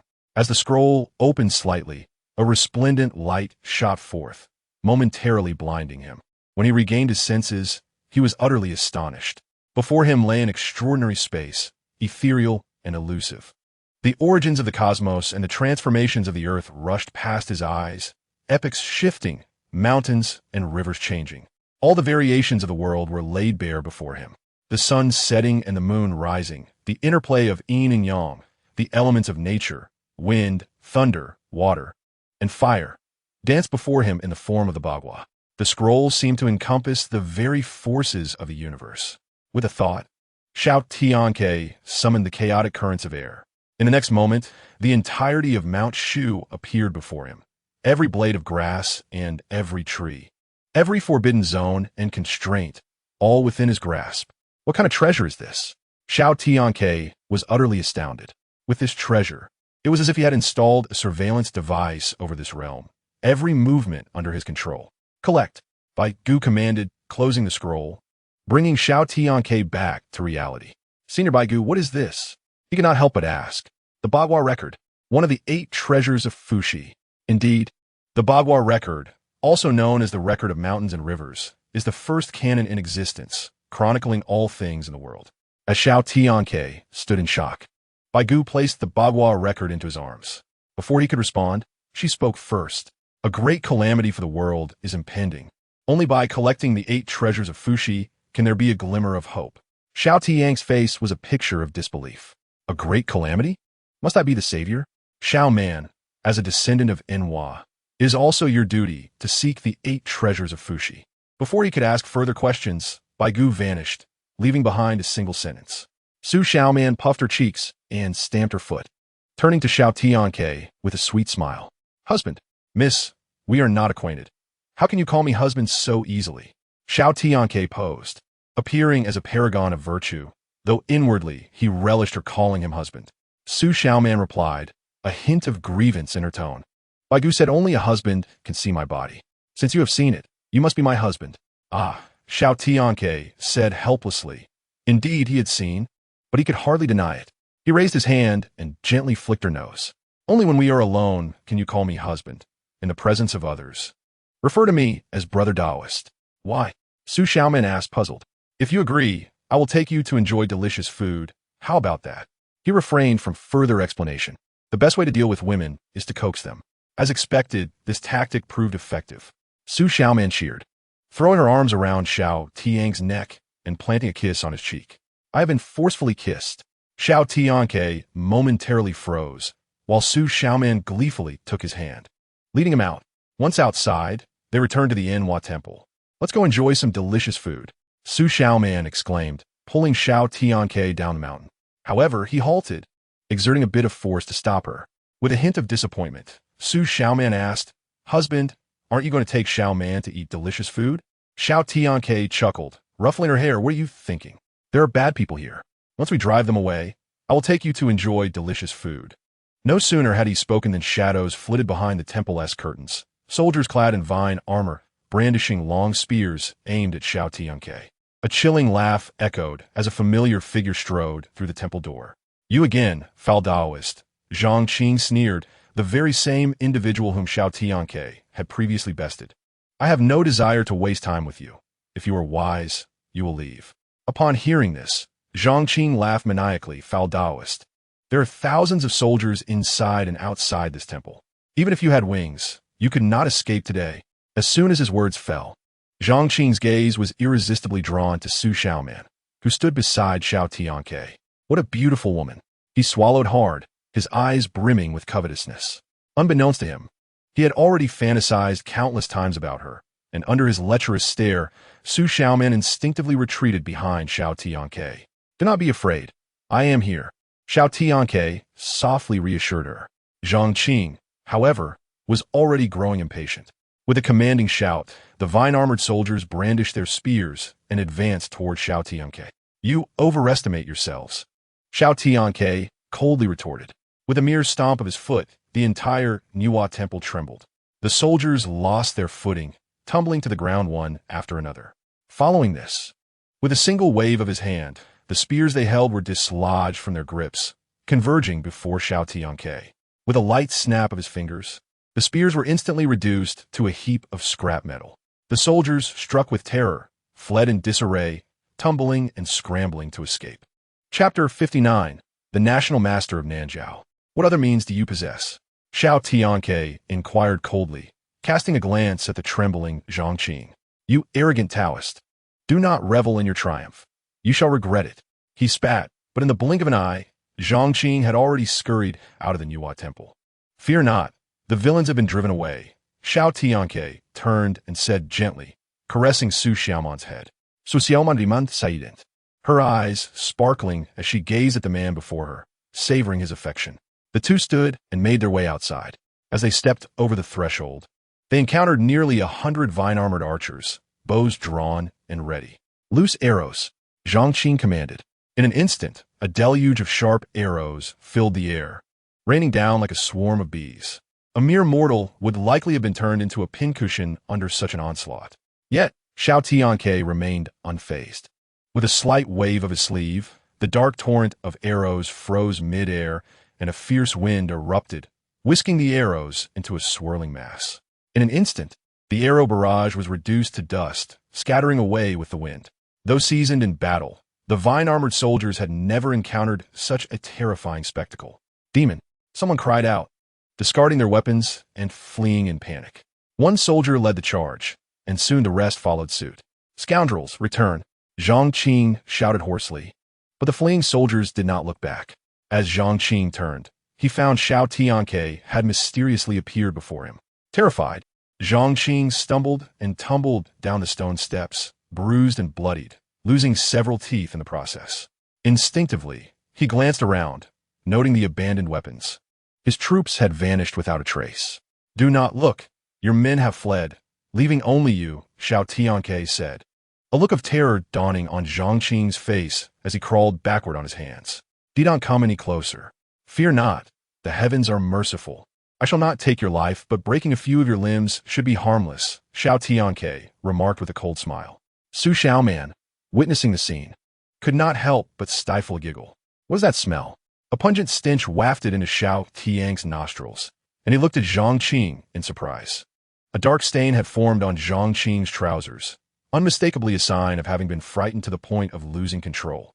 With a thought, A sword lifted itself from the ground and landed in Xiao Tianque's hand. Upon seeing the sword raised, Zhang Qing broke into a cold sweat, bowing his head repeatedly in supplication. Please spare me. I shall never dare again. How can I trust you? But before he could finish, the sword descended. Stop! A loud shout echoed, attempting to intervene.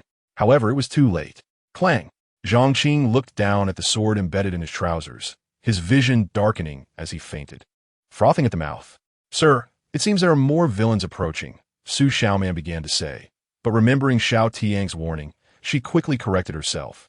Instinctively, Xiao Tianque shielded Su Xiaoman behind him. A figure clad in black robes approached, adorned with various silver ornaments of sorcery, and her pale skin and glossy black lips appeared eerily striking in the sunlight. Beside the middle-aged woman in the black robe stood a servant wearing a shaman's mask and wielding a cow-headed staff. One of them swiftly approached Zhang Qing, dragging him before the woman. He was not harmed. He merely fainted from fright. A small snake slithered from the woman's sleeve, landing on Zhang Qing and biting his arm. He jolted awake, and upon seeing the black-robed woman, he grasped at her like a lifeline. National Master, save me. The woman was the National Master of Nanzhao, a master of sorcery and a practitioner of the arts. How disgraceful for the son of an official to find himself in such a predicament. She chastised, her gaze directed at Xiao Tianque with evident displeasure. Do not cast such a look upon me, National Master. You may be mistaken for desiring my beauty, harboring resentment for what you cannot have, Xiao Tianque retorted. Silence. The National Master is not one to be trifled with. The two black-robed men barked in unison, thrusting their cow-headed staffs into the ground. Instantly, the earth cracked, and a wave of energy surged forth, resembling blades and axes, aimed at Xiao Tianque. Be careful, brother Taoist, Su Xiaoman warned, her eyes filled with concern. Xiao Tianque smiled slightly at her, before turning with an icy countenance. A mere golden core dares to challenge me. The oncoming blades and axes disintegrated in an instant, and the force of the wave struck the two men squarely in the chest. Pow! The two men wielding the cow-headed staffs were sent sprawling, crashing to the ground, their insides damaged, blood spilling from their mouths.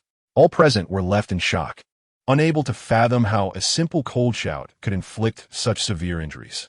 The previously irate National Master now wore a smile. We apologize for our disrespect. We seek your forgiveness, esteemed elder. Zhang Qing remained utterly bewildered, clearly uncomprehending the gravity of the situation. National Master, what are you doing? Smack! Before he could finish, a crisp slap resounded, and several bloody teeth flew from Zhang Qing's mouth. Be silent. The National Master glared at him with an ominous expression. Though she possessed the cultivation of a nascent soul, she could not withstand the aura radiating from this Taoist. His power exceeded that of a nascent soul. Such a formidable being. Should he be angered, she would surely perish. You possess some discernment, Xiao Tianque remarked, casting a glance at her. Upon hearing this, the National Master realized that Xiao Tianque bore no intent to kill, and her anxieties eased. Zhang Qing felt both humiliated and confused. The National Master was revered even by the Emperor. Who was this Taoist that commanded such respect from her, leaving him in a state of trepidation? Realizing he had provoked someone beyond his station, he hastily knelt and began to strike his own face. I did not recognize the Mountain Lord, having offended the Taoist. Please show mercy and spare my life. Xiao Tianque sighed, having never intended to kill him. It was merely a lesson. Begone. Thank you, esteemed Taoist, thank you. Zhang Qing fled the place with a beaming smile. The National Master, puzzled, inquired about his origins. Mount Shu, he replied. Could it be that the Taoist is a disciple of the esteemed Sangshu? The National Master exclaimed in astonishment. How did you know? Xiao Tianque seemed somewhat surprised, gazing at the National Master in disbelief. Where's Mount Shu? Are there any delicacies there? Su Xiaoman also looked at Xiao Tianque with curiosity. I will tell you later. Xiao Tianque replied gently, smiling. Su Xiaoman nadie obediente. The National Master began to recount how he discerned that the person before him was the senior brother from Mount Shu, explaining that rumors spoke of Sangshu's disciple descending the mountain, and given a man's formidable skills and his practice at Mount Shu, the National Master deduced his identity. Chapter 60. The mysterious illness transferred, though it felt somewhat embarrassing to mention. The words spoken about his young age and profound abilities did not faze Xiao Tianque. Preferring not to engage in idle chatter, he prepared to leave with Su Xiaoman. Observing their departure, the National Master and others sighed in relief. Yet just then, Xiao Tianque abruptly halted. The National Master and the others were taken aback. Could it be he had changed his mind? Husband, do you not wish to take Xiaoman to enjoy some delicious food? Su Xiaoman pouted, looking at him with a wronged expression. Xiao Tianque playfully pinched her nose. Speaking softly with a smile, do not worry, Xiaoman. I will take you to eat soon. After soothing the little glutton, he approached the National Master. I mean no harm. I merely seek your assistance. The National Master and the others visibly relaxed. Might we be of help to you? Inquired the two staff-bearing men. This is a task that cannot be performed by a woman. The National Master seemed to grasp the implication of those words, her face flushing instantly. Having practiced her craft since childhood, she had never engaged in matters of intimacy, and now, at over 30, she realized that the young man before her was barely in his 20s. Perhaps she was not at a disadvantage. Biting her lip, her cheeks burning, she shed her dark robe to reveal a lacy black gown, gracefully striding toward Xiao Tianque. Her figure was curvaceous, skin as fair as snow, her features exquisite, despite the faint wrinkles at her eyes. It was precisely these marks that highlighted the allure of her maturity. To his surprise, Xiao Tianque felt a rush of heat within him. With a soft sigh, the National Master delicately unfastened the silver-threaded waistband. After loosening her garments, she hoped Xiao Tianque would find a secluded place. Do you think I intend to take advantage of you? Xiao Tianque chuckled, shaking his head. Hasten to fasten your dress. Even if I were to take advantage, it would not be in this public setting. Besides, I am a gentleman. I would never engage in anything unwilling. The National Master, bewildered, hastily secured her waist. Su Xiaoman sat on the stone steps, glancing curiously at Xiao Tianque, oblivious to the implications of the National Master's earlier actions. Taoist brother. I'm hungry, her sweet voice chimed. Xiao Tianque wasted no time. Come here. The National Master followed his instructions, standing before him. Touch me with your finger. Though filled with questions, she complied. The two staff-bearers exchanged bewildered glances, both equally perplexed. Xiao Tianque held his breath.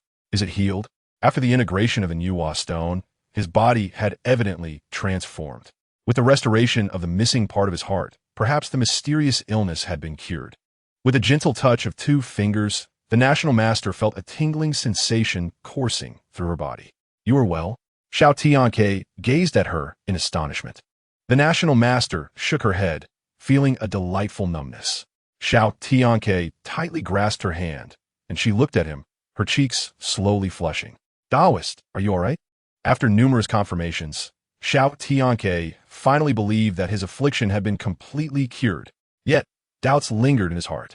How was his mysterious illness related to the Nuwa stone? And what about the missing part of his heart? Taoist, the National Master called again, bringing Xiao Tianque back to reality as he shook his head. I'm fine. With that, he turned and took Su Xiaoman by the hand, departing. Husband, just now my heart inexplicably ached. Su Xiaoman spoke with an innocent expression. What? Xiao Tianque was taken aback, quickly asking Xiaoman, what kind of pain? It felt as if a knife were stabbing my heart. The mysterious illness, when touched by the opposite sex, had caused him a similar pain. Could it be that Xiaoman had also contracted this illness, or had it transferred to her? A suspicion began to form in Xiao Tianque's mind, but he needed verification. Leaving the Nuwa temple, they traveled directly to Yonghe City. Xiaoman, let us go.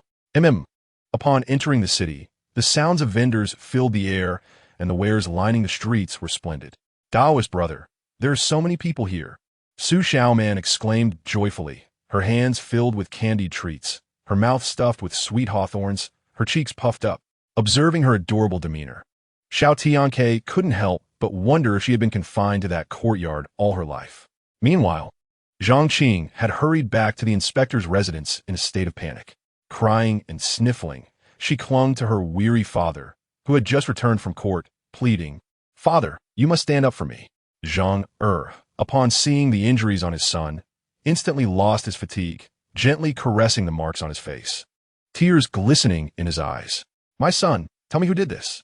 It was a vile Taoist. To dare harm Zhang son, I will surely take that Taoist's life. Your Excellency, please remain calm, a soft voice interjected. National Master. Zhang looked in astonishment at the black-robed woman and the two staff-bearers accompanying her. What brings the esteemed national master and the two staff bearers here? We merely advise you to discipline your son. Otherwise, he may incur a fatal disaster that even the emperor cannot prevent, the national master stated coldly. Zhang was taken aback. Though he was an inspector, he knew he could not afford to offend this woman, who even the emperor treated with deference.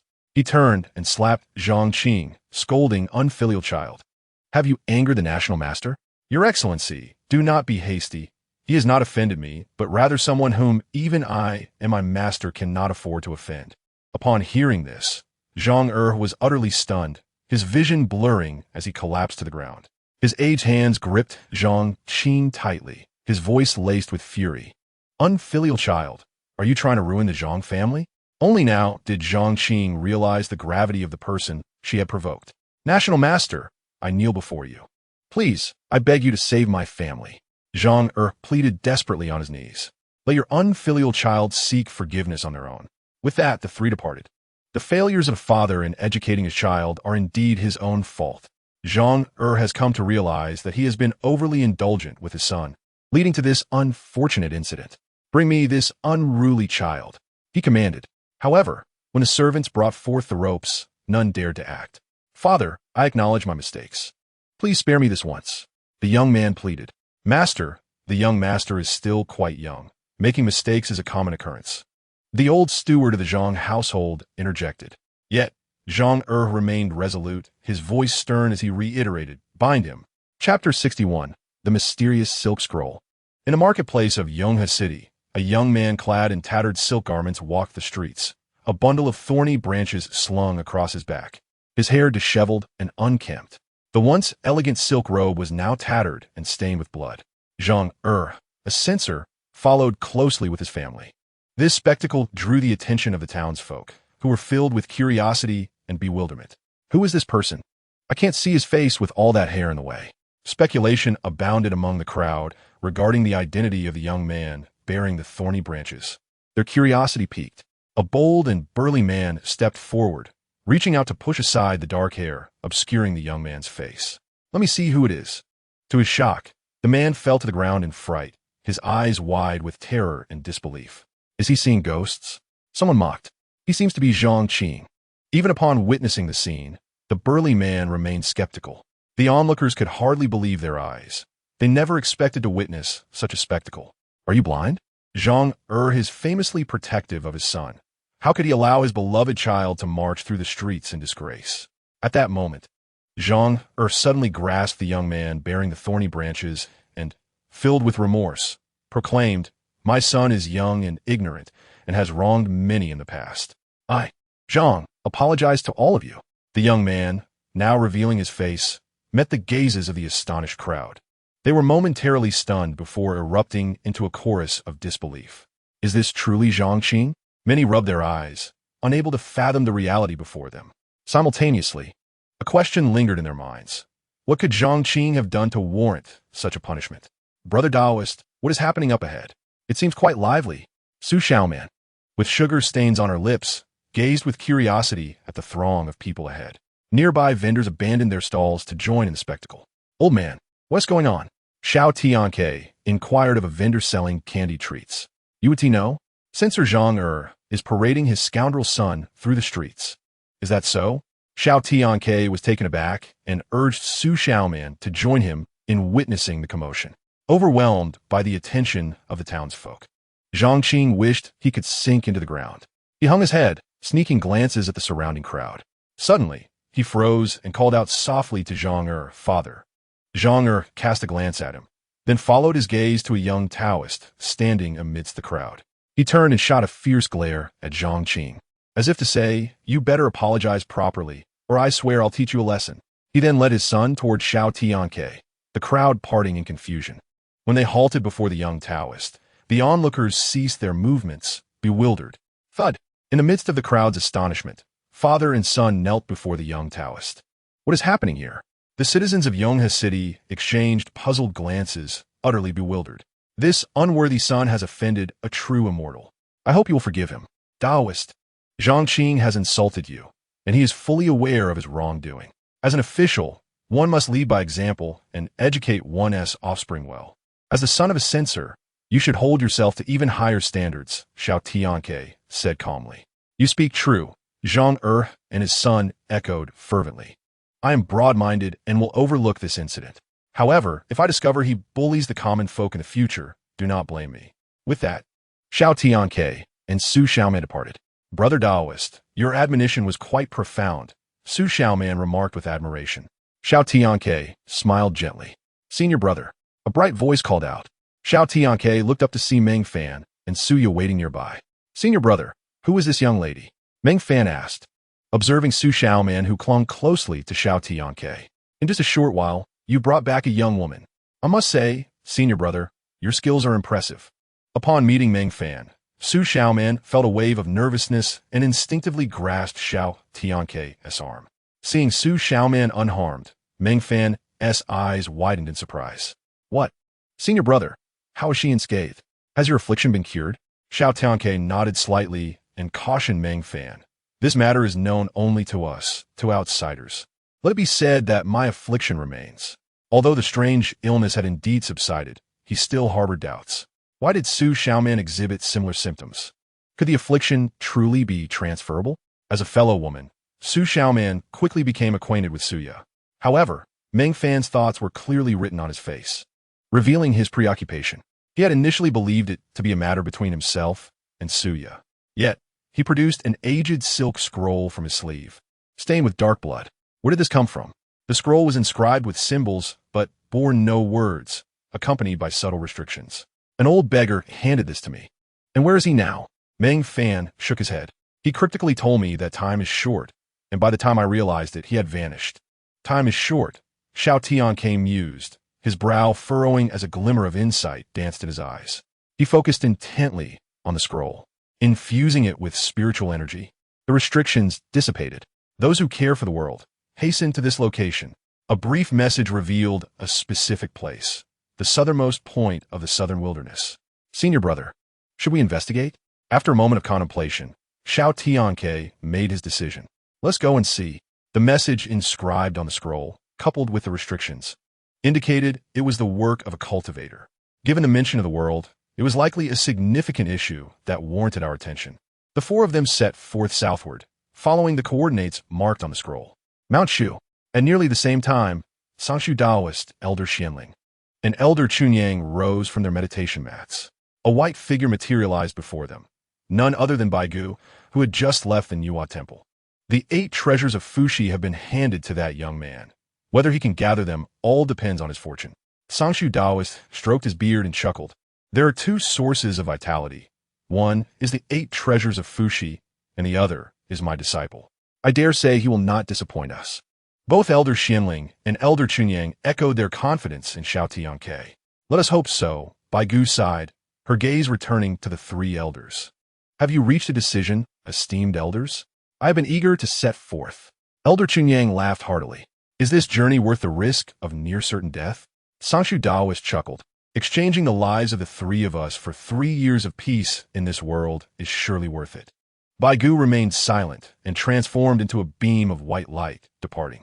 Chunyang and Xianling rushed towards the demon locking tower to reinforce its overall restrictions. Sangshu Daoist headed straight for the location of the ancient sword monument. Esteemed senior, please take good care of Shushan, he said as they journeyed southward.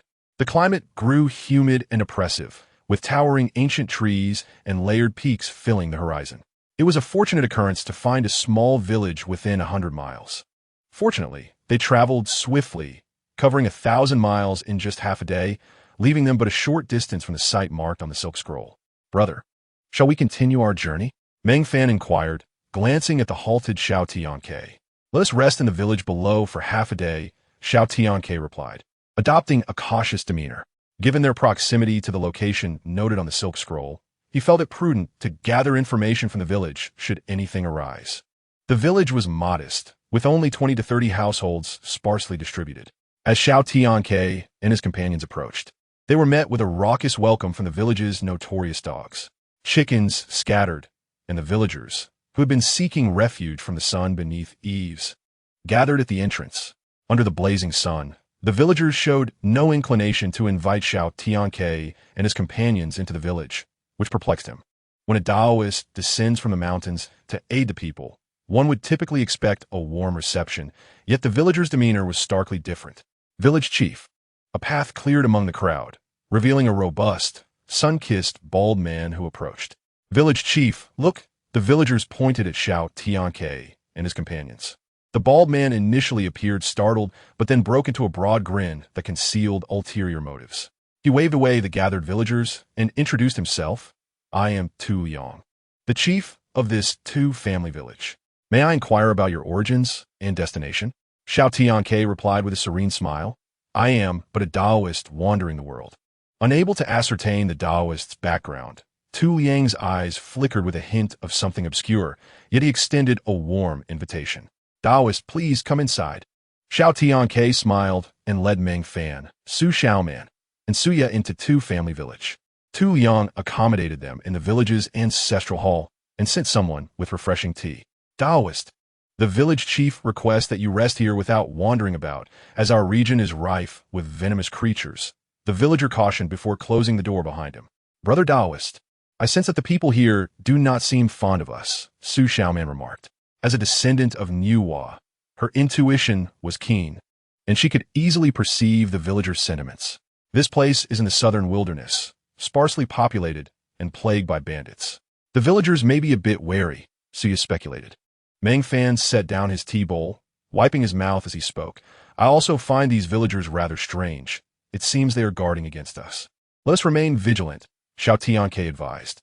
During the sweltering midday heat of summer, the villagers rested indoors, tending to their farming only in the early morning or late evening. Consequently, dinner was served rather early, and Tu Yang sent food to the ancestral hall, where Xiao Tianque and his companions remained. Younger brother, I observe a darkness in your aura.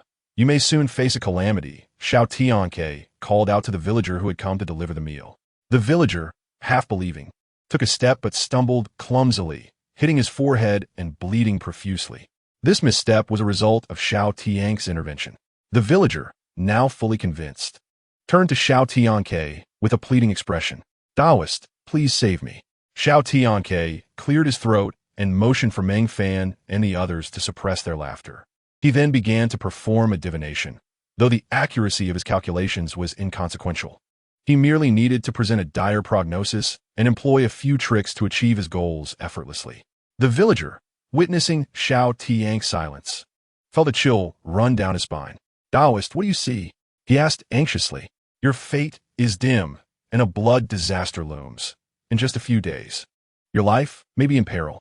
As he spoke, a surge of spiritual energy entered the villager's chest. The villager immediately felt a heaviness in his chest and a sharp pain in his heart, causing him to break into a cold sweat. Taoist, is there a way to avert this calamity? I must first examine your pulse, Xiao Tianque replied. The terrified villager extended his hand without hesitation. Let me take your pulse. Your constitution is quite frail. While youthful vigor is commendable, one must also take care of their health. The young villager scratched his head, somewhat embarrassed. I just recently got married. I see. Newlyweds tend to be quite passionate. Xiao Tianque teased lightly before returning to the matter at hand. Have you been feeling dizzy or fatigued lately? The young villager nodded vigorously. Yes, Taoist, please save me. Do not fret. I shall assist you. With that, he channeled his spiritual energy into the villager's body. In an instant, the villager felt invigorated, as though reborn. Thank you, Taoist. Thank you, he exclaimed, astonished. Are there others in the village with similar conditions? After a moment of contemplation, the villager replied, It seems that everyone in the village shares this affliction. Upon hearing this, Xiao Tianque swiftly knocked him unconscious. Su Xiaoman and Suya were left dumbfounded. Brother, what are you doing? Meng Fan asked, bewildered. These villagers harbor demonic energy within them. Their discomfort stems from this malignant presence. Demonic energy? Meng Fan moved closer to inspect, but could discern nothing. As a being of demonic lineage, Suya concentrated for a long moment before faintly sensing a trace of the malevolent energy. The demonic presence is exceptionally concealed, likely accumulated over time, she concluded. Su Xiaoman placed her hand on the villager's forehead, trembling slightly, tears glimmering in her eyes, filled with sorrow and indignation. Finally, she collapsed into Xiao Tianque's embrace, weeping. Xiao Tianque, bewildered and flustered, gently wiped the tears from her eyes and asked softly, Why are you crying, Xiaoman?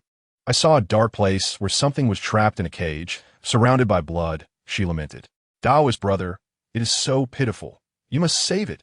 Who or what was she referring to? The trio was engulfed in confusion as they pondered the matter. Just then, Xiao Tianque abruptly froze.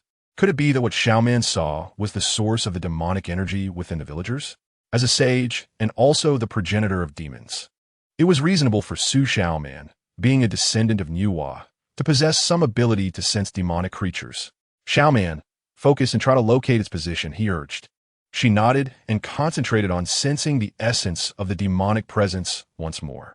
However, while the three awaited her findings with anticipation, a thunderous explosion shook the very hall they occupied. In unison, they furrowed their brows, gazing toward the village entrance. What an overwhelming presence of demonic energy. Chapter 63. The three brothers of the Tu family in the village of Tu.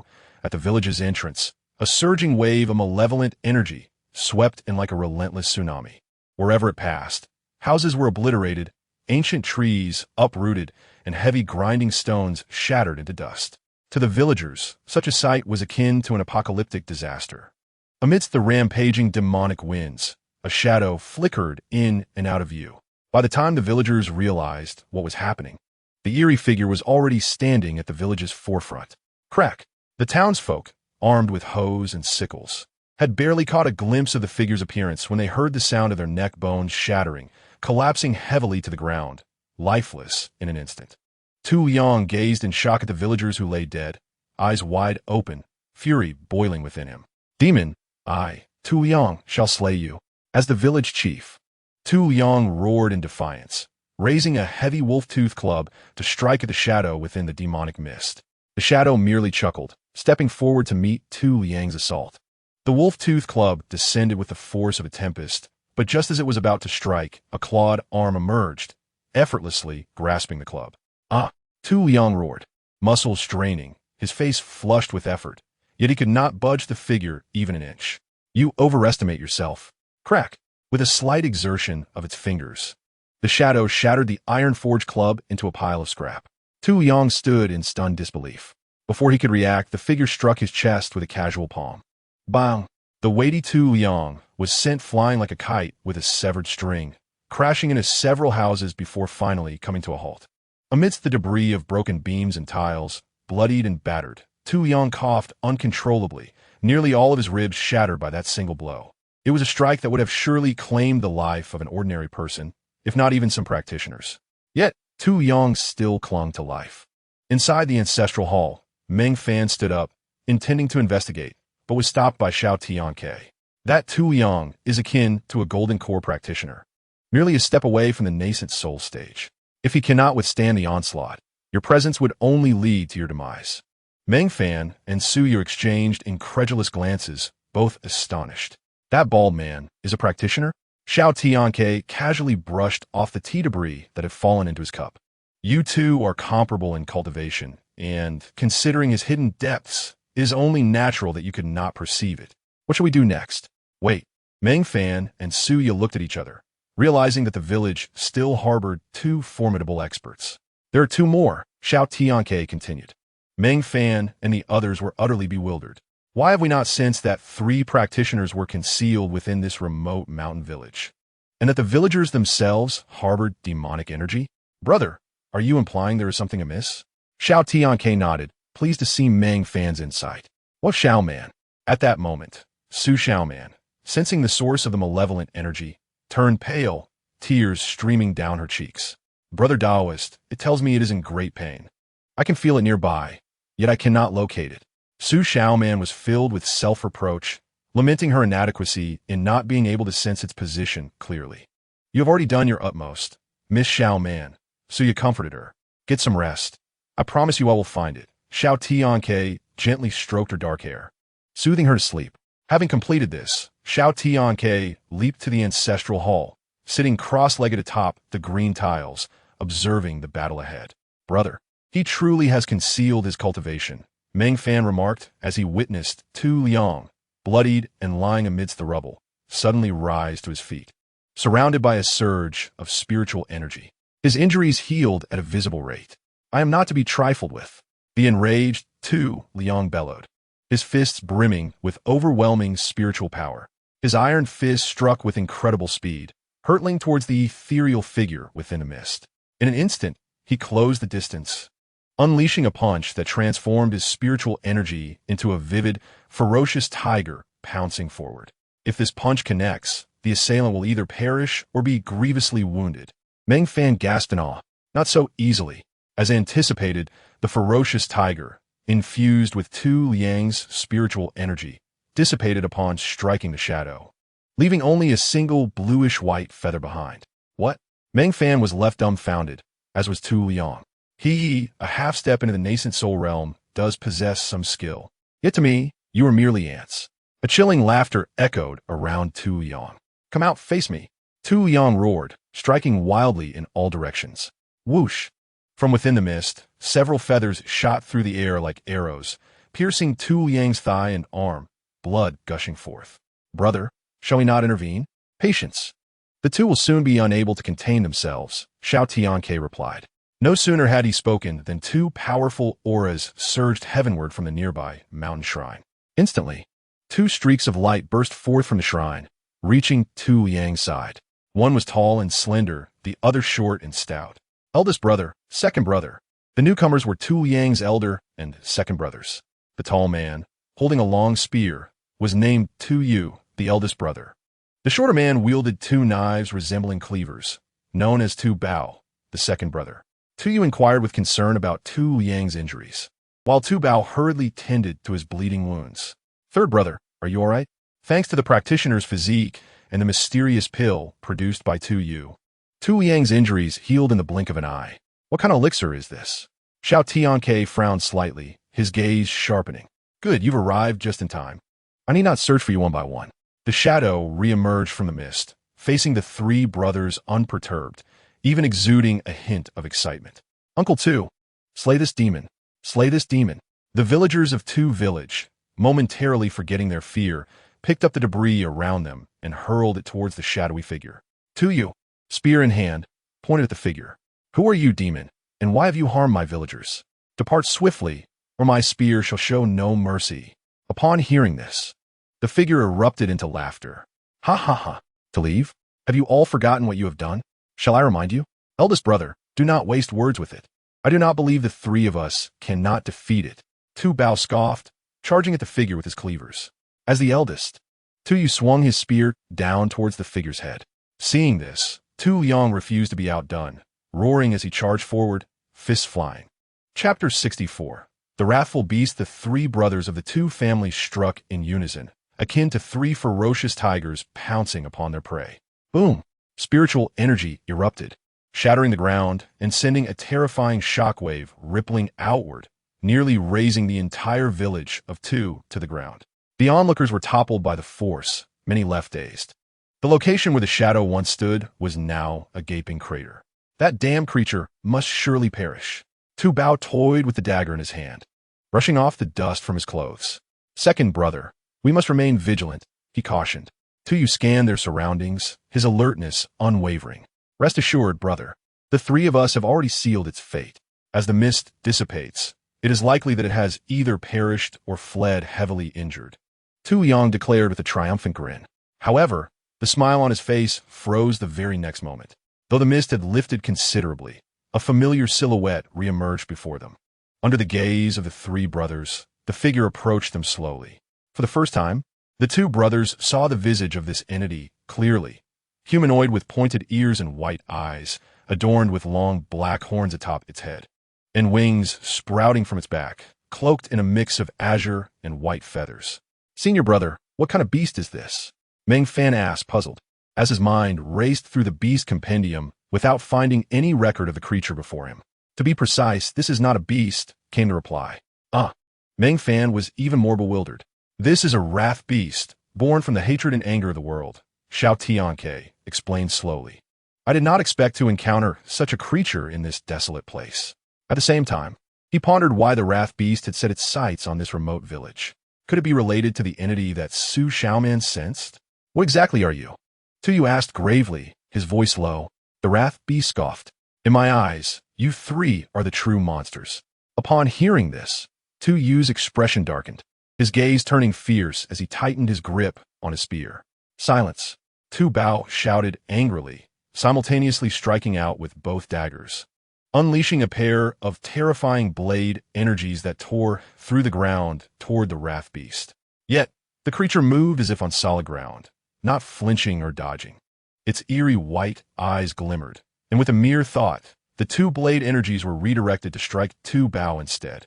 Bang! Instead of killing, Tu Bao found himself on the receiving end of his own attack, staggering back several meters with blood staining the corner of his mouth. Fast, tuliang thruapunts, akin to a falling meteor, only for it to reverse direction and strike him instead. In the blink of an eye, two of the two brothers had injured themselves through their own attacks. Tu Yu realized that this formidable creature was determined to engage them to the death. "Eat my spear," he bellowed, thrusting his spear forward, the spear's glow shimmering like stars, accompanied by dragon shadows. "How dare mere ants think they can harm me?" The wrath beast coldly laughed, effortlessly catching the incoming spear. With a slight exertion of strength, it bent the spear as if it were a mere twig. "Let's strike together and slay it," commanded Tu Yu, and the brothers Tu Bao and Tu Liang unleashed their ultimate techniques from different angles. "This should surely wound the wrath beast," Meng Fan exclaimed, his eyes wide with hope. "You are merely dreaming," Xiao Tianque replied nonchalantly. As expected, an unexpected turn of events unfolded. The wrath beast unfurled its wings, and with a light stomp, the three brothers were sent flying like kites with severed strings, crashing heavily to the ground, blood spilling from their lips.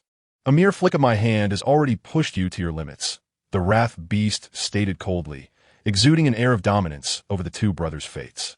"So powerful!" Meng Fan couldn't help but exclaim, drawing the attention of the wrath beast and the two brothers alike. The wrath beast regarded the Taoist and Meng Fan with curiosity. The surrounding buildings collapsed under the pressure of the shockwave, yet the shrine where Xiao Tianque sat remained unscathed. Both the wrath beast and the two brothers recognized the extraordinary nature of Xiao Tianque. "Third brother, they're the Taoists we encountered earlier. I fear they might sense the presence of that entity and have placed them in the shrine for safety," Tu Liang whispered. "We are saved," Tu Yu said to his brothers, and they called out to Xiao Tianque, "Taoist, this monster seeks our lives. Please, lend us your aid." Now that he had been discovered, Xiao Tianque could no longer remain a mere spectator. He rose, stretching lazily as he regarded the wrath beast. "Will you leave willingly, or shall I assist you?" To his surprise, the wrath beast not only showed no fear, but chuckled lightly. The three poisons of humanity, greed, wrath, and ignorance, coalesce the spiritual energy of the world into three beasts. Those who attract our attention are invariably wretched souls. Why do you feel the need to intercede on their behalf? Your reasoning lacks merit, Tu Yu retorted, his face paling. However, Xiao Tianque continued, "Yet, having encountered this matter, I cannot allow you to kill them before my very eyes, or I shall bear the weight of guilt." Hearing this, the two brothers felt a flicker of hope. "Pray tell, what deeds have these individuals committed to draw your ire? Even if they have committed murder and arson, they should not have attracted a wrath beast." "Very well, I shall comply with your wishes, Taoist," the wrath beast replied with a faint smile. As the two brothers sensed their imminent doom, their expressions darkened. "Damn it, I'll fight you," Tu Bao roared, brandishing his daggers as he charged at the wrath beast in defiance. "You overestimate your capabilities."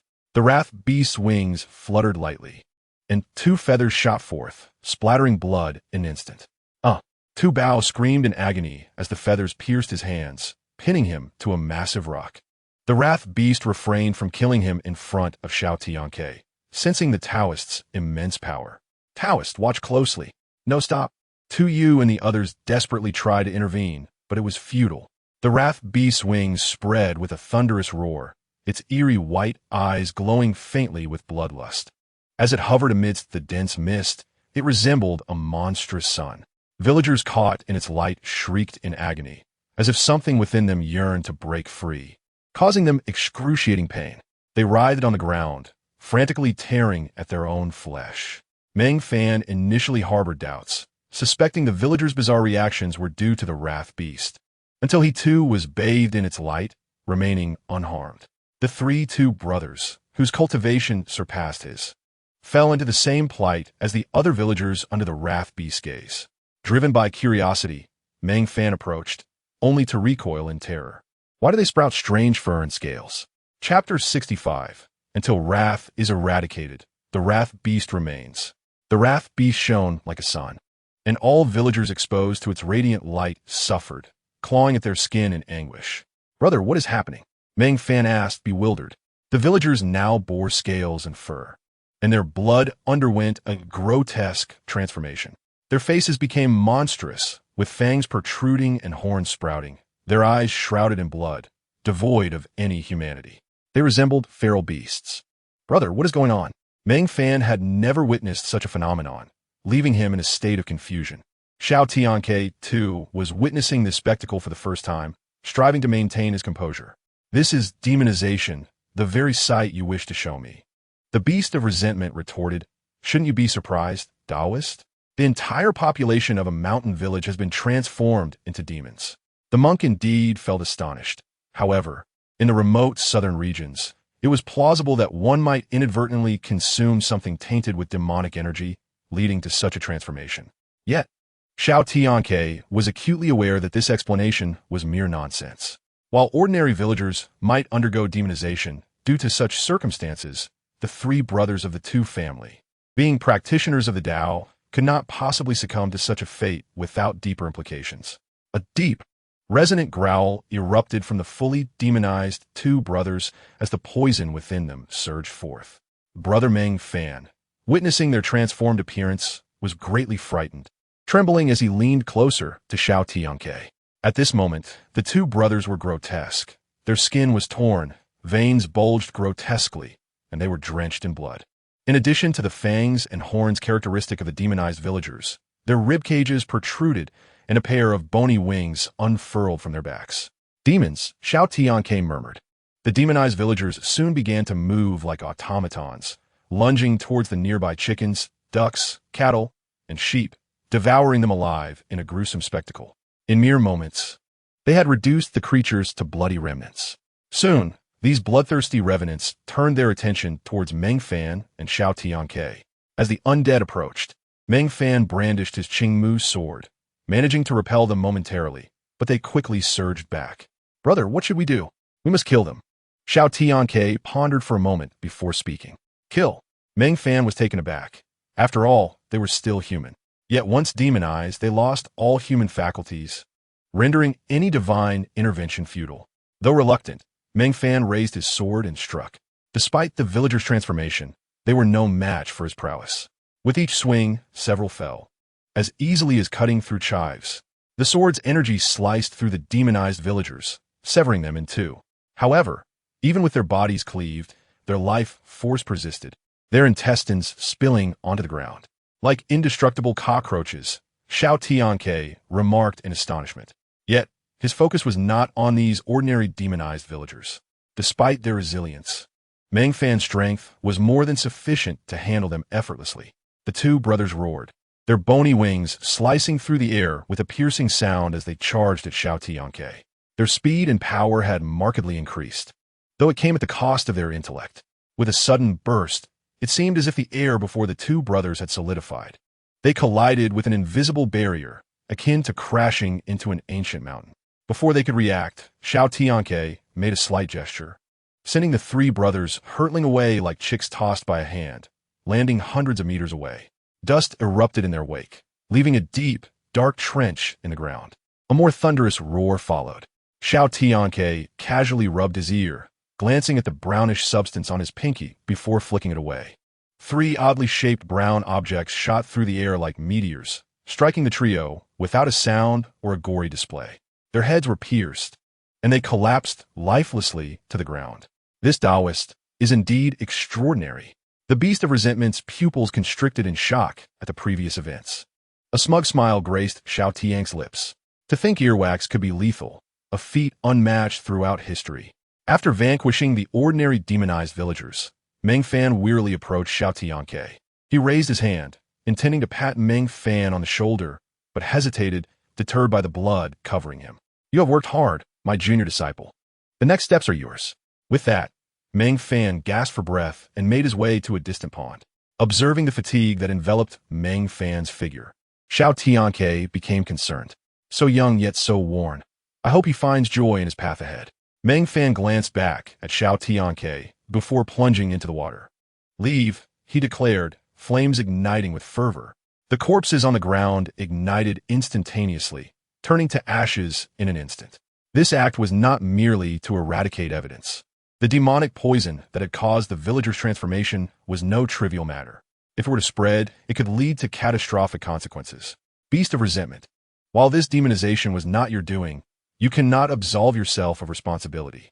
At this, the beast of resentment erupted into raucous laughter. What does this have to do with me? Greed consumes the heart, and these mere ants brought this upon themselves. I merely expedited their demonization. You should be thanking me. Had I not catalyzed their internal poison, you would not have had the opportunity to eliminate them. If it were to erupt later, the poison would spread and endanger all. Then let us return to Mount Shu, and I shall invite you as a guest in the demon-locking tower as a token of gratitude. As he spoke, a mighty hand of thunder descended, the heavens darkening as lightning cracked. The colossal hand, forged from storm and fury, struck down, causing the earth to tremble and dispersing the demonic fog that lingered in the air. In the center of the ruins of Tu Village, a 10-foot deep imprint of a hand was left behind. The beast of resentment had vanished without a trace. Brother, is it dead? A disembodied voice echoed in the air. As long as the hearts of men harbor resentment, I shall exist in this world. The beast of resentment was a manifestation of human ire. As long as such feelings persisted, it could not perish. Understanding this truth, Xiao Tianque did not intervene as he observed it retreat. Within the ancestral hall, Su Xiaoman, cradled in Suya's arms, slowly opened her eyes, a faint smile gracing her lips. I found it. Xiaoman found it. Her voice was weak, yet even in her slumber, she had not forgotten to sense its location. Suya rejoiced, calling out, Daoist Xiao, Xiaoman has awakened. Chapter 66. All illness can be cured. Yet the human heart is unfathomable. As the exclamations arose, Su Xiaoman staggered towards the entrance of the ancestral hall, her weary form barely able to maintain balance. Daoist brother. Quickly, over there, she gasped, pointing in a direction. Following her lead, they headed towards the mountain shrine where Tu Yu and Tu Bao had previously been. The stone steps gleamed, and the shrine was lively with incense, indicating frequent worshippers. The small mountain shrine seemed to thrive, as it was common for such places to attract offerings. Brother, I find this incense somewhat peculiar, Meng Fan said, furrowing his brow as he tried to articulate the strangeness he sensed. Demonic energy, Xiao Tianque replied. The mountain shrine is a place of worship, and such abundant incense would surely attract the attention of a mountain deity. How could demons dare to disrupt this sanctity? Meng Fan questioned. Xiao Tianque brushed his fingers through the ash on the altar and then placed several incense sticks into the burner before the statue. If I am not mistaken, this heavy incense is meant to mask the demonic energy. There is likely a hidden secret within this shrine. Brother, are you suggesting there is a hidden chamber? Meng Fan's pupils dilated, as if he grasped the gravity of the situation, his voice low and focused. Let us examine whether there is anything unusual within this temple. The two men strolled back and forth within the modest confines of the mountain god's shrine, their gazes sweeping over their surroundings. Suddenly, Xiao Tianque's eyes fixed upon something. Following his gaze, Meng Fan was drawn to a bronze incense burner situated before the statue of the mountain god. They had found it.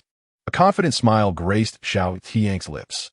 In an instant, Meng Fan understood as well. The incense burner, accustomed to being lit year-round, would certainly accumulate ash. Yet, it remained pristine, with numerous scratches at its base. This strongly suggested that the incense burner was likely the mechanism to open the secret chamber. With a crack, as anticipated, Xiao Tianque merely rotated it slightly, and the rock wall behind the statue creaked ominously, with several stones tumbling down. In the blink of an eye, a hidden door materialized.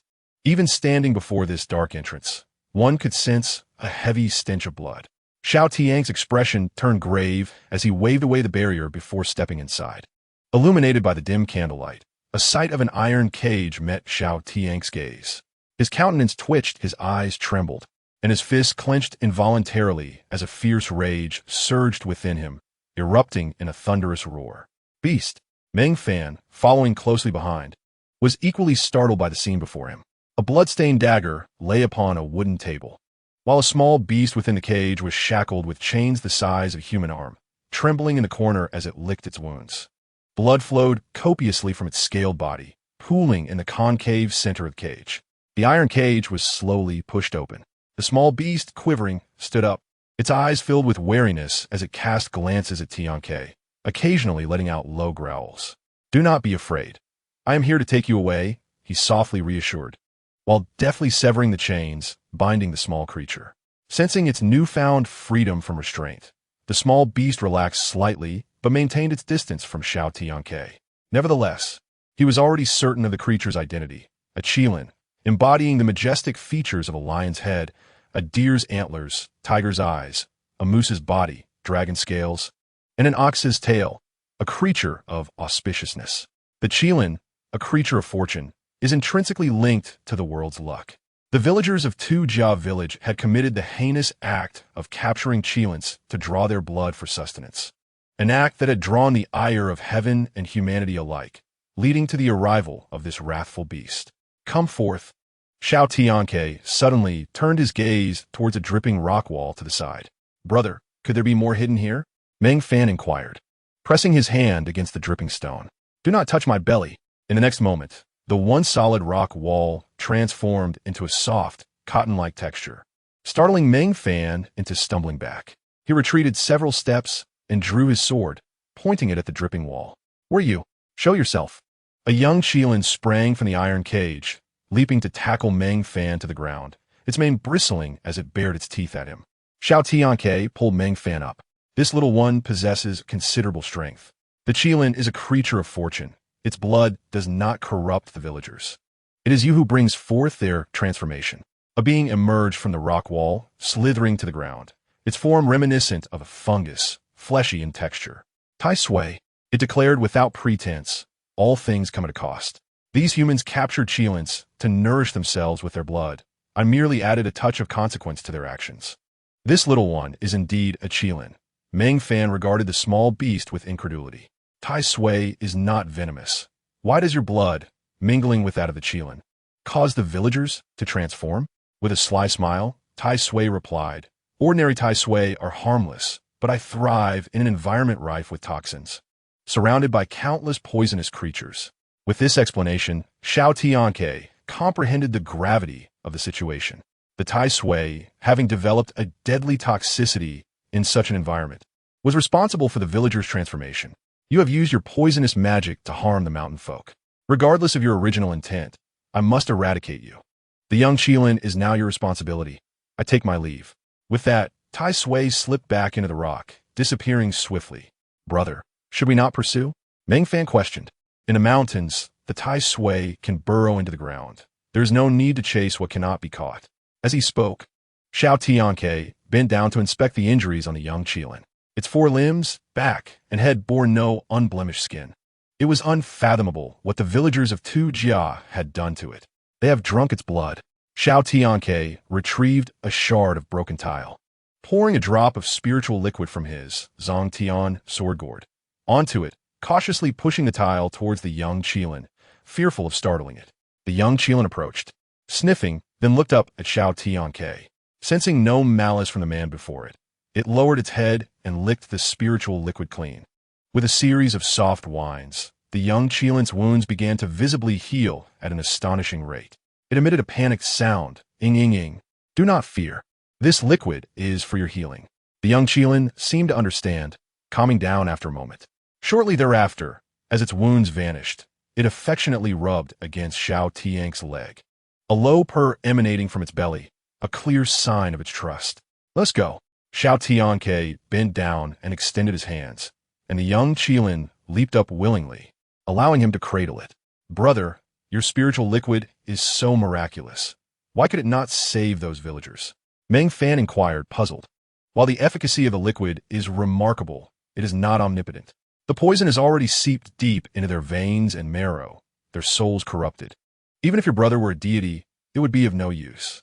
It is better to allow them to find peace," Xiao Tianque replied gently. Noticing Meng Fan's crestfallen expression, he added, "Disciple, remember this. All ailments may find healing, but the human heart is inscrutable. Chapter 67, Gu Brother Taoist. Outside the ancestral hall, Su Xiaoman and Suya eagerly approached as Xiao Tianque and Meng Fan emerged from the mountain god's temple.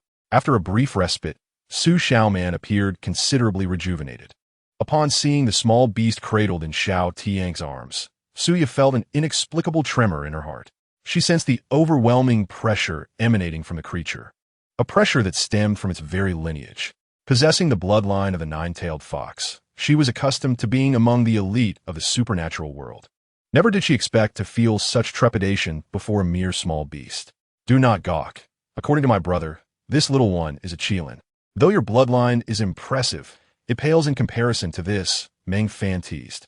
Perhaps due to Su Xiaoman's lineage as a descendant of Nuwa.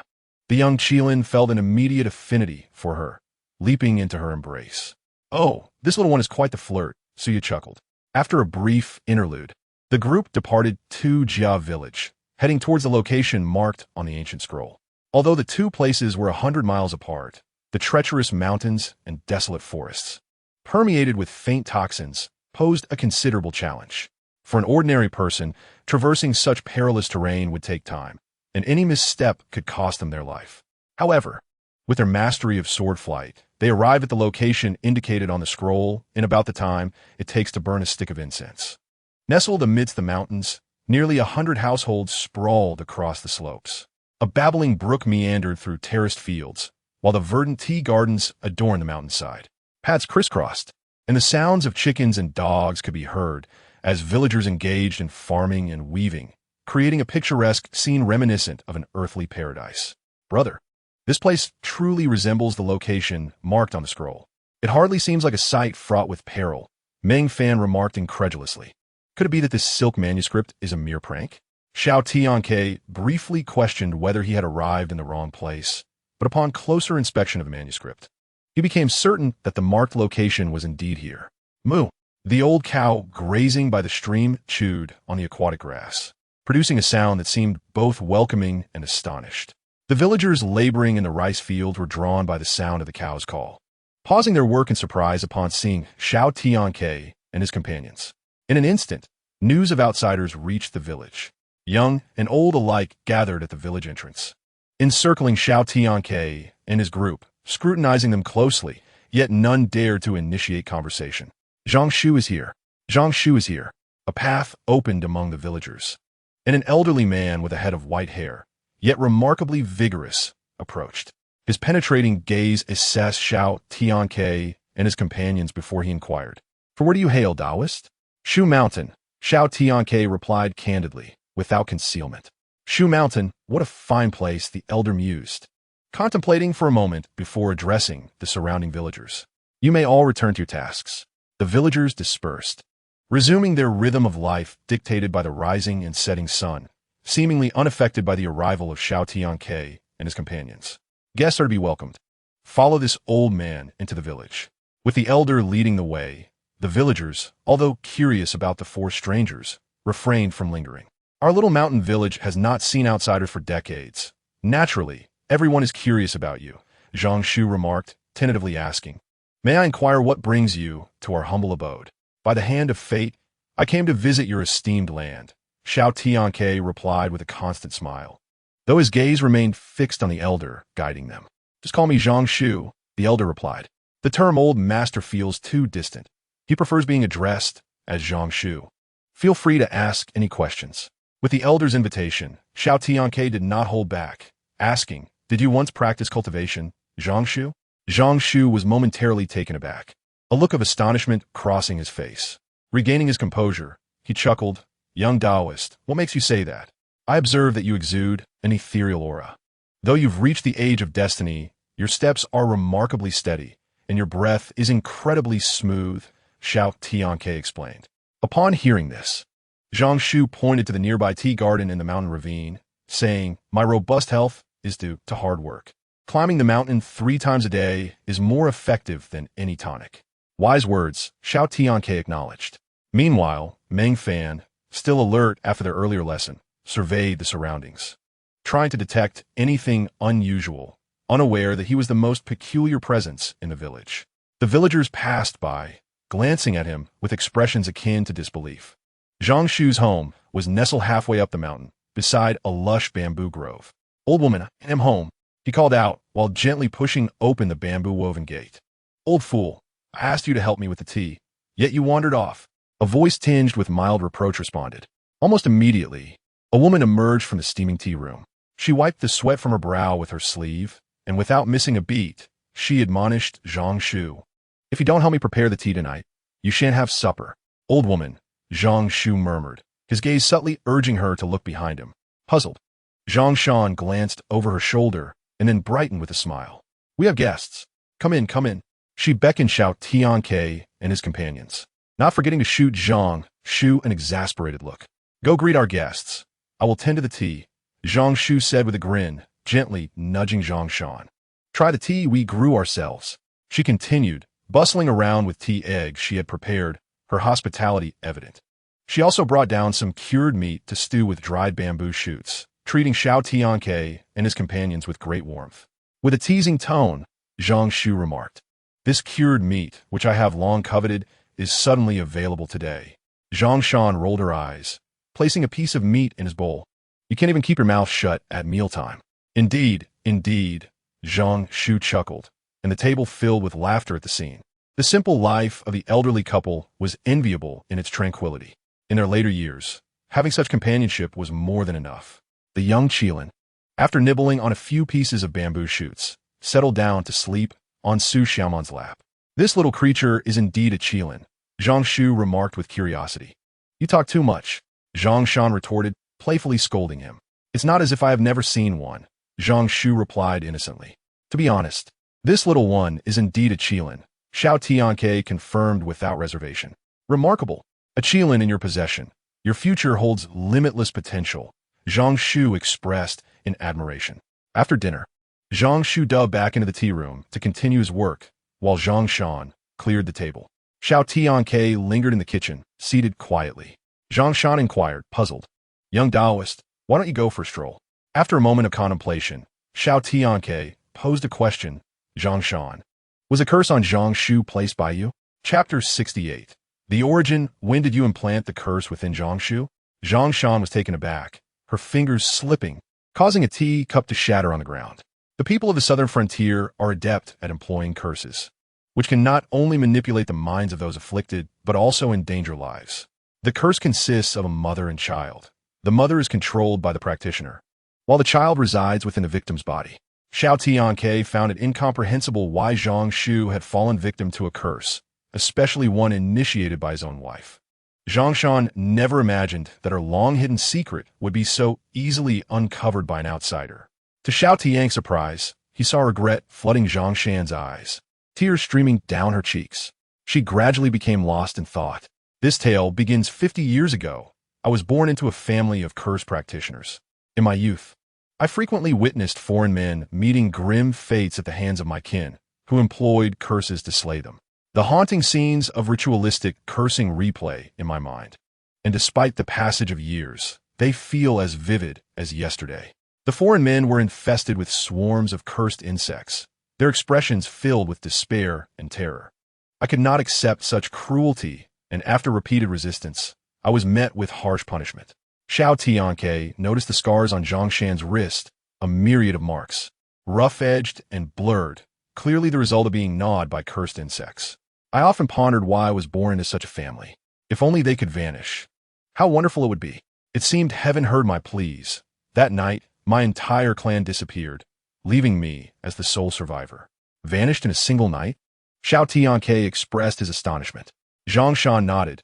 After that act of rebellion, my clan imprisoned me in a dark room. When the door finally opened, I found my entire family had been reduced to rubble, with no trace left of them. Do you know who was responsible for this? Xiao Tianque pressed, realizing that to annihilate an entire clan in one night required formidable power. Zhang Shan shook her head. From that day forth, I descended the mountain, believing that without them, I could become an ordinary person. How naive I was. The infamy of my family followed me. The mark on my hand drew attention wherever I went. Even a simple purchase from street vendor would invite disdain. It was then I realized the depth of hatred towards my family. Even though I had never cursed anyone, they wished for my swift demise. Since that time, I understood that as long as there exists sorcery in this world, people will never accept me. I lay in the river, drifting with the current, and when I opened my eyes again, I found myself rescued by a young boy. Xiao Tianque remarked, "That boy must be Uncle Zhang, right?" Aunt Zhang nodded, a smile once again gracing her face.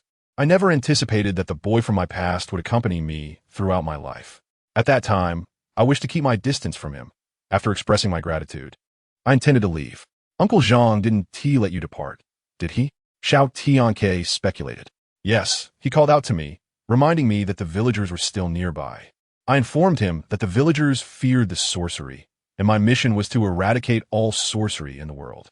He warned me of the perilous nature of this task, asserting that as a mere girl, I could not possibly succeed. No matter how much I refused, he insisted on accompanying me to eliminate the sorcery. Xiao Tianque smiled slightly, his conviction growing stronger. Uncle Zhang's appearance was undoubtedly not a coincidence. If an ordinary person were to face such a dangerous endeavor, they would surely be filled with dread. Why would they dare to accompany me? Furthermore, although Uncle Zhang concealed himself well, I could faintly sense the fluctuations of spiritual energy emanating from him. When the young Qilin first encountered him, it was frightened enough to hide in Xiao Man's embrace. What common person could invoke such fear in a young Qilin? And what happened next? Xiao Tianque continued to inquire. Perhaps it was the fear of solitude. Gradually, I grew accustomed to his presence by my side. Together, we traversed half the world, and he became my invaluable assistant. I realized that I could not bear to be without him, and I believed that as long as we persevered, there would surely come a day when the world would be free of sorcery. The tale of her and Uncle Zhang undoubtedly moved Xiao Tianque, yet his curiosity deepened. If that is the case, why did you go against your principles and cast sorcery upon him? Aunt Zhang sighed, recalling a day when she noticed his troubled expression. She had asked him what his plans were if one day the world were free of sorcery. He revealed that his family practiced medicine, treating incurable ailments, but their method involved erasing all those connected to the illness. Now, his family urged him to swiftly return after erasing the afflicted. Erasing? Xiao Tianque was taken aback. The saying goes, a physician's heart is like that of a parent. How could a healer resort to obliterating patients to achieve a cure? Uncle Zhang's identity was indeed extraordinary. While Xiao Tianque was still in shock, Aunt Zhang continued her narrative. That night, I found myself unable to sleep. Initially, he had come to me voluntarily, and I had never contemplated that he would one day leave. A child who has never tasted sugar does not grasp its sweetness. But once they have savored its flavor, the absence of sugar leaves only bitterness. How wonderful it would be if he belonged solely to me. Just as I was lost in this thought, the mark of the sorcerer clan on my wrist began to itch, and a sorcery insect appeared in my palm. Why is this happening? Xiao Tianque furrowed his brow. In our sorcerer clan, there exists a maternal insect over 1,000 years old. When our clan members vanished, it remained connected to us. A voice echoed in my mind. As long as one employs the sorcery insect, love and power can be easily obtained. And so you cast sorcery upon him. Aunt Zhang nodded, her eyes filled with regret. Undoubtedly, for her, forcibly binding Uncle Zhang was her greatest remorse. Old woman, have you forgotten what day it is tonight? Why are you dawdling? At that moment, Uncle Zhang shouted from the doorway of the tea house. Aunt Zhang wiped away her tears and replied before rising to leave. Today is the Torch Festival. If you're interested, you can go take a look. Uncle Zhang informed Xiao Tianque and the others, before pulling Aunt Zhang along with other villagers. As night fell, the small mountain village was aglow with lights. From afar, one could see a bonfire blazing in the village center. Xiao, filled with excitement, tugged at Xiao Tianque's hand. Daoist brother, let us go see. Do you all want to go? He turned to glance at Meng Fan and Suya. Senior brother, didn't you say to blend in with local customs? Let us go take a look. Meng Fan grinned. Go ahead, Xiao Tianque replied, as Meng Fan and Suya walked ahead. Unbeknownst to them, the dynamics of their relationship had subtly shifted. They walked side by side, their fingers brushing against each other tentatively. Daoist brother, what are they doing? Su Xiaoman asked, her bright eyes full of confusion. Xiaoman, do you believe that if their hands touch, they will blush and feel warm? Really? You should go try it. Chapter 69. More visitors to the mountain village. Su Xiaoman, half believing, dashed over and pressed Meng Fan and Suya's hands together. They both turned in unison. Daoist brother, Will you two blush and feel warm if you hold hands? After exchanging a glance, they shyly lowered their heads. Shushan reached out to touch their faces, her expression one of astonishment. It's true, so red and warm. As the moon shone brightly in the starry sky, laughter filled the village. Villagers donned festive attire, while young men performed traditional dances under the gaze of their beloved. Fireworks lit up the sky, and villagers of all ages joined hands around the bonfire, singing and dancing in celebration. Xiao Tianque and his companions naturally became part of the merriment. Suddenly, amidst the revelry, the barking of a fierce dog erupted from the village entrance, drowning out the laughter. The villagers paused their dancing, exchanging anxious glances. The dog is barking so fiercely. Could it be that someone has arrived? Who would come to our mountain village at this hour? Could it be thieves? Yet, if it be someone who inadvertently wandered into our village. In an instant, the villagers were alarmed, worry filling their hearts. However, their innate kindness prevailed, and they grabbed hoes and sickles, heading towards the village entrance. Upon reaching the entrance, they managed to shoo away the barking dog. Come out, Uncle Jean called out. 3 figures cautiously emerged from behind a nearby stone pile.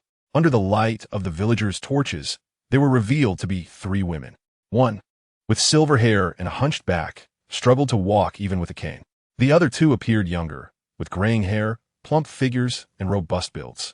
Xiao Tianque keenly noticed a fleeting glimmer of murderous intent in Uncle Zhang's eyes as he gazed upon the 3. Who are you 3? The villagers questioned warily. The elderly woman, supported by the other 2, stepped forward. We are fortune tellers, seeking to divine fates and matchmake. We accidentally wandered into the mountains and saw a fire here. To prove their credibility, one of them pulled out a tattered red banner from her bag, which boldly proclaimed, divining the heavens, measuring fortune and misfortune, the matchmaker of the timeless, guiding lovesick couples. The villagers scrutinized the 3 women before extending a warm invitation. Xiao Tianque approached them. Madam, you must be 70, right? The elderly woman opened her sparse mouth and gestured with her hand. This year, I am 68. At such an age, still traversing the world, that is not easy. Xiao Tianque remarked with a smile. Circumstances compel us, the elderly woman sighed, nudging the 2 women beside her. In the next moment, the 2 women quickened their pace in supporting her, as they watched the 3 integrate into the crowd of villagers. Gradually disappearing from view, a cold smile crept across Xiao Tianque's lips. Brother, is there something amiss with those 3 women? Meng Fan, well aware of his senior brother's aversion to socializing, sensed that his inquiry was unusual and indicative of something suspicious. There's a trace of demonic energy. Keep an eye on them. If they harbor ill intent, eliminate them. Xiao Tianque communicated telepathically to Meng Fan. At that moment, the 3 women sighed in relief, and the eldest among them cautioned her companions. Conceal the demonic energy. We must not allow this Taoist to ruin our plans. The 2 younger women responded confidently. Do not worry, sister. We have hidden the demonic energy well enough that even if he possesses a 3rd eye, he won't detect it. That is good, the eldest replied. The villagers continued their festivities, undeterred by the arrival of the outsiders, as the torch festival unfolded in revelry, songs, and dances, with the villagers becoming increasingly drowsy, eventually dozing off around the bonfire. Sister, these people have fallen asleep. Should we take action now? One of them inquired. Where have the 2 Taoists gone? The crutch-wielding elder scanned the crowd, her expression turning grave as she found no trace of Xiao Tianque or Meng Fan. In my opinion, they are not Taoists at all. What kind of Taoist would be accompanied by women? They are likely indulging somewhere. The 2 younger women exchanged mocking laughter. Brother Taoist, why are we hiding? Su Xiaoman, concealed on the rooftop, asked Xiao Tianque beside her. We need to let the villains reveal their true nature so we can deal with them, Xiao Tianque explained softly. Oh, I see now, Su Xiaoman nodded, pointing at the 3 women below. Are they the bad ones? Not yet. We shall see, he replied. Senior brother, they are about to strike. Meng Fan warned. The crutch-wielding elder looked around cautiously and whispered, Everyone, pay attention, regardless of whether they're Taoists. Do not let them discover us. Rest assured, sister. The 3 women produced a clay pot, dispersing to toss its contents onto the villagers.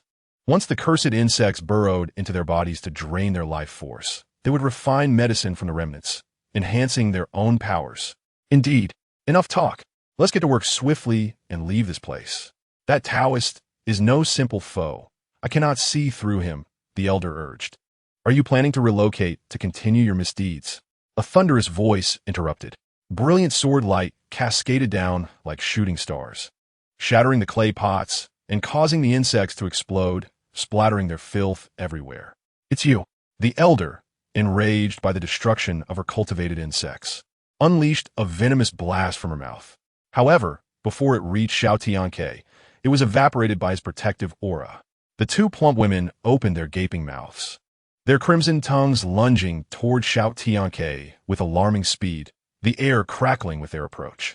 Prepare to face my blade, Meng Fan shouted, wielding his green wooden sword to slash at the monstrous tongues. Suya summoned a ball of fox fire and hurled it at the other woman. The two caught the demons off guard, causing them to reveal their true forms, two large, dark green frogs. Let me see what kind of monstrosity you are. Xiao Tianque moved like a phantom, silently appearing behind the crutch-wielding elder. She gasped, her forehead slick with sweat, as her sharp claws pierced the air, turning to retaliate with lightning speed. You are too slow. Xiao Tianque had already seen through her intentions. His powerful hand struck her back, sending her flying, and he pulled off the skin she wore, revealing her true form. So this is what you are. The crutch-wielding elder unveiled her true nature, a pitch-black spider covered in grayish-brown fur, with dozens of fist-sized eyes glinting with malice fixed on Xiao Tianque. Her sharp legs carved deep grooves into the ground as she hissed, "You foul Taoist dare to thwart my plans." The spider spirit unleashed an expansive web from her rear, resembling a net of doom. "Do you think yourself Spider-Man?" The spider spirit retorted, unsure of the reference, but certain it was not a compliment. She spewed forth a stream of venom. Just as the web was about to ensnare Xiao Tianque, a shocking turn of events occurred. He grasped the barbed, venomous web with his bare hands, twisted it into a ball, and kicked it squarely at her face. "You dare to insult me." The spider spirit was infuriated, her bristles standing on end like a bed of needles, as her numerous eyes glowed with a sinister light, blocking Xiao Tianque's every possible escape route. "Child play." Xiao Tianque scoffed, invoking the second layer of his newfound technique, the boundless domain. With a flicker of his presence, an overwhelming wave of spiritual energy enveloped the area, nullifying the spider spirit's web in an instant. To protect the villagers from collateral damage, Xiao Tianque had just mastered this technique. Once ensnared within this realm, no one, not even those of a higher cultivation level, could escape without his permission. Moreover, those trapped would experience a slow drain of their spiritual and life energies into his own being, and this effect was irreversible. Meng Fan and Suya, upon entering the space, were immediately expelled. What's happening? Where's this place? The three demons panicked, feeling their energy depleting. "Sister, let us strike together and eliminate him." "Yes, this foul Taoist's methods are too bizarre. We must kill him." Understanding the urgency, the trio resolved to join forces against Xiao Tianque. Two enormous tongues lunged forward with ferocious speed, and a massive web descended from above. A glimmer of amusement flashed in Xiao Tianque's eyes. With a deft movement, he sprang into action, effortlessly seizing the two crimson tongues, and with a mighty heave, he slammed the two frog demons into the ground with tremendous force, nearly crushing them to death. Facing the overwhelming web, he merely focused his gaze, and fierce flames incinerated it completely. The spider spirit was utterly terrified, trembling as she stammered. "Who are you, foul Taoist?" "A demon slayer," Xiao Tianque declared, delivering a powerful strike that enveloped the spider spirit in a cacophony of thunderous energy. "No, I do not wish to die." The spider spirit exerted every ounce of strength to escape, but there was no refuge to be found. With a deafening crash, the area where the spider spirit had stood transformed into a gaping chasm, while she was reduced to mere dust, dissipating into the ether. "Spare me, Taoist, spare me. It is all the doing of that spider demon. I, a humble Taoist, would not believe such nonsense." Xiao Tianque scoffed, unleashing the thunderous might of the purple lightning Qiongyo, which swiftly devoured the two demons. With their demise, the carefree, celestial domain dissipated. Meng Fan surveyed the surroundings, unable to find the remains of the three demons, and inquired, "Brother, where are those three demons?" He circled around Xiao Tianque, but found nothing. "Brother, do not keep me in suspense. Where are they?" As dust danced through the air, Meng Fan understood. They had all transformed into ash. Suya and Su Xiaoman navigated through the crowd, ensuring that no villagers have been harmed by the parasitic insects.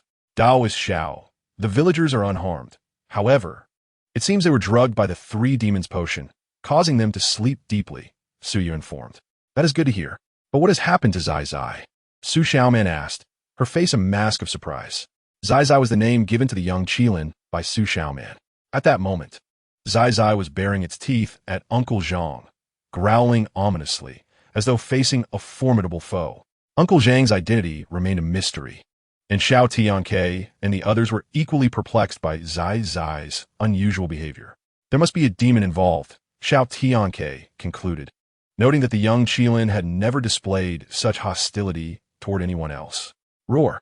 Zai Zai continued to growl. Xiao Tianque approached, cradling the creature and placing it in Su Xiaoman's arms, which seemed to calm it slightly. Uncle Zhang, this potion should not be able to affect you, right? Xiao Tianque asked with a smile. Uncle Zhang, who had been sprawled on the stone steps, suddenly opened his eyes wide. When did you discover this? Xiao Tianque maintained a smile. I did not discover it. I merely feigned ignorance to test you. You. Uncle Zhang was incensed, his beard bristling. Xiao Tianque produced a silk scroll and cautiously asked, this scroll was intentionally released into the world by you, Uncle Zhang, was it not? Indeed. This scroll is indeed my creation, Uncle Zhang admitted readily, much to everyone's surprise. And the great matter regarding the fate of the world mentioned within it is the 1,000-year Gu Mother. I left this scroll in the hope that one day someone could help me find and eliminate the Gu Mother. You and your wife have searched for decades without discovering her. Do you truly believe an outsider can find her? Xiao Tianque observed that Uncle Zhang's desire to eliminate the Gu Mother was not solely for Aunt Zhang's sake, but rather his own urgent wish to rid himself of the threat.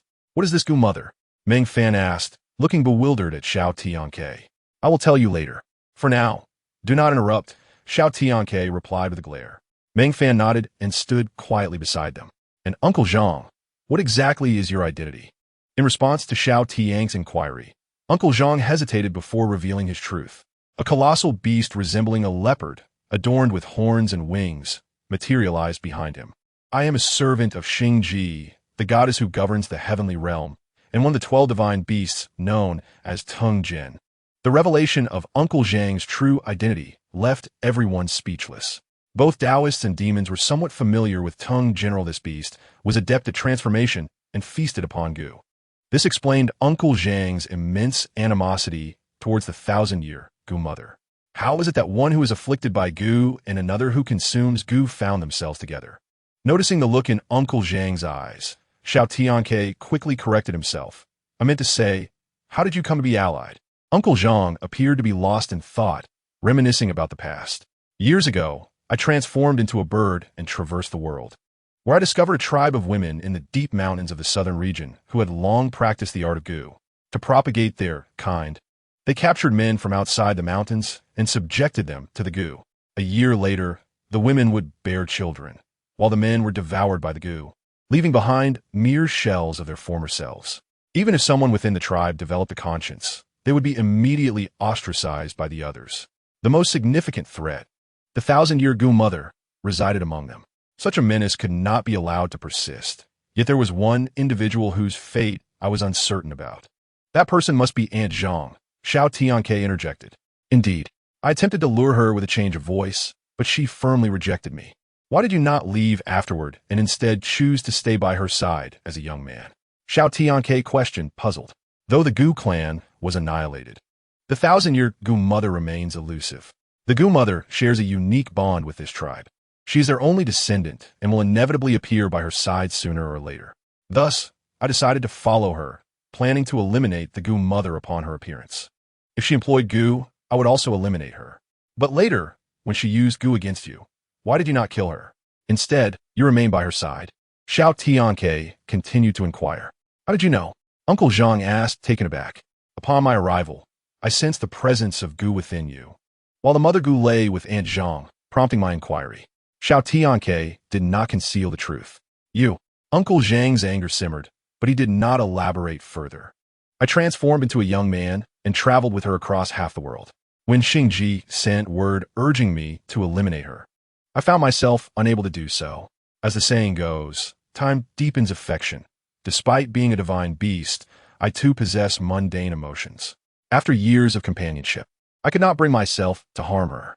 In Kunlun, a single day equates to 10 years in the mortal realm. Once she passes away, the Gu Mother will no longer return to this world, and I shall return to Kunlun. No one had anticipated that Uncle Zhang and Aunt Zhang shared such a profound history. Uncle Zhang, I may know the whereabouts of the 1,000-year Gu Mother. This statement left everyone astounded. Meng Fan's eyes widened in disbelief, and he urged softly, "Brother, let us not deceive a divine beast." Bang! A fist landed on Meng Fan's not-so-bright head. "Do you think I'm a street vendor who deceives people?" Xiao Tianque retorted earnestly. "Wouldn't you?" Meng Fan replied weakly. "You." Xiao Tianque sighed and shifted his gaze back to Uncle Zhang, smiling. "Uncle Zhang, do you not wish to know?" After searching for decades without a trace of the Gu Mother, Uncle Zhang pondered for a moment before deciding to hear Xiao Tianque out.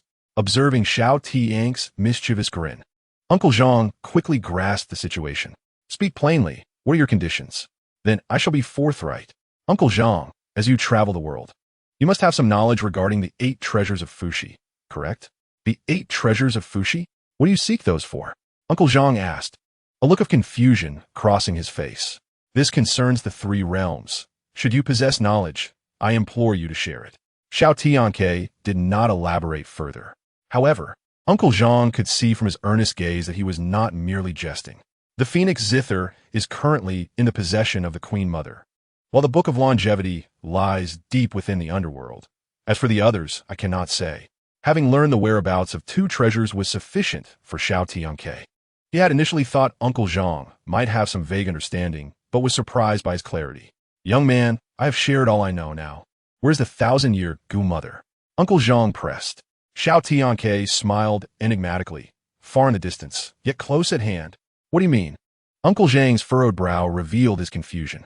Meng Fan felt a surge of panic, realizing that this time they might have deceived a divine beast and wondered if they could escape. "Xiao Man!" Xiao Tianque called out to Su Xiaoman, who stood to the side.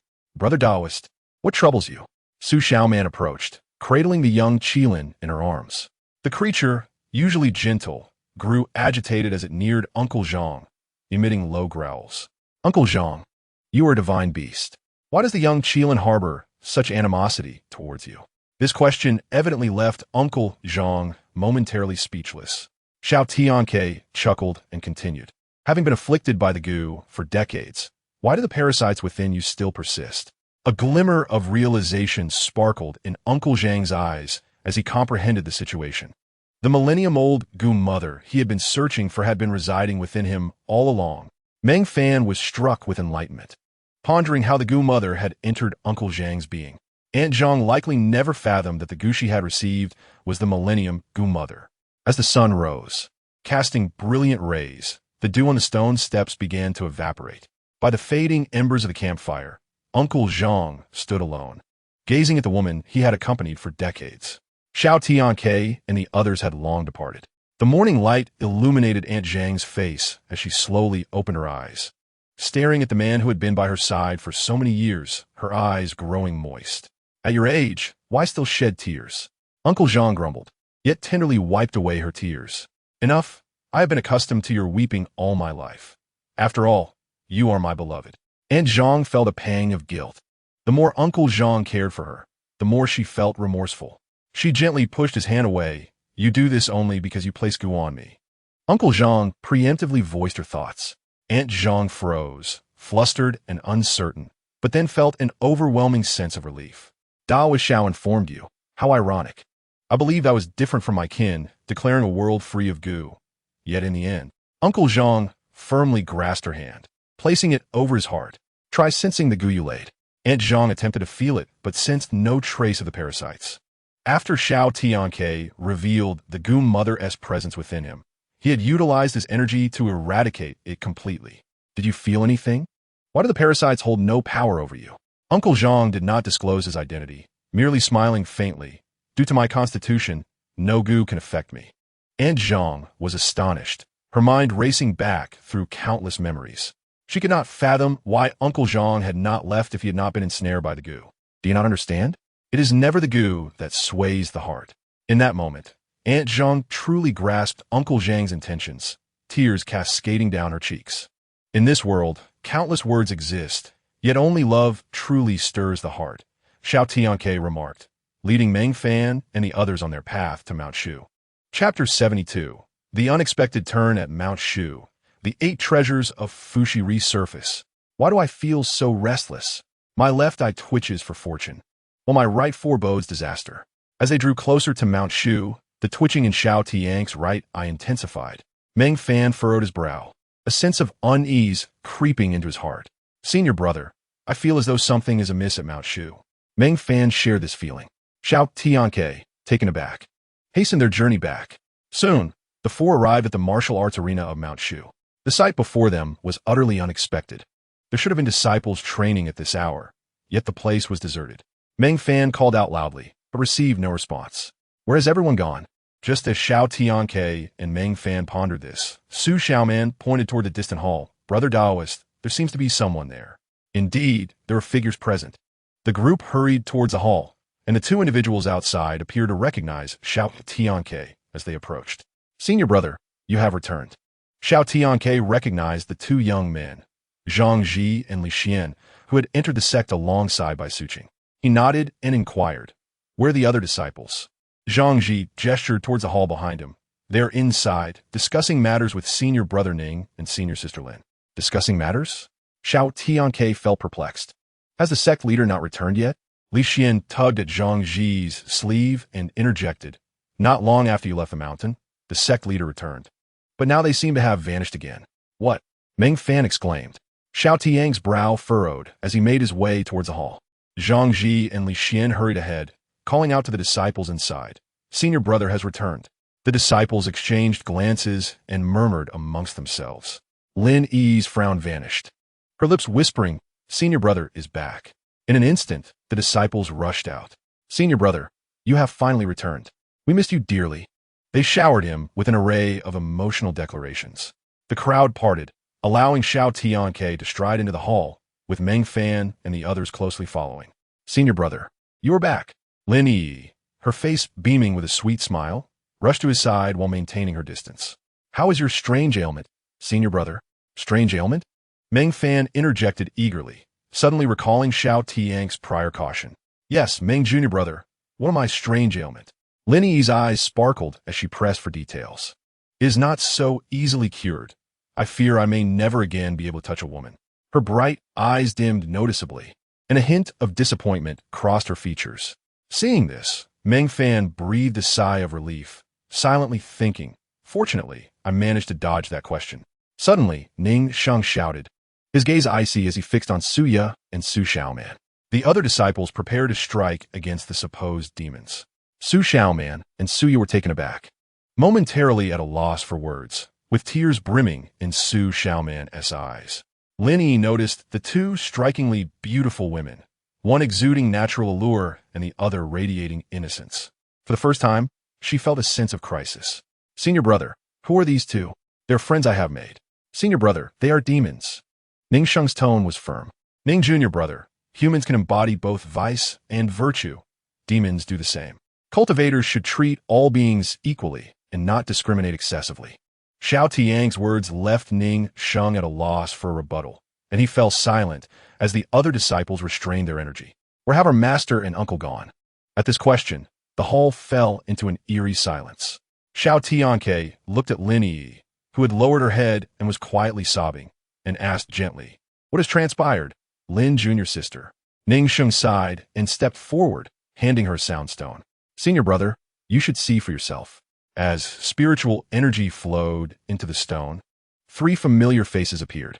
To the disciples of Mount Shu, by the time you see this, we 3 old fellows will have left Mount Shu. This departure is fraught with peril. Once your senior brother returns, he shall immediately inherit the position of sect leader, with Lin Yi and Ning Sheng assisting him in managing Mount Shu. After the Taoist Sangshu concluded his instructions, he paused briefly. Time is of the essence. I, along with the 2 elders, will strive to buy you some time. With that, the soundstone fell silent once more. The last statement left the disciples of Mount Shu in confusion, but Xiao Tianque understood all too well. Xiao Tianque mused to himself, It appears that my master and the others have long been aware of the impending calamity. However, doubts lingered within him. How should he seize the time? And who was the adversary? At that moment, the image of Baigu flashed through his mind. Perhaps she held the answers. Lin Yi noticed Xiao Tianque's distraction and gently called out to him. Senior brother, Ning Sheng inquired from the side. When is the grand ceremony for the new sect leader scheduled? Xiao Tianque calculated with his fingers and replied, 3 days hence. With the return of the eldest brother, the disciples of Shu Mountain once again found their focal point, commencing fervent preparations for the upcoming ceremony. Suya and Su Xiaoman were settled not far from Xiao Tianque's residence, with no ulterior motives, merely the proximity of guest quarters to his abode.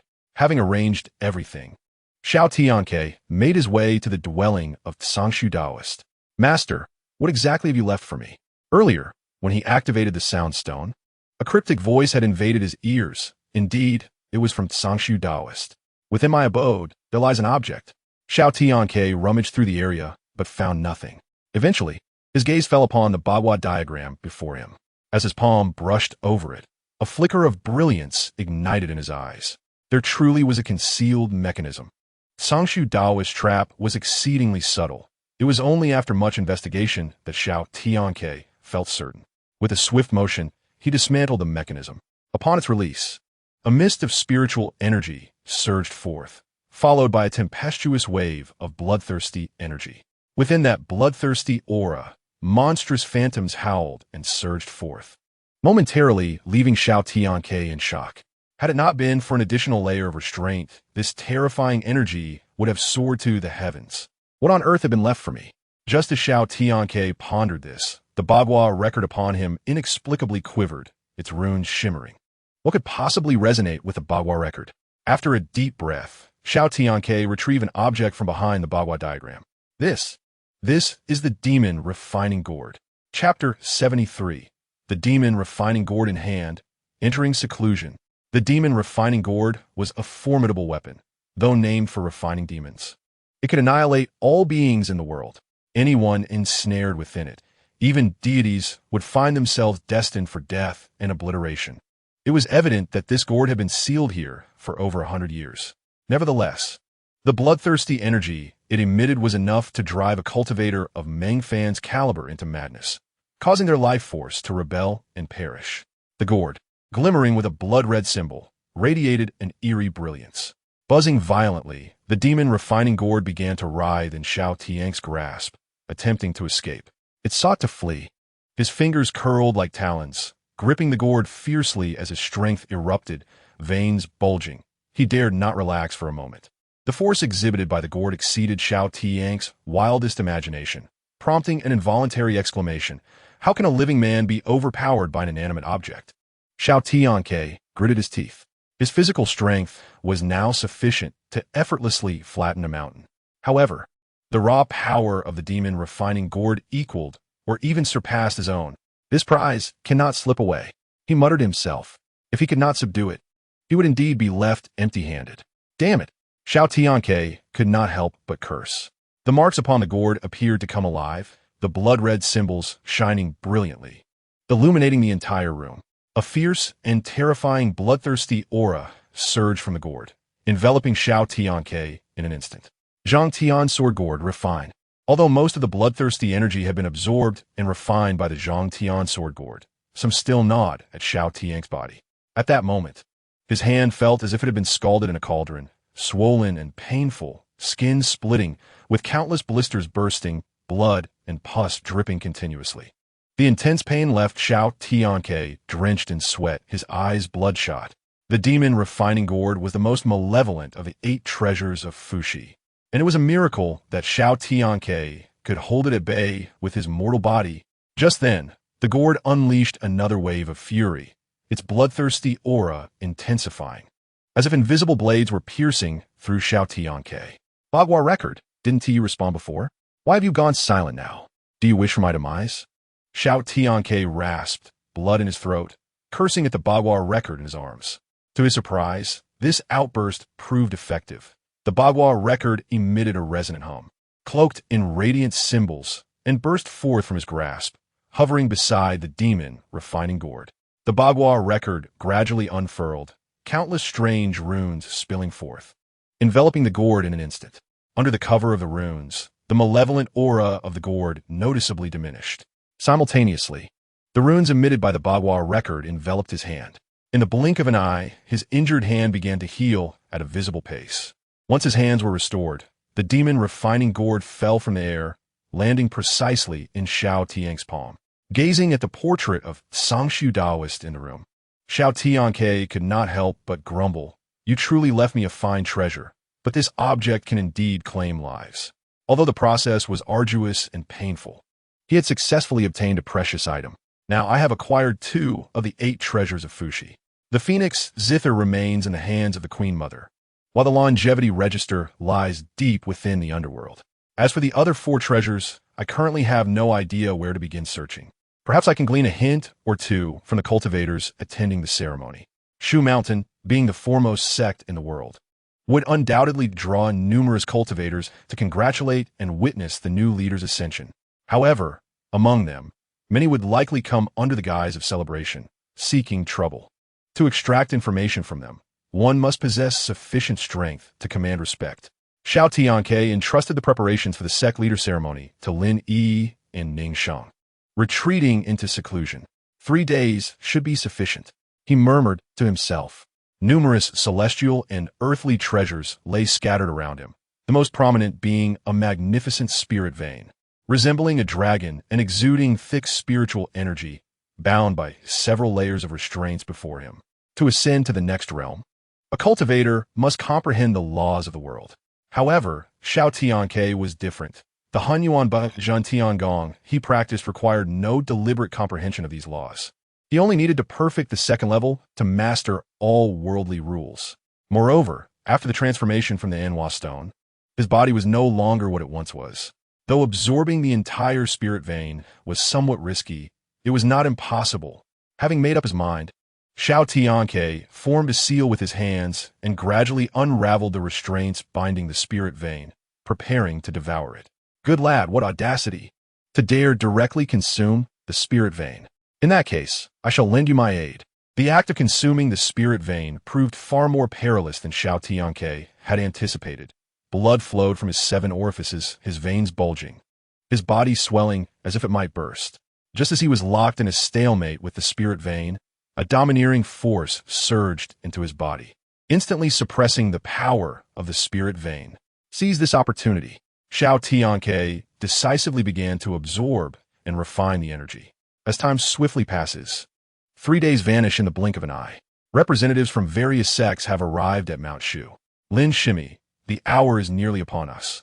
Why has Master Brother not yet arrived? Ning Sheng's impatience was palpable. Lin Yi shared his anxiety. As the disciples of Mount Shu searched everywhere, yet found no trace of him. Meng Shidi, you are closest to Master Brother. Do you have any idea where he might be in seclusion? Meng Fan shook his head, offering comfort. Shiji, there is no need for such alarm. When the time comes, Master Brother will surely appear. Lin Yi cast an unfriendly glance at Su Xiaoman, who was equally oblivious. Over the past few days, Lin Yi had come to understand Su Xiaoman and Suya better. Suya had stayed by Meng Fan's side to repay her debt of gratitude for his life-saving intervention. The girl before them was a descendant of Niuhua, the only one capable of approaching Master Brother. My Taoist brother did not inform me of his whereabouts. Lin Yi felt a surge of irritation. She and Xiao Tianque had grown up together, yet she had never addressed him so intimately. Among the current disciples, Ning Sheng was the eldest and easily sensed the tension in the air. LV Yin, take a few junior brothers to search for Master Brother, he instructed. After conferring with LV Yin, he turned to Lin Yi. Since Master Brother is absent, we must not neglect our guests. Lin Shimi, let us proceed. Although Lin Yi felt displeased, she understood the need for decorum, and after giving Su Xiaoman a glare, she went to attend to the guests. Xiaoman, it seems someone is vying for your Taoist brother's attention, Suya teased with a smile. Watching Lin Yi depart, Su Xiaoman's resolve only hardened. Chapter 74, A Warning to Others. This is the Void Realm. It was a wholly new experience. Yi Fan emerged from his secluded chamber, standing atop the mountain, the fierce wind rustling his garments. As Xiao Tianque opened and closed his eyes, he felt a profound connection with the universe, with a mere thought. He became aware of the happenings on Mount Shu. Birds soared into the clouds, and the movements of insects and beasts were laid bare before him. He perceived the essence of all things, harmonizing with the cosmos, achieving unity with heaven and man. I am deeply grateful for the assistance rendered by my esteemed predecessors. Xiao Tianque bowed respectfully toward the vast mountains before him.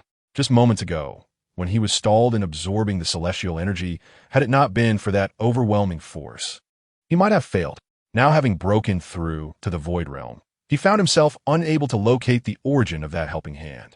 One could only surmise that the individual was an extraordinary entity, perhaps even rivaling the three elders of Mount Shu. Thus, he felt it necessary to maintain decorum. After expressing his gratitude, Xiao Tianque made his way to the Grand Hall of Mount Shu. Arriving discreetly at the Grand Hall, he found it bustling with activity. Representatives from various sects and wandering cultivators had gathered to witness the ceremony. Xiao Tianque chose to remain hidden for the moment. With his master Sangshu Daoist and elders Xianling and Chunyang absent, he seized the opportunity to observe the reactions of different factions. A middle-aged man from the Kunshan sect slammed his teacup onto the table, his displeasure evident. Today's youth truly lack manners. We elders have arrived. Yet this junior remains conspicuously absent. Sangshu himself would have shown us some respect. What is this junior worth? Within the hall, murmurs of discontent echoed, all directed at Xiao Tianque. Lin Yi and Meng Fan continuously apologized, urging the other disciples of Mount Shu to intensify their search. In my humble opinion, it seems that the new leader of Mount Shu does not regard us at all, spoke an old man, hunched and leaning on a cane, with a large bulge on his back. The old man, known as Old Huiyang, was notorious among the wandering cultivators for his cunning and treachery. Old Huiyang, what brings you to the ceremony for the new leader of Mount Shu? Inquired a woman in a blue robe, her tone sharp. Xiao Tianque recognized him as Elder Bai Yun from the Falling Flower Valley. Today, the three great sects were Mount Shu, Falling Flower Valley, and Kunshan sect. Besides these, there were numerous smaller sects and wandering cultivators. Old Huiyang's reputation was formidable, yet it was built on a foundation of deceit. I have come to witness the ceremony, but it appears that the new leader of Mount Shu is indeed arrogant and disrespectful. Old Huiyang sneered, scanning the crowd of wandering cultivators. Since he does not value our presence, why should we offer our congratulations? Instead, let us descend the mountain together. I shall host a banquet for you all. Wait. At that moment, a youth in splendid robes called out to Old Huiyang, leaving everyone astonished. The youth kicked a cloth bag toward Old Huiyang. What do you mean by this? The old man demanded. The youth smiled slightly. You will understand once you open it. After a moment of hesitation, Old Huiyang untied the bag, revealing a bloodied man whose limbs were grotesquely twisted. Upon witnessing this scene, Old Huiyang's expression darkened, a sinister glint igniting in his eyes. I thought this bag contained someone of significance, but it turns out to be your disgraceful son. Elder Bai Yun scoffed. Old Huiyang glared furiously at the youth. Why do you harm my son? Despite facing the wrath of Old Huiyang, the youth remained unfazed. Who is this youth? At this moment, both Xiao Tianque and the gathered crowd were filled with curiosity. I cannot discern this youth's cultivation level. Xiao Tianque was taken aback. The youth toyed with a coin in his hand, grinning. Your son owes me 500 taels of silver from the drunken immortal pavilion. Should I collect from him or you? A gasp rippled through the crowd. Not only had this youth nearly killed Old Huiyang's son, but he now dared to demand repayment. Was he courting death? I shall take your life. Old Huiyang swung his cane toward the youth's throat. However, the anticipated scene of a pierced throat and spurting blood did not unfold. The cane halted just shy of the youth's throat, unable to advance another inch. You possess some skill, but you should not provoke me. Old Huiyang bellowed, his left palm shooting towards the youth's forehead with blinding speed. To everyone's astonishment, the youth did not evade. With a crack, the iron palm struck the youth's forehead, sending shockwaves through the air. This youth possesses considerable talent, yet he is oblivious to the need for restraint. The onlookers lamented, believing the youth had met his demise. Yet, the next moment left everyone in stunned silence. Old Huiyang's palm, now bloodied and visibly injured, revealed broken bones within. A collective gasp echoed as the reality of the situation became clear. The one injured was old Huiyang. Who are you? The youth humbly smiled. I am but the owner of the drunken immortal pavilion. Upon learning the youth's identity, old Huiyang's demeanor shifted abruptly, and he chuckled as he presented a banknote. Forgive my poor eyesight. Here is 1,000 taels. I hope you will accept it. This scene left everyone astounded. Even Elder Bai Yun and the others were taken aback. Old Huiyang had willingly accepted defeat. What was the true background of the drunken immortal pavilion? The major sects of Kunshan and Falling Flower Valley had never heard of it, and while wandering cultivators were typically indifferent, they too had only heard whispers of its existence. The young man accepted the silver note, deliberately forgetting the whereabouts of the one named Xiao Tianque, and called out loudly, "The time has come." Does the master of Shushan still refuse to show himself? Xiao Tianque was acutely aware that he had been discovered by the owner of the drunken immortal tower. Esteemed seniors, I apologize for my tardiness, he said with a cheerful smile as he entered. Brother, these individuals are not easy to deal with, Ning Sheng whispered in warning. Xiao Tianque smiled confidently, yet at that moment, Ning Sheng keenly sensed an increased aura emanating from him, akin to standing before a towering mountain. How dare Junior make me wait? The old camel horn man growled, his tone unfriendly. Have the elders of Shushan gone blind to pass the position of master to such an inexperienced lad? Though the others present felt some dissatisfaction towards Xiao Tianque for his late arrival, none were as disrespectful as the old camel horn man. Looking for trouble, are we? Just what I need for a demonstration. Xiao Tianque's smile abruptly vanished, replaced by a glimmer of coldness in his eyes, sending an involuntary shiver through the assembly. The old man looked at the youth before him, his eyes filled with scorn and disdain. I respect your age, but if you rely on it to be arrogant, don't blame me for what comes next. What can you do to me, boy? He sneered. However, before he could finish his sentence, a pressure akin to the weight of the heavens descended upon him, instantly pinning him to the ground, his bones cracking audibly. Chapter 75. The true identity of the old camel horn man. This aura is from the Dongshu realm. Elder Bai Yun's voice trembled, his eyes wide with shock. It is indeed from the Dongshu realm. There can be no mistake, Elder Bai Kuan of the Kunshan sect stammered, being the highest ranked among them. Having been at the Heti realm for over a decade, he could hardly believe that this youth, not yet in his 20s, possessed such formidable strength, far surpassing his own. The other rogue cultivators and disciples of various sects were rendered immobile, struggling to breathe under the oppressive aura Xiao Tianque exuded. Their eyes mirrored the astonishment of Elder Bai Yun. At that moment, the old camel horn man had already lost his human form, his bones shattered. Collapsing like a puddle of mud on the ground, utterly powerless. He painfully raised his head, the previous arrogance vanished, pleading for mercy. Spare me. Xiao Tianque snorted coldly, retracting his aura and slowly allowing a smile to return to his lips. Those present, witnessing the smiling youth, were filled with dread, not daring to breathe. Clearly, Xiao Tianque's intention to make an example of the old man had been achieved. My esteemed guests, a minor interruption. Please do not take offense. In the face of absolute strength, no one dared to voice reproach. Instead, they offered their utmost respect and smiles. The young master's cultivation already far exceeds that of us old fogies.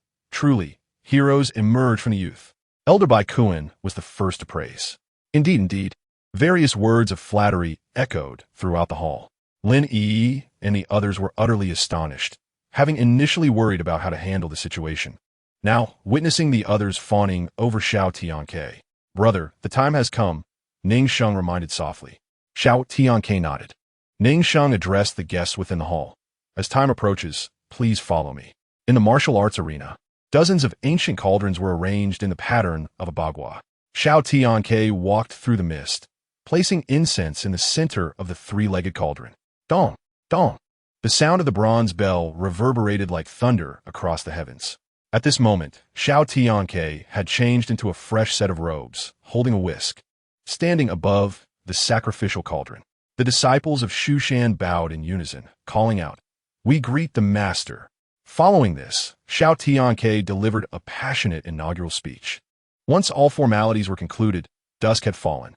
Brother, you should take a rest. These guests can be handled by me and Brother Ning, Lin Yi suggested.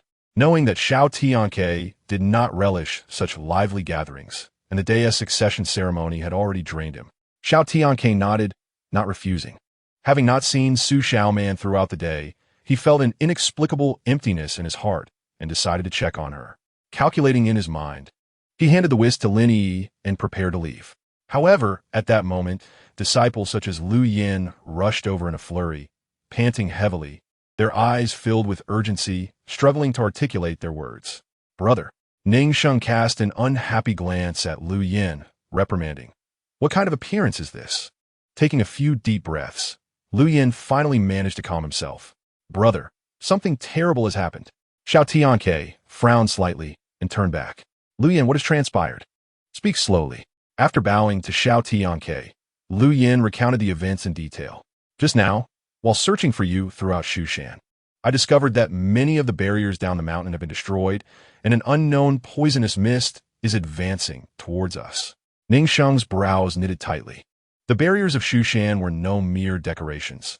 The fact that they had been destroyed without a trace indicated that the intruders were far from ordinary.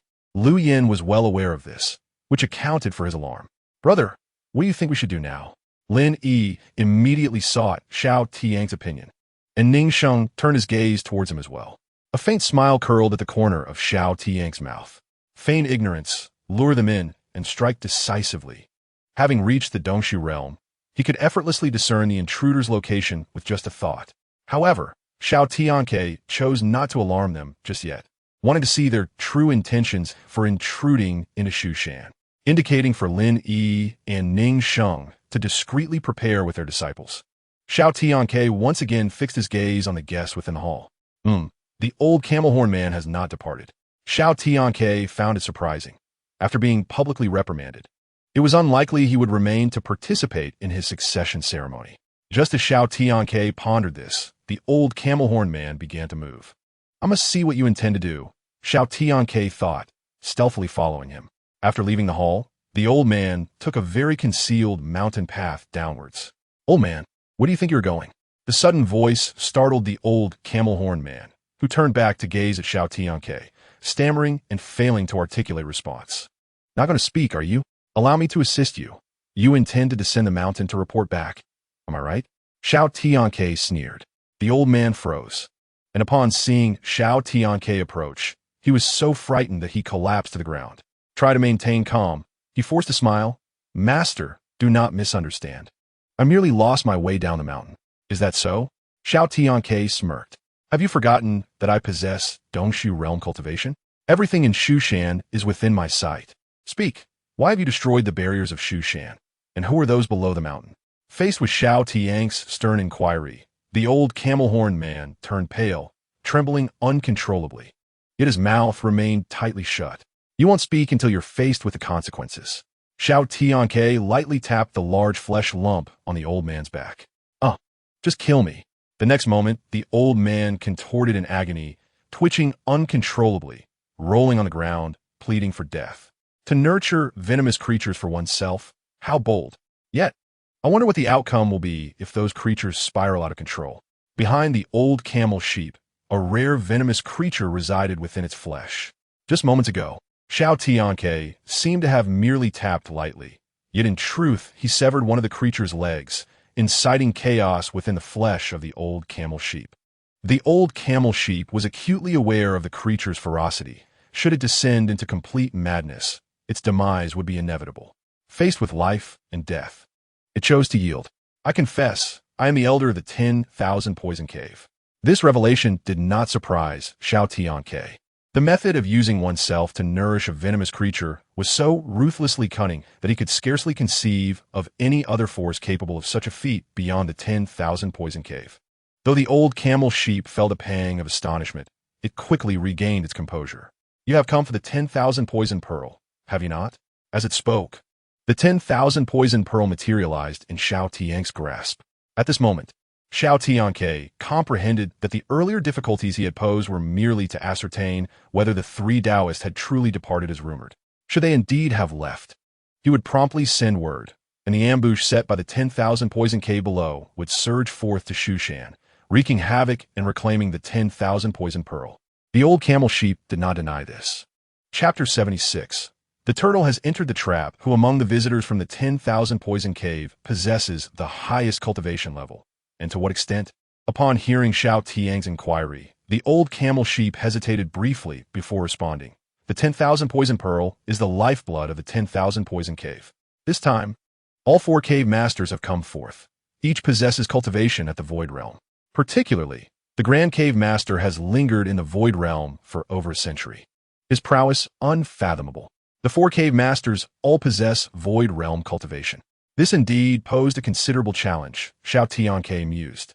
However, this did not imply that he lacked the strength to confront them. At that moment, the 4 cave masters awaited tidings from the old camel sheep, thousands of miles away.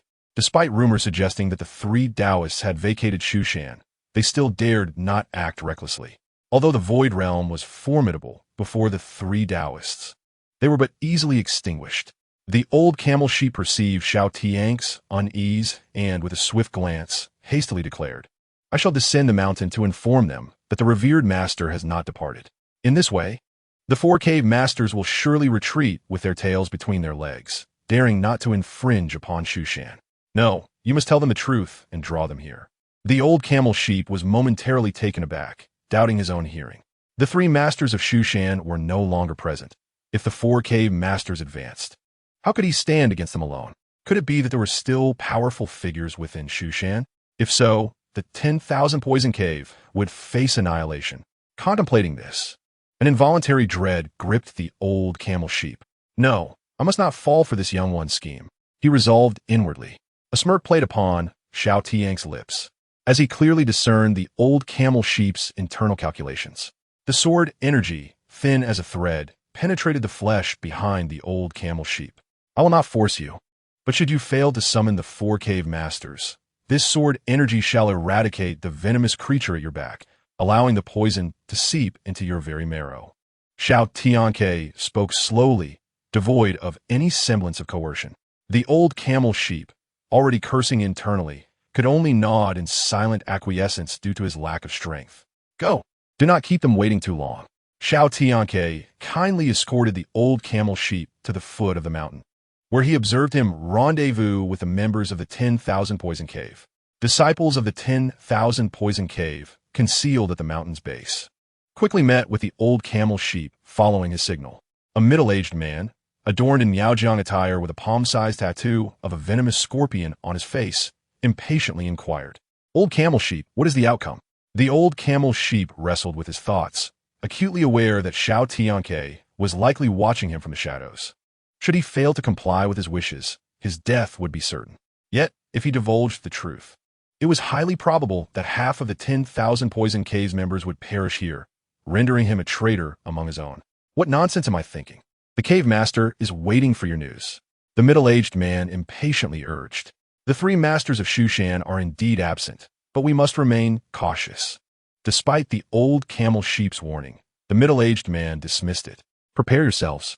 After relaying instructions to the other members of the 10,000 poison cave, he transformed into a flash of poison and vanished from sight.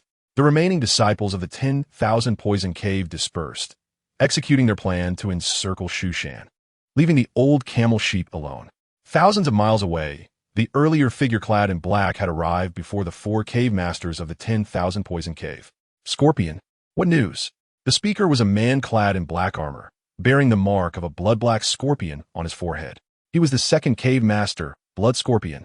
To the 2nd cave master, everything is as the rumors suggest. Excellent. Blood Scorpion's eyes sparkled with uncontainable excitement. A robust man, his skin grayish-brown and leathery, slowly opened his eyes, a flicker of murderous intent flashing within. Bring back the 10,000 poison pearl. This man was the leader of the 10,000 poison cave, the most powerful among the 4 cave masters, which Toad understood. Despite sharing the same void realm cultivation, the 3 cave masters exhibited utmost respect in his presence, indicating his extraordinary prowess. When the 3 cave masters arrived at the foot of Shushan with Blood Scorpion, they found no sign of the old camel sheep. A brawny man, bare-chested with a 100-eyed centipede tattooed across his chest, spoke in a deep voice, "Scorpion, where's the old camel sheep?" In response to the cave master's inquiry, Blood Scorpion hesitated briefly before replying.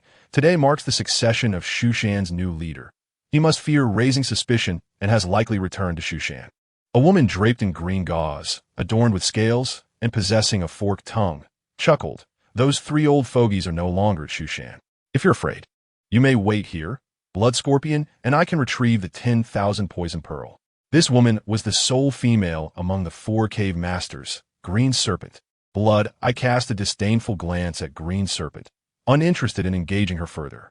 Caution is the key to longevity. Though those 3 old fogies are absent, Shushan's foundation runs deep.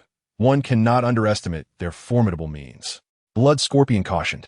At this moment, the gathering crowd at Shushan, come to offer their congratulations, remained oblivious to the impending disaster.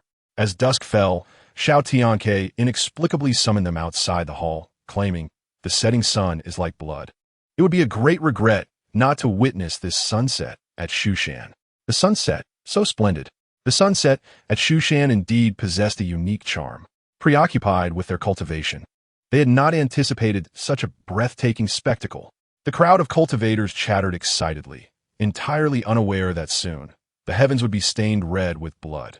Lin Yi approached Xiao Tianque, whispering, "Senior brother, they have begun their ascent." Xiao Tianque nodded, instructing, "Watch the demon-locking tower closely. Do not allow those evil creatures to escape." As for them, Lin Yi nodded silently and withdrew. Having known her senior brother for several decades, she understood that he never undertook ventures without assurance. His directives signified that he was undoubtedly confident in addressing the impending threat. As the members of the 10,000 Poison Cave launched their assault on Shushan, they reached halfway up the mountain without encountering resistance from the disciples, which undoubtedly bolstered their confidence. Only Blood, I felt an increasing sense of dread. The 3 concealed their presence, hidden in the void, gazing down at the martial arts arena. Oblivious to the impending doom, Blood Scorpion's expression was indifferent, a sneer playing on his lips. At that moment, Blood Eye's gaze sharpened as he spotted the old camel sheep below, revealing an expression of astonishment. The old camel sheep stood beside Xiao Tianque, his countenance exceedingly grim, resembling someone who had lost a child. Shushan is truly devoid of worthy figures, allowing a mere child to assume the role of leader, Blood Scorpion scoffed. The Blood Scorpion proposed that this young man be captured and presented to her as a male pet, so she could savor the flavor of the Shushan sect leader. Gazing down at Xiao Tianque, a wicked glint flickered in the eyes of the Green Serpent. "Take action," she commanded. "No," the Blood Scorpion interjected, but it was too late. The disciples of the 10,000 Venoms Cave, who had long been lying in wait, shouted as they surged forth from all directions toward the martial arts arena. Those from the 10,000 Venoms Cave. The gathered cultivators gasped in horror, turning their gazes toward Xiao Tianque. He merely smirked. "The trap has been set. Do not panic." Chapter 77. The 3 cave masters enter the formation. The 10,000 Venoms Cave members must be eradicated. "Follow me to battle," Bai Kuan of the Kunshin sect bellowed, rallying everyone to fight alongside him. "Friends, they are guests. Why should we allow them to act?" questioned the self-proclaimed master of the drunken immortal tower, his face a mask of skepticism. "Those who understand me are indeed wise." In an instant, Shushan disciples emerged in every corner of the arena, their spiritual swords driven into unassuming grooves in the earth. In that moment, spiritual light surged upward, countless mysterious runes materializing. Viewed from above, the entire martial arts arena transformed into a vast Bagua formation.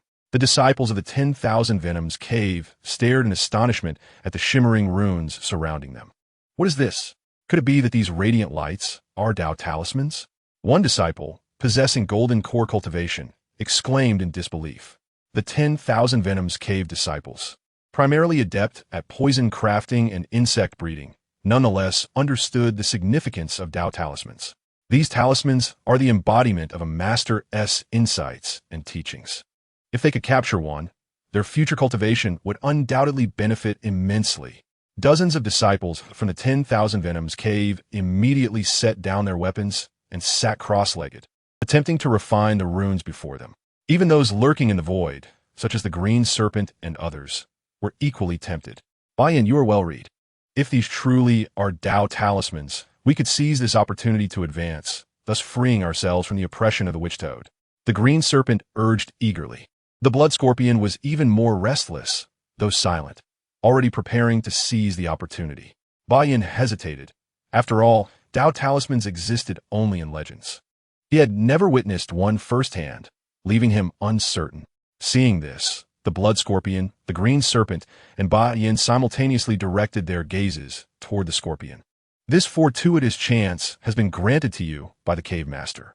Faced with the three cave masters' bestowal, the scorpion was taken aback, showing no sign of delight. It was evident to any discerning eye that this was not a gift, but rather a calculated risk, an experimental endeavor. I cannot accept such an opportunity, he stammered. It is not a matter of acceptance. It is a matter of survival. The scorpion understood well that if this object were indeed a Tao talisman, should he attempt to refine and absorb it, the three would stop at nothing to extricate the talisman from his very being.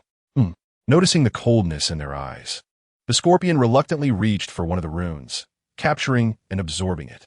Xiao Tianque glanced slightly upward at the positions of the three masters, chuckling softly. Indeed, a pack of old foxes. These individuals must be the core of the 10,000 Venoms cave. Upon hearing Xiao Tianque's sudden inquiry, the old camel horn man felt a tremble in his heart, instinctively nodding. That's good. Seeing the smile that graced Xiao Tianque's lips, he felt a sudden jolt of anxiety. Master Xiao, could it be that you intend to let these people refine the Tao talismans? Beyond questioned in confusion. Surrounding individuals cast puzzled looks. Rather than allowing these villains to benefit, it would be better for us to refine them ourselves. Indeed, the scattered cultivators began to clamor. Some even intended to leave the confinement set by Xiao Tianque to seek out the runes for their own refining. Xiao Tianque did not sternly intervene. Instead, he remarked with a hint of amusement, "If you wish to refine this object, I will not stop you. However, I never claimed these are Tao talismans." At this declaration, the scattered cultivators erupted in an uproar, retreating behind Xiao Tianque. He signaled for those behind him to remain within the confines while he approached the members of the 10,000 Venoms cave. "You guests, how do you find the gift I have prepared?" The members of the 10,000 Venoms cave stared at the youth before them in bewilderment. Is this truly the leader of Shushan? Faced with enemy incursions, he does not retaliate, but instead offers Tao talismans. The more they contemplated, the more unsettling it appeared. This item, is it truly a Tao talisman? The ever-worried scorpion could not help but inquire. No, Xiao Tianque replied decisively. The members of the 10,000 Venoms cave were taken aback. What is this object? Someone questioned harshly. What kind of talisman is this? My apologies, I momentarily forgot. However, you may consider it a mark of the deceased. At that moment, everyone was gripped by terror as they felt an inexplicable darkness shadow their foreheads. Those who offend Shushan shall die. Xiao Tianque cast a cold glance at the members of the 10,000 Venoms cave. The next instant, a massive illusion of a Bagua diagram appeared above the martial arts arena. This is bad. It's a formation. The disciples of the 10,000 Venoms cave and the three cave masters, already ensnared within the formation, simultaneously cried out in alarm. This formation is the 8 Trigrams overturning demon formation of Shushan. It has already taken shape. If we allow it to progress, none of us from the 10,000 Venoms cave will survive. Ba Yin recognized the formation, exclaiming in horror, "We must not allow this formation to succeed." The 3 cave masters launched their attacks simultaneously, descending into the formation. Their overwhelming and terrifying aura pushed the surrounding Shushan disciples back several paces, forcing them to spit blood. However, what surprised them was that the formation did not collapse. Instead, it began to solidify more rapidly. 3 masters of the Void Realm. The 10,000 Venoms cave intends to annihilate Shushan. Those within the confines shuddered, gazing in disbelief at the 3 who had just entered the formation. Yet they found Xiao Tianque unfazed, maintaining his composure even in the face of 3 formidable Void Realm masters. This left them utterly perplexed. The master of the drunken immortal tower, the enigmatic figure in white, was likewise perplexed. This youth possessed considerable talent and strength. Yet how could he remain so calm when confronted with these 3? Did he have some hidden means? The 3 cave masters of the 10,000 Venoms cave also sensed something amiss. To draw the 3 of us into the formation, quite clever indeed, Xiao Tianque remarked. All present fell silent, momentarily doubting their own hearing. This young man as target was the 3 cave masters. The figure in white was taken aback. The blood scorpion coldly scoffed. "Boy, even if you lead us into the formation, what then? Killing you is as easy as pie. Once you are dead, the formation will naturally collapse. Child, why not submit to me and become my servant? Nights filled with revelry await you, free from the pain of flesh. The green serpent licked her lips, smiling enticingly. Blood scorpion, green serpent, do not underestimate this. The formation is extraordinary. It is not the 8 trigrams overturning demon formation. Bayan cautioned. Upon entering the formation, he realized that there was yet another formation within. What? The blood scorpion and the green snake were initially taken aback, but soon regained their composure. In the face of absolute strength, what you call formations are mere decorations. Is that so? A smirk played on Xiao Tianque's lips. In the next moment, Chapter 78, the methods left by the 3 elders of Mount Shu. Could it be that this young man has some hidden trick? Bai Yin, noticing the change in Xiao Tianque's expression, felt an inexplicable shiver of foreboding wash over him. A mysterious sense of crisis enveloped him, causing the hairs on his body to stand on end. Blood scorpion, Bai Yin, did you hear something? The green snake furrowed her brows. Not only the people from the 10,000 Poisons cave, but also Bai Kuan and others could distinctly hear the buzzing sound. It seemed to be the ringing of a sword. Kid, I want to see what tricks you have up your sleeve. The blood scorpion scoffed, curling his fingers and channeling his spiritual power. A torrent of spiritual energy gathered, forming a ghostly hand that reached out directly. It was as if he aimed to grasp the very space Xiao Tianque occupied. At first glance, that claw resembled a roaring demon, intent on devouring flesh and blood. He was confident that this strike would effortlessly capture the youth before him. Suddenly, with no warning, the claw coalesced by the blood scorpion exploded into 1,000,000 fragments. Just as he was taken aback, a chorus of wails erupted from the members of the 10,000 Poisons cave behind him.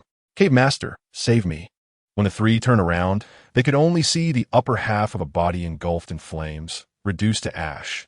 The other disciples of the 10,000 Poisons cave had already turned to dust.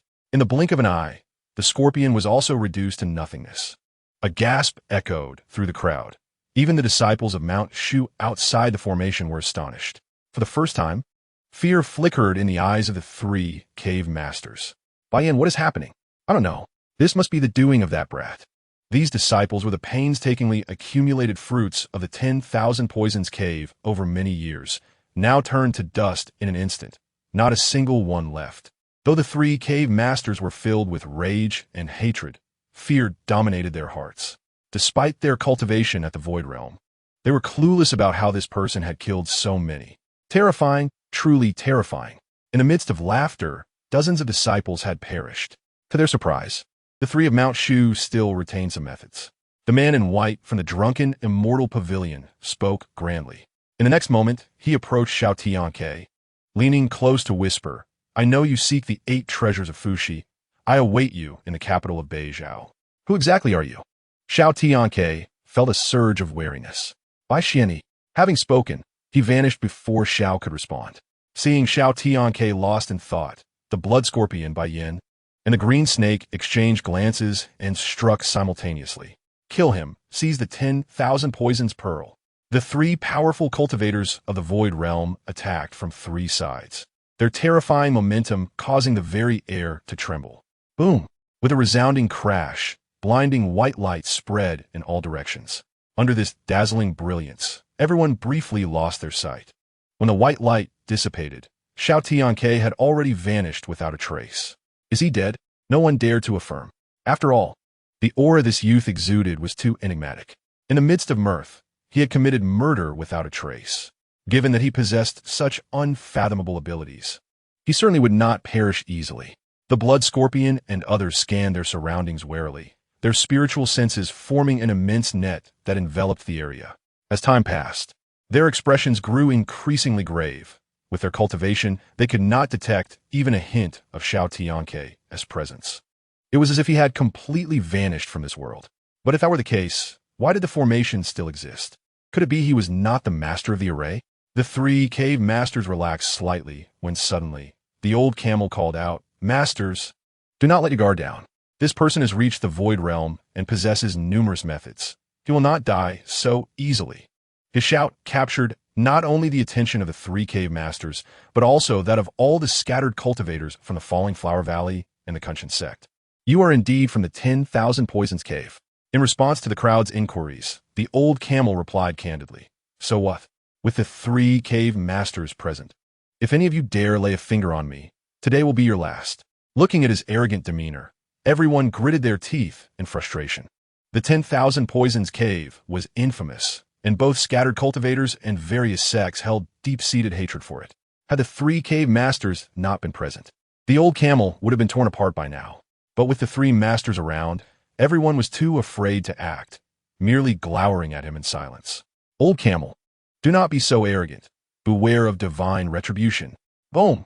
Before the words could fully leave his mouth, a bolt of purple lightning, as large as a bowl, descended from the heavens, striking the old camel squarely. By the time the people realized what had happened, the old camel had been reduced to a pile of charred remains. The one who had spoken was taken aback. He never expected his casual remark would become reality. Bai Yan's gaze turned cold as he looked up at the thunderclouds above. That brat is hiding within the storm.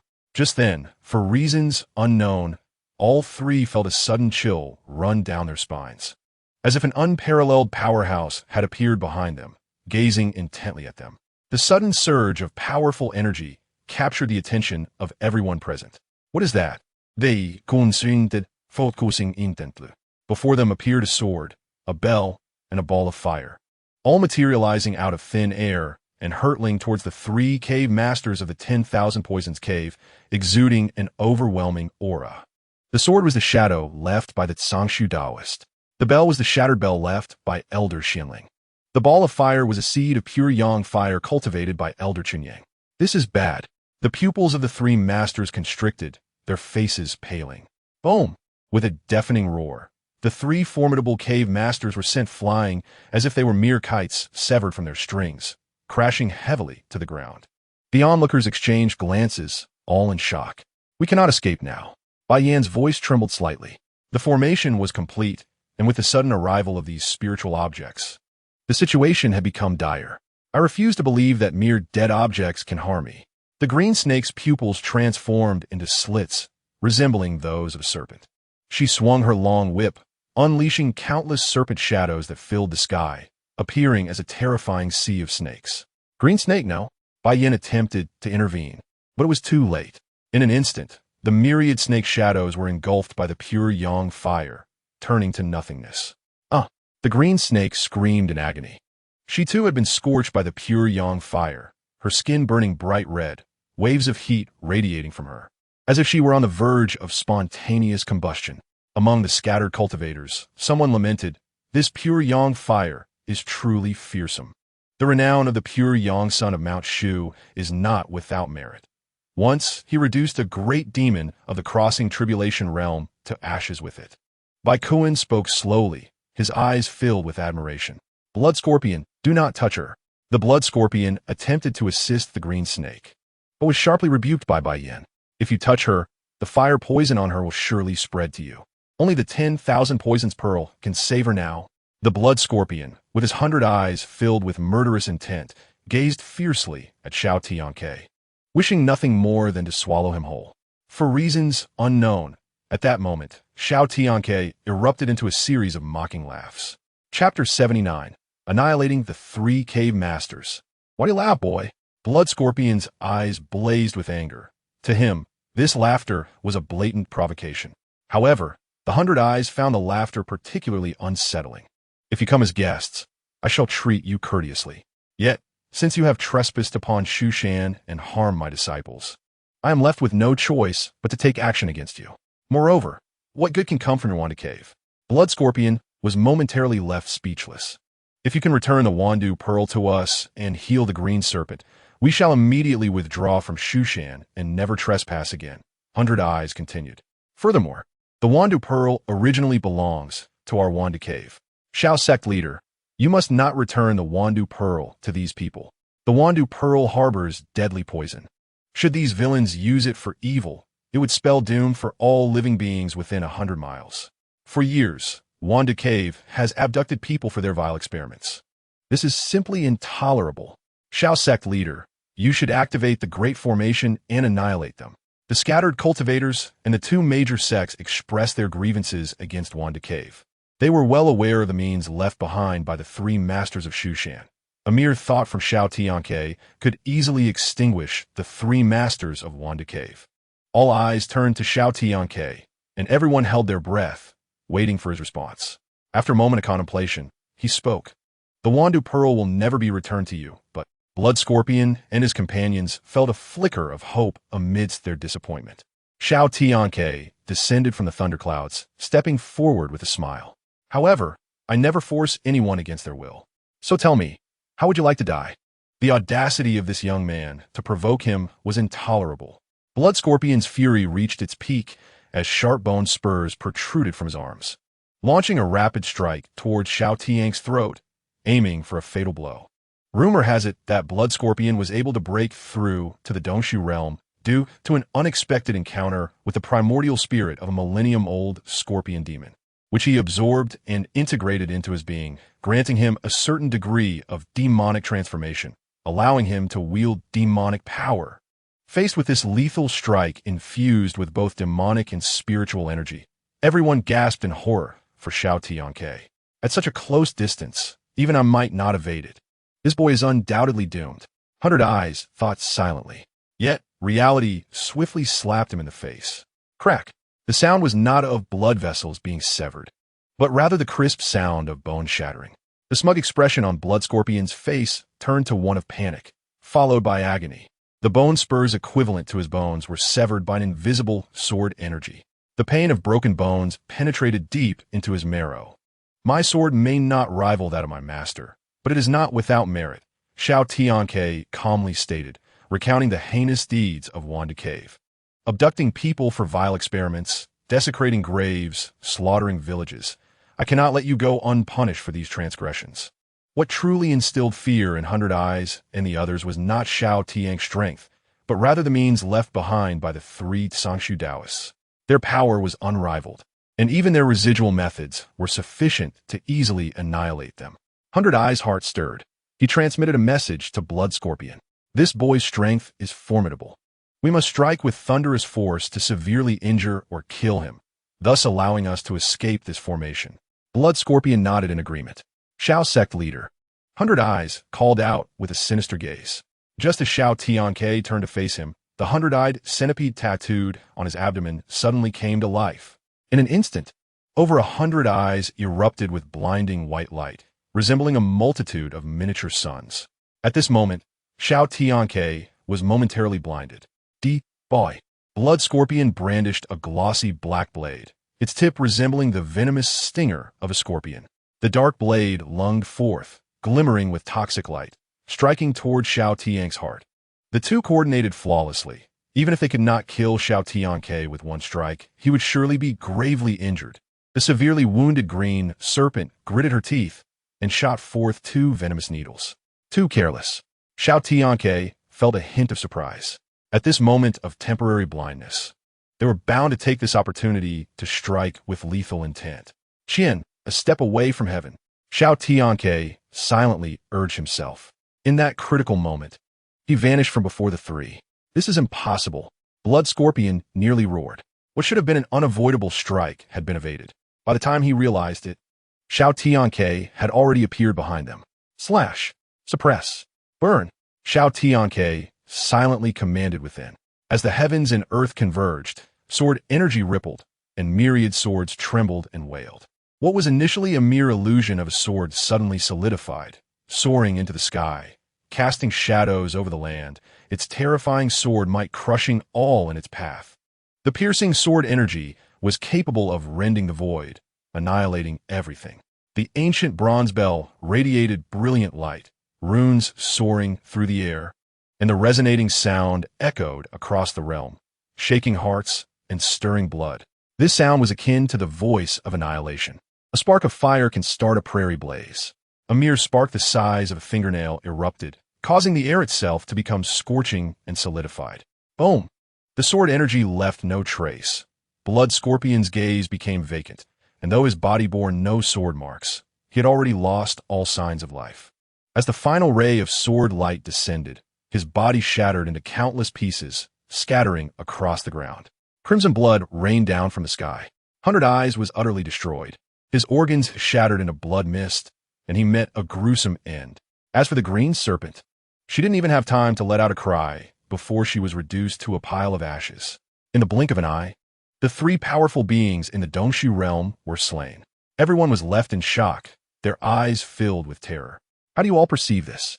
A sudden question jolted everyone from their stupor. This act of slaying the invading enemies of Wandu Cave was not only a display of strength, but also a warning. Xiao Tianque was making it clear to all present that even in the absence of the three Songshu Taoists, Shushan was not to be trifled with. Should anyone dare to trespass, their fate would mirror that of the Wandu Cave members. The methods of Shushan were truly extraordinary. Everyone forced smiles, yet their garments were already soaked with sweat. Far away, Wuchan had grown impatient. At that moment, a disciple from Wandu Cave, cloaked in black and carrying several life tokens, rushed over in a panic. Trembling and frightened, he reported, "Cave Master, all the life tokens of our Wandu Cave disciples have shattered, even those of the three Cave Masters." What? Wuchan could scarcely believe his ears. He snatched the tokens, frantically searching through them. Yet, not a single one remained intact. Who could have killed so many of my Wandu Cave's disciples? Could it be that those three old fellows haven't left yet? As Wuchan pondered, a piercing shout pierced his ears. "Toad, get ready to act." Chapter 80. The Chungying Sword and the Grievances of Wandu Cave. "Toad, are you not going to make your move?" As the three blood scorpions met their demise, Wuchan felt a twinge of apprehension and intended to depart. Just then, a voice called out to him. Wuchan's eyes narrowed with cold disdain as he looked up to see a youth clad in robes, soaring through the air on a sword. "You must be the new leader of Mount Shu," he remarked as the shadows of the sword dissipated beneath him, allowing Xiao Tianque to alight on the peak opposite Wuchan, who responded brightly, "Indeed, and I possess the Wandu Pearl." "Oh." Wuchan's interest piqued instantly. In a commanding tone, he declared, "The Wandu Pearl belongs to my Wandu Cave. Given your youth and your status as a disciple of the Songshu Taoist, I shall overlook the matter of your slaying my disciples if you return the pearl to its rightful owner." Clearly, Wuchan was only aware of Shui Wu, and believed that Miao Feng had fallen at the hands of Xiao Tianque. He had not connected the deaths of the other disciples or the three cave masters to Xiao Tianque. In his mind, even though this youth exhibited extraordinary talent, he could never be a match for the three blood scorpions. Surely, there must be other formidable figures within Mount Shu. As long as the mountains remain, firewood is never in short supply. He merely needed to devise a way to reclaim the Wandu Pearl, and Wandu Cave could still rejuvenate. Unexpectedly, the youth before him erupted into laughter, his eyes brimming with mockery. "No wonder you are the foremost figure of Wandu Cave. Your heart is indeed vast. The three cave masters and dozens of disciples have perished at my hands, and you choose to overlook it? What did you say?" Wuchan's body trembled violently. Yet, he still could not bring himself to believe the youth's words, convinced that Xiao Tianque was merely exaggerating, and that Mount Shu must still harbor powerful beings. "You old fox!" Xiao Tianque cursed inwardly. Wuchan was exceedingly cautious, already prepared to flee at the first sign of trouble. Though I can engage him in battle, should he decide to escape, I would not be able to stop him. Eradicate evil thoroughly. To annihilate Wandu Cave completely, I cannot let Wuchan slip away. To make Wuchan lower his guard, there were only two approaches. The first was to instill absolute belief that no strong figures remained in Mount Shu. This, however, posed a challenge, as Xiao Tianque himself harbored doubts about the hidden powers within the mountain. The second was to incite him to rage. Anger clouds the mind, leading one to lose their reason. In such a state, he would not think of escaping, but rather of killing me. Having devised a plan, Xiao Tianque wore a playful smile. "Toad, are you afraid? If you fear that Mount Shu still has powerful beings, then scuttle away with your tail between your legs." A dog with its tail between its legs, living in constant trepidation. Though Wandu Cave is not a renowned sect, it has endured for centuries. Today, it seems the legacy may be severed by your hands. Are you not afraid your ancestors will crawl out from the depths and strike you down? Wuchan's expression darkened, his gaze filled with malice, veins bulging, skin taking on a sickly hue, resembling a bloated toad. The echo of toad rang incessantly in his ears, assaulting the last vestiges of his reason. In his youth, he had once been a dashing and handsome man, but his practice of the toxic arts had warped his appearance, transforming it into a source of inner torment. Now, Xiao Tianque's words only served to prick at his wounds. Silence. Wuchan bellowed, his voice echoing like the roar of a giant toad. A terrifying wave of energy emanated from him, as if a tempest had arisen, sending boulders tumbling and ancient trees snapping, even scattering the clouds above. Wuchan was furious, but it was still not enough. Xiao Tianque feigned a gag, pinching his nose in a display of disgust. Toad, have you been consuming excrement? The stench is simply unbearable. Wuchan was utterly enraged. His blue skin darkened in an instant, his eyes bulging like a bull's, his body swelling to the size of a small hill, emitting croaks like a toad on the brink of explosion. A colossal toad's silhouette emerged, its cavernous mouth gaping wide, and a flexible, yet powerful tongue shot forth like an arrow, gleaming with cold light and producing a piercing sonic boom. Xiao Tianque's lips curled into a smile, a glimmer of delight appearing on his face.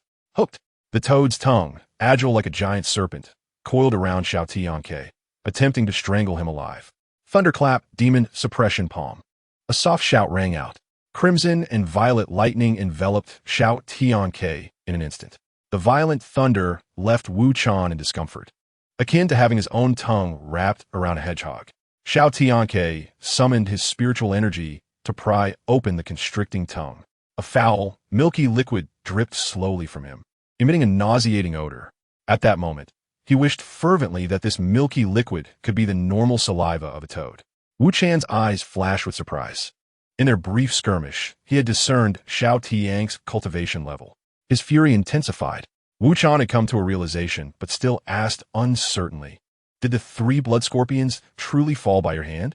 Wuchan understood that with the cultivation of the cave void realm, coupled with Mount Shu's foundation, it was not impossible to kill the 3 blood scorpions. Once I slay you and utterly obliterate Wandu Cave, you will know the truth. Xiao Tianque's heart stirred. The Chungying sword materialized in his hand, its overwhelming sword aura pressing down on all directions, intertwining light and shadow across the heavens, the sword body faintly visible. Wuchan's gaze was far from ordinary. He perceived that what Xiao Tianque held was not merely the hilt, but a sword whose blade remained unseen to ordinary eyes. Upon the sword, divine runes danced, with a roaring dragon coiling around it. His heart trembled violently, filled with unbridled hatred. Gritting his teeth, he enunciated each word with venom. That is the Chungying sword. This revelation took Xiao Tianque aback. He had not anticipated that anyone besides his master and the 2 elders would recognize the sword. I never expected to encounter the master of the Chungying sword in my lifetime. Excellent, very good. Let us settle old scores together. Wuchan's eyes swelled with rage. Yet he burst into maniacal laughter. In an instant, the skies darkened. Poisonous insects, once hidden within the crevices of the rocks, surged forth towards Wuchan. In the blink of an eye, he was engulfed by a swarm of venomous creatures, rendering even his eyes invisible. Just as Xiao Tianque was taken aback, eerie blood light shot forth from the gaps between the insects. Simultaneously, the Chungying sword in his grasp began to tremble, emitting a series of melodious hums, seemingly brimming with excitement. In the next moment, vague images surged into Xiao Tianque's mind from the Chungying sword. He saw a gaunt elder dressed in Miao attire clashing with a middle-aged Taoist, their weapons flashing in a brief yet intense exchange. Blood splattered, and the axe shattered. The myriad of poisonous insects slowly dispersed, revealing Wuchan once more. Previously, he had appeared as a mountain of flesh. Now, he stood as a figure of immense strength, wielding a large axe emanating a strange bloodlight. His aura was terrifying, resembling a deity of doom descended upon the world. Upon seeing the axe in Wuchan's grasp, Xiao Tianque instantly understood, caressing his sword with a smile. Once you severed the ancestor of another, today I shall assist in severing you, bringing closure to this tale. How delightful, how delightful. Chapter 81, with blood as the blade. A sword descends from heaven. Xiao Tianque had not anticipated that the Chungying sword bore such ties to Wandu Cave. Undoubtedly, the fleeting image that had just flashed through Xiao Tianque's mind was the scene of the former owner of the Chungying sword annihilating the master of the Wandu Cave. The grievances of the past have now reached their resolution, Wu Chan spoke heavily, his presence shifting dramatically as he wielded a blood-red battle axe. With a sharp cry, he swung the axe with all his might, channeling his spiritual energy into the weapon, striking down upon Xiao Tianque with the force of a mountain. The razor-sharp edge of the axe was infused with a terrifying malevolence, and in a moment of haze, a fearsome deity could be faintly discerned. This strike dimmed the very heavens and earth. If an ordinary person were to face such an attack, they would surely be paralyzed with fear. However, a rare glimmer of excitement shone in Xiao Tianque's eyes. His sword resonated with the same fervor. Comme fort. With a resounding shout, Xiao Tianque met the attack head-on.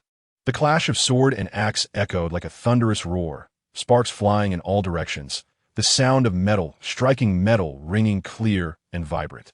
The collision of the axe's brilliance and the sword's aura was akin to a fierce battle between dragons and tigers.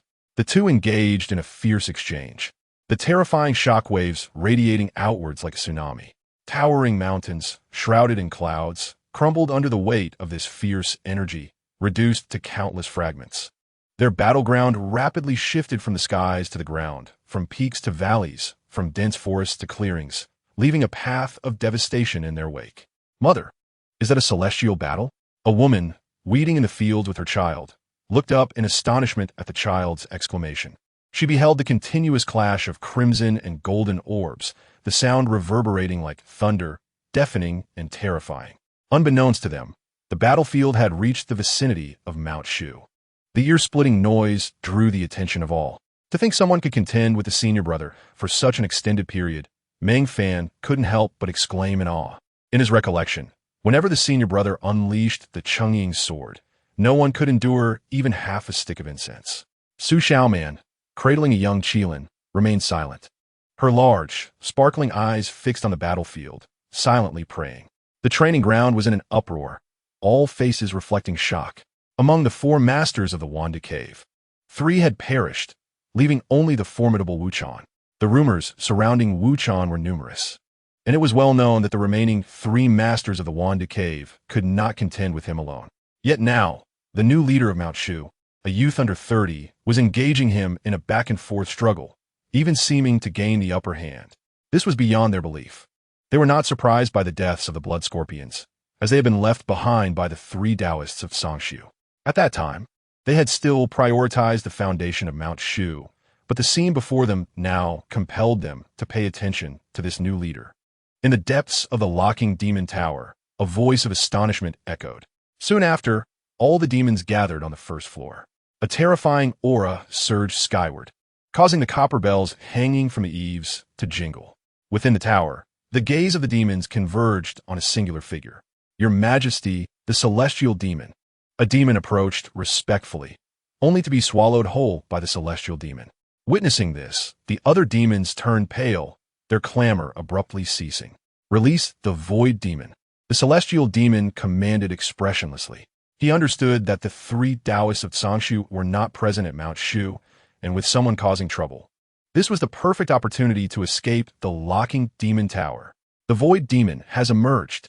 At Yan exclaimed. Lin Yi and Ning Sheng's eyes narrowed, and they shouted at the disciples of Mount Shu. Brothers and sisters, slay the void demon. We must not allow it to escape this opportunity. On another front, with a thunderous clash, Xiao Tianque and Wu Chan separated, suspended in mid-air, gazing at one another. It was evident that both had underestimated each other's strength. You are a worthy opponent. Xiao Tianque spoke slowly. Observing Wu Chan's gaunt form, he warned, if you continue to wield that axe, you shall perish from the depletion of your own vitality before I even strike you down. From the messages relayed by the Chungying sword, Xiao Tianque had learned that the blood-red battle axe wielded by Wu Chan was named the Bloodgu Witch Axe. This axe was unlike any weapon. Its strength depended entirely on its wielder. It absorbed the vitality of its user to unleash its power. The greater the vitality, the more formidable the Bloodgu Witch Axe became. Conversely, if the user's vitality was weak, the axe would be no more than a piece of scrap metal. The master has decreed, when facing the master of the Chungying sword, slay him with the witch axe. Wu Chan retorted coldly. He was aware of the peculiar nature of the axe in his hand, yet he showed no sign of relenting. Having cultivated for hundreds of years to reach his current state, he would not risk his life over some ancient decree. The reasons for wanting to kill Xiao Tianque were twofold: to reclaim the Wandu Pearl and to acquire the Wandu Cave's most potent poison technique, the Wandu skill. In the past, when a master of the Wandu Cave was alive, it was the foremost power in the southern regions. Since the master's demise, the Wandu Cave had rapidly declined, retreating to the deepest mountains and forests, afraid to reveal itself. All of this stemmed from the loss of the Wandu skill. With the axe drenched in the blood of the sword, the Wandu skill would re-emerge. This was the reason Wu Chan was determined to eliminate Xiao Tianque. "Boy, take care of yourself," Wu Chan bellowed, a torrent of vitality surging into the blood goo witch axe. The axe seemed to come alive, emitting a piercing shriek. In the next instant, a brilliant blood light erupted, and strange blood-red runes appeared as the axe detached from Wu Chan's grasp, hovering in the air. A surge of spiritual energy flowed in from all directions. The blood light filled the sky, blinding all who gazed upon it. The blood goo, which axe swelled in size, growing to over 100 zhong, blocking out the sun. Wu Chan's vitality was nearly depleted, rendering him a mere husk. Blood streamed from his 7 orifices as he summoned his final strength to cry out, "Savage God Slash." The colossal blood-red axe descended through the void, reminiscent of a savage deity appearing, brandishing the axe against its foes, unleashing an unfathomable might. This strike could cleave mountains and open rivers. If Xiao Tianque could not withstand it, the entire Mount Shu would likely be split in two. By blood, the blade shall be forged with one sword. The immortals shall be extinguished. From this day forth, the Wandu Cave shall become a relic of history. An invisible blade cut through Xiao Tianque's palm, crimson blood enveloping the sword's body. The sword soared towards the heavens. Within the clouds, a resplendent blood sun materialized. No, it was not a blood sun, but the brilliance of the sword. One sword descends from the heavens. This was the sole technique Xiao Tianque had comprehended from his swordsmanship. And it was also his most powerful move. The sword's radiance fell like a meteor, piercing through the void, unstoppable. The once massive blood goo, which axe now appeared as insignificant as an ant. A bitter smile crept across Wu Chan's pale face. Ultimately, he had been defeated. With a resounding crash, the blood goo, which axe shattered like rotten tofu. In the aftermath of a dazzling and terrifying crimson light sweeping across the sky, tranquility returned to the world, and the shadows of the colossal sword and axe dissipated. Chapter 82. The Name of the Young Sword Immortal. What is happening? One of the presences has vanished. Within the locking demon tower, the celestial demon furrowed his brow, a sense of dread rising within him. Previously, the ethereal aura he had sensed from the void suddenly vanished without a trace. He found it hard to fathom what means could have been employed to obliterate the owner of that presence in such a short span of time. A sudden realization struck him. Could it be that there were formidable beings residing in Mount Shu? The demons, who had been roaring and preparing to escape from the demon locking tower, fell silent upon noticing the unusual expression on the face of the heavenly demon emperor. "Are you all right, Your Excellency?" ventured a bolder demon tentatively. The heavenly demon emperor uttered not a word and transformed into a gust of demonic wind, heading directly back to the bottom of the demon locking tower. The demons were left in a state of bewilderment before they dispersed. It was over. Lin Yi and the others gazed up at the receding white gleam in the sky, sighing in relief. As the shadow of the axe and the sword light dissipated, only a young man remained, standing resolutely with his sword. A 3-foot sword rested horizontally against his knee, his garments stained with blood. The blood from the shadow sword dripped down, tarnishing Xiao Tianque's Taoist robe. It was uncertain whether the blood belonged to him or to the witch toad. The world fell into tranquility. The clouds began to gather once more, flowing towards the void created by the sword energy. On the ground, 2 towering stone mountains had vanished without a trace, leaving behind a dark, gaping pit. No wonder the senior brother seldom used a sword. At this moment, many disciples of Mount Shu finally understood why Xiao Tianque, the only disciple of the worldly sword immortal, rarely wielded his sword. It was not due to a lack of skill, but rather the overwhelming force that could inadvertently harm the innocent. After a brief period of recovery, Xiao Tianque stowed away the blood-soaked witch axe, which had lost all its luster, into his possession. This axe was no ordinary weapon. During their earlier confrontation, he had sensed a divine power concealed within it. Upon placing it into the buried heaven sword gourd, Xiao Tianque returned to Mount Shu. The scattered cultivators who had come to witness the event, as well as representatives from the two major sects, were entirely astounded by Xiao Tianque's formidable strength. Everyone greeted him enthusiastically, their faces alight with joy. Truly, a hero is born in youth, they exclaimed. At such a young age, he possesses the potential of a sword immortal. Who could argue otherwise? Though Senior Tsangshu has departed from the mountain, Mount Shu is never lacking in sword immortals. In my opinion, we ought to call him Master Xiao, the young sword immortal. The crowd buzzed with various praises, their words flowing abundantly. I am still quite young. I am unworthy of being called a sword immortal, Xiao Tianque humbly replied. Nay, nay, with such power, how many in this world can match you? They insisted, and Xiao Tianque was not one to shy away from such acknowledgement. Having made a name for himself at a young age, who wouldn't desire that? On this day, the newly appointed leader of Mount Shu took office, and over 100 cultivators descended from the mountain. In just half a month, news of the young sword immortal single-handedly annihilating the 10,000 poisons cave spread like wildfire across the world, leaving cultivators everywhere astonished. From then on, no one dared to underestimate the young leader of Mount Shu. The name of the young sword immortal resounded throughout the land. Once the matters were concluded, Xiao Tianque entrusted all trivial affairs to Ning Sheng and entered seclusion once more. After half a month, he emerged from his retreat. The disciples of Mount Shu gathered in the great hall. Senior brother, your aura seems to have strengthened again, Meng Fan remarked as he circled around Xiao Tianque, uncertain. Everyone present felt the same. After half a month of seclusion, Xiao Tianque had fully stabilized his cultivation while also gaining numerous new insights. Standing at the back of the crowd with the young Qilin cradled in her arms, Su Xiaoman looked noticeably disheartened. Ever since Xiao Tianque returned to Mount Shu, she had been staying in the guest room with Suya, not having spoken to him for nearly a month. The young Qilin seemed to sense her distress and gently licked her hand as if trying to comfort her. Xiao Tianque felt an inexplicable pang of guilt. Senior brother, do you have something to announce? Lin Yi inquired, knowing that her senior brother disliked crowds. So calling everyone together upon his return must mean he had important matters to discuss. Xiao Tianque did not conceal anything.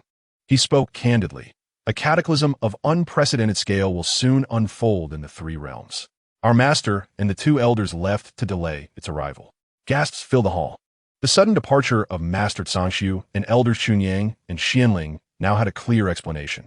In the coming days, I will descend the mountain once more in search of artifacts to combat the impending catastrophe. During this time, all matters of Mount Shu will be entrusted to Elder Ning and Elder Lin, he stated decisively. Senior brother, why not stay? I can go down the mountain. Ning Sheng suggested.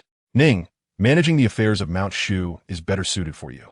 Besides, I have already found 2 artifacts and have leads, Xiao Tianque replied, understanding Ning Sheng's sudden desire to descend the mountain. Ning, the calamity approaches. The disciples of Mount Shu must only focus on enhancing their cultivation to ensure their self-preservation. Should I discover the whereabouts of our master and the 2 elders, I will inform you at once. Understood. Ning Sheng nodded, recognizing that with his senior brother's strength, challenges would be easier to resolve. Master, I want to descend the mountain as well. Lin Yi suddenly interjected. Why? Meng Fan asked, smiling as he advised, Sister Lin, you should stay at Mount Shu and assist Elder Ning in supervising the junior disciples' training. Absolutely not. Lin Yi replied firmly, exuding an air of unyielding determination. Everyone was taken aback, for they had never witnessed her in such a manner. I must accompany my senior brother down the mountain, no matter what. I will stay by his side this time. Seeing her resolute demeanor, Xiao Tianque understood that even if he insisted on keeping her at Mount Shu, she would likely sneak away. Very well, you may come down, but everything must adhere to my arrangements, and no recklessness will be tolerated. Lin Yi beamed, nodding eagerly like a chick pecking at rice. All right. Upon returning to his courtyard, Xiao Tianque found Su Xiaoman sitting on the stone steps, waiting for him. Xiaoman, what brings you here? Su Xiaoman jumped up and tightly embraced Xiao Tianque, burying her head in his chest as she began to sob. Taken aback by the sight of a woman crying, he felt momentarily paralyzed, unsure of how to respond. Daoist brother, I thought you no longer wanted me, she whimpered, feeling neglected after he had returned to Mount Shu and immersed himself in seclusion. Xiao Tianque found her tears both amusing and heart-wrenching, gently wiping away her tears and softly saying, "Do not cry, Xiao Man. Your eyes will become puffy, and that won't look good. I swear I will never abandon you." Upon hearing his vow, the tears in the girl's eyes finally ceased. Unbeknownst to them, Lin Yi, who had silently followed, observed everything. Realizing that Su Xiaoman could physically interact with Xiao Tianque despite the lingering affliction, Lin Yi felt a sharp pang in her heart, a mix of bitterness and pain. A flicker of resentment ignited in her beautiful gaze. The senior brother could only belong to her. Chapter 83. The 10,000 Poisons Pearl Awakens. Enter the Demon Locking Tower. Senior sister Lin, Meng Fan greeted enthusiastically as he approached Lin Yi, who was coming from Xiao Tianque's courtyard. However, he was met with a cold shoulder. Not only did she ignore him, but she also shot him a disdainful glare. What was that for? He wondered. Women's affairs, you wouldn't understand. Suya remarked with a faint smile, already sensing the thick atmosphere of jealousy. Arriving at Xiao Tianque's courtyard, Meng Fan understood the situation upon seeing Su Xiaoman nestled in Xiao Tianque's embrace, weeping. With a smile that was both mocking and enigmatic, the senior brother declared, "It is over for you." Xiao Tianque was taken aback. Meng Fan recounted the events leading to Lin Yi's encounter, remarking on the fierce jealousy that often erupted among women, a phenomenon that Xiao Tianque seemed unperturbed by. However, Su Xiaoman felt an inexplicable surge of jealousy, deliberately tightening her grip on Xiao Tianque's arm. Noticing this, he swiftly shifted the conversation. "Meng Fan, there is something of importance." Meng Fan, with a playful demeanor, replied, "To be honest, I wish to descend the mountain to visit Yufiqing and return to the palace." Xiao Tianque vaguely recalled that Meng Fan had come to Shushan at the tender age of 8, never expressing a yearning for the palace. Why then? Was he suddenly seeking to return? Sensing Xiao Tianque's apprehension, Meng Fan quickly explained, 10 days ago, the northern Zhao dispatched an army of 500,000, annihilating the southern Shu, southern Tang, and Yu kingdom within just 7 days. Now, only the Shuwa and Nanzhao remain." Xiao Tianque was astonished. He had not anticipated such significant upheaval in the world during his period of seclusion. The Shuwa had managed to escape annihilation by relying on its perilous terrain. Meng Fan's desire to descend stemmed from concern for the safety of Meng Chong and others within the palace. After all, who among us is devoid of sentiment? Though he was a practitioner of the Tao, he could not help but worry in such circumstances. Go ahead. The ebb and flow of the world is a common occurrence. The northern Zhao is gathering the fortunes of the realm. Unification is merely a matter of time. We must not interfere with mundane affairs through the Tao. Xiao Tianque advised. The realm had been fractured for decades. Now, with the northern Zhao's swift conquest of the southern states, only Shuwa and Nanzhao remained. Even if the two nations allied, it would be like a withered tree struggling to stand. Remember, the rise and fall of dynasties is but a fleeting phenomenon. It is of little consequence to us. Only through unification can the people find peace and prosperity. Meng Fan nodded in agreement. After bidding farewell, he departed the mountain with Suya.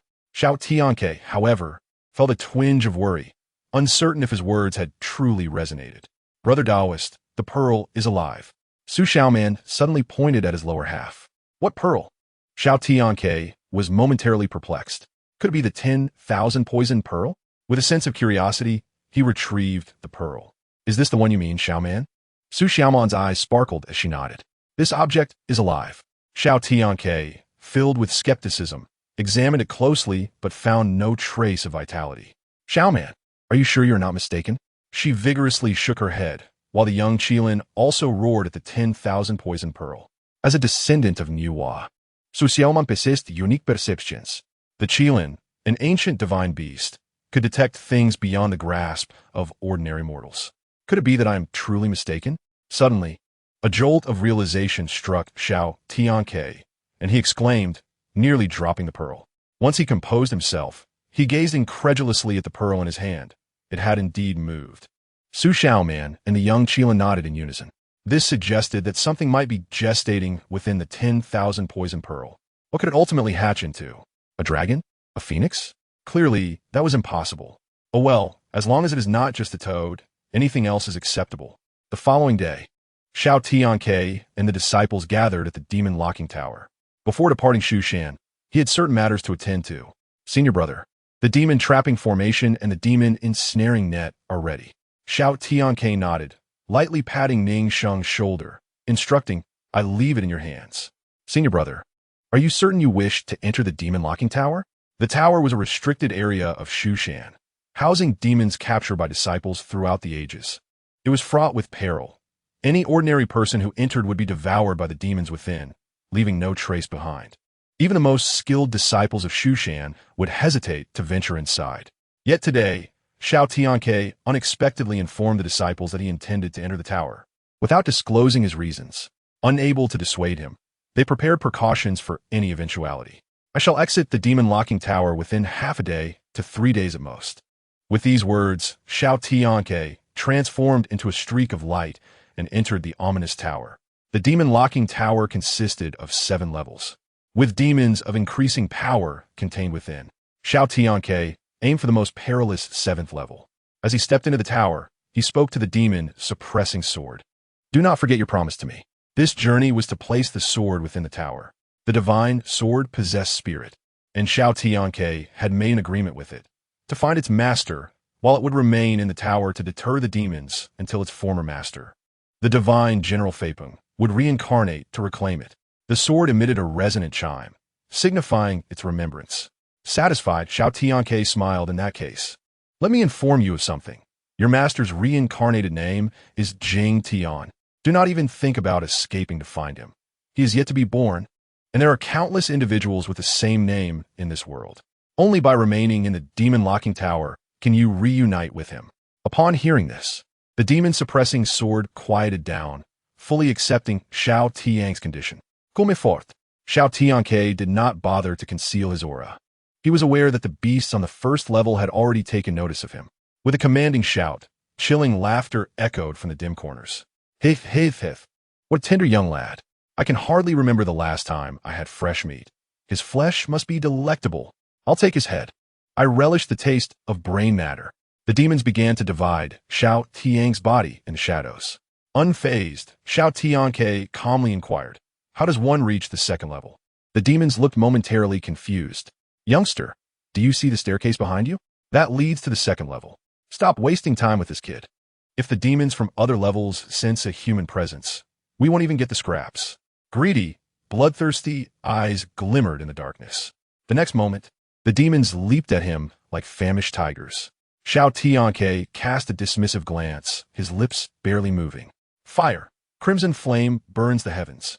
By the time the demons perceived the impending danger, it was already too late.